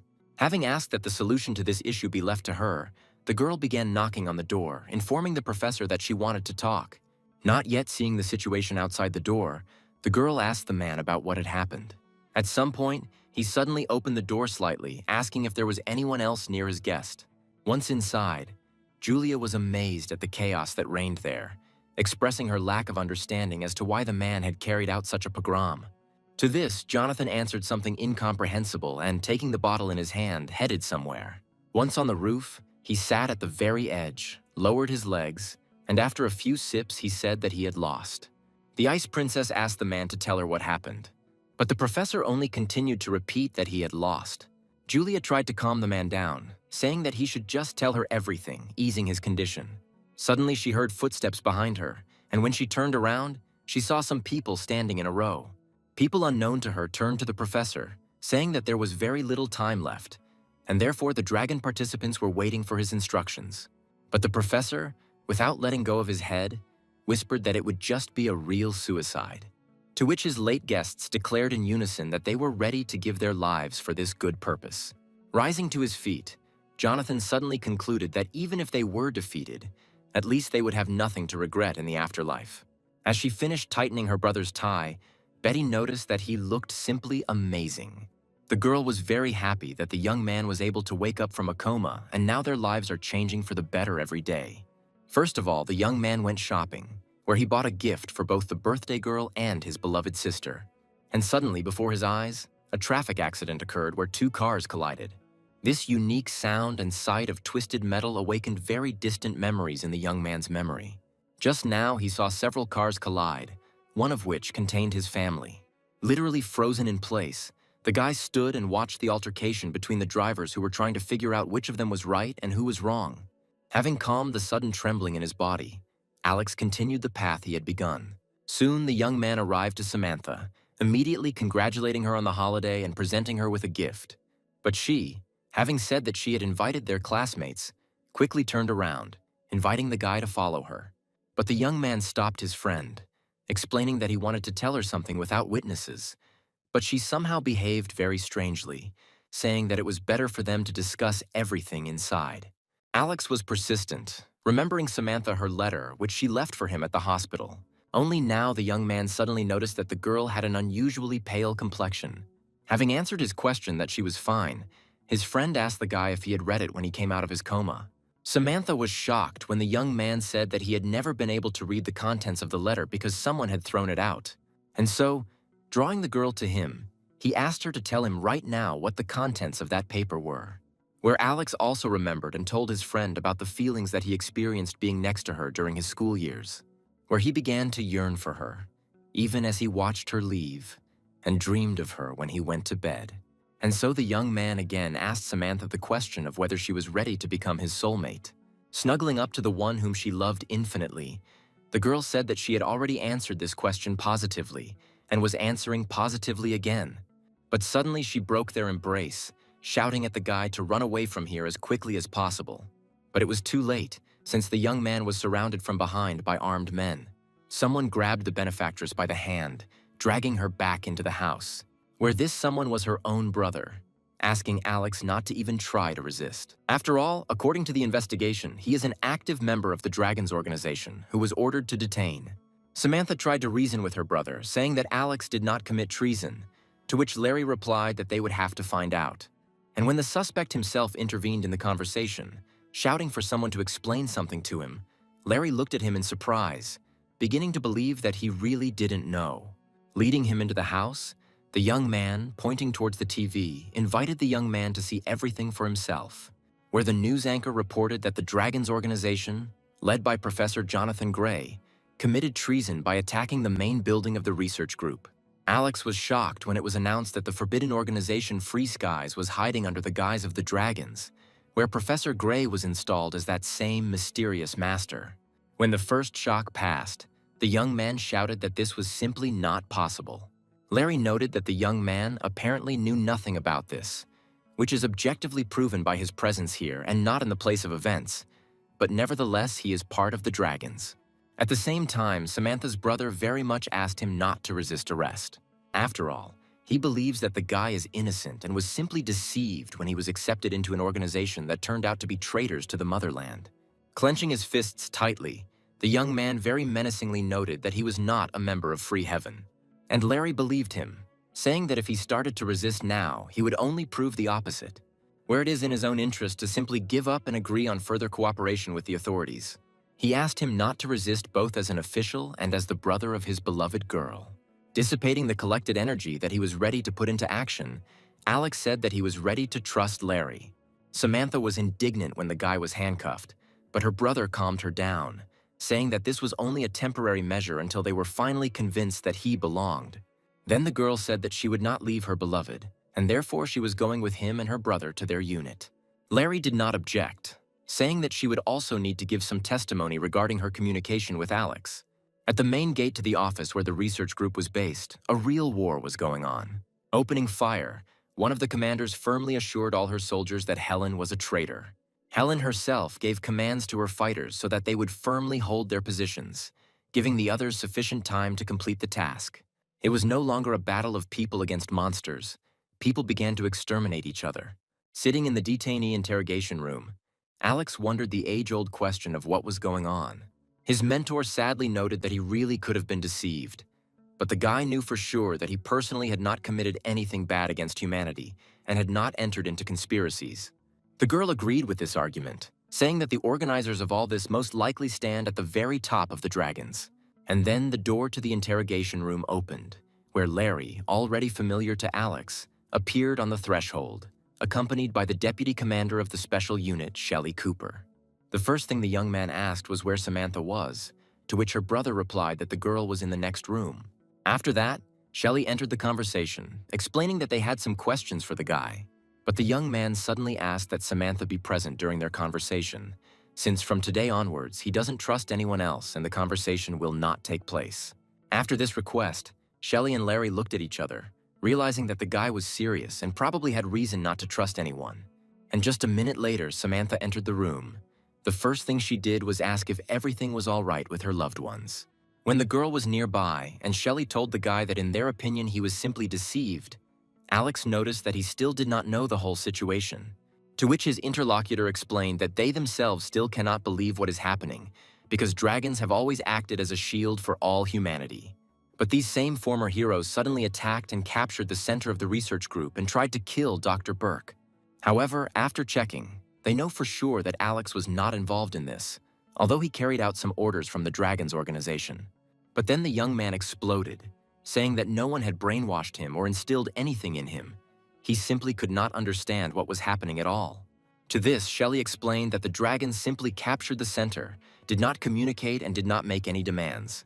In response to the young man's question, his interlocutor stated with absolute confidence that Professor Jonathan Gray was in charge there. The young man was even more surprised when he learned that Helen, whom he knew well, was also participating in this betrayal. Shelley got to the point, saying that they needed a person who would be considered one of them, but would not support ideology. Such a person would have to reach their leadership and try to convince them to lay down their arms and surrender. This is exactly the kind of person she invites Alex to become. After all, judging by the information that they managed to collect, the young man is a true patriot of his country and will never go against humanity. Therefore, they really count on cooperation with him, where one of the main tasks will also be the rescue of Dr. Burke. Here, Larry joined the conversation, saying that while the connection was still there, they managed to receive a message that Mason and some of the employees managed to take refuge in a protective bunker. There are several of these on the territory of the center, and they are hidden. But sooner or later, the Dragons will discover them. And then Alex asked a question about what was happening to the other employees of the research group, where his facial features visibly relaxed when he was informed that the rest of the workers were also hiding in different places. Shelley added that there is less and less time left for a peaceful resolution of the conflict, where soon they will simply launch a full-scale assault. Now they can organize something like a diversion while the young man sneaks inside and saves Dr. Burke. Then one of her subordinates approached the girl with a report, where she immediately rose from her seat, saying that the guy had only 5 minutes to make a decision, where either he decides to cooperate and all suspicions are removed from him, or as a member of a traitor's organization he will go to trial. Rising from his seat and leaving the interrogation room, Larry recommended that the young man think very carefully about his choice. As soon as they were alone, Samantha apologized to her lover, saying that she should have warned him earlier, but Alex did not blame the girl for anything.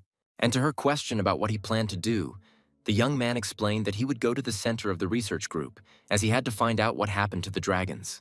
But the reason was also that his beloved sister worked there, who was also exposed to danger no matter who it came from.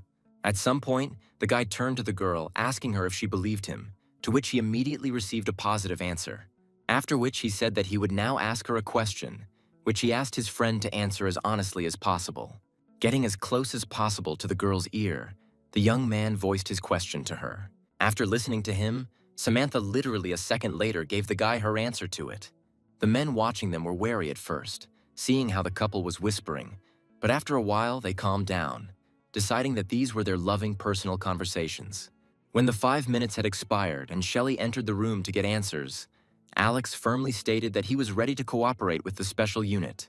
This answer greatly pleased the girl, who said that the task should be started as soon as possible. A few seconds later, the handcuffs were already removed from the hands of the guy who was to become a spy within the organization of which he is a member. Shelley also added that they will install a tracking sensor on it to monitor its movements. In addition, together with the young man, it was decided to send Larry, who would have to make sure that Alex did not shy away from the task and did not violate his agreements. Looking at his girlfriend's brother, the young man asked whether it was worth resorting to such measures and exposing someone to unnecessary danger. To this, his interlocutor explained that although he promised cooperation, they still cannot trust the guy in full, and therefore they are playing it safe. Here, Larry joined the conversation, saying that he and the guy had the same goal, to save Professor Burke. Alex had no choice but to agree to the company of his friend's brother, after which Shelley said that they should move out as soon as possible. But then Samantha resumed the conversation, declaring that she wanted to go with them, where both Alex and Larry unanimously declared that this would not happen. However, the girl had her own arguments, where she noticed that Alex now does not trust anyone but her, and therefore her presence can smooth out the rough edges between her brother and her lover, increasing the limit of their trust in each other. After listening to Samantha, Shelley found her arguments correct, but the young people again unanimously declared that she should under no circumstances go with them. Where, after this statement, a satisfied girl noted to the deputy commander that as soon as the matter concerns her, the guys simply act on the same wavelength. This was indeed obvious, and therefore Shelley announced that the sabotage group would consist of 3 people. And so she gave the official order to penetrate into enemy-occupied territory and, first of all, to free Dr. Mason Burke, where all 3 military officers accepted this order for execution. Most of all, Samantha's dear brother was dissatisfied with Samantha's inclusion in the team. At the center of the research group, the confrontation continued between the Dragons organization and government special units. Meanwhile, on the other side of the center, a recently created sabotage detachment was making its way very briskly along the mountain path. Once on the territory of the center, where the dormitories were located, Larry explained that they would not be able to go around this area, where they will need to make their way through the tunnel to the dining room and then to one of the shelters in which Dr. Burke is hiding. Moving inside the building, which made it possible to hide from possible prying eyes, the young people noticed that everyone was leaving the premises in a great hurry. But when they approached the flight of stairs, their further progress was suddenly interrupted by 2 dragon fighters. Larry and Samantha became noticeably tense when members of the Dragon organization appeared, but Alex immediately intervened in the situation, giving his name and saying that he was part of the Dragons organization. And when he showed his ID, the guards immediately relaxed when they saw one of their own. And the young man also added that on Helen's orders, they were checking the mountainous terrain for sabotage groups. Having thanked each other for their service, Alex, her companions, and the guards said goodbye, where the sabotage group continued its advance to the desired point. They were already moving through the tunnel when Larry praised the young man, but he noticed that he felt a little awkward because he had to lie. As it turned out, there was also a security post for the captured perimeter in the tunnel, and Alex again had to show his ID. And when the young man, in response to the question posed, explained that the guy and girl with him were part of his group, the more insightful security guard demanded that they show their identification as well. To this, Alex did not know what to answer, where Larry beat him to it, saying that he would present it now. And so he came to the fore, pretending to take out his ID, but in fact preparing to attack, where the guard rushing him did not even have time to understand what had happened when he was thrown back by an incredibly strong blow. And Larry, who did not stop his movement, was already neutralizing the next guard. The girl who was part of the post, realizing the threat, instantly rushed away. She tried to convey information that an enemy group was in the tunnel area, but her message was interrupted by Samantha's brother, who used his superpowers, stopping the report. Having destroyed the means of communication, the young man suggested continuing the journey, saying that very soon the dragons would understand that the sabotage group was already inside. Alex watched with caution as this young man used his abilities, and Samantha was glad that her brother had already managed to fully recover. Even the young man's eternal companion noticed that the guy accompanying him was incredibly strong. The girl also noticed that if he decides to fight him, then it is not at all a fact that he will be able to win. But Alex himself finds the current circumstances, in any case, much better than sitting behind bars awaiting trial. At some point, Samantha asked the young man who he was talking to, where Alex explained that he was simply talking to himself. Inspecting the further path, the young man noticed that if they tried to go directly to the square, they would most likely stumble upon a huge number of dragon invaders. Larry also noted that many members of this organization are incredibly strong, and it would be better if they did not encounter them. Then the guy suggested going through the dining room, where he explained that his sister had told him about the advantages of the location of the dining room, from which food was often delivered to all departments, which provided this room with many passages. When asked by Samantha, the young man explained that Betty works here, and at the very beginning of the internship, she was busy delivering lunches to departments. Having decided that the option proposed by the young man was very good, the sabotage group continued moving, heading to the dining room. Meanwhile, inspections began throughout the entire territory, since an incomplete message from one of the posts made everyone wary. And information was already spreading throughout all the posts that 3 guards had been neutralized by the enemy who had entered the territory. People in cars parked on the communal bridge increasingly paid attention to the thickening fog around them. According to the news, everyone was recommended to stay at home and wait until the fog cleared, which, according to preliminary calculations, should have happened within 24 hours. The film crew hovering over the city in a helicopter watched from above as the city was covered in fog, completely not understanding what was happening. With every minute, the tallest buildings gradually dissolved in the density of this strange fog. Meanwhile, information was already circulating among the members of the Dragon organization that their member Alex had brought 2 outsiders with him, which they learned from the guards who had woken up. One of the group commanders named Alice, having heard Alex's name, could not remember that they had ever worked together with him. But she was extremely unhappy that this guy had betrayed their organization. She immediately gave the order to attack this traitor at the first meeting, where this order should have been transmitted to other posts and groups. While this information was spreading, the sabotage detachment continued to advance towards its goal. At some point, Alice, smiling contentedly, noted that it was easier to just wait than to run around and look for her. After all, the entire sabotage detachment led by Alex had just come straight to her group. The girl introduced herself to the guy, saying that she was very upset that he had betrayed their organization. But the guy did not consider himself a traitor, telling his interlocutor to think about what the dragons were doing now, having betrayed humanity itself. But to this, Alice loudly declared that the young man was simply a fool, where he probably forgot that dragons are the main line of defense of humanity and act only in the interests of all people.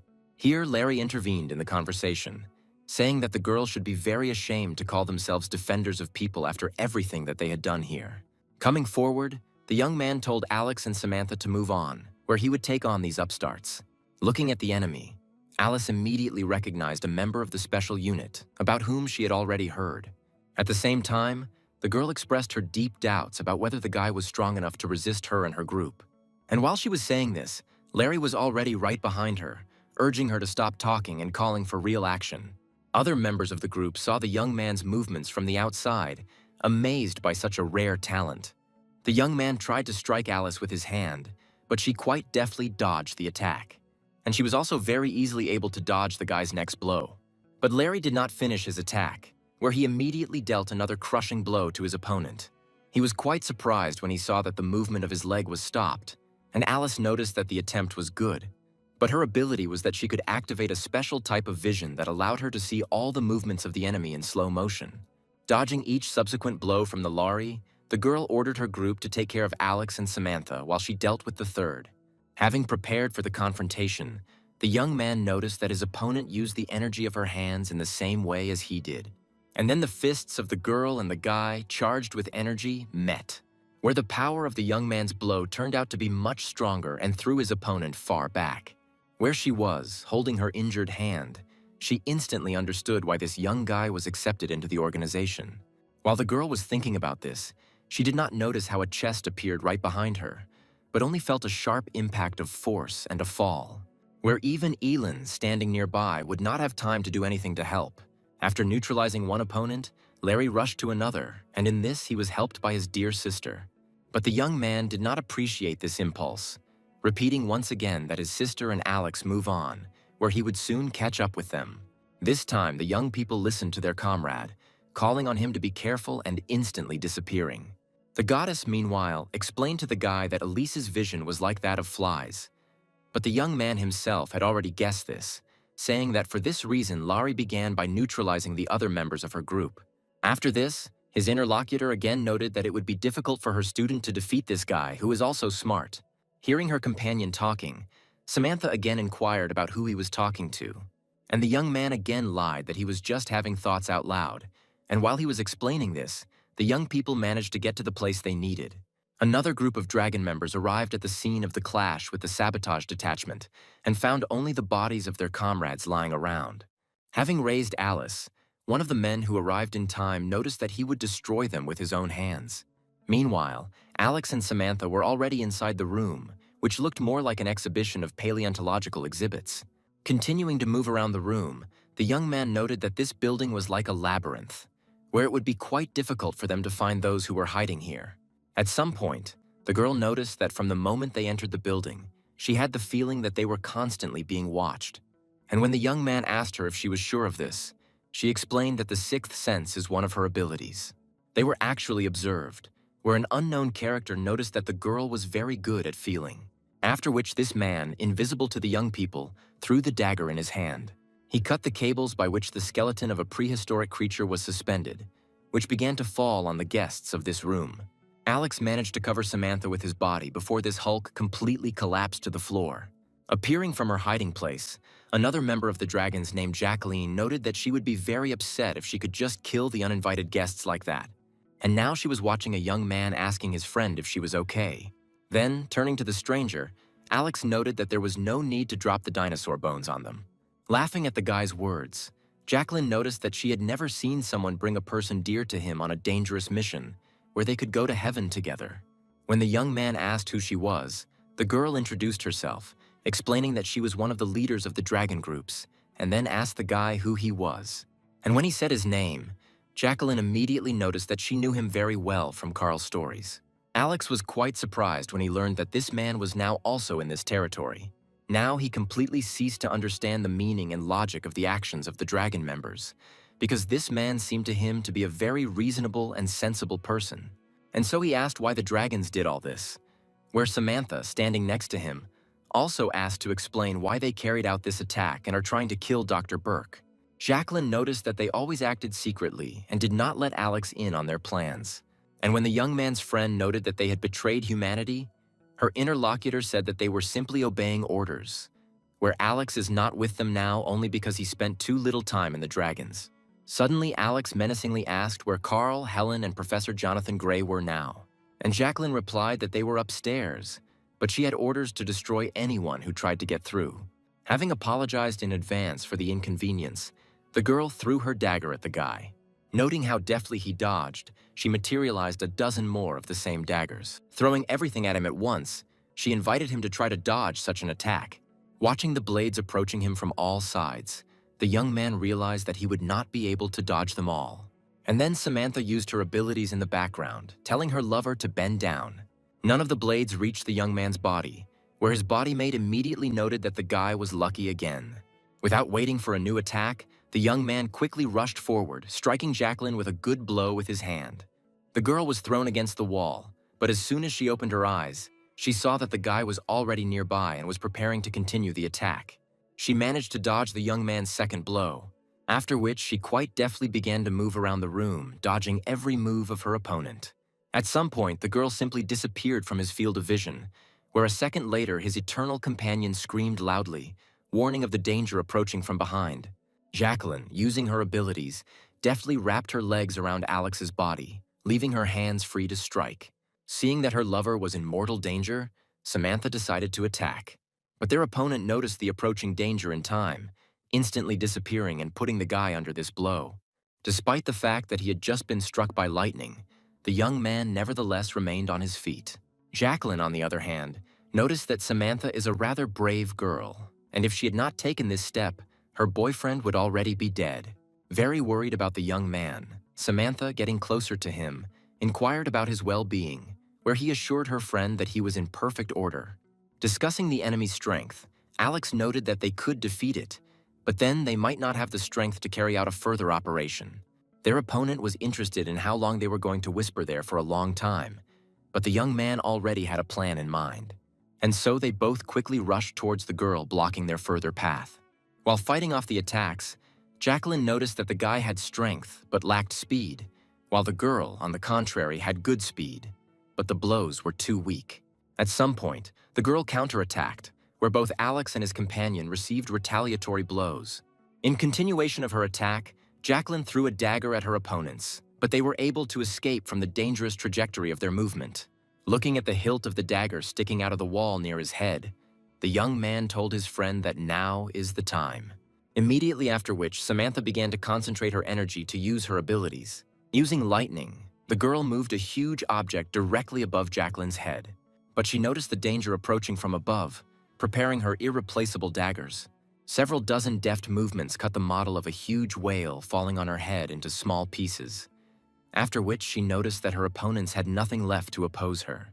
But they didn't intend to, simply taking advantage of this distracting maneuver to move on. Having prepared her daggers, the girl tried to make an attempt to detain the young people who had already managed to press the button in the elevator car.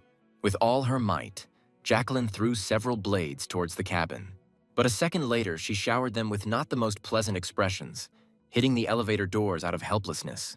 Snatching a dagger, the girl began to strike the doors with it, addressing the invisible interlocutor with the question of who even thought of accepting this guy into their organization. Jacqueline was distracted from her strange activity by glass shattering into small fragments, where, out of the darkness, her new enemy began to approach the girl. As soon as the young people were in the elevator car and pressed the button with the desired floor, Alex bent down, helping the girl do the same in order to protect herself from the flying dagger. Soon they were there and quickly left the elevator cabin, continuing to move towards their intended goal. The young people were glad that they managed to outwit this monstrously strong woman. Having looked around, Alex noted that the elevator leading to the next floor should be on the other side, which was invented for safety. But it could not be ruled out that there might be security posts here too, which it would be better for them to try to somehow bypass. Realizing that they had only one way out, Alex and Samantha jumped down where they could hide among the trees. From this makeshift shelter, the young man was able to see guards patrolling the approaches to the elevator. The guards could not help but pay attention to the noise created by the young people jumping down. They wanted to check the perimeter, but then they saw a bird flying out of the thickets and attributed all the noise of the leaves to it. Participants in the capture of the center discussed that it would be nice if their colleagues quickly managed to discover the whereabouts of the doctor, and this whole nightmare would end for them. And Alex and Samantha, hiding not far from them, were thinking about how they could move on without clashing with the guards. But at some point, the young man noticed that something else appeared next to those people. Looking up, the girl covered her mouth with her hands so as not to miss the scream escaping from her chest, where she saw a certain creature above the guards, which was partly a monster and partly a man. This monster slowly descended towards its unsuspecting victims, which were destroyed with one swift movement of his mutated limb, after which this incredible monster simply returned to normal human form. Alex and Samantha, continuing to remain in their makeshift shelter, could only watch as the bloody handkerchief with which this monster wiped its limbs landed next to them. Continuing to move forward, the young people discussed who it was, just a person with superpowers, or something else. At the same time, the young man was interested in the question of who else could attack the dragons, except for the special units opposing them, which certainly had not yet entered inside. To which his interlocutor noted that they, most likely, simply do not know much, and the situation is much more complicated than one might expect. At some point, the girl suddenly fell silent, grabbing the guy's hand and pointing in the direction. Approaching where his girlfriend was pointing, the guy parted the bushes and found a man there. Realizing that he had been found, the man started to run, but Alex stopped him, saying that he knew their colleague Betty.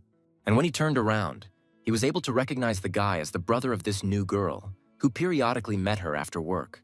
One of the research team workers was surprised at how the young man could end up here. Having explained that he learned from the news about what was happening and came for his sister, Alex asked the man where she was now.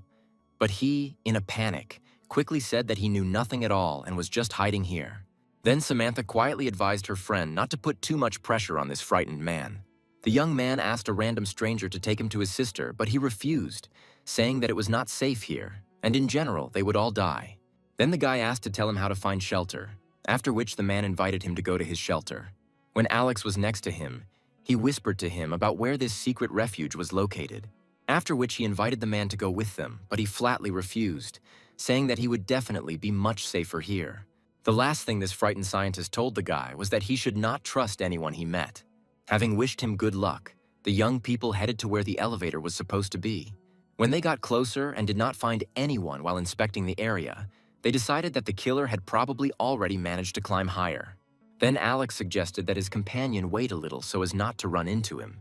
But then his personal invisible alarm went off again, warning him of danger from above. The guy managed to grab his girlfriend and throw her to the ground before something incredibly sharp whistled right over their heads. And after a couple of seconds, the one who staged this sudden attack on the young people appeared. The young man, whose hand had been transformed into a huge axe, was extremely interested in how the guy was able to notice him. This was the first time he failed to destroy a target, and he insisted on an answer. But Alex asked a counter-question about who he even was. Realizing that there was no answer to the question, Alex's new opponent simply decided to finish what he couldn't do the first time. Realizing that there was no way to escape the attack, the young man instantly absorbed the properties of the substance he needed, meeting the blow. But this blow was so strong that the guy was thrown several meters back. His girlfriend, invisible to the eyes of outsiders, noticed that the enemy was strong, and Alex really only had to use his true strength. Here Samantha came to the guy's defense, demanding that the attacker leave them alone. Realizing that this girl's strength is insignificant compared to his abilities, the young man noticed that she was too confident in herself and would not bring her to any good. And so he transformed his limb into a scorpion sting, and Samantha suddenly felt that she could not move. Certain death was rapidly approaching the girl, and then the sting struck. But the attacker failed to reach his intended goal, as his movement was stopped by Larry appearing in front of the girl. And so he forcefully pushed the attacker away from his sister, where he noticed that it was very good. The girl's brother said that it doesn't matter to him which side this guy is on, but if he touches Samantha, he won't live. After which his opponent said that he really has more important things to do. Calling the group of saboteurs nothing more than pathetic pawns in this game, the young man disappeared. Alex noted that this guy was definitely not one of the dragons. To which Larry explained that many organizations had their sights set on capturing Dr. Burke, including those that exist and operate in the shadows. But the mission had to be continued, where, in response to the girl's brother's question, Alex explained that, according to the information obtained, the shelter was located on the next level of this building. Everyone understood that the further implementation of the mission was now complicated not only by the fact that they had been discovered, but also by the presence of other contenders here to capture Mason Burke. But there was nothing to be done, and the sabotage group continued its task of rescuing the scientist. When they found themselves in the elevator car, they immediately realized that they would not get far in it, where the group had no choice but to try to get out into the elevator shaft and climb up it. While they were climbing up, Alex explained that according to the information received, the floor should be a labyrinth of rooms where they would need to find the right room. And finally, the young people found themselves in a boring place, where the entire room was literally littered with the bodies of dead people, which brought real horror to the group. After looking around a little, the young man said that he knew how to find the right room, indicating to his companions the direction for further advancement. But then the young man's movements were stopped by his secret companion, who pointed him to one of the secret rooms, saying that there was something very interesting there. and now the young man has already begun to feel the wall in order to open the entrance to the room. Samantha was very surprised that the guy knew about the secret room there. When the door was opened, it immediately became clear that no one had survived. But Alex did not look for the living here. Following the instructions of his mentor, the young man discovered in this room various crystals, with the help of which he could significantly increase his strength. When asked by Larry, the guy explained that he needed all this in order to fight more effectively.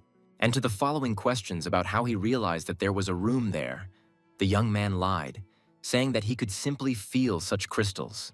The sabotage group passed one turn after another, where Alex regularly directed their movement. They soon found themselves at a dead end, where Samantha's brother began to doubt that the young man had been given the correct information about the location of the shelter. But he called for patience, where after some reflection, he demonstrated that they had arrived where they needed to be. On the touch keyboard that appeared, he immediately entered the required combination, which he received from the scientist hiding in the thickets. And then the entire wall immediately began to move away somewhere into the distance, revealing the true door to the shelter. After which special sensors were activated, which disinfected the newly arrived people. After which all that remained was to open the door in order to find ourselves directly inside the shelter. When the door opened and the young man noticed that it was quite spacious, the people inside, thinking that the enemy had discovered them, prepared to defend themselves. But then one of Betty's friends recognized Alex as the girl's brother who appeared in the aisle. First of all, the young man was interested in exactly where his sister was now and who saw her last. But from some far corner of the room, Betty quickly rushed into the arms of her beloved brother. People observing the consequences of the road accident expressed their regret that two children were left without parents just like that. A boy and a girl were sitting modestly on the sofa when a policeman walked past them talking to someone on the phone. The boy could not help but hear his words that according to preliminary data, it was the boy's father who exceeded the speed limit, drove through a red traffic light and became the culprit of the fatal accident. At some point, the boy, with his downcast eyes, noticed someone approaching him. The girl was very determined, firmly stating that both of their families were dead. Alex tried to say something in response, but Betty almost attacked him, shouting that now all responsibility lay with him.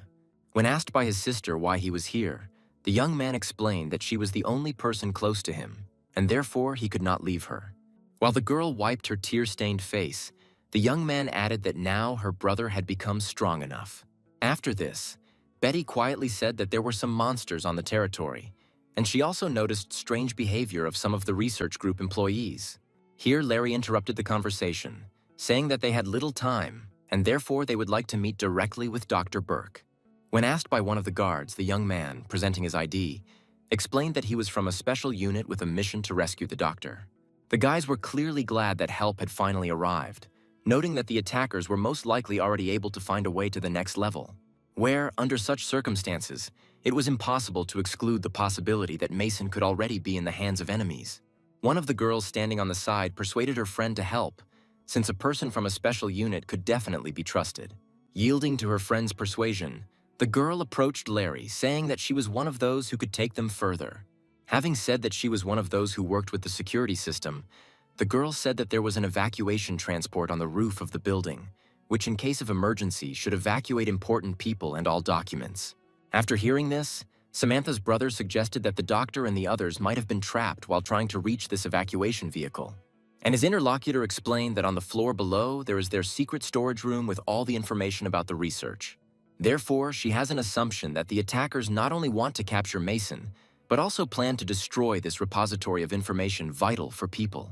Larry asked in surprise whether such important information really did not have any backup copies, and the girl explained that it is impossible to copy the entire amount of information there, since some of it is samples of monsters. This explained why the Free Heavens were trying so hard to break through here, and the employee of the research group continued, saying that the doctor and other employees were just about to take the samples when they found themselves blocked by those who came to destroy everything here. When she finished, Alex asked the girl to take them to the next level. Having said to follow her, the girl led the sabotage group to one of the walls of the room.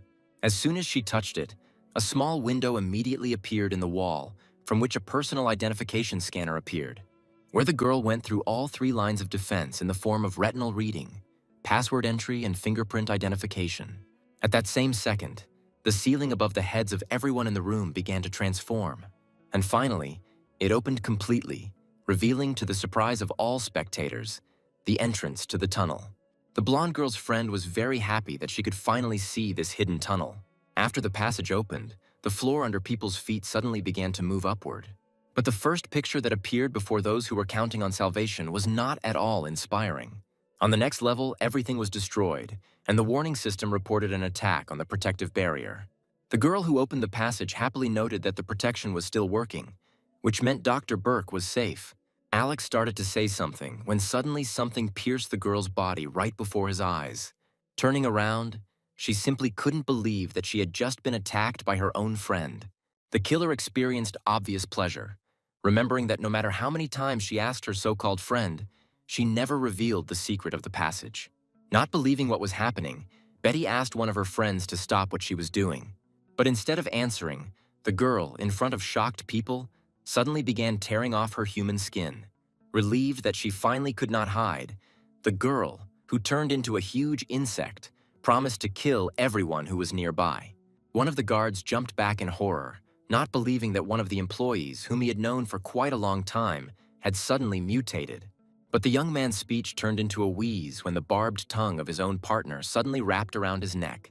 All other people who were in the room immediately began to isolate themselves, not allowing anyone else to approach them. Alex's sister could not understand that this had happened to her friend. But the young man dismissed the girl, saying that her friend had actually been gone from this world for a long time. And the monster noticed that the guy's reaction was somehow too calm, as if he was ready to meet such a transformation. While the giant insect was speaking, her relative made a hole in the floor with its tongue. Alex recommended that everyone who represented the human race better hide. Meanwhile, a huge insect approached a hole in the floor where it lowered its tail, where, a second later, a former employee of the research group who turned out to be a monster pulled out a young man already familiar to Alex. Larry immediately realized that this spy was simply following them, pretending that he had left to resolve his own issues. And another group of saboteurs, which clearly represented the side of the monsters, was getting closer, where the guy walking in the center expressed his hopes of getting to know everyone better. But then his face began to change, and he added that, in principle, he would not mind just finishing everyone off. Defending his sister, Larry came to the fore, letting the enemy know that this confrontation would definitely not be easy. Suddenly, the warning system reported that the protective barrier was completely destroyed.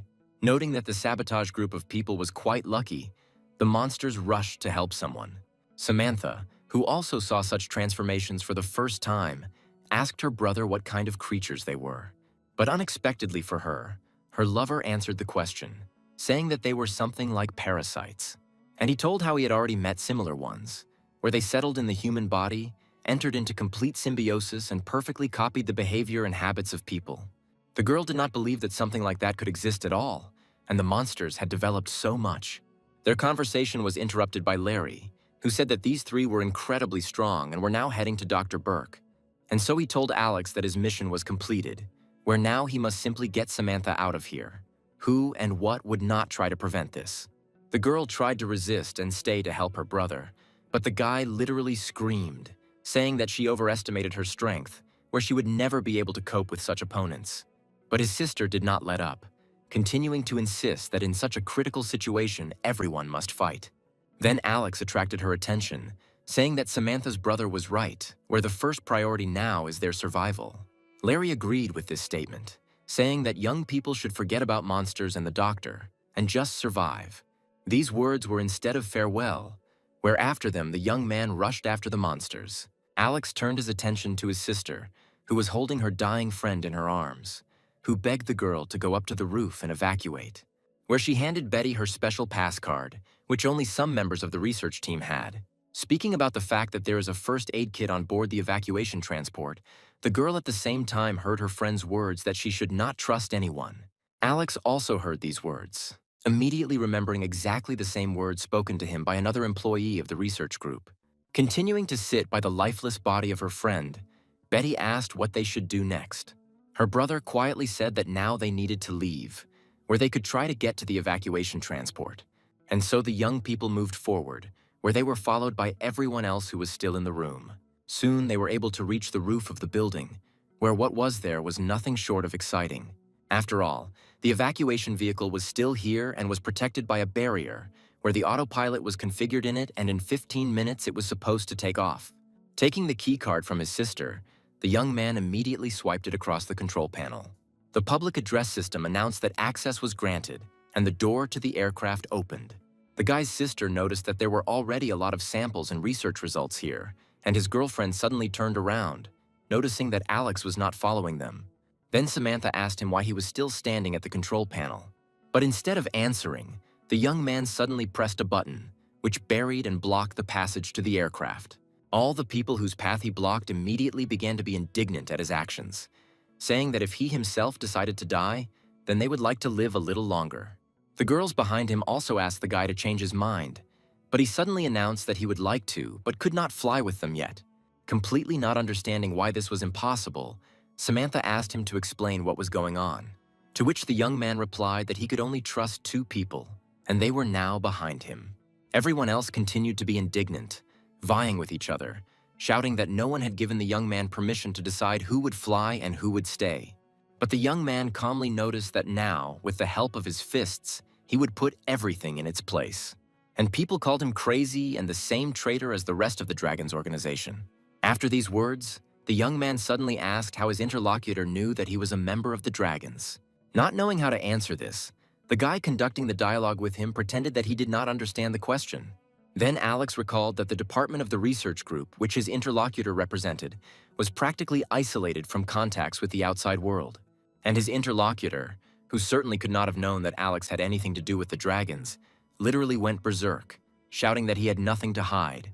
But absolutely convinced of what was in front of him, the young man called on the creature to stop pretending, which he backed up with an excellent blow. Seeing how their colleague broke through the wall with his body, other workers in the research group immediately thought that the guy was on the side of the invaders. But Alex encouraged them to look a little more closely at their so-called colleague, where he gradually began to rise to his feet and show everyone gathered his true essence. And now the monster, who had revealed his true essence, had already said that he really wanted to have a good meal already inside the vehicle. But now he would have to have a snack before takeoff. The remaining people could not understand why so many of their colleagues suddenly began to turn into monsters. Already understanding what would happen next, the young man asked the girl to step aside a little. Meanwhile, the 5-headed monster began to pick up speed, declaring that Alex would be his first dish today. The young man's invisible companion warned him that his opponent had very great power. Not even a second had passed before the fight began, with each opponent either attacking or dodging attacks. At some point, the young man, leaving the line of attack, managed to grab one of his opponent's heads. And when he struck him, the monster's body flew back, leaving its head in Alex's hand. Clutching the bleeding wound, the mutated man noticed that he had greatly underestimated his opponent, who had great strength. To this, the young man replied that he was quickly able to develop thanks to battles with the likes of his today's opponent. After which he defiantly threw the severed head behind the ground and crushed it with his foot. Laughing, the mutant noticed that if the guy fought with their boss named Duke, he would definitely not be so arrogant. The young man immediately realized that this name was the name of another monster with whom he had already met, and which almost caught Samantha with its sting. His now 4-headed interlocutor confirmed the correctness of this guess. Alex continued that due to the fact that his opponent has 5 heads, each of which thinks independently, he allows 5 essences to appear after the death of his opponent, which will incredibly strengthen him. Such arrogant statements and Alex's arrogant behavior drove the monster into a real rage. And then one of his heads spewed out a powerful stream towards the guy, which in its structure and color resembled a flame. But before one of the heads had time to finish its attack, the second one immediately continued the attack, spewing out a stream of poisonous liquid. Having just dodged the fire, the young man understood that he would not be able to simply escape from the poisonous liquid. Then he absorbed the properties of the wind, using his abilities and thereby displacing the poison to the side. After which he quickly rushed at his opponent, striking him multiple times and not allowing him to spit anything else at him. But when the monster began to attack, Alex could only block 2 blows. The monster only laughed, noticing that the young man would not be able to block the movement of his 3rd head. But the guy was smart, where he did not wait for the 3rd head to approach him, simply kicking the opponent's fly, where the blow had such force that he was thrown far back. Writhing in pain, the monster hurled curses at the guy who had attacked him in the stomach for the 2nd time.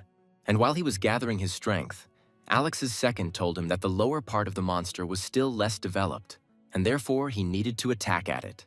Accepting the advice, the young man shook out his hands, preparing to deal an incredible number of blows to his opponent. And now he was already approaching the snake-like creature, and his hands began to work very actively on its heads, constantly making lunges. This sustained attack ended with a sweep, after which the young man activated his special skill. Using his energy, he materialized a huge fist directly above his opponent's body, after which, without hesitating for a second, the young man lowered it onto the mutated man.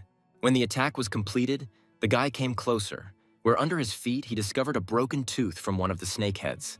And while he was approaching, the snakeheads argued with each other about which of them was to blame for the defeat. Saying that he was terribly tired of listening to this useless chatter, the young man pierced the monster's heart with a snake's tooth. And when the monster's body dissolved, the goddess noticed that he was right about the 5 essences, which were very pure and suitable for immediate use. The girl said that the young man can rest assured, since the monster has greatly changed the essence to look like a human. And so the young man threw all 5 pieces into himself, after which he plunged into meditation in order to assimilate the new substance. And when he finished, and his invisible companion asked about how he felt, the guy said that he seemed to have become a whole rank stronger.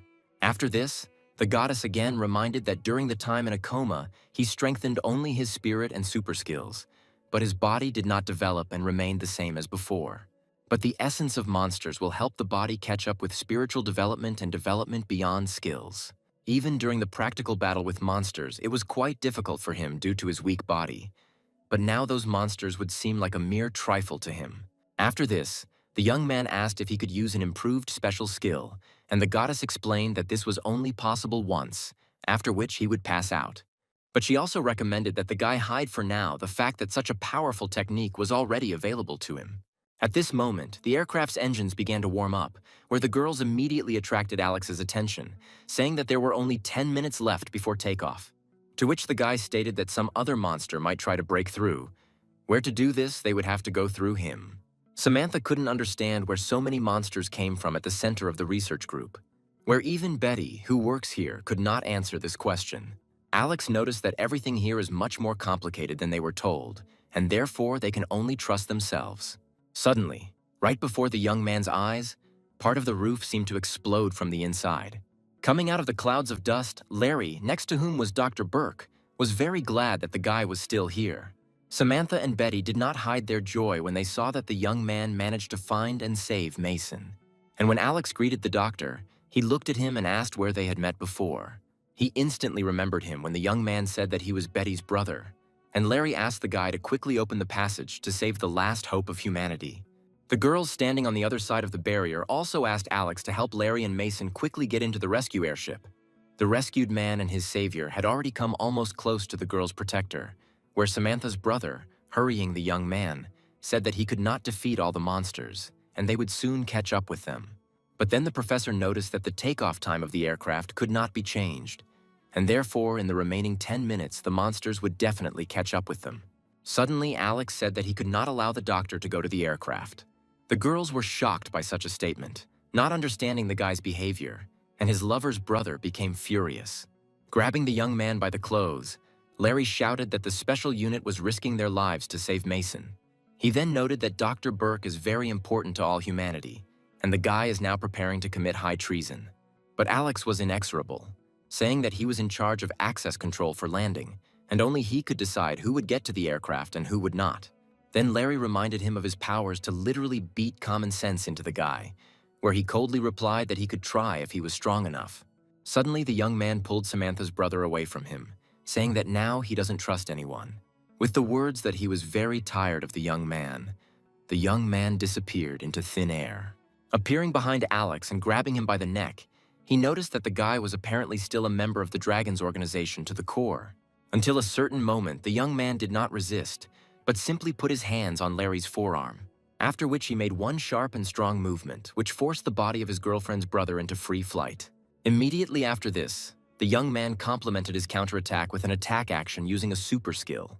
But this blow landed in the void, and Larry managed to appear again behind the guy, kicking him, which, although he came to the defense, nevertheless threw the guy far back. His body mate noticed that the enemy had the 5th rank, And if he had not been wounded, then her student's hand would definitely have come to an end. Then the guy took out gloves, explaining to the goddess that it was a parting gift from Professor Alistair McCoy. Despite the fact that they were made from monster skin and modified, the girl noticed that this might not be enough. But she thought it would be a great idea to add one of the crystals to this combination. And so the young man absorbed the properties of the ice crystal, inviting his opponent to continue the fight. Larry, picking up speed, noticed that Alex did not understand at all what he was up to here, where his sister's boyfriend himself was shocked by how fast his opponent was moving. Nevertheless, the young man was able to track his movement and avoid a dangerous kick in time. Not allowing the Lari to continue, the young man directed his icy stream at the enemy. But the blow seemed to have no effect on him at all, where Samantha's brother continued to gain momentum. After hearing advice about not letting the enemy get too close to you, the young man prepared to use his skills. Creating an icy dragon stream, Alex began to swirl it around his body, where this protective measure was supposed to stop the opponent's further advance, after which he shouted that Larry should not dare to move further, and his ice dragon made a powerful movement with its tail.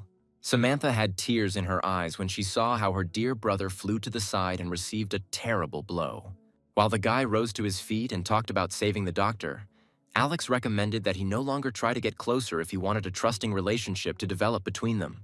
But his interlocutor decided that the young man did not believe him only because he still adhered to the ideology of the Dragons organization. But he cannot understand why the young man does not trust Mason. Not yet knowing how to answer this question, Alex stood and silently looked at the man who had once left him a magazine on adult themes. Here, other members of the research group located on the roof of the building began to support Larry's words, saying that Dr. Burke could definitely be trusted because he had recently saved humanity. The girl also insisted that he should let Mason through, since his mission was precisely the rescue of this great scientist. Here, the doctor himself joined the conversation, saying that the guy was behaving absolutely correctly, not trusting anyone, but he really must take with him the most important information about monsters in order to provide humanity with a chance. Here, the guy's sister began to convince him that Dr. Burke was definitely not a monster, where she understood his mistrust, having seen enough of how others turned. Absolutely everyone asked the young man to let the professor through to the aircraft, where even Larry said that Alex might not trust him, but should trust the professor. And so the young man spoke, talking about how he and Professor Gray had recently encountered highly developed monsters, where the existence of such intelligent creatures greatly weakened the position of humanity, which needed to be told to everyone. In the distance, the young man began to shout, where he stated that instead of making a statement on TV, Jonathan led the dragons to this mountain, as it now became clear, to destroy the monsters that had bred here. Betty and Samantha listened carefully to what the young man said, where he noted that at the very beginning he also thought that the dragons had become traitors. But everything immediately became clear to him when he saw how 2 workers of the research group turned into highly developed monsters. Now he understands that all these creatures are not something new. They have existed on Earth for several decades, where during this time they managed to grow up along with the captured human bodies, and many of them were able to occupy important and high positions. Secretly being among people, they watched the person and studied him in detail. Of course, at first they had to hide traces of their presence, since they were not able to adapt right away. But then, when they evolved, they simply had fun with people, realizing their absolute advantage in incognito. People have become just pets for them, who are used for meat when the time comes. Therefore, the dragons never became traitors. They simply decided to destroy the creatures that had settled on the planet, even at the cost of their lives. And so Alex declared that he remains loyal to this organization, whose main task is to protect humanity, where he will also fight as long as he can. As soon as he finished, everyone present heard the applause of one spectator, who noticed that the guy was really smart, since he was able to get to the bottom of the truth himself. Duke, appearing before Alex's eyes, added that there was no point in such guesses, since the monsters no longer needed to hide. Stopping, the young man showed the guy the body he was dragging behind him, where Alex, of course, immediately recognized him as the same man named Carl with whom Helen introduced him. Having prepared one of his deadly limbs behind his back, Duke noted that it is very good when you recognize old friends, after which the monster, in one quick movement, pierced the body of the man, who until that time was still alive. Everything was boiling inside Alex, and Duke, throwing away Carl's body, declared that he was infinitely tired of wearing a human guise. With a cry that he had been waiting for a long time for the day when he could take off this disgusting skin, the monster began to transform. Stretching out all his limbs alternately to the sides and then up, the mutant noted that he felt much better this way. And suddenly he turned to Samantha's brother, saying that he had greatly disappointed him, since he still had not figured things out with this guy. Larry tried to silence him, but Duke continued, saying that he could no longer hide from his precious little sister. Samantha did not yet understand what was being said when the monster said that her brother was one of the first to be among people, but he definitely did not need any people to continue the mission.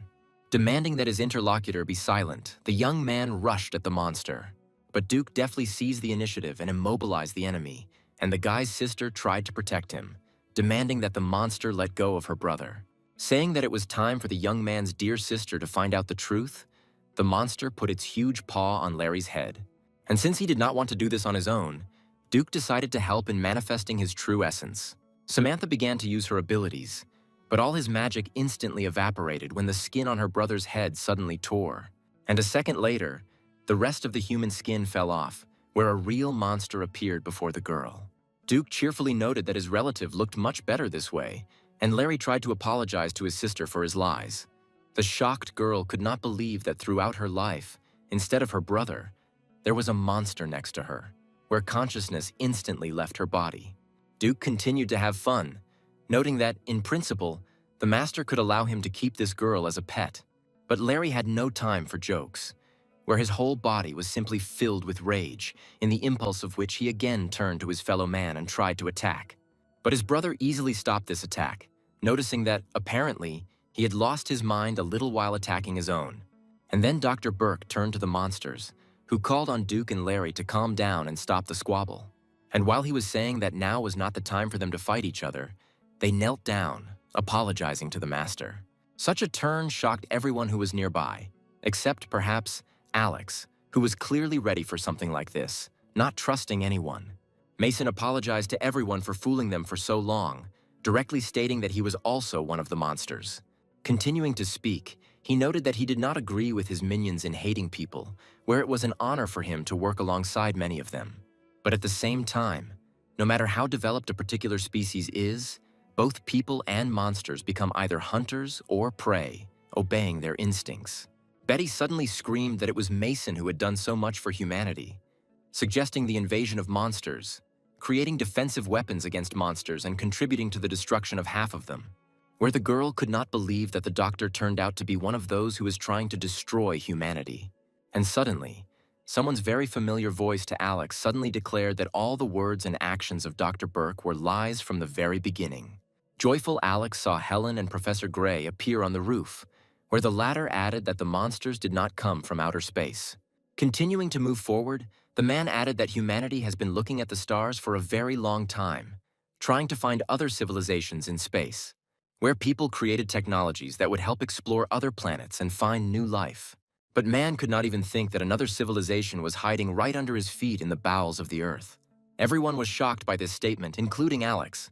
Workers from the research group immediately attacked the professor, saying that all his statements were nothing more than absurd. But Jonathan continued, pointing at Burke and accusing him of having misled everyone by talking about the imaginary source of life for all monsters being in space. In fact, there is a special type of stones, of which there are a lot underground. When two similar stones are nearby, then a passage to another world opens. Meteorites that contain such stones are very rare, but finding and removing stones from the ground can be even more difficult. Well, such an event as the fall of a meteorite with a special stone at the exact place on the Earth's surface where another such stone is located is a completely unique phenomenon. But such an event happened twice in the entire history of the Earth, where the first time occurred during the era of dinosaurs, which after that suddenly quickly became extinct. And the second similar phenomenon took place only 40 years ago. Since then, people began to regularly discover the appearance of monsters on Earth. Then the evolving monsters began to find special stones in the ground and place them under falling meteorites, which opened one passage after another, from which a variety of monsters continued to climb to the ground. They decided to call themselves a superior race from outer space, but in reality, they are just ordinary parasites who want to take the planet into their paws. Betty, having received such a volume of shocking information, could not stay on her feet. A couple more members of the research group were also beginning to understand that all their work on studying space and identifying traces of monsters was simply a useless exercise. Alex added his conclusions to this story, noting that the plan to supposedly eliminate the monsters was the most common lie, which was created in order to deplete humanity's resources before a real war that people would lose. Jonathan confirmed that today people are indeed suffering a crushing defeat, but no one is going to give up. Alex completely agreed with the teacher, saying that dragons have always been the shield of humanity and will continue to be so. Helen immediately picked up his sentiment, activating her abilities and saying that even at the cost of their lives, they would not allow the monsters to win. After which, the girl said that Dr. Burke was the very leader of the monsters whom they had been looking for so long, and whom they now could not allow to escape.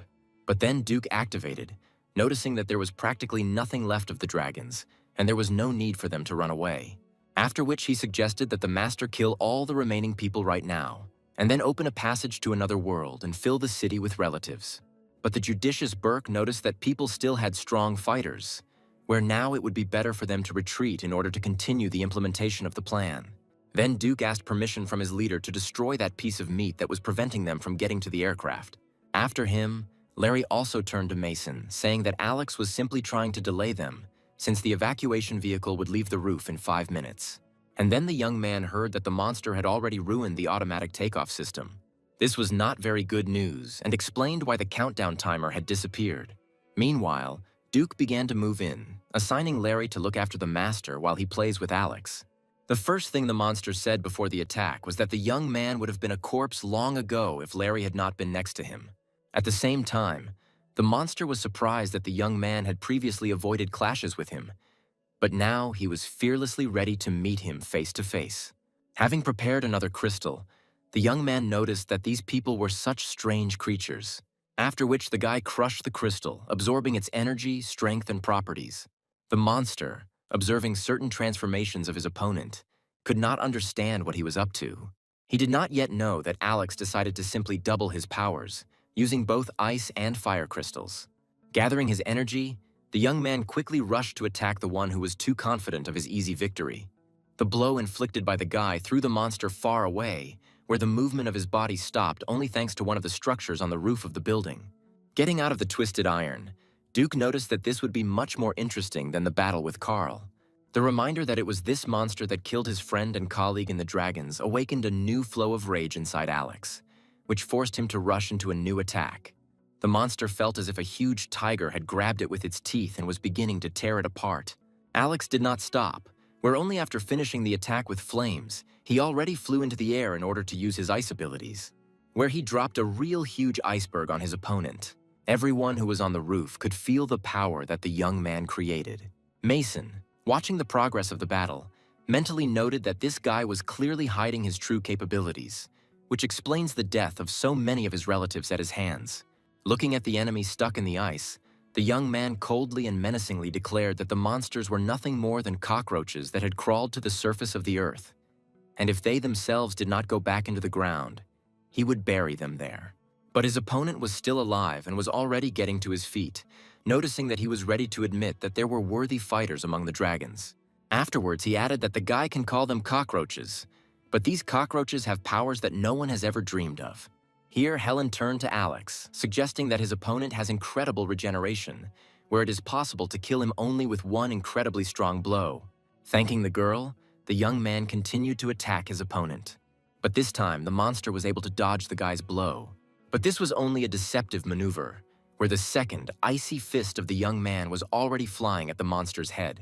However, the monster somehow escaped the second attack, where Alex had to attempt a third attack. He put truly incredible strength and power into his third fiery strike, capable of turning anyone into molecules. But his opponent began to move much faster, where he was not only able to escape the attack, but also sneak up on the young man from behind. The monster tried to decapitate the enemy with its sharp claws, but Alex avoided this vile attack.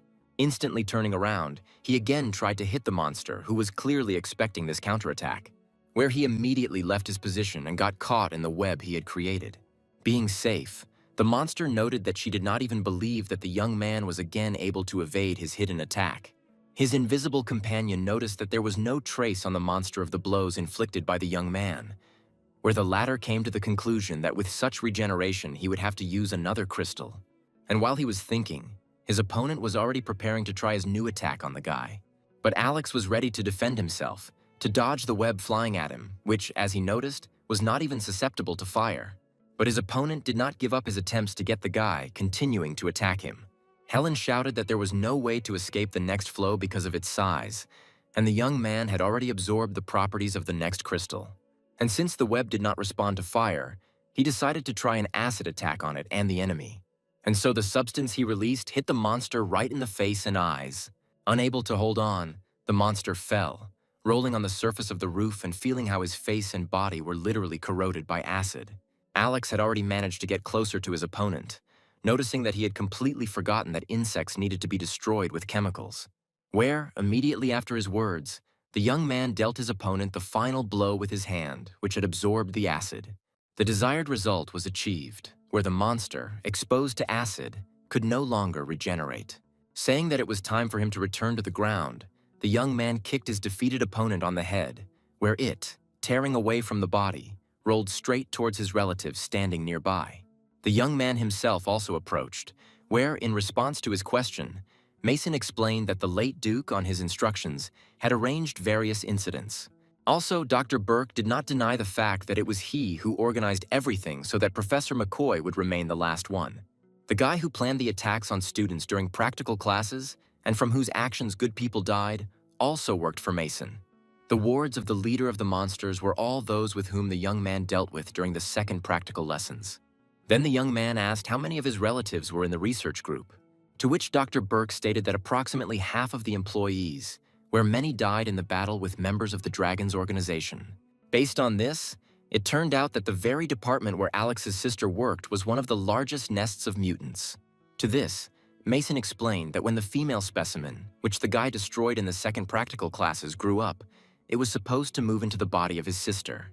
From such a statement, Betty experienced real horror, and her brother, in emotion, asked the monsters why they simply didn't sit underground. To this, the guy's interlocutor stated that the young man should have already understood their motives and desires. And so he shouted that they decided to appear because they felt the earth asking for help.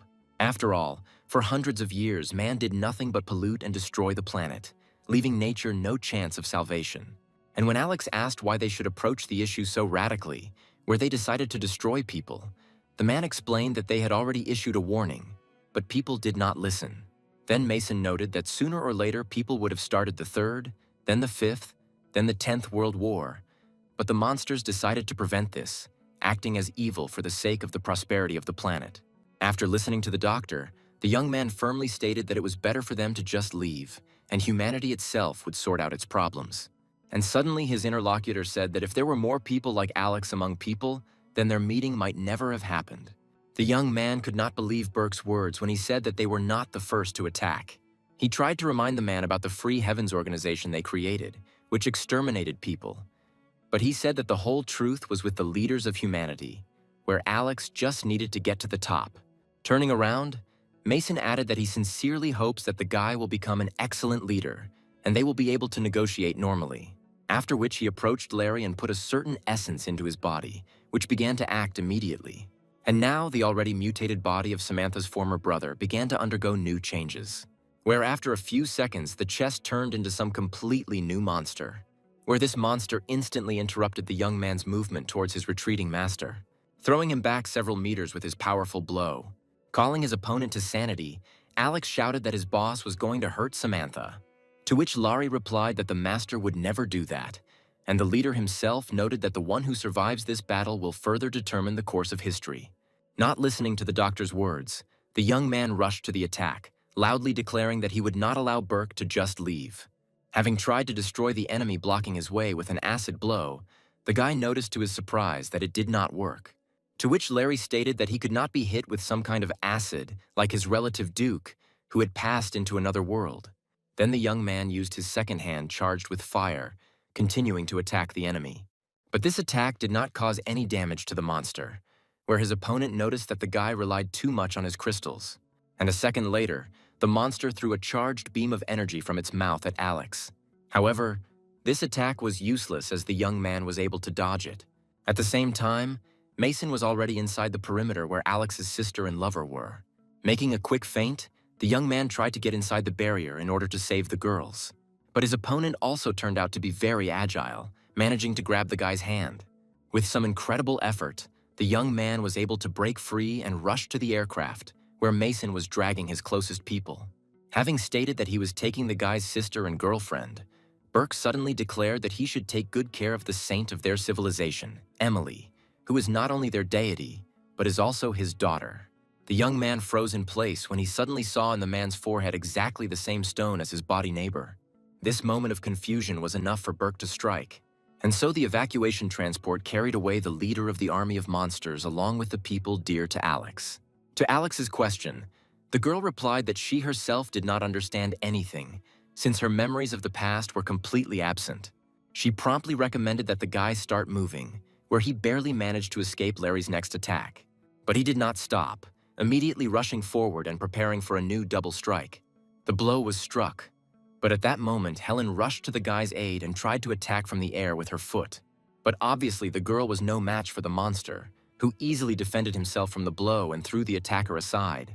Returning his attention to Alex, Larry remembered the master's words that the course of history will be changed by whoever remains alive today. Emily urged the young man to stop as his opponent was incredibly strong. And when the young man said that he was not going to retreat and would use all his capabilities, his invisible companion noticed that in this case everyone would know his true capabilities. And then the guy's body suddenly began to radiate an incredible amount of energy. While watching this process, Larry, deciding that he was using his blood for enhancement, noticed that with such useless strength, the guy would never have been able to protect Samantha. But at some point it became clear that Alex did not use his blood but began to use something else. Preparing for the next round, Larry noticed that even this power would not help the guy. But as for Samantha, he would ensure her safety. Only Jonathan, watching Alex's growing strength, was able to understand that he was preparing to use even an unenhanced special skill. It was a different, improved form in the form of an indestructible special skill. Such an ability could only be used by a person who was rank 7, which would mean the presence of a real divine soul in their world. Larry also realized that everything was not so simple here, sensing that the guy had jumped over several ranks at once.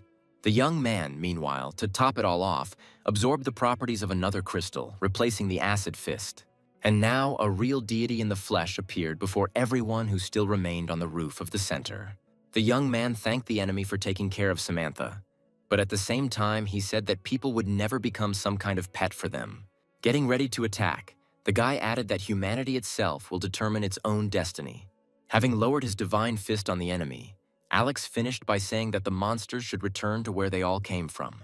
The Special Forces soldiers around the center of the research group looked in amazement at Alex's divine strike, which literally returned his opponent underground. But after a few seconds, the one who had just been driven into the ground burst out again. The special unit employees only had time to cover themselves with stones flying in different directions when Alex landed the enemy again. But he did not even think about dying, once again rising to his feet in front of shocked people. People watching the battle could not believe that a person could even have such power. Larry, rushing upward, dealt Alex an incredibly strong blow, after which it was his turn to meet the surface of the earth. Without waiting for the guy to come to his senses, the monster sent a stream of its destructive flame at him. But all this could not stop the divine creature, which easily broke through, attacking the monster again. After the monster was sent closer to the ground again, the young man activated his skills in using the properties of the absorbed objects, where he unleashed this incredible power on Larry, next to which Samantha's lightning would seem like an ordinary spark. While the professor admired the guy's abilities, Helen noticed that they were mistaken, where it is not the dragons, but Alex, who is the shield of humanity. Employees of the defunct research group generally came to the conclusion that this guy was not a person at all, and so the young man completed his final attack on his opponent. Looking at the defeated monster, the young man stated that in the last operation, which took place in parallel with their practice, it was Larry who ambushed his own group, where his interlocutor did not deny this, after which Alex, who landed next to him, stated that from today humanity will begin to get rid of the monsters that have populated the planet and will not be defeated. Larry just laughed when the guy asked where the doctor took Samantha and Betty, suggesting that he think about how many suitable places there are on the planet. Then the young man said that he would save the girls and take good care of his opponent's sister. Shelley, who arrived at the scene and heard this dialogue, was shocked that one of her best employees turned out to be a monster. And when she asked what role the dragons play, the young man replied that they have always been and remain the shield of humanity, which came here to destroy the breeding ground of monsters. Only now, the girl began to understand that they were engaged in the destruction of true heroes, thereby contributing to the monsters, where those heroes gave their lives in order to save billions of people on the planet. At that very second, the girl gave the order to begin work to identify and destroy the monsters that were hiding among people. The order was passed down the chain, where one link in such a chain was a military man familiar to Alex, Thomas Wilson. The order was passed on from the military to both city security units and the Hunters Association. A few days later, people gathered to honor the memory of the dead, where almost the entire Dragons organization was destroyed. In fact, of the entire organization, only Alex and Helen survived, who stood in the very first row at the graves of their fallen comrades. Their grief was shared by everyone, from the most ordinary residents of the city to the mayor and other high-ranking people. Members of the special unit also paid tribute to those whom they mistook for traitors, but who ultimately fully lived up to people's hopes. Helen mentally said goodbye to her friends and promised that the spirit of their organization would never die. Together with her, Alex thought that they would continue their work and destroy all the monsters. When the farewell ceremony was over, Helen was the first to start a conversation with the young man. The girl understood his desire to quickly save his loved ones, but for such a mission he needed enormous strength. But the guy was very determined, saying that his beloved girl and his sister were now somewhere in a city captured and overrun by monsters, awaiting rescue. Helen, approaching the guy, noted that if he took them alive, then in that case he definitely shouldn't harm the girls. Having heard the arguments of his interlocutor, the young man tried to understand how much he still needed to raise his level in order to be able to organize a rescue operation. And when his interlocutor noted that the guy needed to reach at least the 5th level on a permanent basis, he realized that he was still far from the goal. Changing the subject, Helen noted that the guy had been through a lot in recent days, and now it was best for him to return home and just get some rest. Having listened to the girl's advice, the young man returned to the hostel where his neighbors joyfully greeted him. Barney spoke first, saying that they had heard a lot on the news. As Greg rose from his seat, Todd noted that it must have been difficult for the guy to hide the fact that he was a member of the Dragons. Once there, Greg suddenly bowed to the young man, saying that he was a real hero and apologizing for the way he tried to persuade him to become a personal assistant. After listening to his comrades, the young man said that he was still the same freshman student, like them. At some point, the front door swung open noisily, and Jason rushed into the room, who immediately rushed to hug his friend. He asked the guy if he liked being a hero, to which Alex replied that nothing had changed, where he just wanted to relax and get some sleep. But before he could leave, Jason said that he had one question regarding the character who won the battle and has incredible power and level, where he was interested in whether his friend knew this amazing man. Answering that he only saw him from afar, the young man added that even if he knew, he could not tell, since this is a state secret. He then walked away, leaving his disappointed friend in the company of his roommates. Having started to meditate, the young man suddenly heard a familiar female voice demanding that he stop practicing. It was Emily, who very seriously noted that the guy's body might not be able to withstand such non-stop loads. And when the young man said that he spent his energy attending the funeral because he had to pay tribute, the girl got angry, saying that it was like she was talking to a wall. But she stopped her speech when she heard the fading voice of the guy, who was already beginning to lose consciousness, but was still trying to say that he was okay. Moving away from sleep, the young man gradually opened his eyes and assumed a sitting position, noting that he was much better. And to his question about how long he slept, Emily said the number 40, explaining that it was in hours. All the visitors to the cafe looked in amazement as the young man destroyed one portion of food after another, where the entire table at which he was sitting was simply littered with empty dishes. Noticing that he was now much better, the young man asked the goddess how he could gain strength as quickly as possible. To this, his interlocutor replied that the guy should first of all strengthen his basic characteristics, since other strength is already growing exponentially. But the young man said that to save Samantha and Betty, he needed at least a permanent 5th rank. And since the essence of monsters was needed to raise the characteristics, the girl handed the young man a drop of her essence, saying that from it he could make a device for identifying disguised monsters among people. Accepting the gift, the young man noticed that by helping him, Emily was thereby acting against her own people.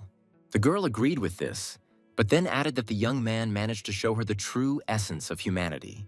where now she believes that a person develops and is capable of change. But something about that master greatly repels her. Alex understood that the only person capable of making a radar to search for monsters was Professor Jonathan Gray, to which he came to a new research center, which he headed after the true essence of Dr. Burke emerged. Having greeted the capable student, the man asked for a minute to complete his experiment. When he mixed some reagents, Alex suddenly noticed that the reaction was beginning to be very violent. Instantly approaching the scientist, the guy managed to take him out from under this small explosion. Noticing that the experiment had failed, the professor at the same time thanked the guy for saving him, rejoicing at his presence. And when the young man noticed that Jonathan was clearly in a hurry, he explained that he simply had no other choice. After all, the task was set to exterminate the monsters hiding among people. But it was simply impossible to find them until they showed themselves. Therefore, he was asked to create a means for detecting them, where he tried to use the flesh of monsters for this. But all the tests he conducted were a complete failure. The man was extremely surprised when the guy suddenly handed him some substance, asking if he could invent a radar from this substance. Jonathan was very strong when he began to realize that this was the essence of some high-ranking being. When asked where he got it, the guy had to lie, saying that he extracted it from his body because the professor saw his true abilities. This explanation suited him well, and the man asked Alex to give him some time to conduct experiments. Looking at the substance through a microscope, Jonathan could not stop admiring it, being absolutely convinced that this substance would definitely be suitable. Soon, the man handed over to the young man a device he had made, which was supposed to detect the monster from a distance of 100 meters. And when asked about the principle on which the device works, the professor explained that it is enough to simply direct your energy into them. And as soon as the young man did this, the radar immediately activated, indicating the direction of the monster. But after a couple of seconds, the signal disappeared, and Jonathan explained that the monster simply left the device's range. Following the man's advice to go to where the signal came from, the guy literally jumped out the window of his laboratory. Looking after the fleeing guy, on whose radar the signal had again appeared, the professor mentally noted that it would be possible through the door.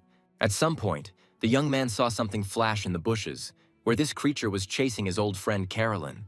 Having caught up with her, Alex used his ability, beginning to control the vines. The vines he directed quickly wrapped around the body of the monster trying to hide, after which the guy pulled them back with force. The young man was quite surprised when he recognized his neighbor Greg in the captured monster. The guy with wings lying on the ground began to quickly say that although he was a monster, he had nothing against humanity and had never harmed anyone. But then a girl joined the conversation, urging Alex not to listen to what the monster was saying. After all, she discovered him at the moment when he was planting dynamite under the academy dormitory. It was also he who conveyed significant information to his relatives when he participated in some activity of the rear services, because of which many good people died. While Carolyn was telling all this, Greg tore off the vines that entangled him, not giving up his attempt to escape. But then Alex used his abilities, absorbing the properties of the stones, and began to control them. Without any regret, the young man lowered a huge block directly onto the head of his mutated neighbor, where he didn't even have time to shout for the guy to spare him. But what was most surprised was Carolyn, who, of course, was ready to kill the monster, but her sparring partner did not hesitate at all on this issue. Starting the conversation, the girl noticed that they had not seen each other for a long time, where the guy's strength had noticeably increased. Turning around, Alex agreed that a lot of time had indeed passed since their last meeting, where his interlocutor had probably managed to rise in rank. And as he spoke, Carolyn mentally understood that her plans to increase her rank and gain revenge with her victory this time were naive, to say the least. Having asked what she was doing here, the girl explained that after the order was received to clear the city of hidden monsters, everyone, even students, took part in the raids, where now there are two groups, led by herself, as well as by Alex's friend Julia. When the young man asked what their progress was, Carolyn replied that it was not very good since monsters hide well, and Greg became the first one to be discovered, and that was by luck. After which Alex stated that now not a single monster will be able to escape them, with his personal participation in the raids. A very seductive teacher began her lesson by saying that today they would continue the topic they started last time. The students in the audience whispered about the beauty of this woman, and also about the fact that she was also a very good teacher. In addition, this smart beauty is absolutely not against helping her students after school, including at home. The plump student sitting next to him completely agreed with his friend. Suddenly, the door to the classroom burst open, where Alex and Carolyn, accompanying him, appeared on the threshold. All the students immediately recognized the notorious Amazon of the academy, and the one who had recently been the star of all the news. The amazed teacher greeted the unexpected guests, asking why they came to her lecture, while the radar was pointing directly at her. Without answering the woman's question, the young people looked at each other, silently coming to an agreement on further actions. Walking around the teacher on both sides, the young people said that they had simply come to listen to an interesting lecture, where she immediately invited them to sit down. But instead of taking their seats in the audience, Alex and his companions suddenly attacked the frightened woman, where each of them gave the disguised monster a good blow. This double application of force from high-ranking hunters threw the woman far back. Everyone who was in the audience at that time literally opened their mouths in surprise. The monster continued to play his performance, hysterically declaring that such treatment by students to the teacher was unacceptable, to which Alex innocently stated that they knew very well the true essence of a woman. But then other students came to the defense of the beautiful teacher, who began to declare that she could not be a monster, since she had been working here for a long time. And now two guys have already jumped forward, blocking the path of Alex and Carolyn, saying that they will protect the teacher to the last. Looking at his radar, the young man realized that these guys were not monsters, but were simply under some influence of the woman. Having received the necessary information, which made the girl understand that it was impossible to kill these guys, she rushed forward, deciding to improvise. Alex rushed after her, where the students watching the approach of the young people decided that their fellow students had become monsters. The teacher herself suddenly rushed to the students' defense, activating her abilities, angrily shouting that Alex and Carolyn should not dare touch the students. The use of her abilities consisted of materializing a huge shield, with the help of which she planned to stop the advance of those who were trying to reveal her to everyone. However, Alex quite cleverly bypassed the defense, recommending that the woman stop pretending. After which, using his skill, he literally nailed the teacher to the wall. And while he was dealing with her, his companion did her best to neutralize the defense of the monster they had identified. At some point, the woman suddenly said that young people should not destroy her, where, after a couple of seconds, she already took on her natural appearance, saying that she had not done any harm the entire time. The audience was shocked again when everyone saw that their favorite sexy teacher turned out to be a monster. One of the students immediately concluded that the two who stood up for her were under the influence of the mutant teacher, where she gave them additional extracurricular lessons. Hearing this, Alex immediately noticed that the monster probably managed to plant larvae in the bodies of these guys. And after these words, the monster sharply changed its behavior, saying that these people are pathetic larvae, subject to complete destruction. Before delivering another blow, the young man noticed that it was not they who used the bodies of other creatures to live. After the blow, charged with the properties of fire, a real geyser of fire burst out from under the monster's feet. Carolyn, watching the guy's attack, noticed in amazement that he was incredibly strong, where he destroyed a high-ranking monster with one blow. But this only added to the girl's desire to become better herself in order to keep up with her comrade in arms. When the monster was finished, the girl noted that without Alex's radar, they would never have identified this creature. And the young man replied that monsters had perfectly learned to copy human behavior. And so the cleanup continued, where the guy made his companion laugh very much when, without looking, he opened the door to the room where his radar was pointing. He froze in amazement at the entrance to the women's locker room, full of half-naked girls. In an instant, the room was filled with women's screams and words of indignation. But the young man decided that now was not the time for embarrassment and verbal showdowns, where, guided by his radar, he rushed at the next monster. With one powerful blow, he knocked down a very attractive girl in lingerie. Carolyn watched his actions in confusion, beginning to realize that it would be very, very difficult to catch up with this guy in strength. The other girls immediately rushed to her seeking protection from the crazy guy, but she told them to just watch. Of the 9 monsters they were able to discover in the academy, only one was of a level high enough to contain essence. Returning to his friend, the young man said that they had examined the entire academy, and there should be no more monsters left here, suggesting that they contact Helen. To his question about how things were going with her, the girl explained that it was not very good, after which the young man said that he and Carolyn had destroyed all the monsters in the academy, and his interlocutor replied that they had not found a single monster since they disguised themselves well. The girl was shocked when Alex reported that they had caught 9 monsters in total. Since there was nothing else to do at the academy, the young man decided to help his old friend and fellow dragon. After all, Emily calculated that he needed about 5 monster essences, and therefore he had to somehow find them. Helen was willing to help, telling her where she was currently stationed. While the young people were driving to the meeting, Alex asked his companion why they were riding on the same motorcycle when she was very rich and could afford 20 of them. To which the girl explained that she does not need several motorcycles, since she is the only one who rides them, and changing them every day in order to show off is definitely not her style. As he moved, the young man held onto Carolyn's waist, where at some point, realizing that it was quite safe, he let go of one hand. It was at this moment that the girl's bike hit a stone lying on the road, where, losing his balance, Alex grabbed something that came to his hand, where, throughout the subsequent journey, he had to apologize to Carolyn for where his hand ended up against his will. Helen personally met the young people who came to her aid. The girl on the bike was glad to finally meet such a famous person in person, and the greeter immediately recognized the heiress of the Light World Corporation, who was also one of the best in the academy. In response to the last statement, Carolyn noted that this is far from the case, where she herself understood this when she met Alex. To this, Helen said that you definitely shouldn't compare yourself with this guy, otherwise your brain will simply explode. The guy himself, having heard that his girlfriend was the daughter of the head of the Light World, thought that he had heard a lot about this corporation, whose drugs are used by many people with super abilities. As he approached, the girl asked him how they were able to identify those 9 monsters, and the young man showed her Professor Gray's latest invention, which allows her to find hiding monsters at a distance of 100 meters. But today, this is the only copy that humanity has at its disposal. And so the formed enemy detection group set out to patrol the city, waiting for the radar to respond.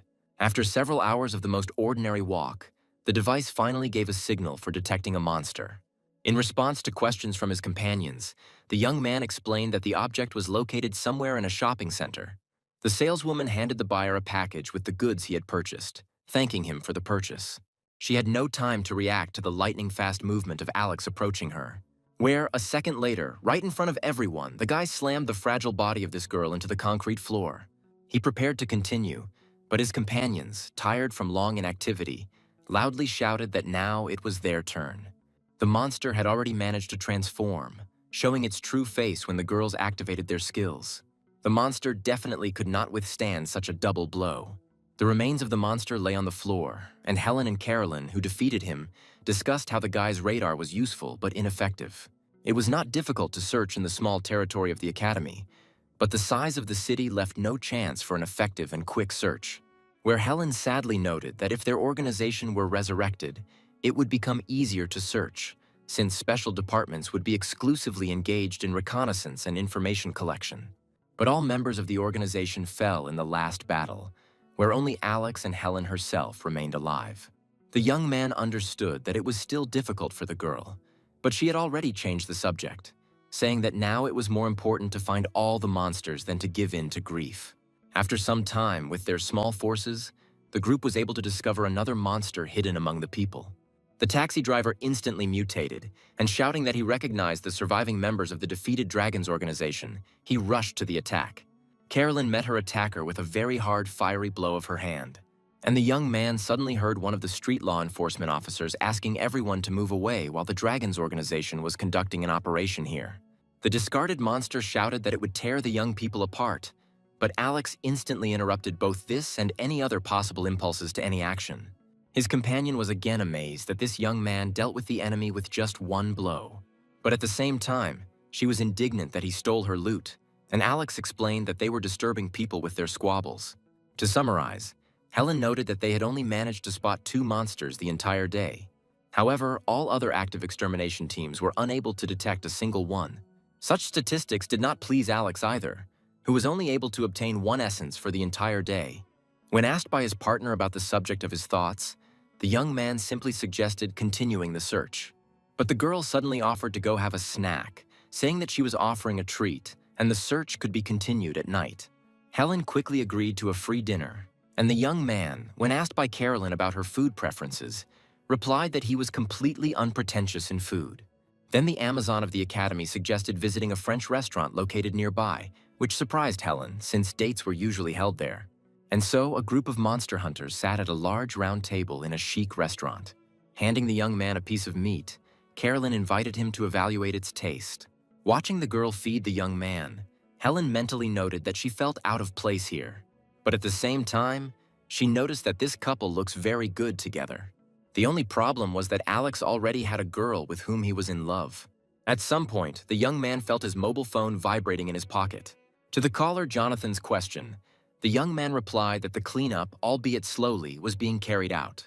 Then the man said that the top authorities intended to hold a meeting, where on the agenda is the question of starting an assault on a city captured by monsters, where during this assault they will be able to save the kidnapped Betty and Samantha.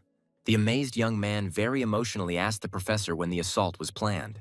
To this, the man replied that the date had not yet been set, but he thought it would be very soon. Listening to Jonathan, Alex understood that he was simply naive, because storming a captured city was simply suicide. But even if it was successful, Mason would kill the girls. This could not be allowed to happen, and therefore he was obliged to save his loved ones before the authorities began to implement their plan. Helen, sitting opposite, looked very meaningfully at the young man, whose facial expression spoke for him. Paying attention to her, the young man noticed that her mood had also changed, inquiring about what had happened. He confirmed Helen's assumption that Professor Gray had just told him about the planned meeting, where, after thinking a little, the girl suddenly said that this opportunity could be used to ask the government to restore the Dragons organization. After this, the young man perked up noticeably, finding this idea simply excellent. After all, this gave him a chance to significantly speed up the search for monsters, and, accordingly, for the essences that he needed to increase his strength and save Betty and Samantha. Deciding not to hesitate for a second, Alex immediately rose from his seat, saying that they must convey this idea to the professor immediately. Helen was all for it, but Carolyn, who expected to spend this time a little differently, sadly said that her comrades should at least eat what they had already prepared and brought. But the only surviving members of the Dragons organization had already left the restaurant, where Carolyn had to catch up with her team. They instantly stopped when the Amazon of the Academy invited them to take Julia with them, with whose participation the professor would definitely not be able to say no. Synchronously turning around, Alex and Helen looked intently at Carolyn, who had managed to catch up with them, who did not understand such strange attention to her. And suddenly the young man literally grabbed his friend, saying that she had a wonderful idea, and asked to call the Ice Princess, inviting her to come with them. Pretty soon, the whole trio was already standing outside the professor's office, and Julia was greeting them as she approached. The girl apologized for being a little late, explaining that she was trying to find the monsters. Having reassured the interlocutor with the words that they themselves had only arrived a couple of minutes ago, Alex suggested that they go to Jonathan for a conversation. After knocking, the young man opened the door to the man's office, where he was very surprised to see that 4 of the strongest hunters came to him at once, inquiring about the purpose of their visit. Before voicing their request, Alex and Helen looked at each other meaningfully, and a second later, the girl was already saying that as soon as they learned about the upcoming meeting with higher officials, they came with a request to make a proposal to recreate the Dragon Organization. The man listened without interruption to Helen's arguments about how much this organization donated and how useful it was to people. At some point, Alex also joined the girl, saying that without recreating the dragons, they would not be able to detect the monsters, since the radar range of 100 meters very much ties their hands. But with the assistance of Dragon Scouts, detecting and destroying monsters will become much easier. After listening to the guests' arguments, Jonathan noted that he perfectly understands the need to restore the dragons and fully supports this idea. But then he added that, due to preparations for the assault, it was unlikely that the government would agree to allocate funds for the reconstruction and activities of the dragons. Then Julia turned to her uncle, who asked him to simply propose this idea at the meeting. After all, the Dragons organization saved the city at the cost of their lives, and therefore they simply must try to restore it.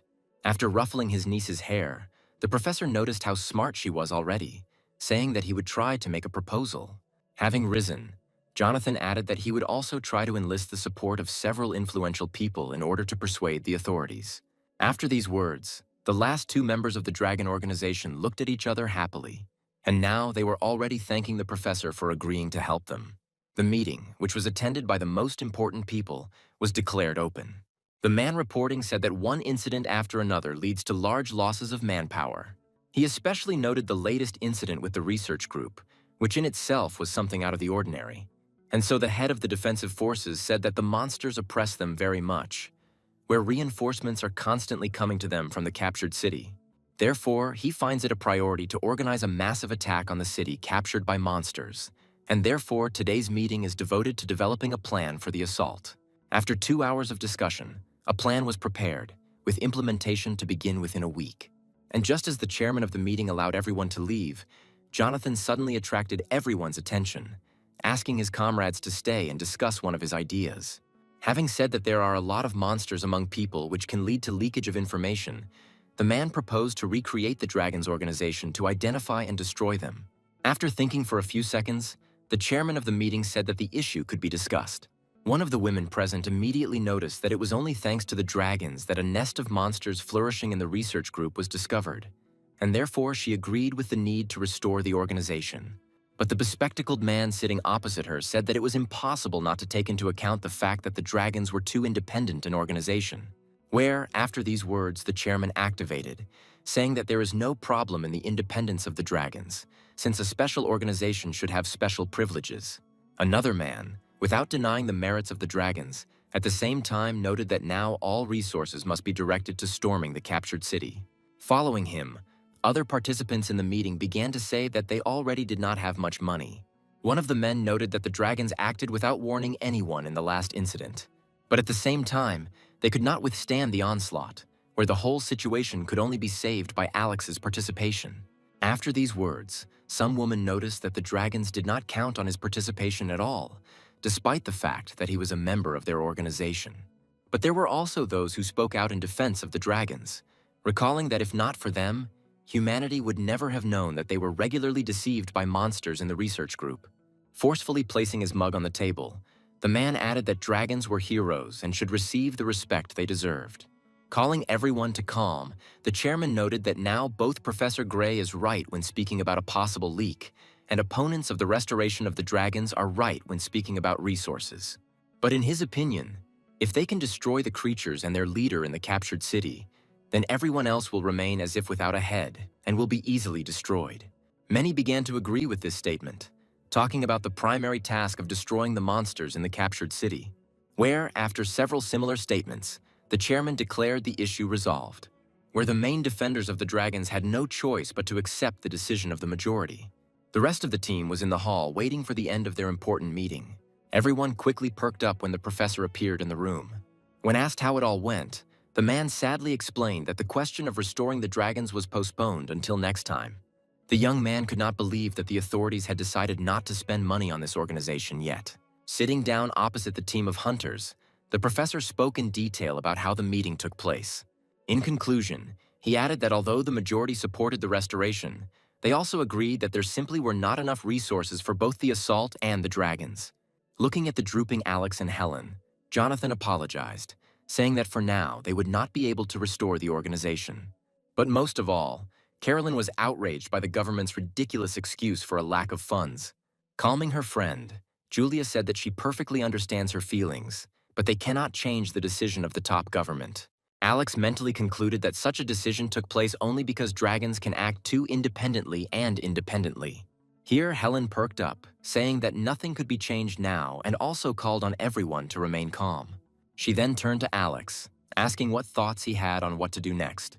In response, the young man explained that they needed to somehow continue the fight against the monsters. And since the question of restoring the organization is postponed, he will search for and destroy monsters on his own. Everyone was very surprised that the young man went hunting immediately, saying that it was too late now and it was better to start tomorrow. But to this, the young man said that he, of course, could wait, but his sister and Samantha could not. And so the young man left the room, where Carolyn immediately rushed after him, where her friend was very surprised that this unapproachable girl was running after this guy like a living tail. A few days later, one of the security officers, having fenced off the territory, informed citizens that the Dragons organization was now conducting its own special operation. And just a few meters from the fence, Carolyn delivered her powerful fiery kick to the next identified monster. And while his body rose into the air from one blow, the girl was already preparing to strike the next one, which literally drove the monster into the roadway, creating the effect of an explosion.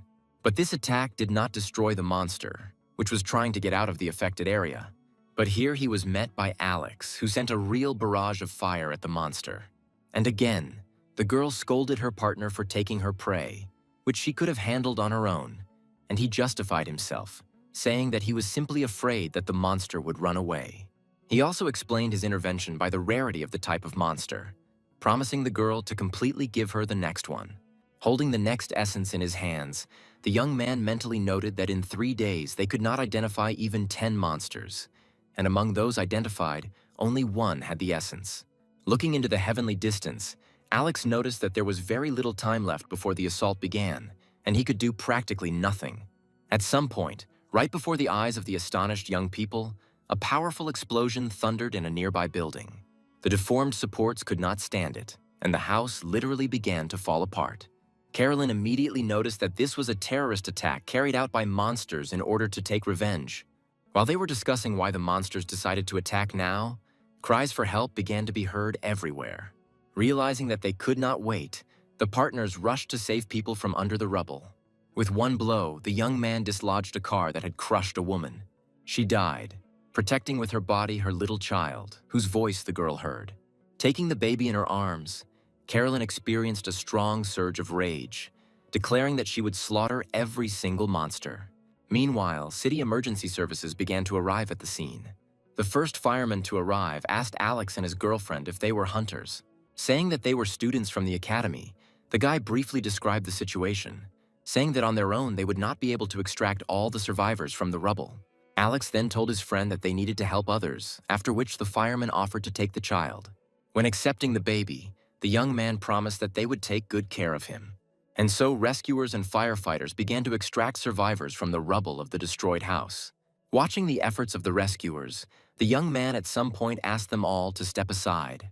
As they walked away, Alex touched the ruins of the building, activating his abilities.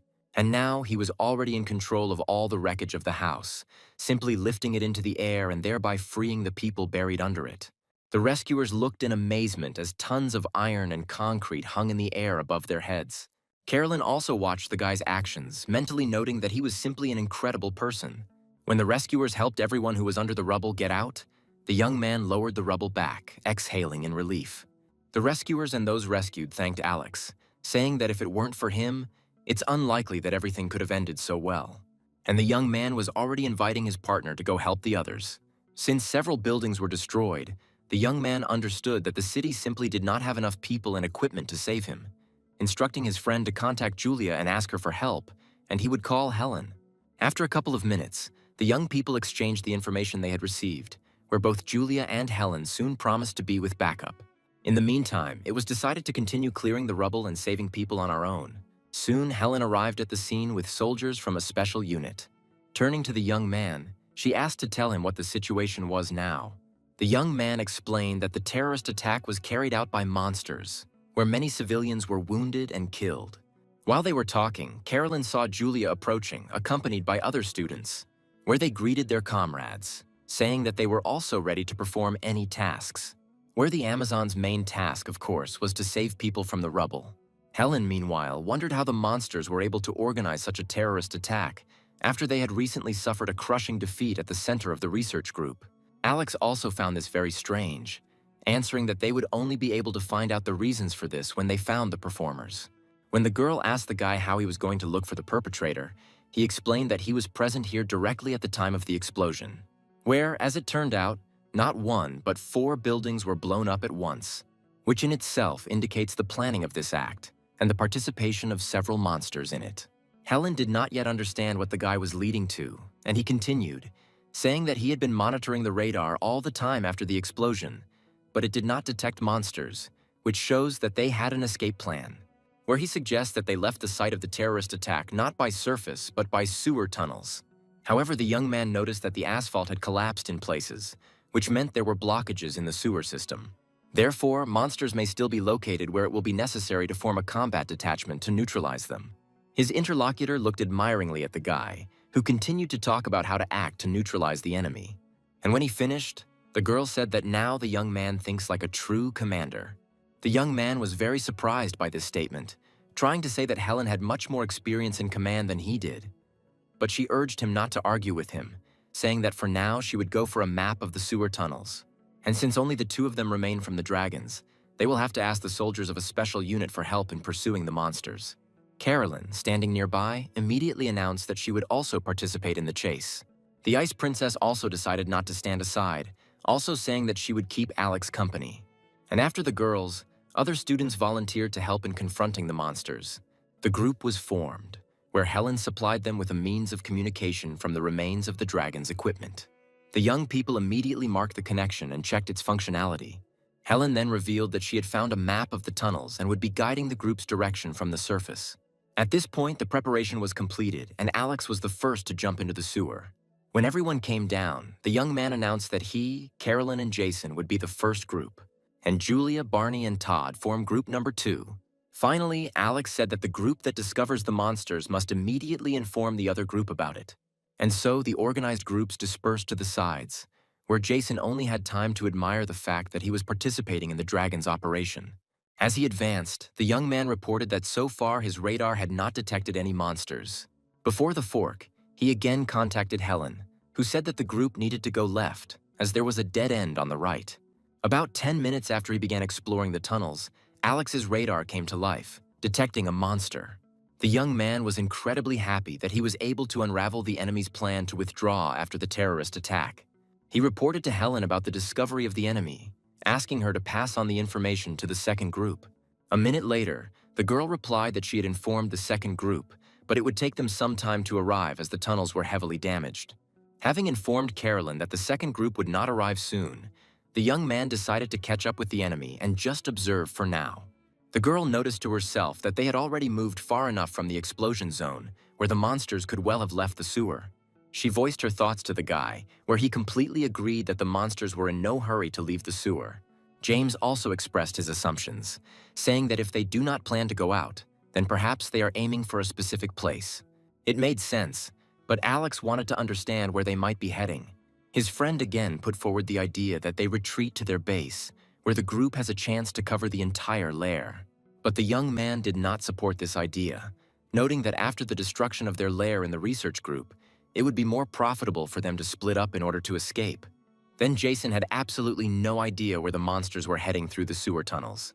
And Carolyn also said that after achieving the goal with the explosions of buildings, the wisest thing for them was to split up and hide one by one. After these words, it dawned on Alex that the monsters simply might not have completed their entire mission yet.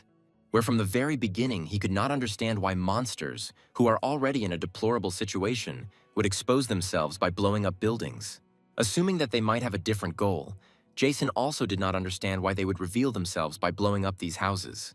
The only explanation that Alex found was that with these explosions they simply distracted everyone's attention, where they can now freely implement what they have as a priority goal.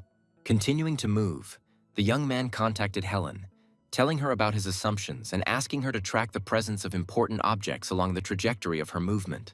After listening to the guy, the girl asked him to wait a few seconds, and now she has already reported that in that direction there are 3 objects that could be targets of terrorists, where such were a shopping center, an old water station, and a clock tower.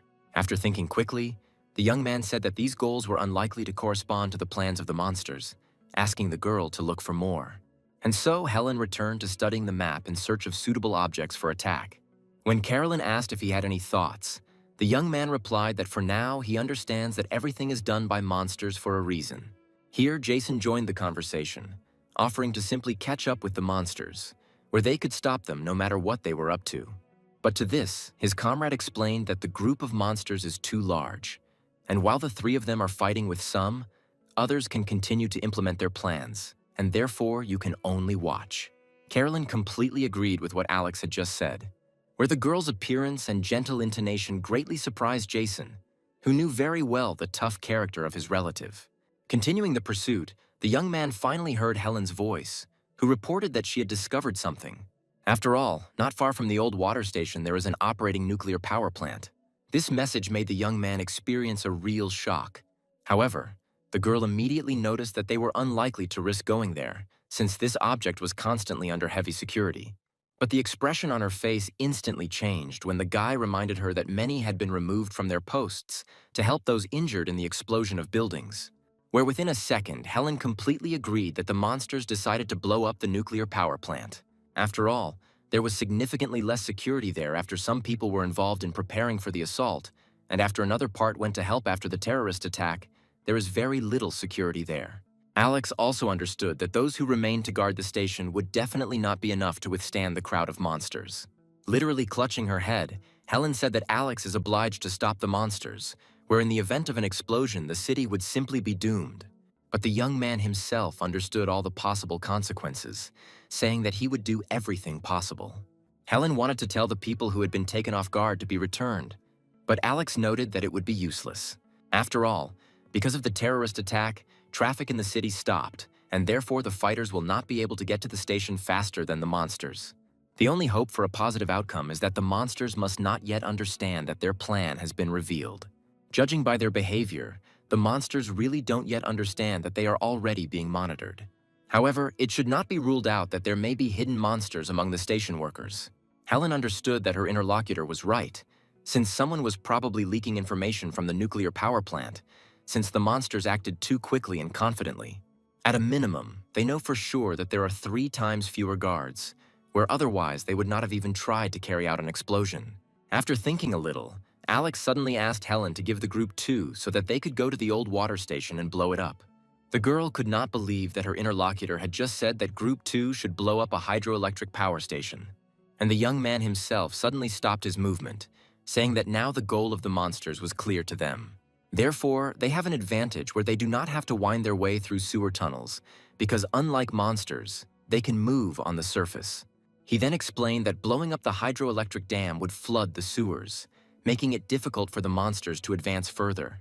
After listening to everything Alex said, Helen noticed that his plan was very risky, but the burden was completely confident in him, saying that they were immediately rising to the surface and thus would arrive at the nuclear power plant faster than the enemy.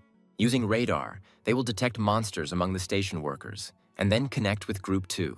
Members of Alex's group immediately noticed that by blowing up the hydroelectric power station, Group 2 risked colliding with the monsters that had reached the surface. The young man understood this very well, saying that now they had no choice but to hope that Julia and the guys could hold them back a little until their group completed their mission and came to help.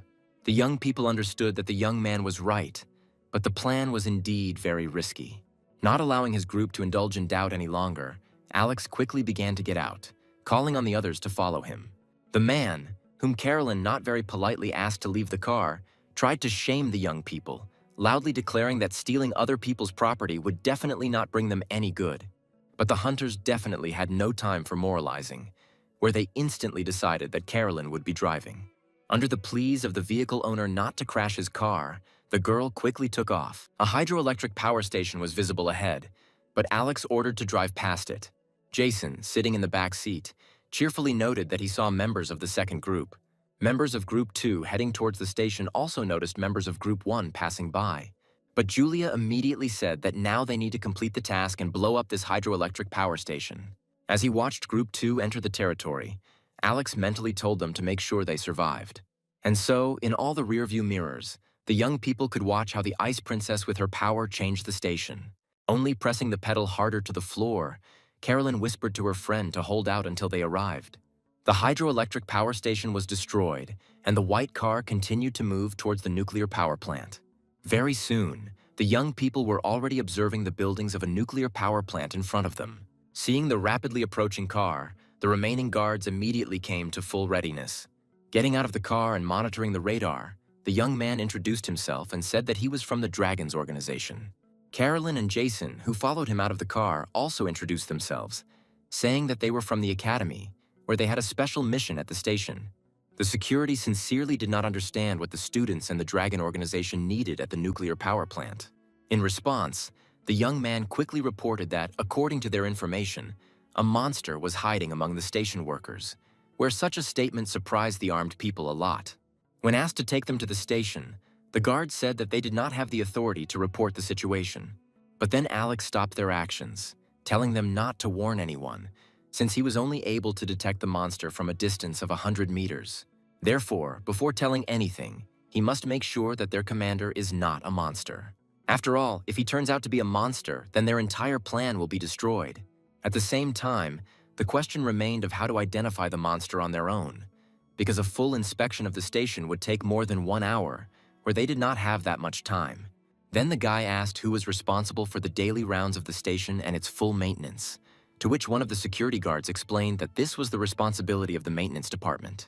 Jason was surprised that the young man was asking specifically about those who do maintenance and not make important decisions. And the young man explained that if the monsters still haven't started to act, it means there aren't many of them at the station. But in order to carry out sabotage, you need access to the most important parts of the nuclear power plant, which most ordinary workers have. The explanation was quite reasonable, and the young people decided to head to the appropriate department immediately. But the security did not want to let any students into the territory of the specially protected facility. But when the young people announced that the station was now under threat of terrorist attack, the guards, after exchanging glances, decided to let them through.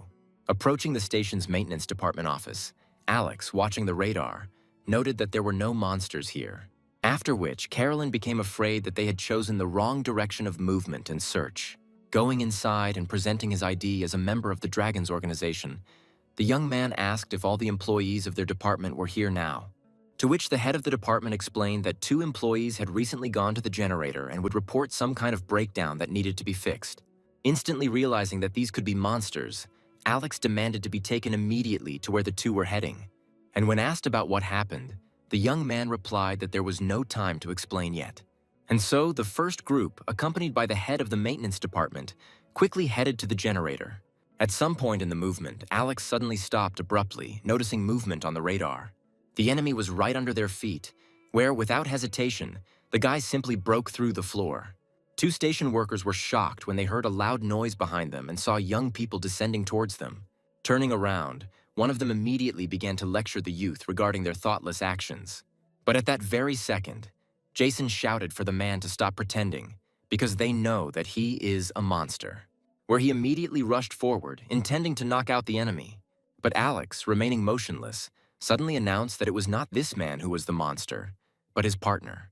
This explanation was made a little late, and Jason's fist had already found the station worker's head. And so everyone witnessed the transformation of another station employee, where even now they could not believe that a monster lived and worked among them. The monster was very unhappy that he could be discovered, preparing to attack Jason. But Carolyn saved the guy by unleashing her fiery phoenix on the enemy. However, this attack alone was clearly not enough to neutralize the monster, which considered itself invincible. After her first attack, the girl realized that her opponent had a very high level. And then Alex approached her, saying that they now did not have time for arguments and long fights, since Group 2 could be in mortal danger. Walking towards the monster, the young man activated his enhanced special skill, where Jason and Carolyn, watching this, did not believe that their comrade had such incredible power. Approaching his opponent closer and closer, the young man accused him of the death of many people due to their terrorist attack in the city, where these people were not warriors, soldiers, people with super abilities. And now many have lost their wives, husbands, children, parents, and the surviving children will remain orphans. Overcome by rage, the young man shouted that the monsters, who were the true disease of this planet, were to blame for all this. And so, before the eyes of the already shocked monster, the young man absorbed the properties of the ice crystal, after which he immediately attacked the enemy, who was not going to give up easily. Where, after his attack, all the outstretched limbs in the form of tentacles and the second head of the monster were frozen. Seeing how a large part of his body turned into ice, the monster cursed. Alex was inexorably approaching, where his opponent, out of despair, asked the guy what kind of terrible creature he was.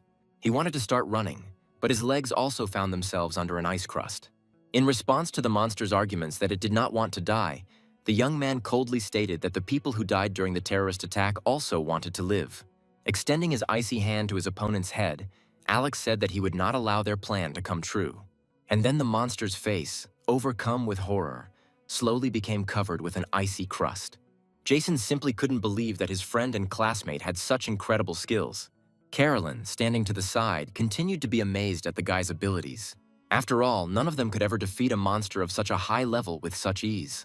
Both students understood how insignificant their skills were compared to Alex's abilities, where additional questions arose regarding the fact that the guy did not yet have the rank to use such abilities. Meanwhile, members of the leadership also arrived at the scene of the terrorist attack. The man who presided over the meeting noted that the hidden monsters needed to be urgently destroyed before they destroyed the entire city. Standing next to him, Cheryl instantly found it strange that this terrorist attack was happening right in the center of the city in broad daylight. The man agreed that it really looked quite unusual. At some point, Jonathan called him, saying that he had just received information from Helen, where the professor said that the true target of the monsters was a nuclear power plant, where Alex and his group had already gone. The head of the defensive forces did not believe that the monsters allowed themselves to target such a significant and large object. And now he was already telling his companion what he had just learned from his interlocutor. At that same second, the girl rushed to send help to the nuclear power plant. When the hydroelectric power station was destroyed, Barney and Todd, waiting for the monsters to appear, speculated about their future fate, where most likely they would die soon. Their reasoning was stopped by the leader of the second group, saying that the enemy was approaching, and so the road surface was broken in several places at once, where monsters appeared from the sewer on the surface. There were really a lot of monsters, and they immediately surrounded the entire small second group. Literally shaking with fear, Barney asked the leader what they should do now. To this, Julia replied that she was also very scared, but they were obliged to hold back the onslaught until help arrived. The girl also said that if the monsters pass, then the first group may be squeezed from both sides, because it is unknown how many monsters there are at the nuclear power plant, not to mention the fact that the monsters will realize their plans. Where all this threatens not only death, including the first group. After the explosion of the nuclear power plant, the city's defensive weapons will also cease to be supplied with energy, which will lead to a massive invasion of monsters. And everyone they knew and loved would simply be destroyed. The motivational speech of the Ice Princess had its effect, greatly inspiring the guys, where they loudly shouted that this is their first operation together with the Dragon Organization, which they cannot fail and must save people. And so the second group rushed to attack the monsters, who also began their attack. Having materialized a pair of ice spears, the girl instantly dealt with one of the monsters rushing on her. Todd did not lag behind her, penetrating his opponent's body with an incredibly strong blow. But Julia's power was much greater than what her teammates had to date. Using his abilities to control various stones, Barney also skillfully resisted the onslaught. But one of the monsters overcame the wall, targeting the young man. Todd saved his friend by meeting the enemy rushing down with his powerful blow. But behind there was another monster, which managed to slash the guy on the back with its sharp limbs. Having caught his wounded friend, Barney instantly created another wall, fencing himself off from danger. But the wall was not a big obstacle, where the monsters went around the guys from all sides, taking them in a tight ring. They were already preparing for a quick death when Julia suddenly appeared inside the ring, where, a second later, all nearby opponents turned into pieces of ice to the delight of their friends. But the happiness did not last long, as one of the monsters clearly had the power to control fire, instantly melting the ice and breaking out. And now he was already freeing all his relatives from the ice captivity. But this was a slow process, which gave the group members the opportunity to have time to deal with at least some of the opponents. And so the Ice Princess summoned a real rain of ice spears, which fell throughout the area where the monsters were located, piercing the bodies of some of them. At the same time, Barney and Todd tried to break the bodies of those monsters that were still frozen. Continuing her attack, the girl began to believe that they could stop the advance of the monsters on their own. But then something scattered the guys in different directions, and Julia felt something wet and slimy on her leg, where within a second, one of the monsters threw the girl into the air with its nasty tongue. And with the next movement, this monster simply swallowed its prey. This was his biggest mistake, because after another second, several ice spikes suddenly burst out of his body at once, after which the monster's body shattered into small pieces and the Ice Princess reappeared on the battlefield. Having just emerged from the body of one of the monsters, the girl hoped that the first group would be able to achieve their goals. Addressing her team, the girl began to activate her abilities, urging the guys to continue holding back the monsters in order to give more time to their comrades. Julia stated that they could not afford to give up, and before dying, they must be convinced that the station was safe. Activating their skills, the young people fully supported the mood of their leader, but the monsters also fanatically pursued their goals, deciding to quickly destroy the annoying people and then continue to implement the plan. Julia fought her opponents very selflessly, swinging her sword professionally. Destroying the next monster, she tirelessly insisted that they were just pathetic insects. While fighting off the monster, Todd suddenly announced that he had long wanted to tell his comrades something very important. And to his friend's question about what he wanted to say that was so important, the young man said that he considered Samantha the most beautiful girl in the academy. But Barney categorically disagreed with this statement, saying that the most beautiful girl was Carolyn. But within a second, they agreed that Julia was currently the unsurpassed beauty. Having decided that it was not scary to die next to such a beauty, the friends rushed into a new attack. Determined to act together, the young people pooled their energy to apply their skills. It was a powerful stone blow and protection from attacking monsters at the same time. But their opponents did not even think of stopping or giving up, instantly breaking through the wall, where the guys only had time to dodge the stone blocks and fragments flying at them. However, they quickly gathered to repel the attack of the approaching opponents. Crushed by Todd's blow, the monster fell right at the feet of the girl who approached her team. Julia was already very exhausted from the battle, and the young people came to the girl's defense, ready to give their lives. But the Ice Princess said that it was too early for them to die, since they needed to gain as much time as possible. And now the second group prepared to meet the next onslaught of the enemy. With their superior numbers, the monsters easily began to suppress the resistance, already preparing to tear the guys apart. And then Julia had no choice but to start using her special skill. And now she has already begun to turn into an ice goddess, spreading her wings. To save the guys, the girl extended the effects of global freezing to them as well, after which it sharply sank down, crushing the body of one of the monsters into small pieces. When Julia found herself on the ground, she felt the last of her strength leaving her after using a special skill. And the surviving monsters have already begun to escape from another ice trap. The Ice Princess understood perfectly well that she had done everything in her power and prepared to accept death. But suddenly a car appeared on the battlefield, which interrupted the deadly rush of the monsters.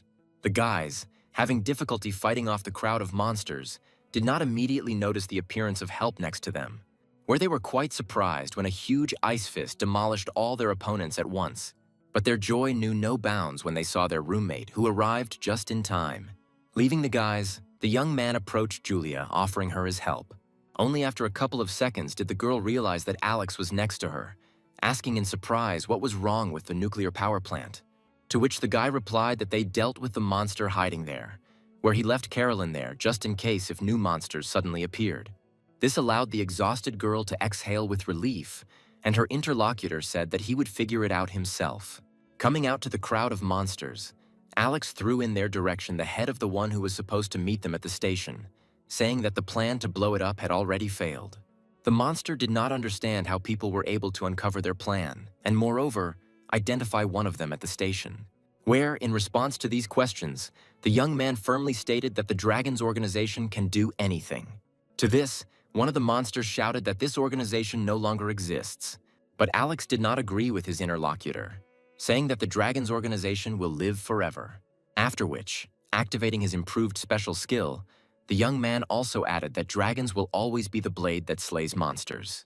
His words were immediately supported by Bernie and Todd, saying that they were also members of this organization that would live forever. Julia mentally noted that dragons have never died and will not die as long as there are such people. And so the three roommates went out to fight the crowd of monsters, determined to destroy them all. Jumping high, Alex shouted that it was the duty of their organization to rid the planet of monsters. Pretty soon, the ranks of monsters thinned out significantly, where Barney and Todd also did not stand aside. They wanted to finish off the two remaining monsters, but Alex suddenly declared that these two were needed alive, since there was reason to believe that someone else was behind them. But his opponents had no intention of being captured, much less sharing information. And so the young man looked in amazement at how the monsters decided to destroy themselves, saying that they would take with them everyone who was nearby. Shouting to his comrades to run away as quickly as possible, the young man activated his ice fist. And a couple of seconds after that, there was a powerful explosion. People in cars approaching the scene immediately saw something explode next to the already blown-up hydroelectric power station. Shelley, who was in one of the cars, immediately ordered the gas to be increased. When the special unit arrived at the scene, their surprise knew no bounds. The corpses of monsters were lying around, and in the very center were Alex, Julia, and Todd with Barney. Not believing that the squad could cope with such a crowd of monsters, Shelley asked Alex about what happened here. She spoke about the information received about plans to blow up the nuclear power plant and did not understand why the group was not there. And the young man explained to her that they had already dealt with the threat at the station. He also added that Carolyn was there just in case. As for what happened here, it was his plan to blow up the hydroelectric power plant in order to prevent the monsters from advancing to the nuclear power plant. The young man spoke about the heroism shown by Julia and his two roommates, The girl was a little surprised when Alex gave all the victory to her group, saying that upon his arrival there were no living monsters left here. And when she tried to object, the guy literally shut her mouth, saying that she was seriously injured, and therefore it was better for her to remain silent and save her strength. The guys were also quite surprised, trying to talk about how without Alex they would all have been dead long ago. But the young man quickly interrupted them, once again noting that these three were able to independently stop 24 monsters. Looking at the young people with affection, Shelley noticed that incredibly talented hunters were truly trained at their academy, where their teachers could be proud of those they taught. Then, turning to the soldiers of the special unit, the girl ordered to send the victims to the hospital, as well as collect the remains of the monsters. She instructed Alex to follow her to the nuclear power plant. Carolyn, who met the cars, was excitedly interested in the condition of the participants in the second group, and the young man explained that they were able to deal with all the monsters, but they themselves were wounded, and he was sent to the hospital. Then the girl asked whether everything was okay with Alex himself, where he assured her that everything was fine.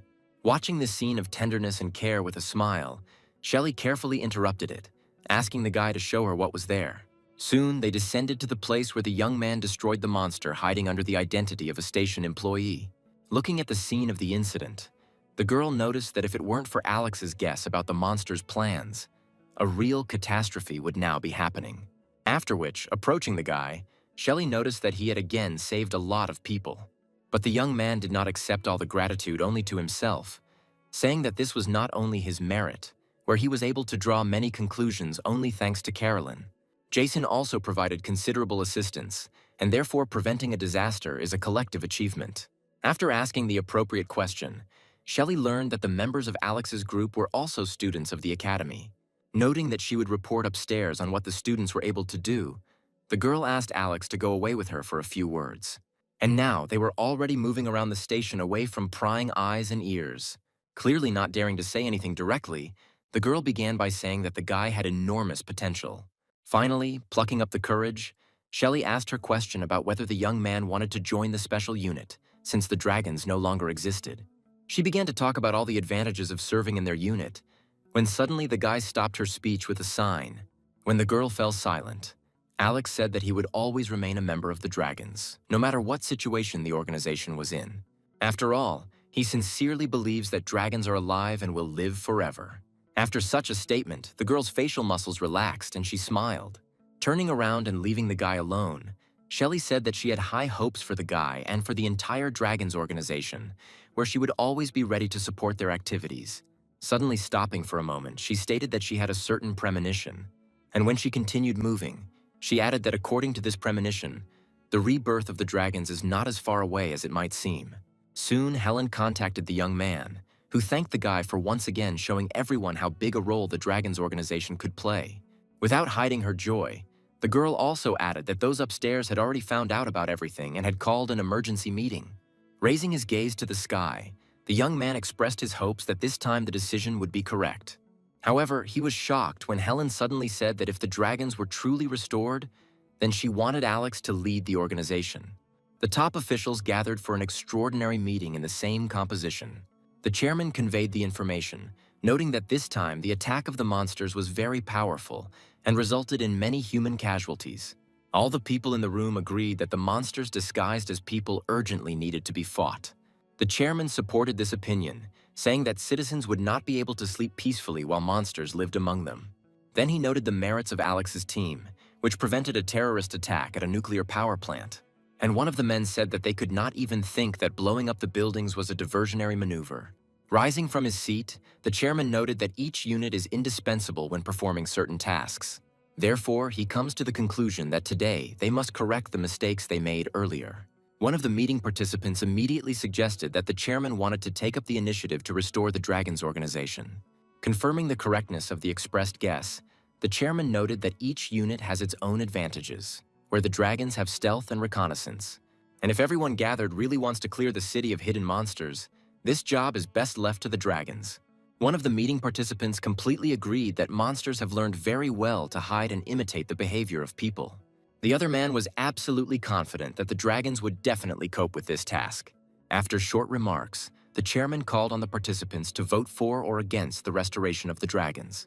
The first to raise their hands were those who last time insisted on the restoration of this organization. But then others began to say that the dragons had always been their eyes and ears in the city, where, one by one, all members of the assembly voted unanimously to restore the organization. After thanking his colleagues for the decision, the chairman expressed his expectation that each department would help with recruitment and equipment. And then one of the men, saying that he was not against helping in any way he could, at the same time inquired about who would now head this organization. The rest immediately joined the discussion, saying that the effectiveness of work depends on the leader. But if we talk about Helen, then she does not have strong enough skills. And then the director of the academy rose from his seat, saying that he had a better option. He confirmed the chairman's guess, saying that he was proposing the candidacy of Alex, who was already a member of the organization. Then, turning to the rest of those gathered, the man assured that it was this guy who provoked this meeting, and therefore he would definitely be able to lead people with him. And one of the women said that this guy is great for this position, and she agrees. But another participant expressed doubts, saying that the guy was only a freshman, and whether it would be a hasty decision to give him such an important post. But the chairman interrupted all reasoning, noting that Alex was indeed the most suitable candidate and would take this position for now. And when it was said that during the trial period he had to show what he was capable of and destroy all the monsters in the city before the assault began, Jonathan and the head of the academy were greatly amazed. And now the man who proposed Alex's candidacy has already asked the boss to give more time, since in 4 days it is impossible to both restore the organization and carry out a complete cleanup. But the chairman said that he could not give more time, even if he wanted to, because when the main forces set off for the assault, the city would remain practically defenseless. And if monsters remain behind the fighters, the city will be instantly captured by them. The evening came, where Jason was already anticipating how, after today, he would definitely receive respect from his family members, who had previously considered him nothing more than a parasite. Addressing Alex, the young man asked the guy to take him with him to complete the next task. As an example of his attitude, he cited Carolyn's father, who immediately sent a car to pick her up when he learned about what happened. But his father did not even call. Alex recommended his friend to have a good rest after today, where he immediately followed the advice, saying goodbye to his friend. Alex also headed towards his room, but suddenly he heard the ringtone of his mobile phone. When the conversation with Jonathan was over, the young man looked at his phone in confusion, trying to wrap his head around the fact that he was now the leader of the dragons, and he needed to destroy all the secret monsters in 4 days. At the same time, he needed to leave a little time in order to save his sister and Samantha. Therefore, the young man gave himself only 2 days in order to identify and destroy all the monsters and collect the required amount of essence.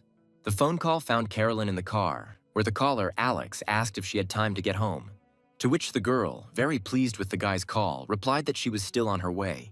And when she inquired about what happened, the young man said that he had been appointed to lead the dragons and was instructed to destroy all the monsters in the city. But the next statement that he would like to appoint his friend as the head of one of the detachments greatly shocked the girl, where she modestly said that she was not against becoming part of the organization, but in order to be the head of the detachment, she did not have enough strength and experience. But to this, the young man cheerfully said that her rank was more than enough for such a position. And as for experience, everyone once started somewhere. After asking Alex for some time to think, the girl ended the conversation. Then Martin turned to her, noting that the offer to become the head of a squad in an organization like the Dragons was not one that should be refused. But now the girl was not thinking about herself, but about the fact that she could seriously set Alex up if she didn't cope somewhere. And her assistant did not recognize her mistress, who was always more than confident in herself, saying that if Alex could become the head of the organization, then she could also become the head of the detachment. The man then used his main trump card, saying that refusal would greatly distance Carolyn from the new head of the Dragons. She couldn't afford this, saying that her interlocutor was right, and she just needed to be more confident in herself. Watching the girl's changing reactions, the man sitting behind the wheel just smiled, realizing that she was already beginning to fall in love with that guy. The next day, the few members of the resurrected organization gathered at the Dragon base. Helen approached Alex, giving him a list of all the people who had been recommended and had self-applied to join the organization. Studying personal files, the young man noticed that they were sent the best of the best, which indicates the seriousness of the authorities. Carolyn helped the young man study the personal files of the academy students, noting that she knew a couple of the guys well. Pointing to the 2 candidates, The girls said that they were both already in their 4th year and had a high level of ability. Regarding abilities, Carolyn said that Mike specializes in weapons and Jacqueline has the skill of camouflage in terrain. In general, the candidates were suitable, and the young man decided that he needed to meet with them. Here, Helen again attracted the guy's attention, saying that some former members of the organization want to be restored, where the young man found this news to be very good. But the girl said that there were no problems with most of them, except for one candidate. Having looked at the resume, the young man noticed that the former head of the detachment was asking to join them. Helen said that he was once sent into retirement due to injury, but he not only completely recovered, but also gained strength. However, this guy is very arrogant, where on missions he always did more than others, but also lost more people. And if he returns to the organization, he will definitely not listen to Alex, and therefore she believes that he should be refused. Looking closely at the girl, the young man did not agree that he should be refused. Now the organization needs strong people, and if this Ray Coulson is a really good fighter, then they will accept him. Alex also added that if he tries not to listen to him, he will simply force him to obey. Watching the young man, accompanied by Helen, ascend to the podium, all the assembled candidates immediately began to whisper that he was too young. Alex, of course, couldn't help but hear how people were discussing the fact that he was only in his 1st year at the academy. Someone even turned to Ray for his personal opinion, but he only made a kind of disgusted sound in response. But as for the students of the academy, here the attitude was radically different, where they said that the guy should be taken as an example, where at his age he was able to lead such a serious organization. Having looked carefully at those gathered, the young man noted that everyone was conditionally divided into groups depending on which unit they belonged to, which showed the urgent need to develop team spirit. Having greeted everyone present, the young man decided to get straight to the point, speaking first of all about the recent terrorist attack. Alex further said that the monsters who staged the terrorist attack were hiding throughout the city, and then the authorities decided to recreate the organization, which he would head for the time being. And while he was talking about how he would unite everyone gathered in groups to search for and destroy monsters, Ray had already noticed the main thing for himself, and now he has already come forward, saying that this is not how things are done, where the leader of the organization must first understand the capabilities of the fighters in order to unite them into groups. But Helen spoke out in opposition to him, menacingly noting that they had complete information about each new fighter, based on which they would form groups, and in his words, Ray simply refused to obey the leader. The girl got to the point where the man immediately started shouting that she was essentially right, and he should not obey some brat who, it is unclear how he ended up in the leadership of the organization. But the girl definitely had something to answer, because Alex didn't take this post for nothing. And so she talked about the guy's merits during the battle at the center of the research group, as well as during the recent events at the nuclear power plant, where the merits of the guy saved the entire city, which no one can deny.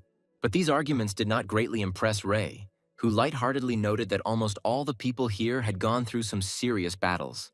Alex will not be able to prove that in his case this is not an accident, and only the strongest of them can become the leader of the dragons. Helen, having listened to Ray's arguments, wanted to say something in response, but Alex interrupted her impulse with a movement of his hand, after which the young man, looking at everyone gathered, asked to see someone who considered himself stronger than him. Just expecting this, Ray instantly took advantage of the situation, inviting the guy to fight him, and if Alex wins, then he will not oppose his leadership.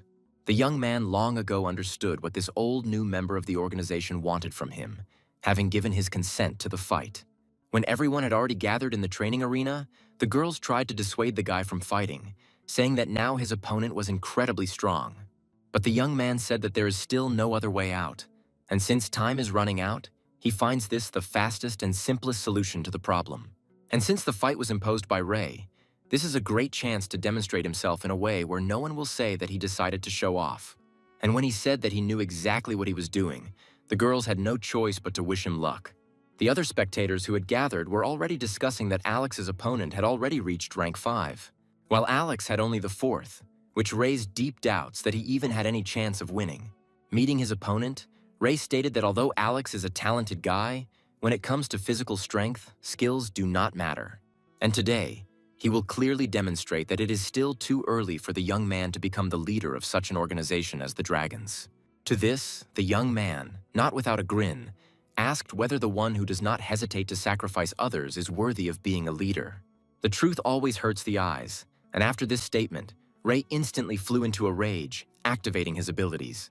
The release of energy resembled the explosion of a pair of grenades, where some spectators even ducked in surprise. And now the candidate for the position of head of the organization has already rushed to attack the guy. Without hesitation at all, he struck his first blow, but the young man opposing him managed to jump back. However, to Ray's delight, this time Alex was unable to completely avoid damage. The newly minted members of the Dragon's organization standing in the room were already beginning to notice that the battle was unequal, and Alex did not have a single chance. Meanwhile, the man had already begun his next attack, saying that he was just warming up. His next attack was a tiger attack, which he used using his skills. And all the young man could do was block this incredible blow. Watching this incredibly strong attack, Carolyn was seriously afraid for the life and health of her friend. But as it turned out, the young man did not put up the usual defense. But with the help of his skill, he simply absorbed the energy directed at him. And as soon as the absorption was completed, Alex pushed himself off the floor and immediately counterattacked his opponent. Thrown a few steps back, Ray looked at the guy in surprise, not understanding how it was even possible to pull this off. All the spectators were no less shocked. They did not believe that Alex could so easily repel this incredible attack. Well, the young man himself has already activated his improved special skill to continue the confrontation, where the activation of such again led his opponent to an incredibly strong amazement. All the spectators were also in a state of stupor regarding the incredible abilities of the young man. Meanwhile, the opponents exchanged remarks, where Alex said that now it was his turn to attack, and Ray expressed his interest in what else this guy could do. And so the head of the organization began his attack, where his opponent also attacked at the same time. The collision of unprecedented power generated an incredible burst of explosive energy right in the middle of the arena, where both opponents were thrown back approximately equal distance. Ray did not understand why the guy was fighting him on equal terms, because even if he uses an improved special skill, his rank should not allow him to be equal in strength. Alex had already launched a new attack, addressing his opponent with the fact that he could not understand where he had made a mistake. Having quickly gathered himself, Ray, shouting that he did not believe in what was happening, tried to resist the guy's attacking actions. He couldn't believe his eyes when his counterattack was completely neutralized by Alex's power. And the newly created head of the dragons was already above the opponent's head, from where he demolished him with his powerful kick. New members of the organization could not understand how this guy, with a lower rank and less experience, could get such an opponent as Ray. Only Carolyn, who fought with Alex and repeatedly observed the use of his abilities, realized that the guy was using the power of an absolute vacuum, dispersing everything that creates sound. Meanwhile, Alex noticed that his opponent was too confident in himself. At some point, while continuing the fight, the guy reminded his opponent of one of the members of Ray's group who could have survived that battle, but was killed. But then his opponent declared that he personally defeated 4 monsters in that battle. And the guy Alex said about fell into the trap of one of the monsters hiding underwater, which excludes Ray's guilt in his death, after which he added that chaos always reigns on the battlefield, and therefore losses cannot be avoided, which should be obvious to the head of the organization. Noting that this was the norm, Ray tried to hit the guy back, but he broke the distance in time. Removing one of his crystals, Alex replied that if his opponent in that battle had not been chasing glory, if he had checked the area and analyzed the situation, this sacrifice could have been avoided. While the young man was speaking, he managed to absorb the properties of the ice crystal, sending his new ice blow at his opponent. An enraged Ray screamed at the top of his lungs that he would not lose to some student, where in dragons it is not some kind of analysis that decides, but only physical strength and power. He tried to move forward, but suddenly realized that his legs were frozen in ice. And when he raised his eyes again, he found several dozen ice spears aimed at her next to his head. And Alex, who was next to him, stated that his opponent had suffered complete and unconditional defeat. No one in the room could yet realize that Ray had lost in a duel with some freshman at the academy. But there were many who sincerely rejoiced at such a victory for the new leader of the organization. Helen and Carolyn did not hide their emotions, where the latter's joy was truly wild. Meanwhile, deathly silence hung in the arena, where the defeated enemy tried to come to terms with what had happened. And suddenly, looking up at Alex, he concluded that he had deliberately provoked him and made him lose his temper. The guy did not deny using such a strategy, noting that if Ray had not lost his composure, it would have been much more difficult to defeat him. And he lost only because his mind was clouded by rage. After which the young man suddenly said that he would not mind giving up his leadership powers in his favor if he was really worthy of it. And a second later, the young man added that for some reason he thought that Ray himself understood that he would not be able to cope with such responsibility, where the organization's top priority is clearing the city of hidden monsters in 4 days. The man, still squatting, expressed his doubts that Alex would be able to cope with this. But the guy assured the interlocutor that he could do it, and it would take him less than the stated time to complete the task. Suddenly, his opponent fell backwards, sitting on the surface of the arena and bursting into boisterous laughter. Then, rising to his feet, he noticed that even his self-confidence and vanity were very far from those of Alex. Looking the guy straight in the eyes, Ray asked him how he managed to identify all the monsters that were hiding literally throughout the city in such a short time. Everyone else, as soon as they heard what awaited them for the task, also began to doubt the possibility of completing it on time.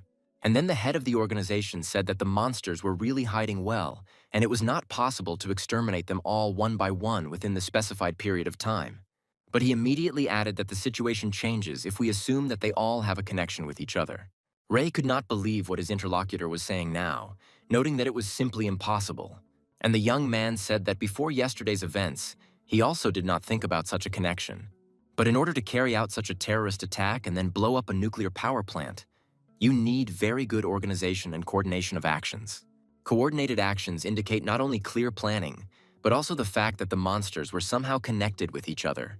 Therefore, at a minimum, they have a meeting place and some kind of information network for communication. After thinking, all the new members of the organization came to the conclusion that the guy was absolutely right, since without regular communication, coordination of actions is impossible. Helen and Carolyn, like everyone else, listened attentively to Alex, rejoicing at how he increasingly captured the trust of his subordinates. And so the young man concluded that if they managed to discover their secret meeting place, then they could simply cover the entire nest at once. Immediately, questions started pouring in his direction about how they could find this place. And the guy explained that for this they would need to carry out a complete study of the life activity of those whose personalities were used by the monsters, finding out everything they could about them. The proposal was sensible and was immediately supported, where it was necessary to begin immediately, while the memories of those who were in contact with them were still fresh. Standing next to the one who had just defeated him and listening to the voices of the spectators of the fight that they had got a good leader, Ray noticeably darkened. Suddenly, with all his might, he struck the surface of the arena with an incredibly strong blow, after which he stated that this time he really lost and would listen to the guy's orders until he made some mistake. Grinning, the young man replied that he did not expect anything else from his opponent. Helen then entered the arena, handing the microphone to the young man and saying that it was time to form the groups and give the order. Where after that, everyone who was in the room said in unison that they were ready to listen to the leader's order. And then the young man said that he wanted to create detachments. But due to the lack of people, he decided to divide everyone into 3 groups. Not unknown to many, he appointed Ray, with whom he had just fought, as the head of the first group. The leader of Group 2, of course, was his friend Carolyn. As for Helen, her boyfriend appointed her as the temporary leader of the 3rd reconnaissance group. This was followed by the process of distributing personnel into formed groups. When the distribution was over, the young man proceeded to assign specific tasks to each group. Helen, listening to Alex's instructions, was very pleased with how the revived organization, which was now called Dragon's Wrath, began its activities. She was absolutely sure that under the leadership of this guy, the organization would rise like never before. And so the members of the Dragon's Wrath began their reconnaissance activities, finding out with whom certain people most often communicated, who were identified as hiding monsters. All information received went directly to the Dragon's Wrath Analytical Center, where it was sorted, combined, and compared. In one of the bars in the city, a dead mutated girl was lying on the floor, and Helen, who was next to her, reported to Alex that it was she who organized the supply of explosives for the terrorist attack, seducing several military personnel. One of these officers was now sitting not far from her on the floor, saying that he was not guilty of anything. But the punishment for the one who actually participated in the murder of fellow citizens followed immediately and threw him into one of the walls. After receiving the blow, the man begging for his life. And the angry guy shouted that he didn't dare ask for mercy at all after supplying explosives to those who killed many people. Helen urged him not to waste his energy and emotions on this non-entity. But the young man firmly stated that both the monsters who committed atrocities and the people who helped them deserve death. Of course, the guy did not kill this criminal, instructing him to be sent where he should be, and all the information received to be transferred to the analytical department. where the guy's order was carried out immediately. Helen, who remained next to the young man, reported that all significant information was already in the analytical department, after which she turned to Alex, saying that he shouldn't be so upset because his plan was working, where in just 5 hours they were able to detect 7 monsters. But the young man was clearly not satisfied with this result, since they had not yet been able to find the leader of the monsters. He also urged the girl to speed up, as the monsters could begin to cover their tracks until they completely changed their personality. But Helen explained that the information arrives very quickly, and therefore no one has time to cover their tracks. To the next question about how Carolyn's group was doing, his interlocutor explained that they also discovered several targets and destroyed them. Saying that this was good news, the young man invited the girl to continue their work at the next point. Almost half of the day passed in this way, where at some point almost the entire recreated organization arrived at one well-known building in the city. The head of Dragon's Wrath was also greeted by the man who regularly presided over leadership meetings when he arrived at the scene. Coming closer, he noticed that if the guy was wrong, then everything would be over, offering to check his guesses using radar. But there was a problem where the radar only worked on those below the level of Alex himself. Here Helen entered the conversation, saying that all the information collected directly indicates that a monster is hiding under this person. And then the young man declared that he took full responsibility upon himself, since it was impossible to leave such a dangerous opponent behind.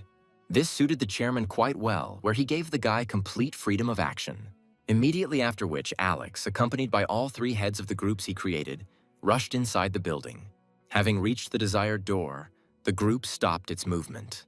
The woman in the office was shocked when the new head of Dragon's Wrath suddenly burst into her room, accompanied by several other people. Without hiding her emotions, the woman furiously shouted that she assumed that the recreated organization would go against people and had always been against such a decision. But Alex was not at all interested in what this woman was saying, where he reported that he was aware that she was a monster.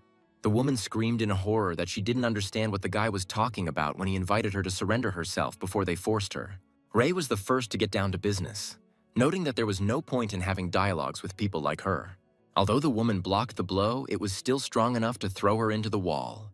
Well, Ray, who caught the courage, immediately rushed to finish off the disguised monster. For her age and position, she moved quite well, dodging the man's attacks, where he only managed to notice that the elderly office worker had very good physical fitness. The woman continued to shout that this attack should be stopped, where she was still ready to forget about what happened. But Ray didn't even think about stopping, switching from ordinary physical strength to using his super abilities. And this gave the desired result, where in order to stay on her feet after another attack, the woman used some other limbs. The man himself did not believe that this ant turned out to be a real monster. Having completely transformed, she screamed loudly that she would now destroy everyone who had revealed her. Alex was only glad to see this monster, which unconditionally contained the essence he so badly needed. Having prepared for a serious fight, the young man absorbed the properties of an ice crystal, where, with the very first blow, the young man completely placed the mutated member of the top government in an ice cocoon. But she continued to scream even through the ice, declaring that this definitely could not stop her. Then Alex suddenly turned to his friend, asking her to put some fire at his disposal. Without asking any questions, Carolyn instantly activated her powers, and the young man immediately used his power to absorb the properties of fire and begin to control it. And now he was ready to strike a new blow to the enemy who continued to be captured by the ice. The mutated woman felt very well how not only the ice around her melted, but also her body. While those who were on the street could only see a strong stream of flame escaping from the window. The monster was destroyed, and the young man was already picking up the precious essence. But then Ray reproached him that it was his monster, but Alex instantly parried this attack, saying that they had little time, and the man would do the job too slowly. There was no arguing with such arguments, since he understood that he really could not cope with the monster as quickly as Alex did. At this point, Carolyn stated that Alex's plan worked, where in less than 24 hours they destroyed over 30 monsters and discovered their leader. But Helen did not share this joy, saying that in fact everything is not as simple as it might seem at first glance. After her words, Alex explained that he definitely would not have been able to finish off the real leader with one blow, which means that this monster was just bait to divert attention from the true leader. The head of the intelligence group asked the guy to explain to everyone the detailed reasons for the conclusions about the presence of another leader. And the young man noticed that there are a couple of points that allow one to think so. Considering how everything was organized with an attempt to undermine a nuclear hydroelectric power plant, we can conclude that the organizer is very smart and would definitely have noticed their intelligence activities by hiding. The second point is the strength of the monster, where after Mason's departure there must be someone who will be incredibly strong and be able to suppress any of his subordinates. Of course, the monster that lived in this office was strong, but clearly not strong enough to control the others. After all, in their activities they have already encountered monsters of similar strength. Therefore, their true leader is hiding somewhere. And all the monsters they identified over the last 24 hours were nothing more than pawns, whose task was to distract attention and lead the group onto the wrong trail. When the young man finished speaking, Helen said that exactly the same thoughts had formed in her head. After everything she heard, Carolyn had no idea what to do next, because there was no information to continue the investigation. Ray also added his comment, saying that his task is exclusively combat, and therefore he leaves the mental work to his colleagues. Alex continued to reason logically, noting that if they were able to figure out the plan of the leader of the monsters, this in itself would mean that his plan did not work. The young man assumed that not all traces had yet been covered and ordered to check the connections of all the monsters that had been identified during the year. Helen completely agreed with this approach to work. Carolyn was tasked with recruiting students to work, since Dragon's Wrath certainly didn't have enough of its own people, where students do not need to engage in battles, but only conduct reconnaissance activities. Having accepted the order, the girl immediately left the room through a broken window so as not to bother going down the stairs or taking the elevator. Having told Helen that he would need to be absent on business, he left the leadership of the operation to her and asked her to report on the first results. The girl promised to supervise the process, and so the young man also jumped out the window. In response to Ray's loud question about what he should do, Alex, being already quite far away, instructed him to simply help Helen. On the table in front of Alex were several vessels with the essences of monsters he had obtained. Emily, who monitored the process of use, called on the guy to be extremely careful. The first portion had already been consumed by the young man, where he immediately plunged into a meditative state so that the body could assimilate it well. This process ended quite quickly, where he was only a short distance away from the 4th level, and he had just achieved it, feeling a sharp increase in strength. Now it was necessary to increase his rank further, and Alex absorbed 2 more portions of the essence, once again plunging into meditation. Having finished digesting these 2 portions, the young man immediately moved on to the last ones. After taking which, the energy concentrated in his body became simply incredible. The young man concentrated as best he could on crossing the threshold and reaching the 5th level, but he could not understand why the increase in strength did not occur, which would indicate the achievement of a new rank. So the whole night passed, where Emily urged the guy not to rush and stop his excessively long meditation. And so, having finally emerged from the meditative state, the young man was literally furious, not understanding what he was doing wrong. And when he asked the girl if she had made a mistake in her calculations regarding the required amount of essence, she once again confirmed that her calculations were absolutely correct. She saw the problem in excessive haste, where a guy is trying to grow several ranks at once, which his unstable energy does not allow him to do. After listening to the mentor's explanations, the young man asked what he should do in this case, to which she stated that first of all, take your time and gradually strengthen your spiritual strength. Lowering his head, the young man whispered that he had absolutely no time for this. But suddenly, the guy suddenly raised his head and declared that even if he did not reach the required rank until the day after tomorrow, he would still go to save his sister and Samantha. Suddenly, his attention was attracted by the lit-up screen of a mobile phone lying nearby. The young man was surprised to see more than a dozen missed calls, and Emily said that she had set it to silent mode so that the phone would not distract the guy from meditation. When Alex called back, Helen said that they had discovered information related to the leader of the monsters. This was very good news, and the young man, whose eyes immediately lit up, was already wondering where this monster was. Calling the guy to be calm, the girl said that it might not be easy for him to accept this information. But all the traces that they managed to find led them straight to the Light World Corporation. The information was truly shocking, where the leader of the monsters could be hiding in the company belonging to Carolyn's father. And Helen had already provided details, saying that most of the monsters were somehow connected with this corporation. Then she reported that while Alex was not answering calls, she had decided to begin development of the Light World. And now she has evidence that the new leader of the monsters remaining in the city is hiding in this corporation. Alex replied that the matter was very serious, asking the assistant to tell her location where he would immediately arrive.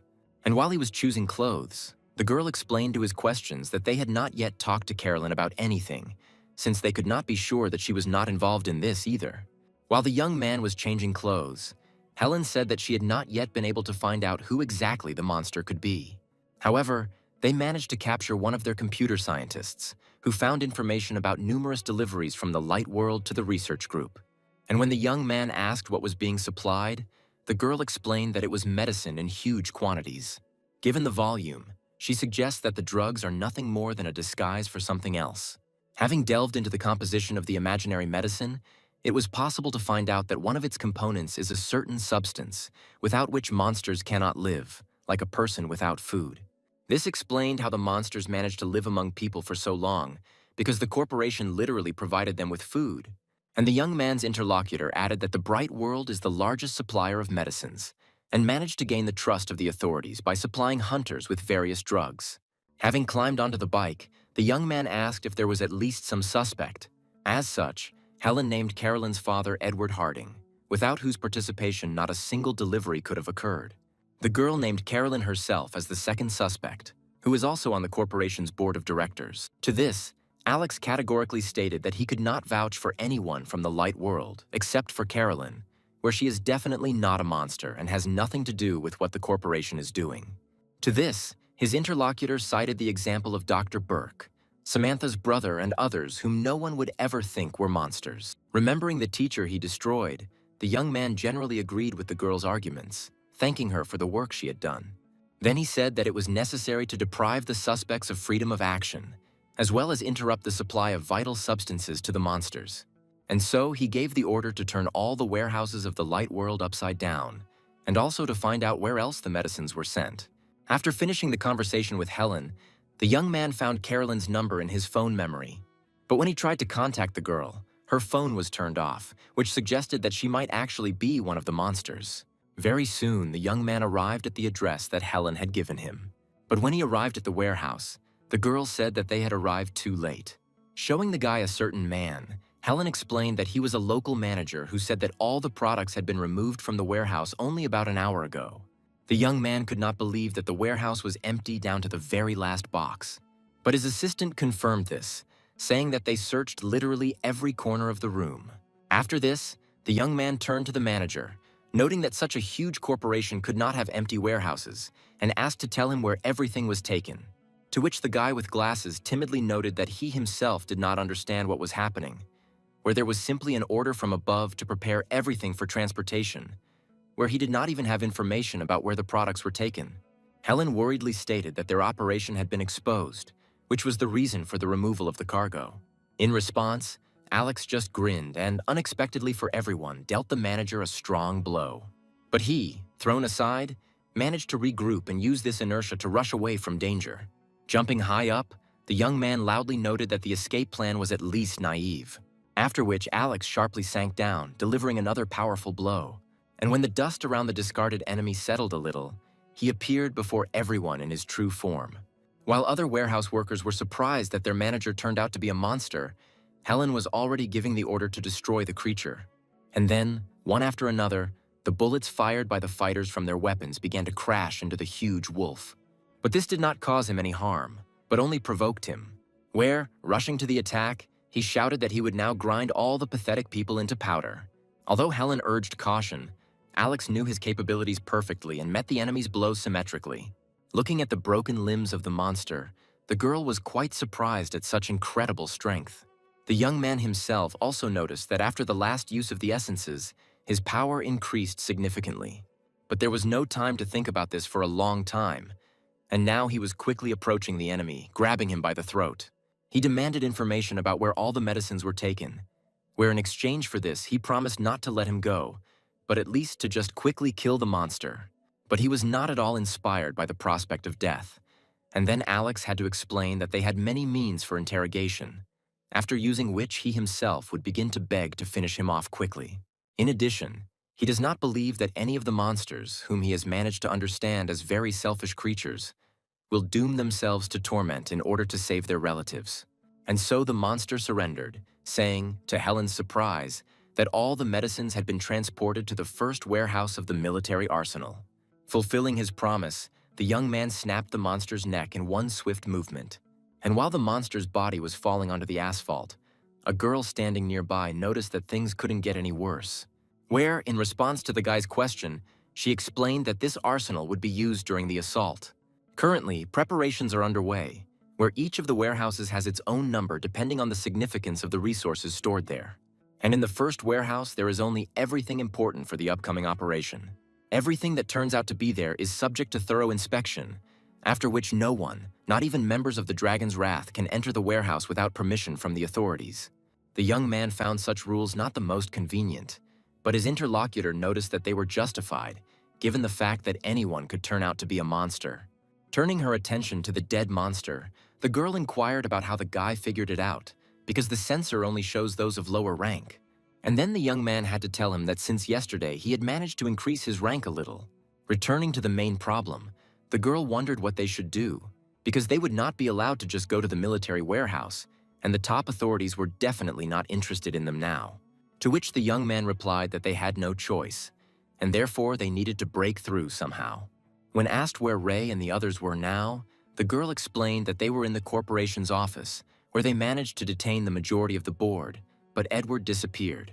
In this connection, the validity of suspicions regarding Carolyn's father begins to be confirmed, where his daughter is still under suspicion. Without answering this, Alex asked the assistant to contact Ray and the others, asking them to come to warehouse number 1. Sitting in the car, Carolyn asked her assistant whether he had chosen the right direction of travel. After all, they urgently needed to go home since her father became ill, but Martin said that Mr. Harding was now in another place. The girl quietly noted that she, as the head of the Dragon's Wrath group, now needs to focus on destroying monsters and cannot leave for a long time. And so she demanded that the assistant immediately turn around and go back. But the man immediately shamed Carolyn, saying that the affairs of the organization could not be more important than the health of her father. Then the daughter of the head of the Light World decided to call Alex and warn him about her absence. But suddenly she discovered that the phone was not picking up a signal, and Martin explained that they were now located not far from military warehouses where the assault arsenal was stored, and therefore the military was jamming any communication to avoid terrorist attacks. The girl wanted to say something else, but Martin once again reminded her that family is more important. They were not detained at the checkpoint as soon as it became clear that people from the Light World Corporation were coming.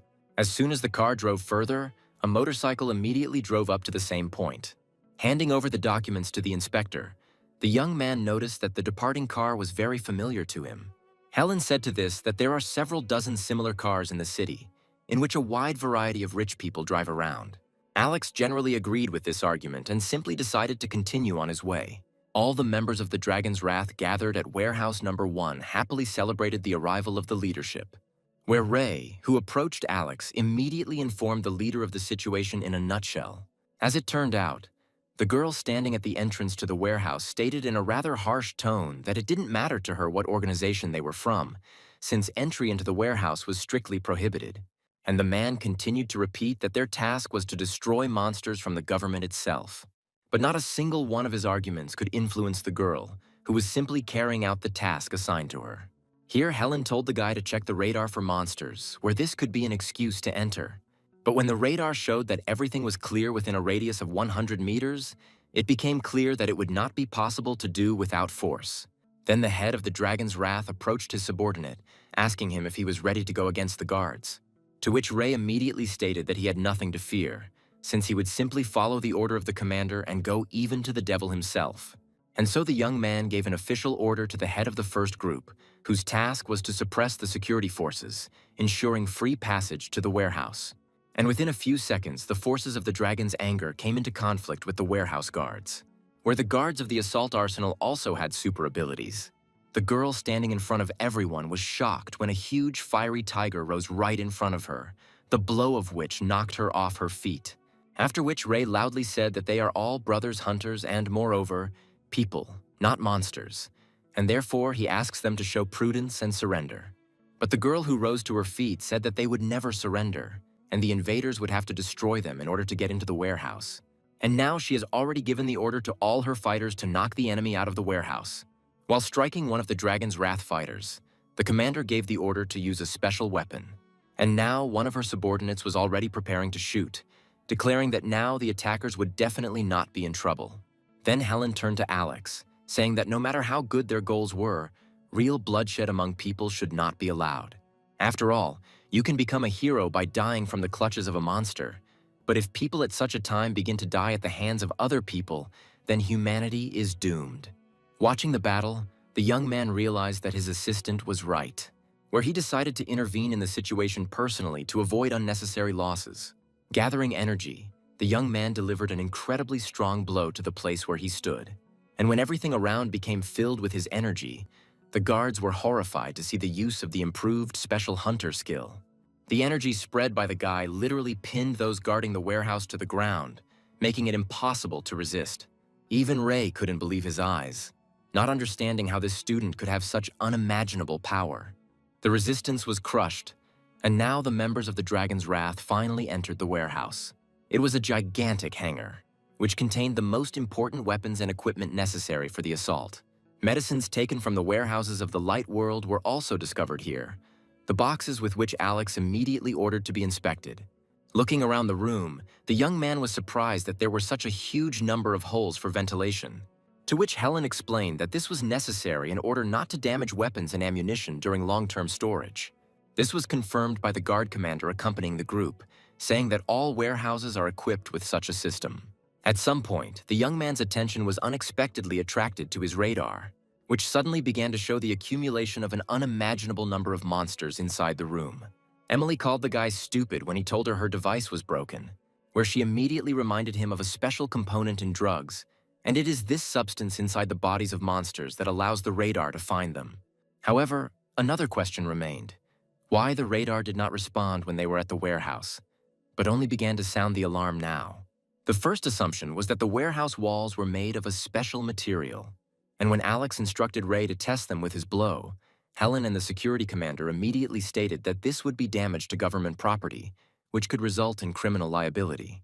But the young man had no time to explain anything, where he said that he took full responsibility upon himself, thereby giving Ray freedom of action. Carrying out an assignment, the man found himself at one of the walls of the room in one jump, which immediately experienced the force of his blow, after which Ray reported that the wall was thick, but quite ordinary.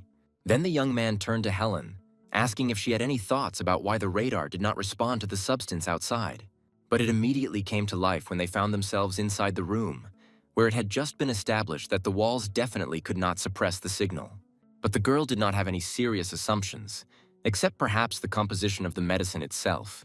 But at that moment, one of the men finished opening the first box, discovering that all the medicine packages were empty. Not believing what was said, Alex rushed to him himself to make sure. But here, and from other parts of the warehouse, it was reported that each box, which was opened at random, contained only empty packages.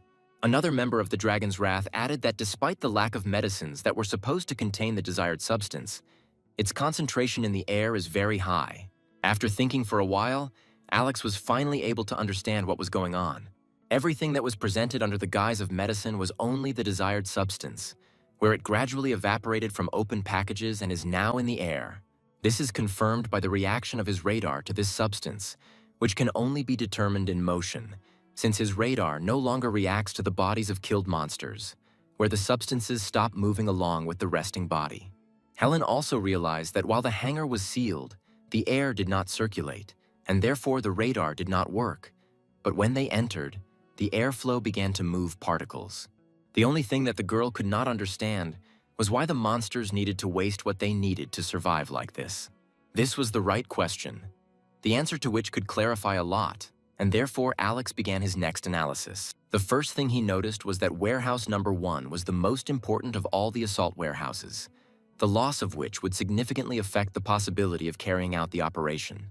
Then the young man remembered the behavior of the manager, who could well have disappeared before their arrival, but as if he was specially waiting for them in an empty warehouse, from which we can conclude that it was part of his plans to report the place where the drugs were taken, where the plan appears to be to destroy both the assault arsenal and the Dragon's Wrath in one shot. After listening to the guy, Ray cheerfully noted that they would meet the attack with dignity and were ready for it. But Helen did not share his mood. She immediately shouted that everyone needed to be evacuated from here immediately, But the young man understood that it was too late, loudly ordering everyone to remain in their places and not make a single movement. The frightened people immediately froze where they were at the moment of the warning. But his assistant did not understand why the guy was hesitating, because they needed to leave the premises as soon as possible. But Alex replied that they were already trapped, where an explosive substance had completely filled the room, where he could not yet understand what should serve as a detonator. Then the guy with the tablet, without hiding his alarm, noticed that things were bad, since the matter in the air began to move faster, and soon everything here would fly up into the air. Helen asked him how much time they still had to make a decision, to which the young man explained that they were all still alive only thanks to the order of the head of the organization not to move, since if they had rushed to the exit, detonation would have already occurred. However, even under such circumstances, everyone who is now in the warehouse had no more than 10 minutes at their disposal, where after this statement people began to panic. Alex repeated his order, saying that no one should leave their seats under any circumstances. Looking up somewhere, the young man said that everyone should just trust him. 10 minutes passed quite quickly, where the explosion that occurred in a military warehouse could be heard and even seen several kilometers from the scene of the event. A few minutes before this explosion, Martin stood on the spacious roof of the mansion and peered into the distance. At some point, Carolyn appeared next to him, who asked him where her sick father was, whom she could not find after running around every room.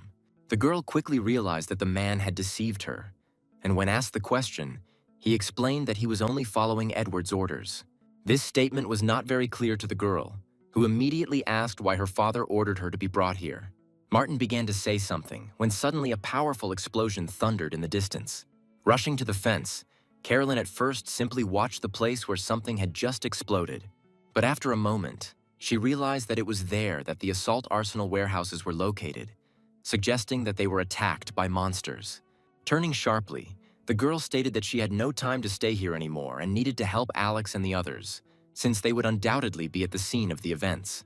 But the guards, who quietly appeared behind the girl, suddenly blocked her path, saying that for her own safety, it was better for Carolyn to stay in the mansion.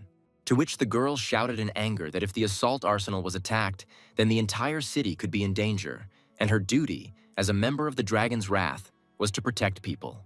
But the men did not back down, saying that they were simply following the orders of the boss, who is the girl's father. But Carolyn did not believe their words, saying that her father would never give such an order because he was not even in this house. Turning to Martin, she tried to find support in his face, asking him to remove these annoying men. But he was also on the same page with the guards, saying that he was simply following the master's orders, and very soon Carolyn would be explained and told everything. Pulling her hand out of the assistant's palm, the rebel firmly stated that she needed to go immediately, but the guards blocked her way. Saying that in this case she had no other choice, the girl activated her abilities, attacking the men. But they quite easily blocked the attack, asking not to force them to use force against it. Carolyn was very surprised that some guards were able to deflect her blows so easily, and in this case, she decided to no longer hold back in using her abilities. Charged with energy, the girl easily sent one of the men who had greatly annoyed her into free flight.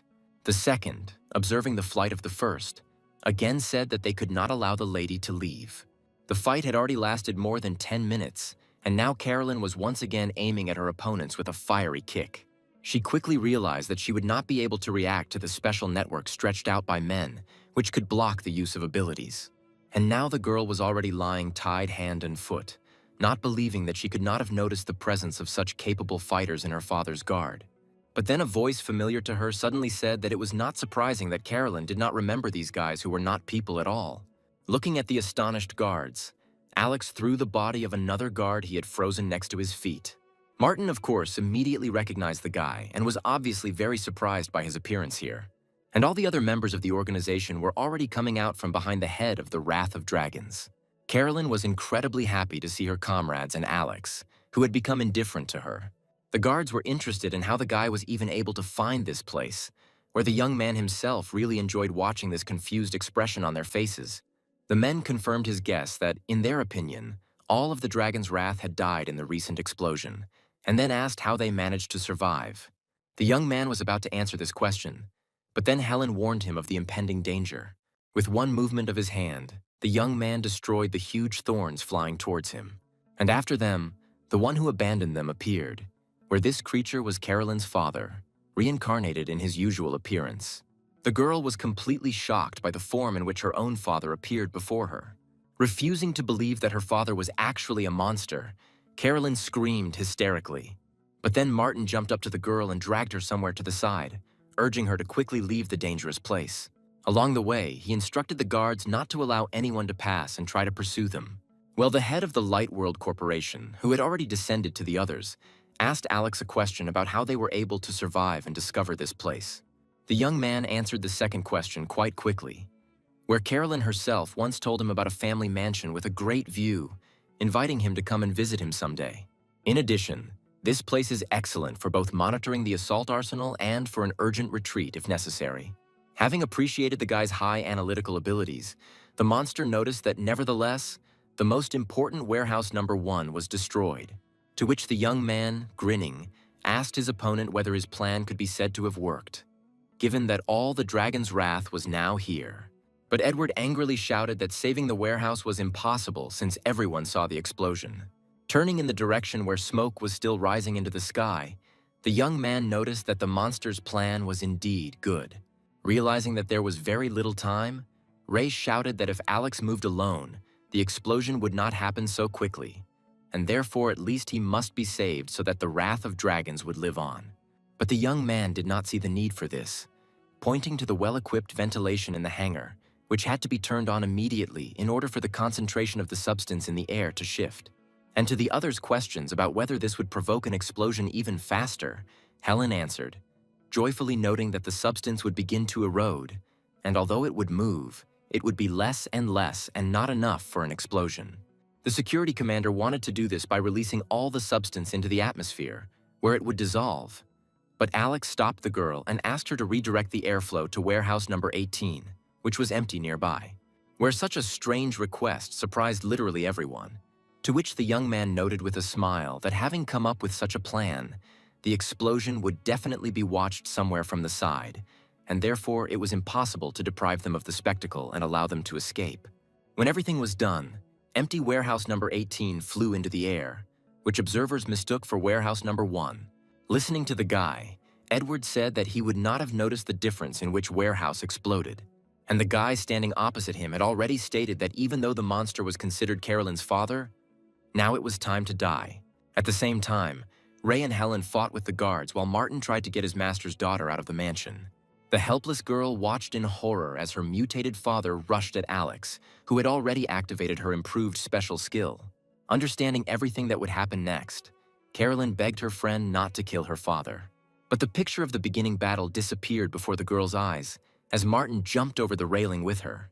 The young man glanced in the direction where the man had dragged his girlfriend, but his attention was quickly returned to him by Edward, quickly approaching and demanding that the young man not even think about looking in that direction. The monster's attacks were incredibly fast, but Alex was not at all inferior to the enemy in speed. Seizing the opportunity, the young man was able to strike back, which knocked Carolyn's father back. And immediately after the first, his second ice attack followed. But the monster only laughed, and a huge spike instantly grew from his forehead. Without even thinking about trying to dodge the ice attack, Edward turned his head, pointing the spike straight into the rushing stream of ice. And this defensive action of his was successful, crushing the ice block rushing towards him. While shards of ice fell, covering everything around, the monster declared that the guy was definitely not his opponent. But the young man did not just strike numerous blows, where now he could use his special skill enhanced by the ice crystal. And then several dozen ice fists rushed straight at Edward. Having put up protection, the mutated boss of the Light World Corporation did not understand how a guy who had not even reached the 5th level could be so strong. To this, the young man replied that quite a few people constantly underestimated him, after which the young man switched to other questions, noting that all this time he completely trusted Carolyn, where he could not even think that her father would turn out to be a monster. As he prepared to strike the final blow, Alex mentally asked his friend for forgiveness for what would happen next. Even Helen, who had already seen the young man's abilities many times, never ceased to be amazed at his incredible strength, where this time the blow not only demolished the enemy, but literally broke the entire mansion in half. Looking at the defeated guard, Ray also noted that Alex's true abilities far exceeded his current rank. Helen shouted to the young man that he needed to save Carolyn, and the young man said that Martin would not run far, asking at the same time not to finish off her living Edward, where the young man asked to provide him with the necessary help and keep an eye on him until he returns. But Ray categorically disagreed with this, saying that they always destroyed people like Edward, to which Alex menacingly noted that the man was now trying to go against the order, adding that they would decide the fate of this monster after his return. Helen also intervened in the situation, explaining to Ray that the head of the organization has reasons for everything, where you just need to wait a little and everything will become clearer. The man had no choice but to agree to carry out the order, after which Alex quickly rushed to catch up with Martin, and he quickly made his way through the thickets, where, in response to the girl's requests to let her go, he quickly said that after everyone saw the true face of her father, no one from the dragon's wrath would trust her anymore. At some point, the man saw a huge fist fall to the ground right in front of him. Stopping rather abruptly, the man, with some incredibly deft movement, was able to repel this attack, after which he told Alex, who appeared in front of him, that he was able to catch up with them quite quickly. Carolyn was incredibly happy to see the young man appear and tried to turn around to see the face of her savior. Alex, looking closely at the man, asked whether he could still call him Martin or whether the replacement Dr. Burke had a different name.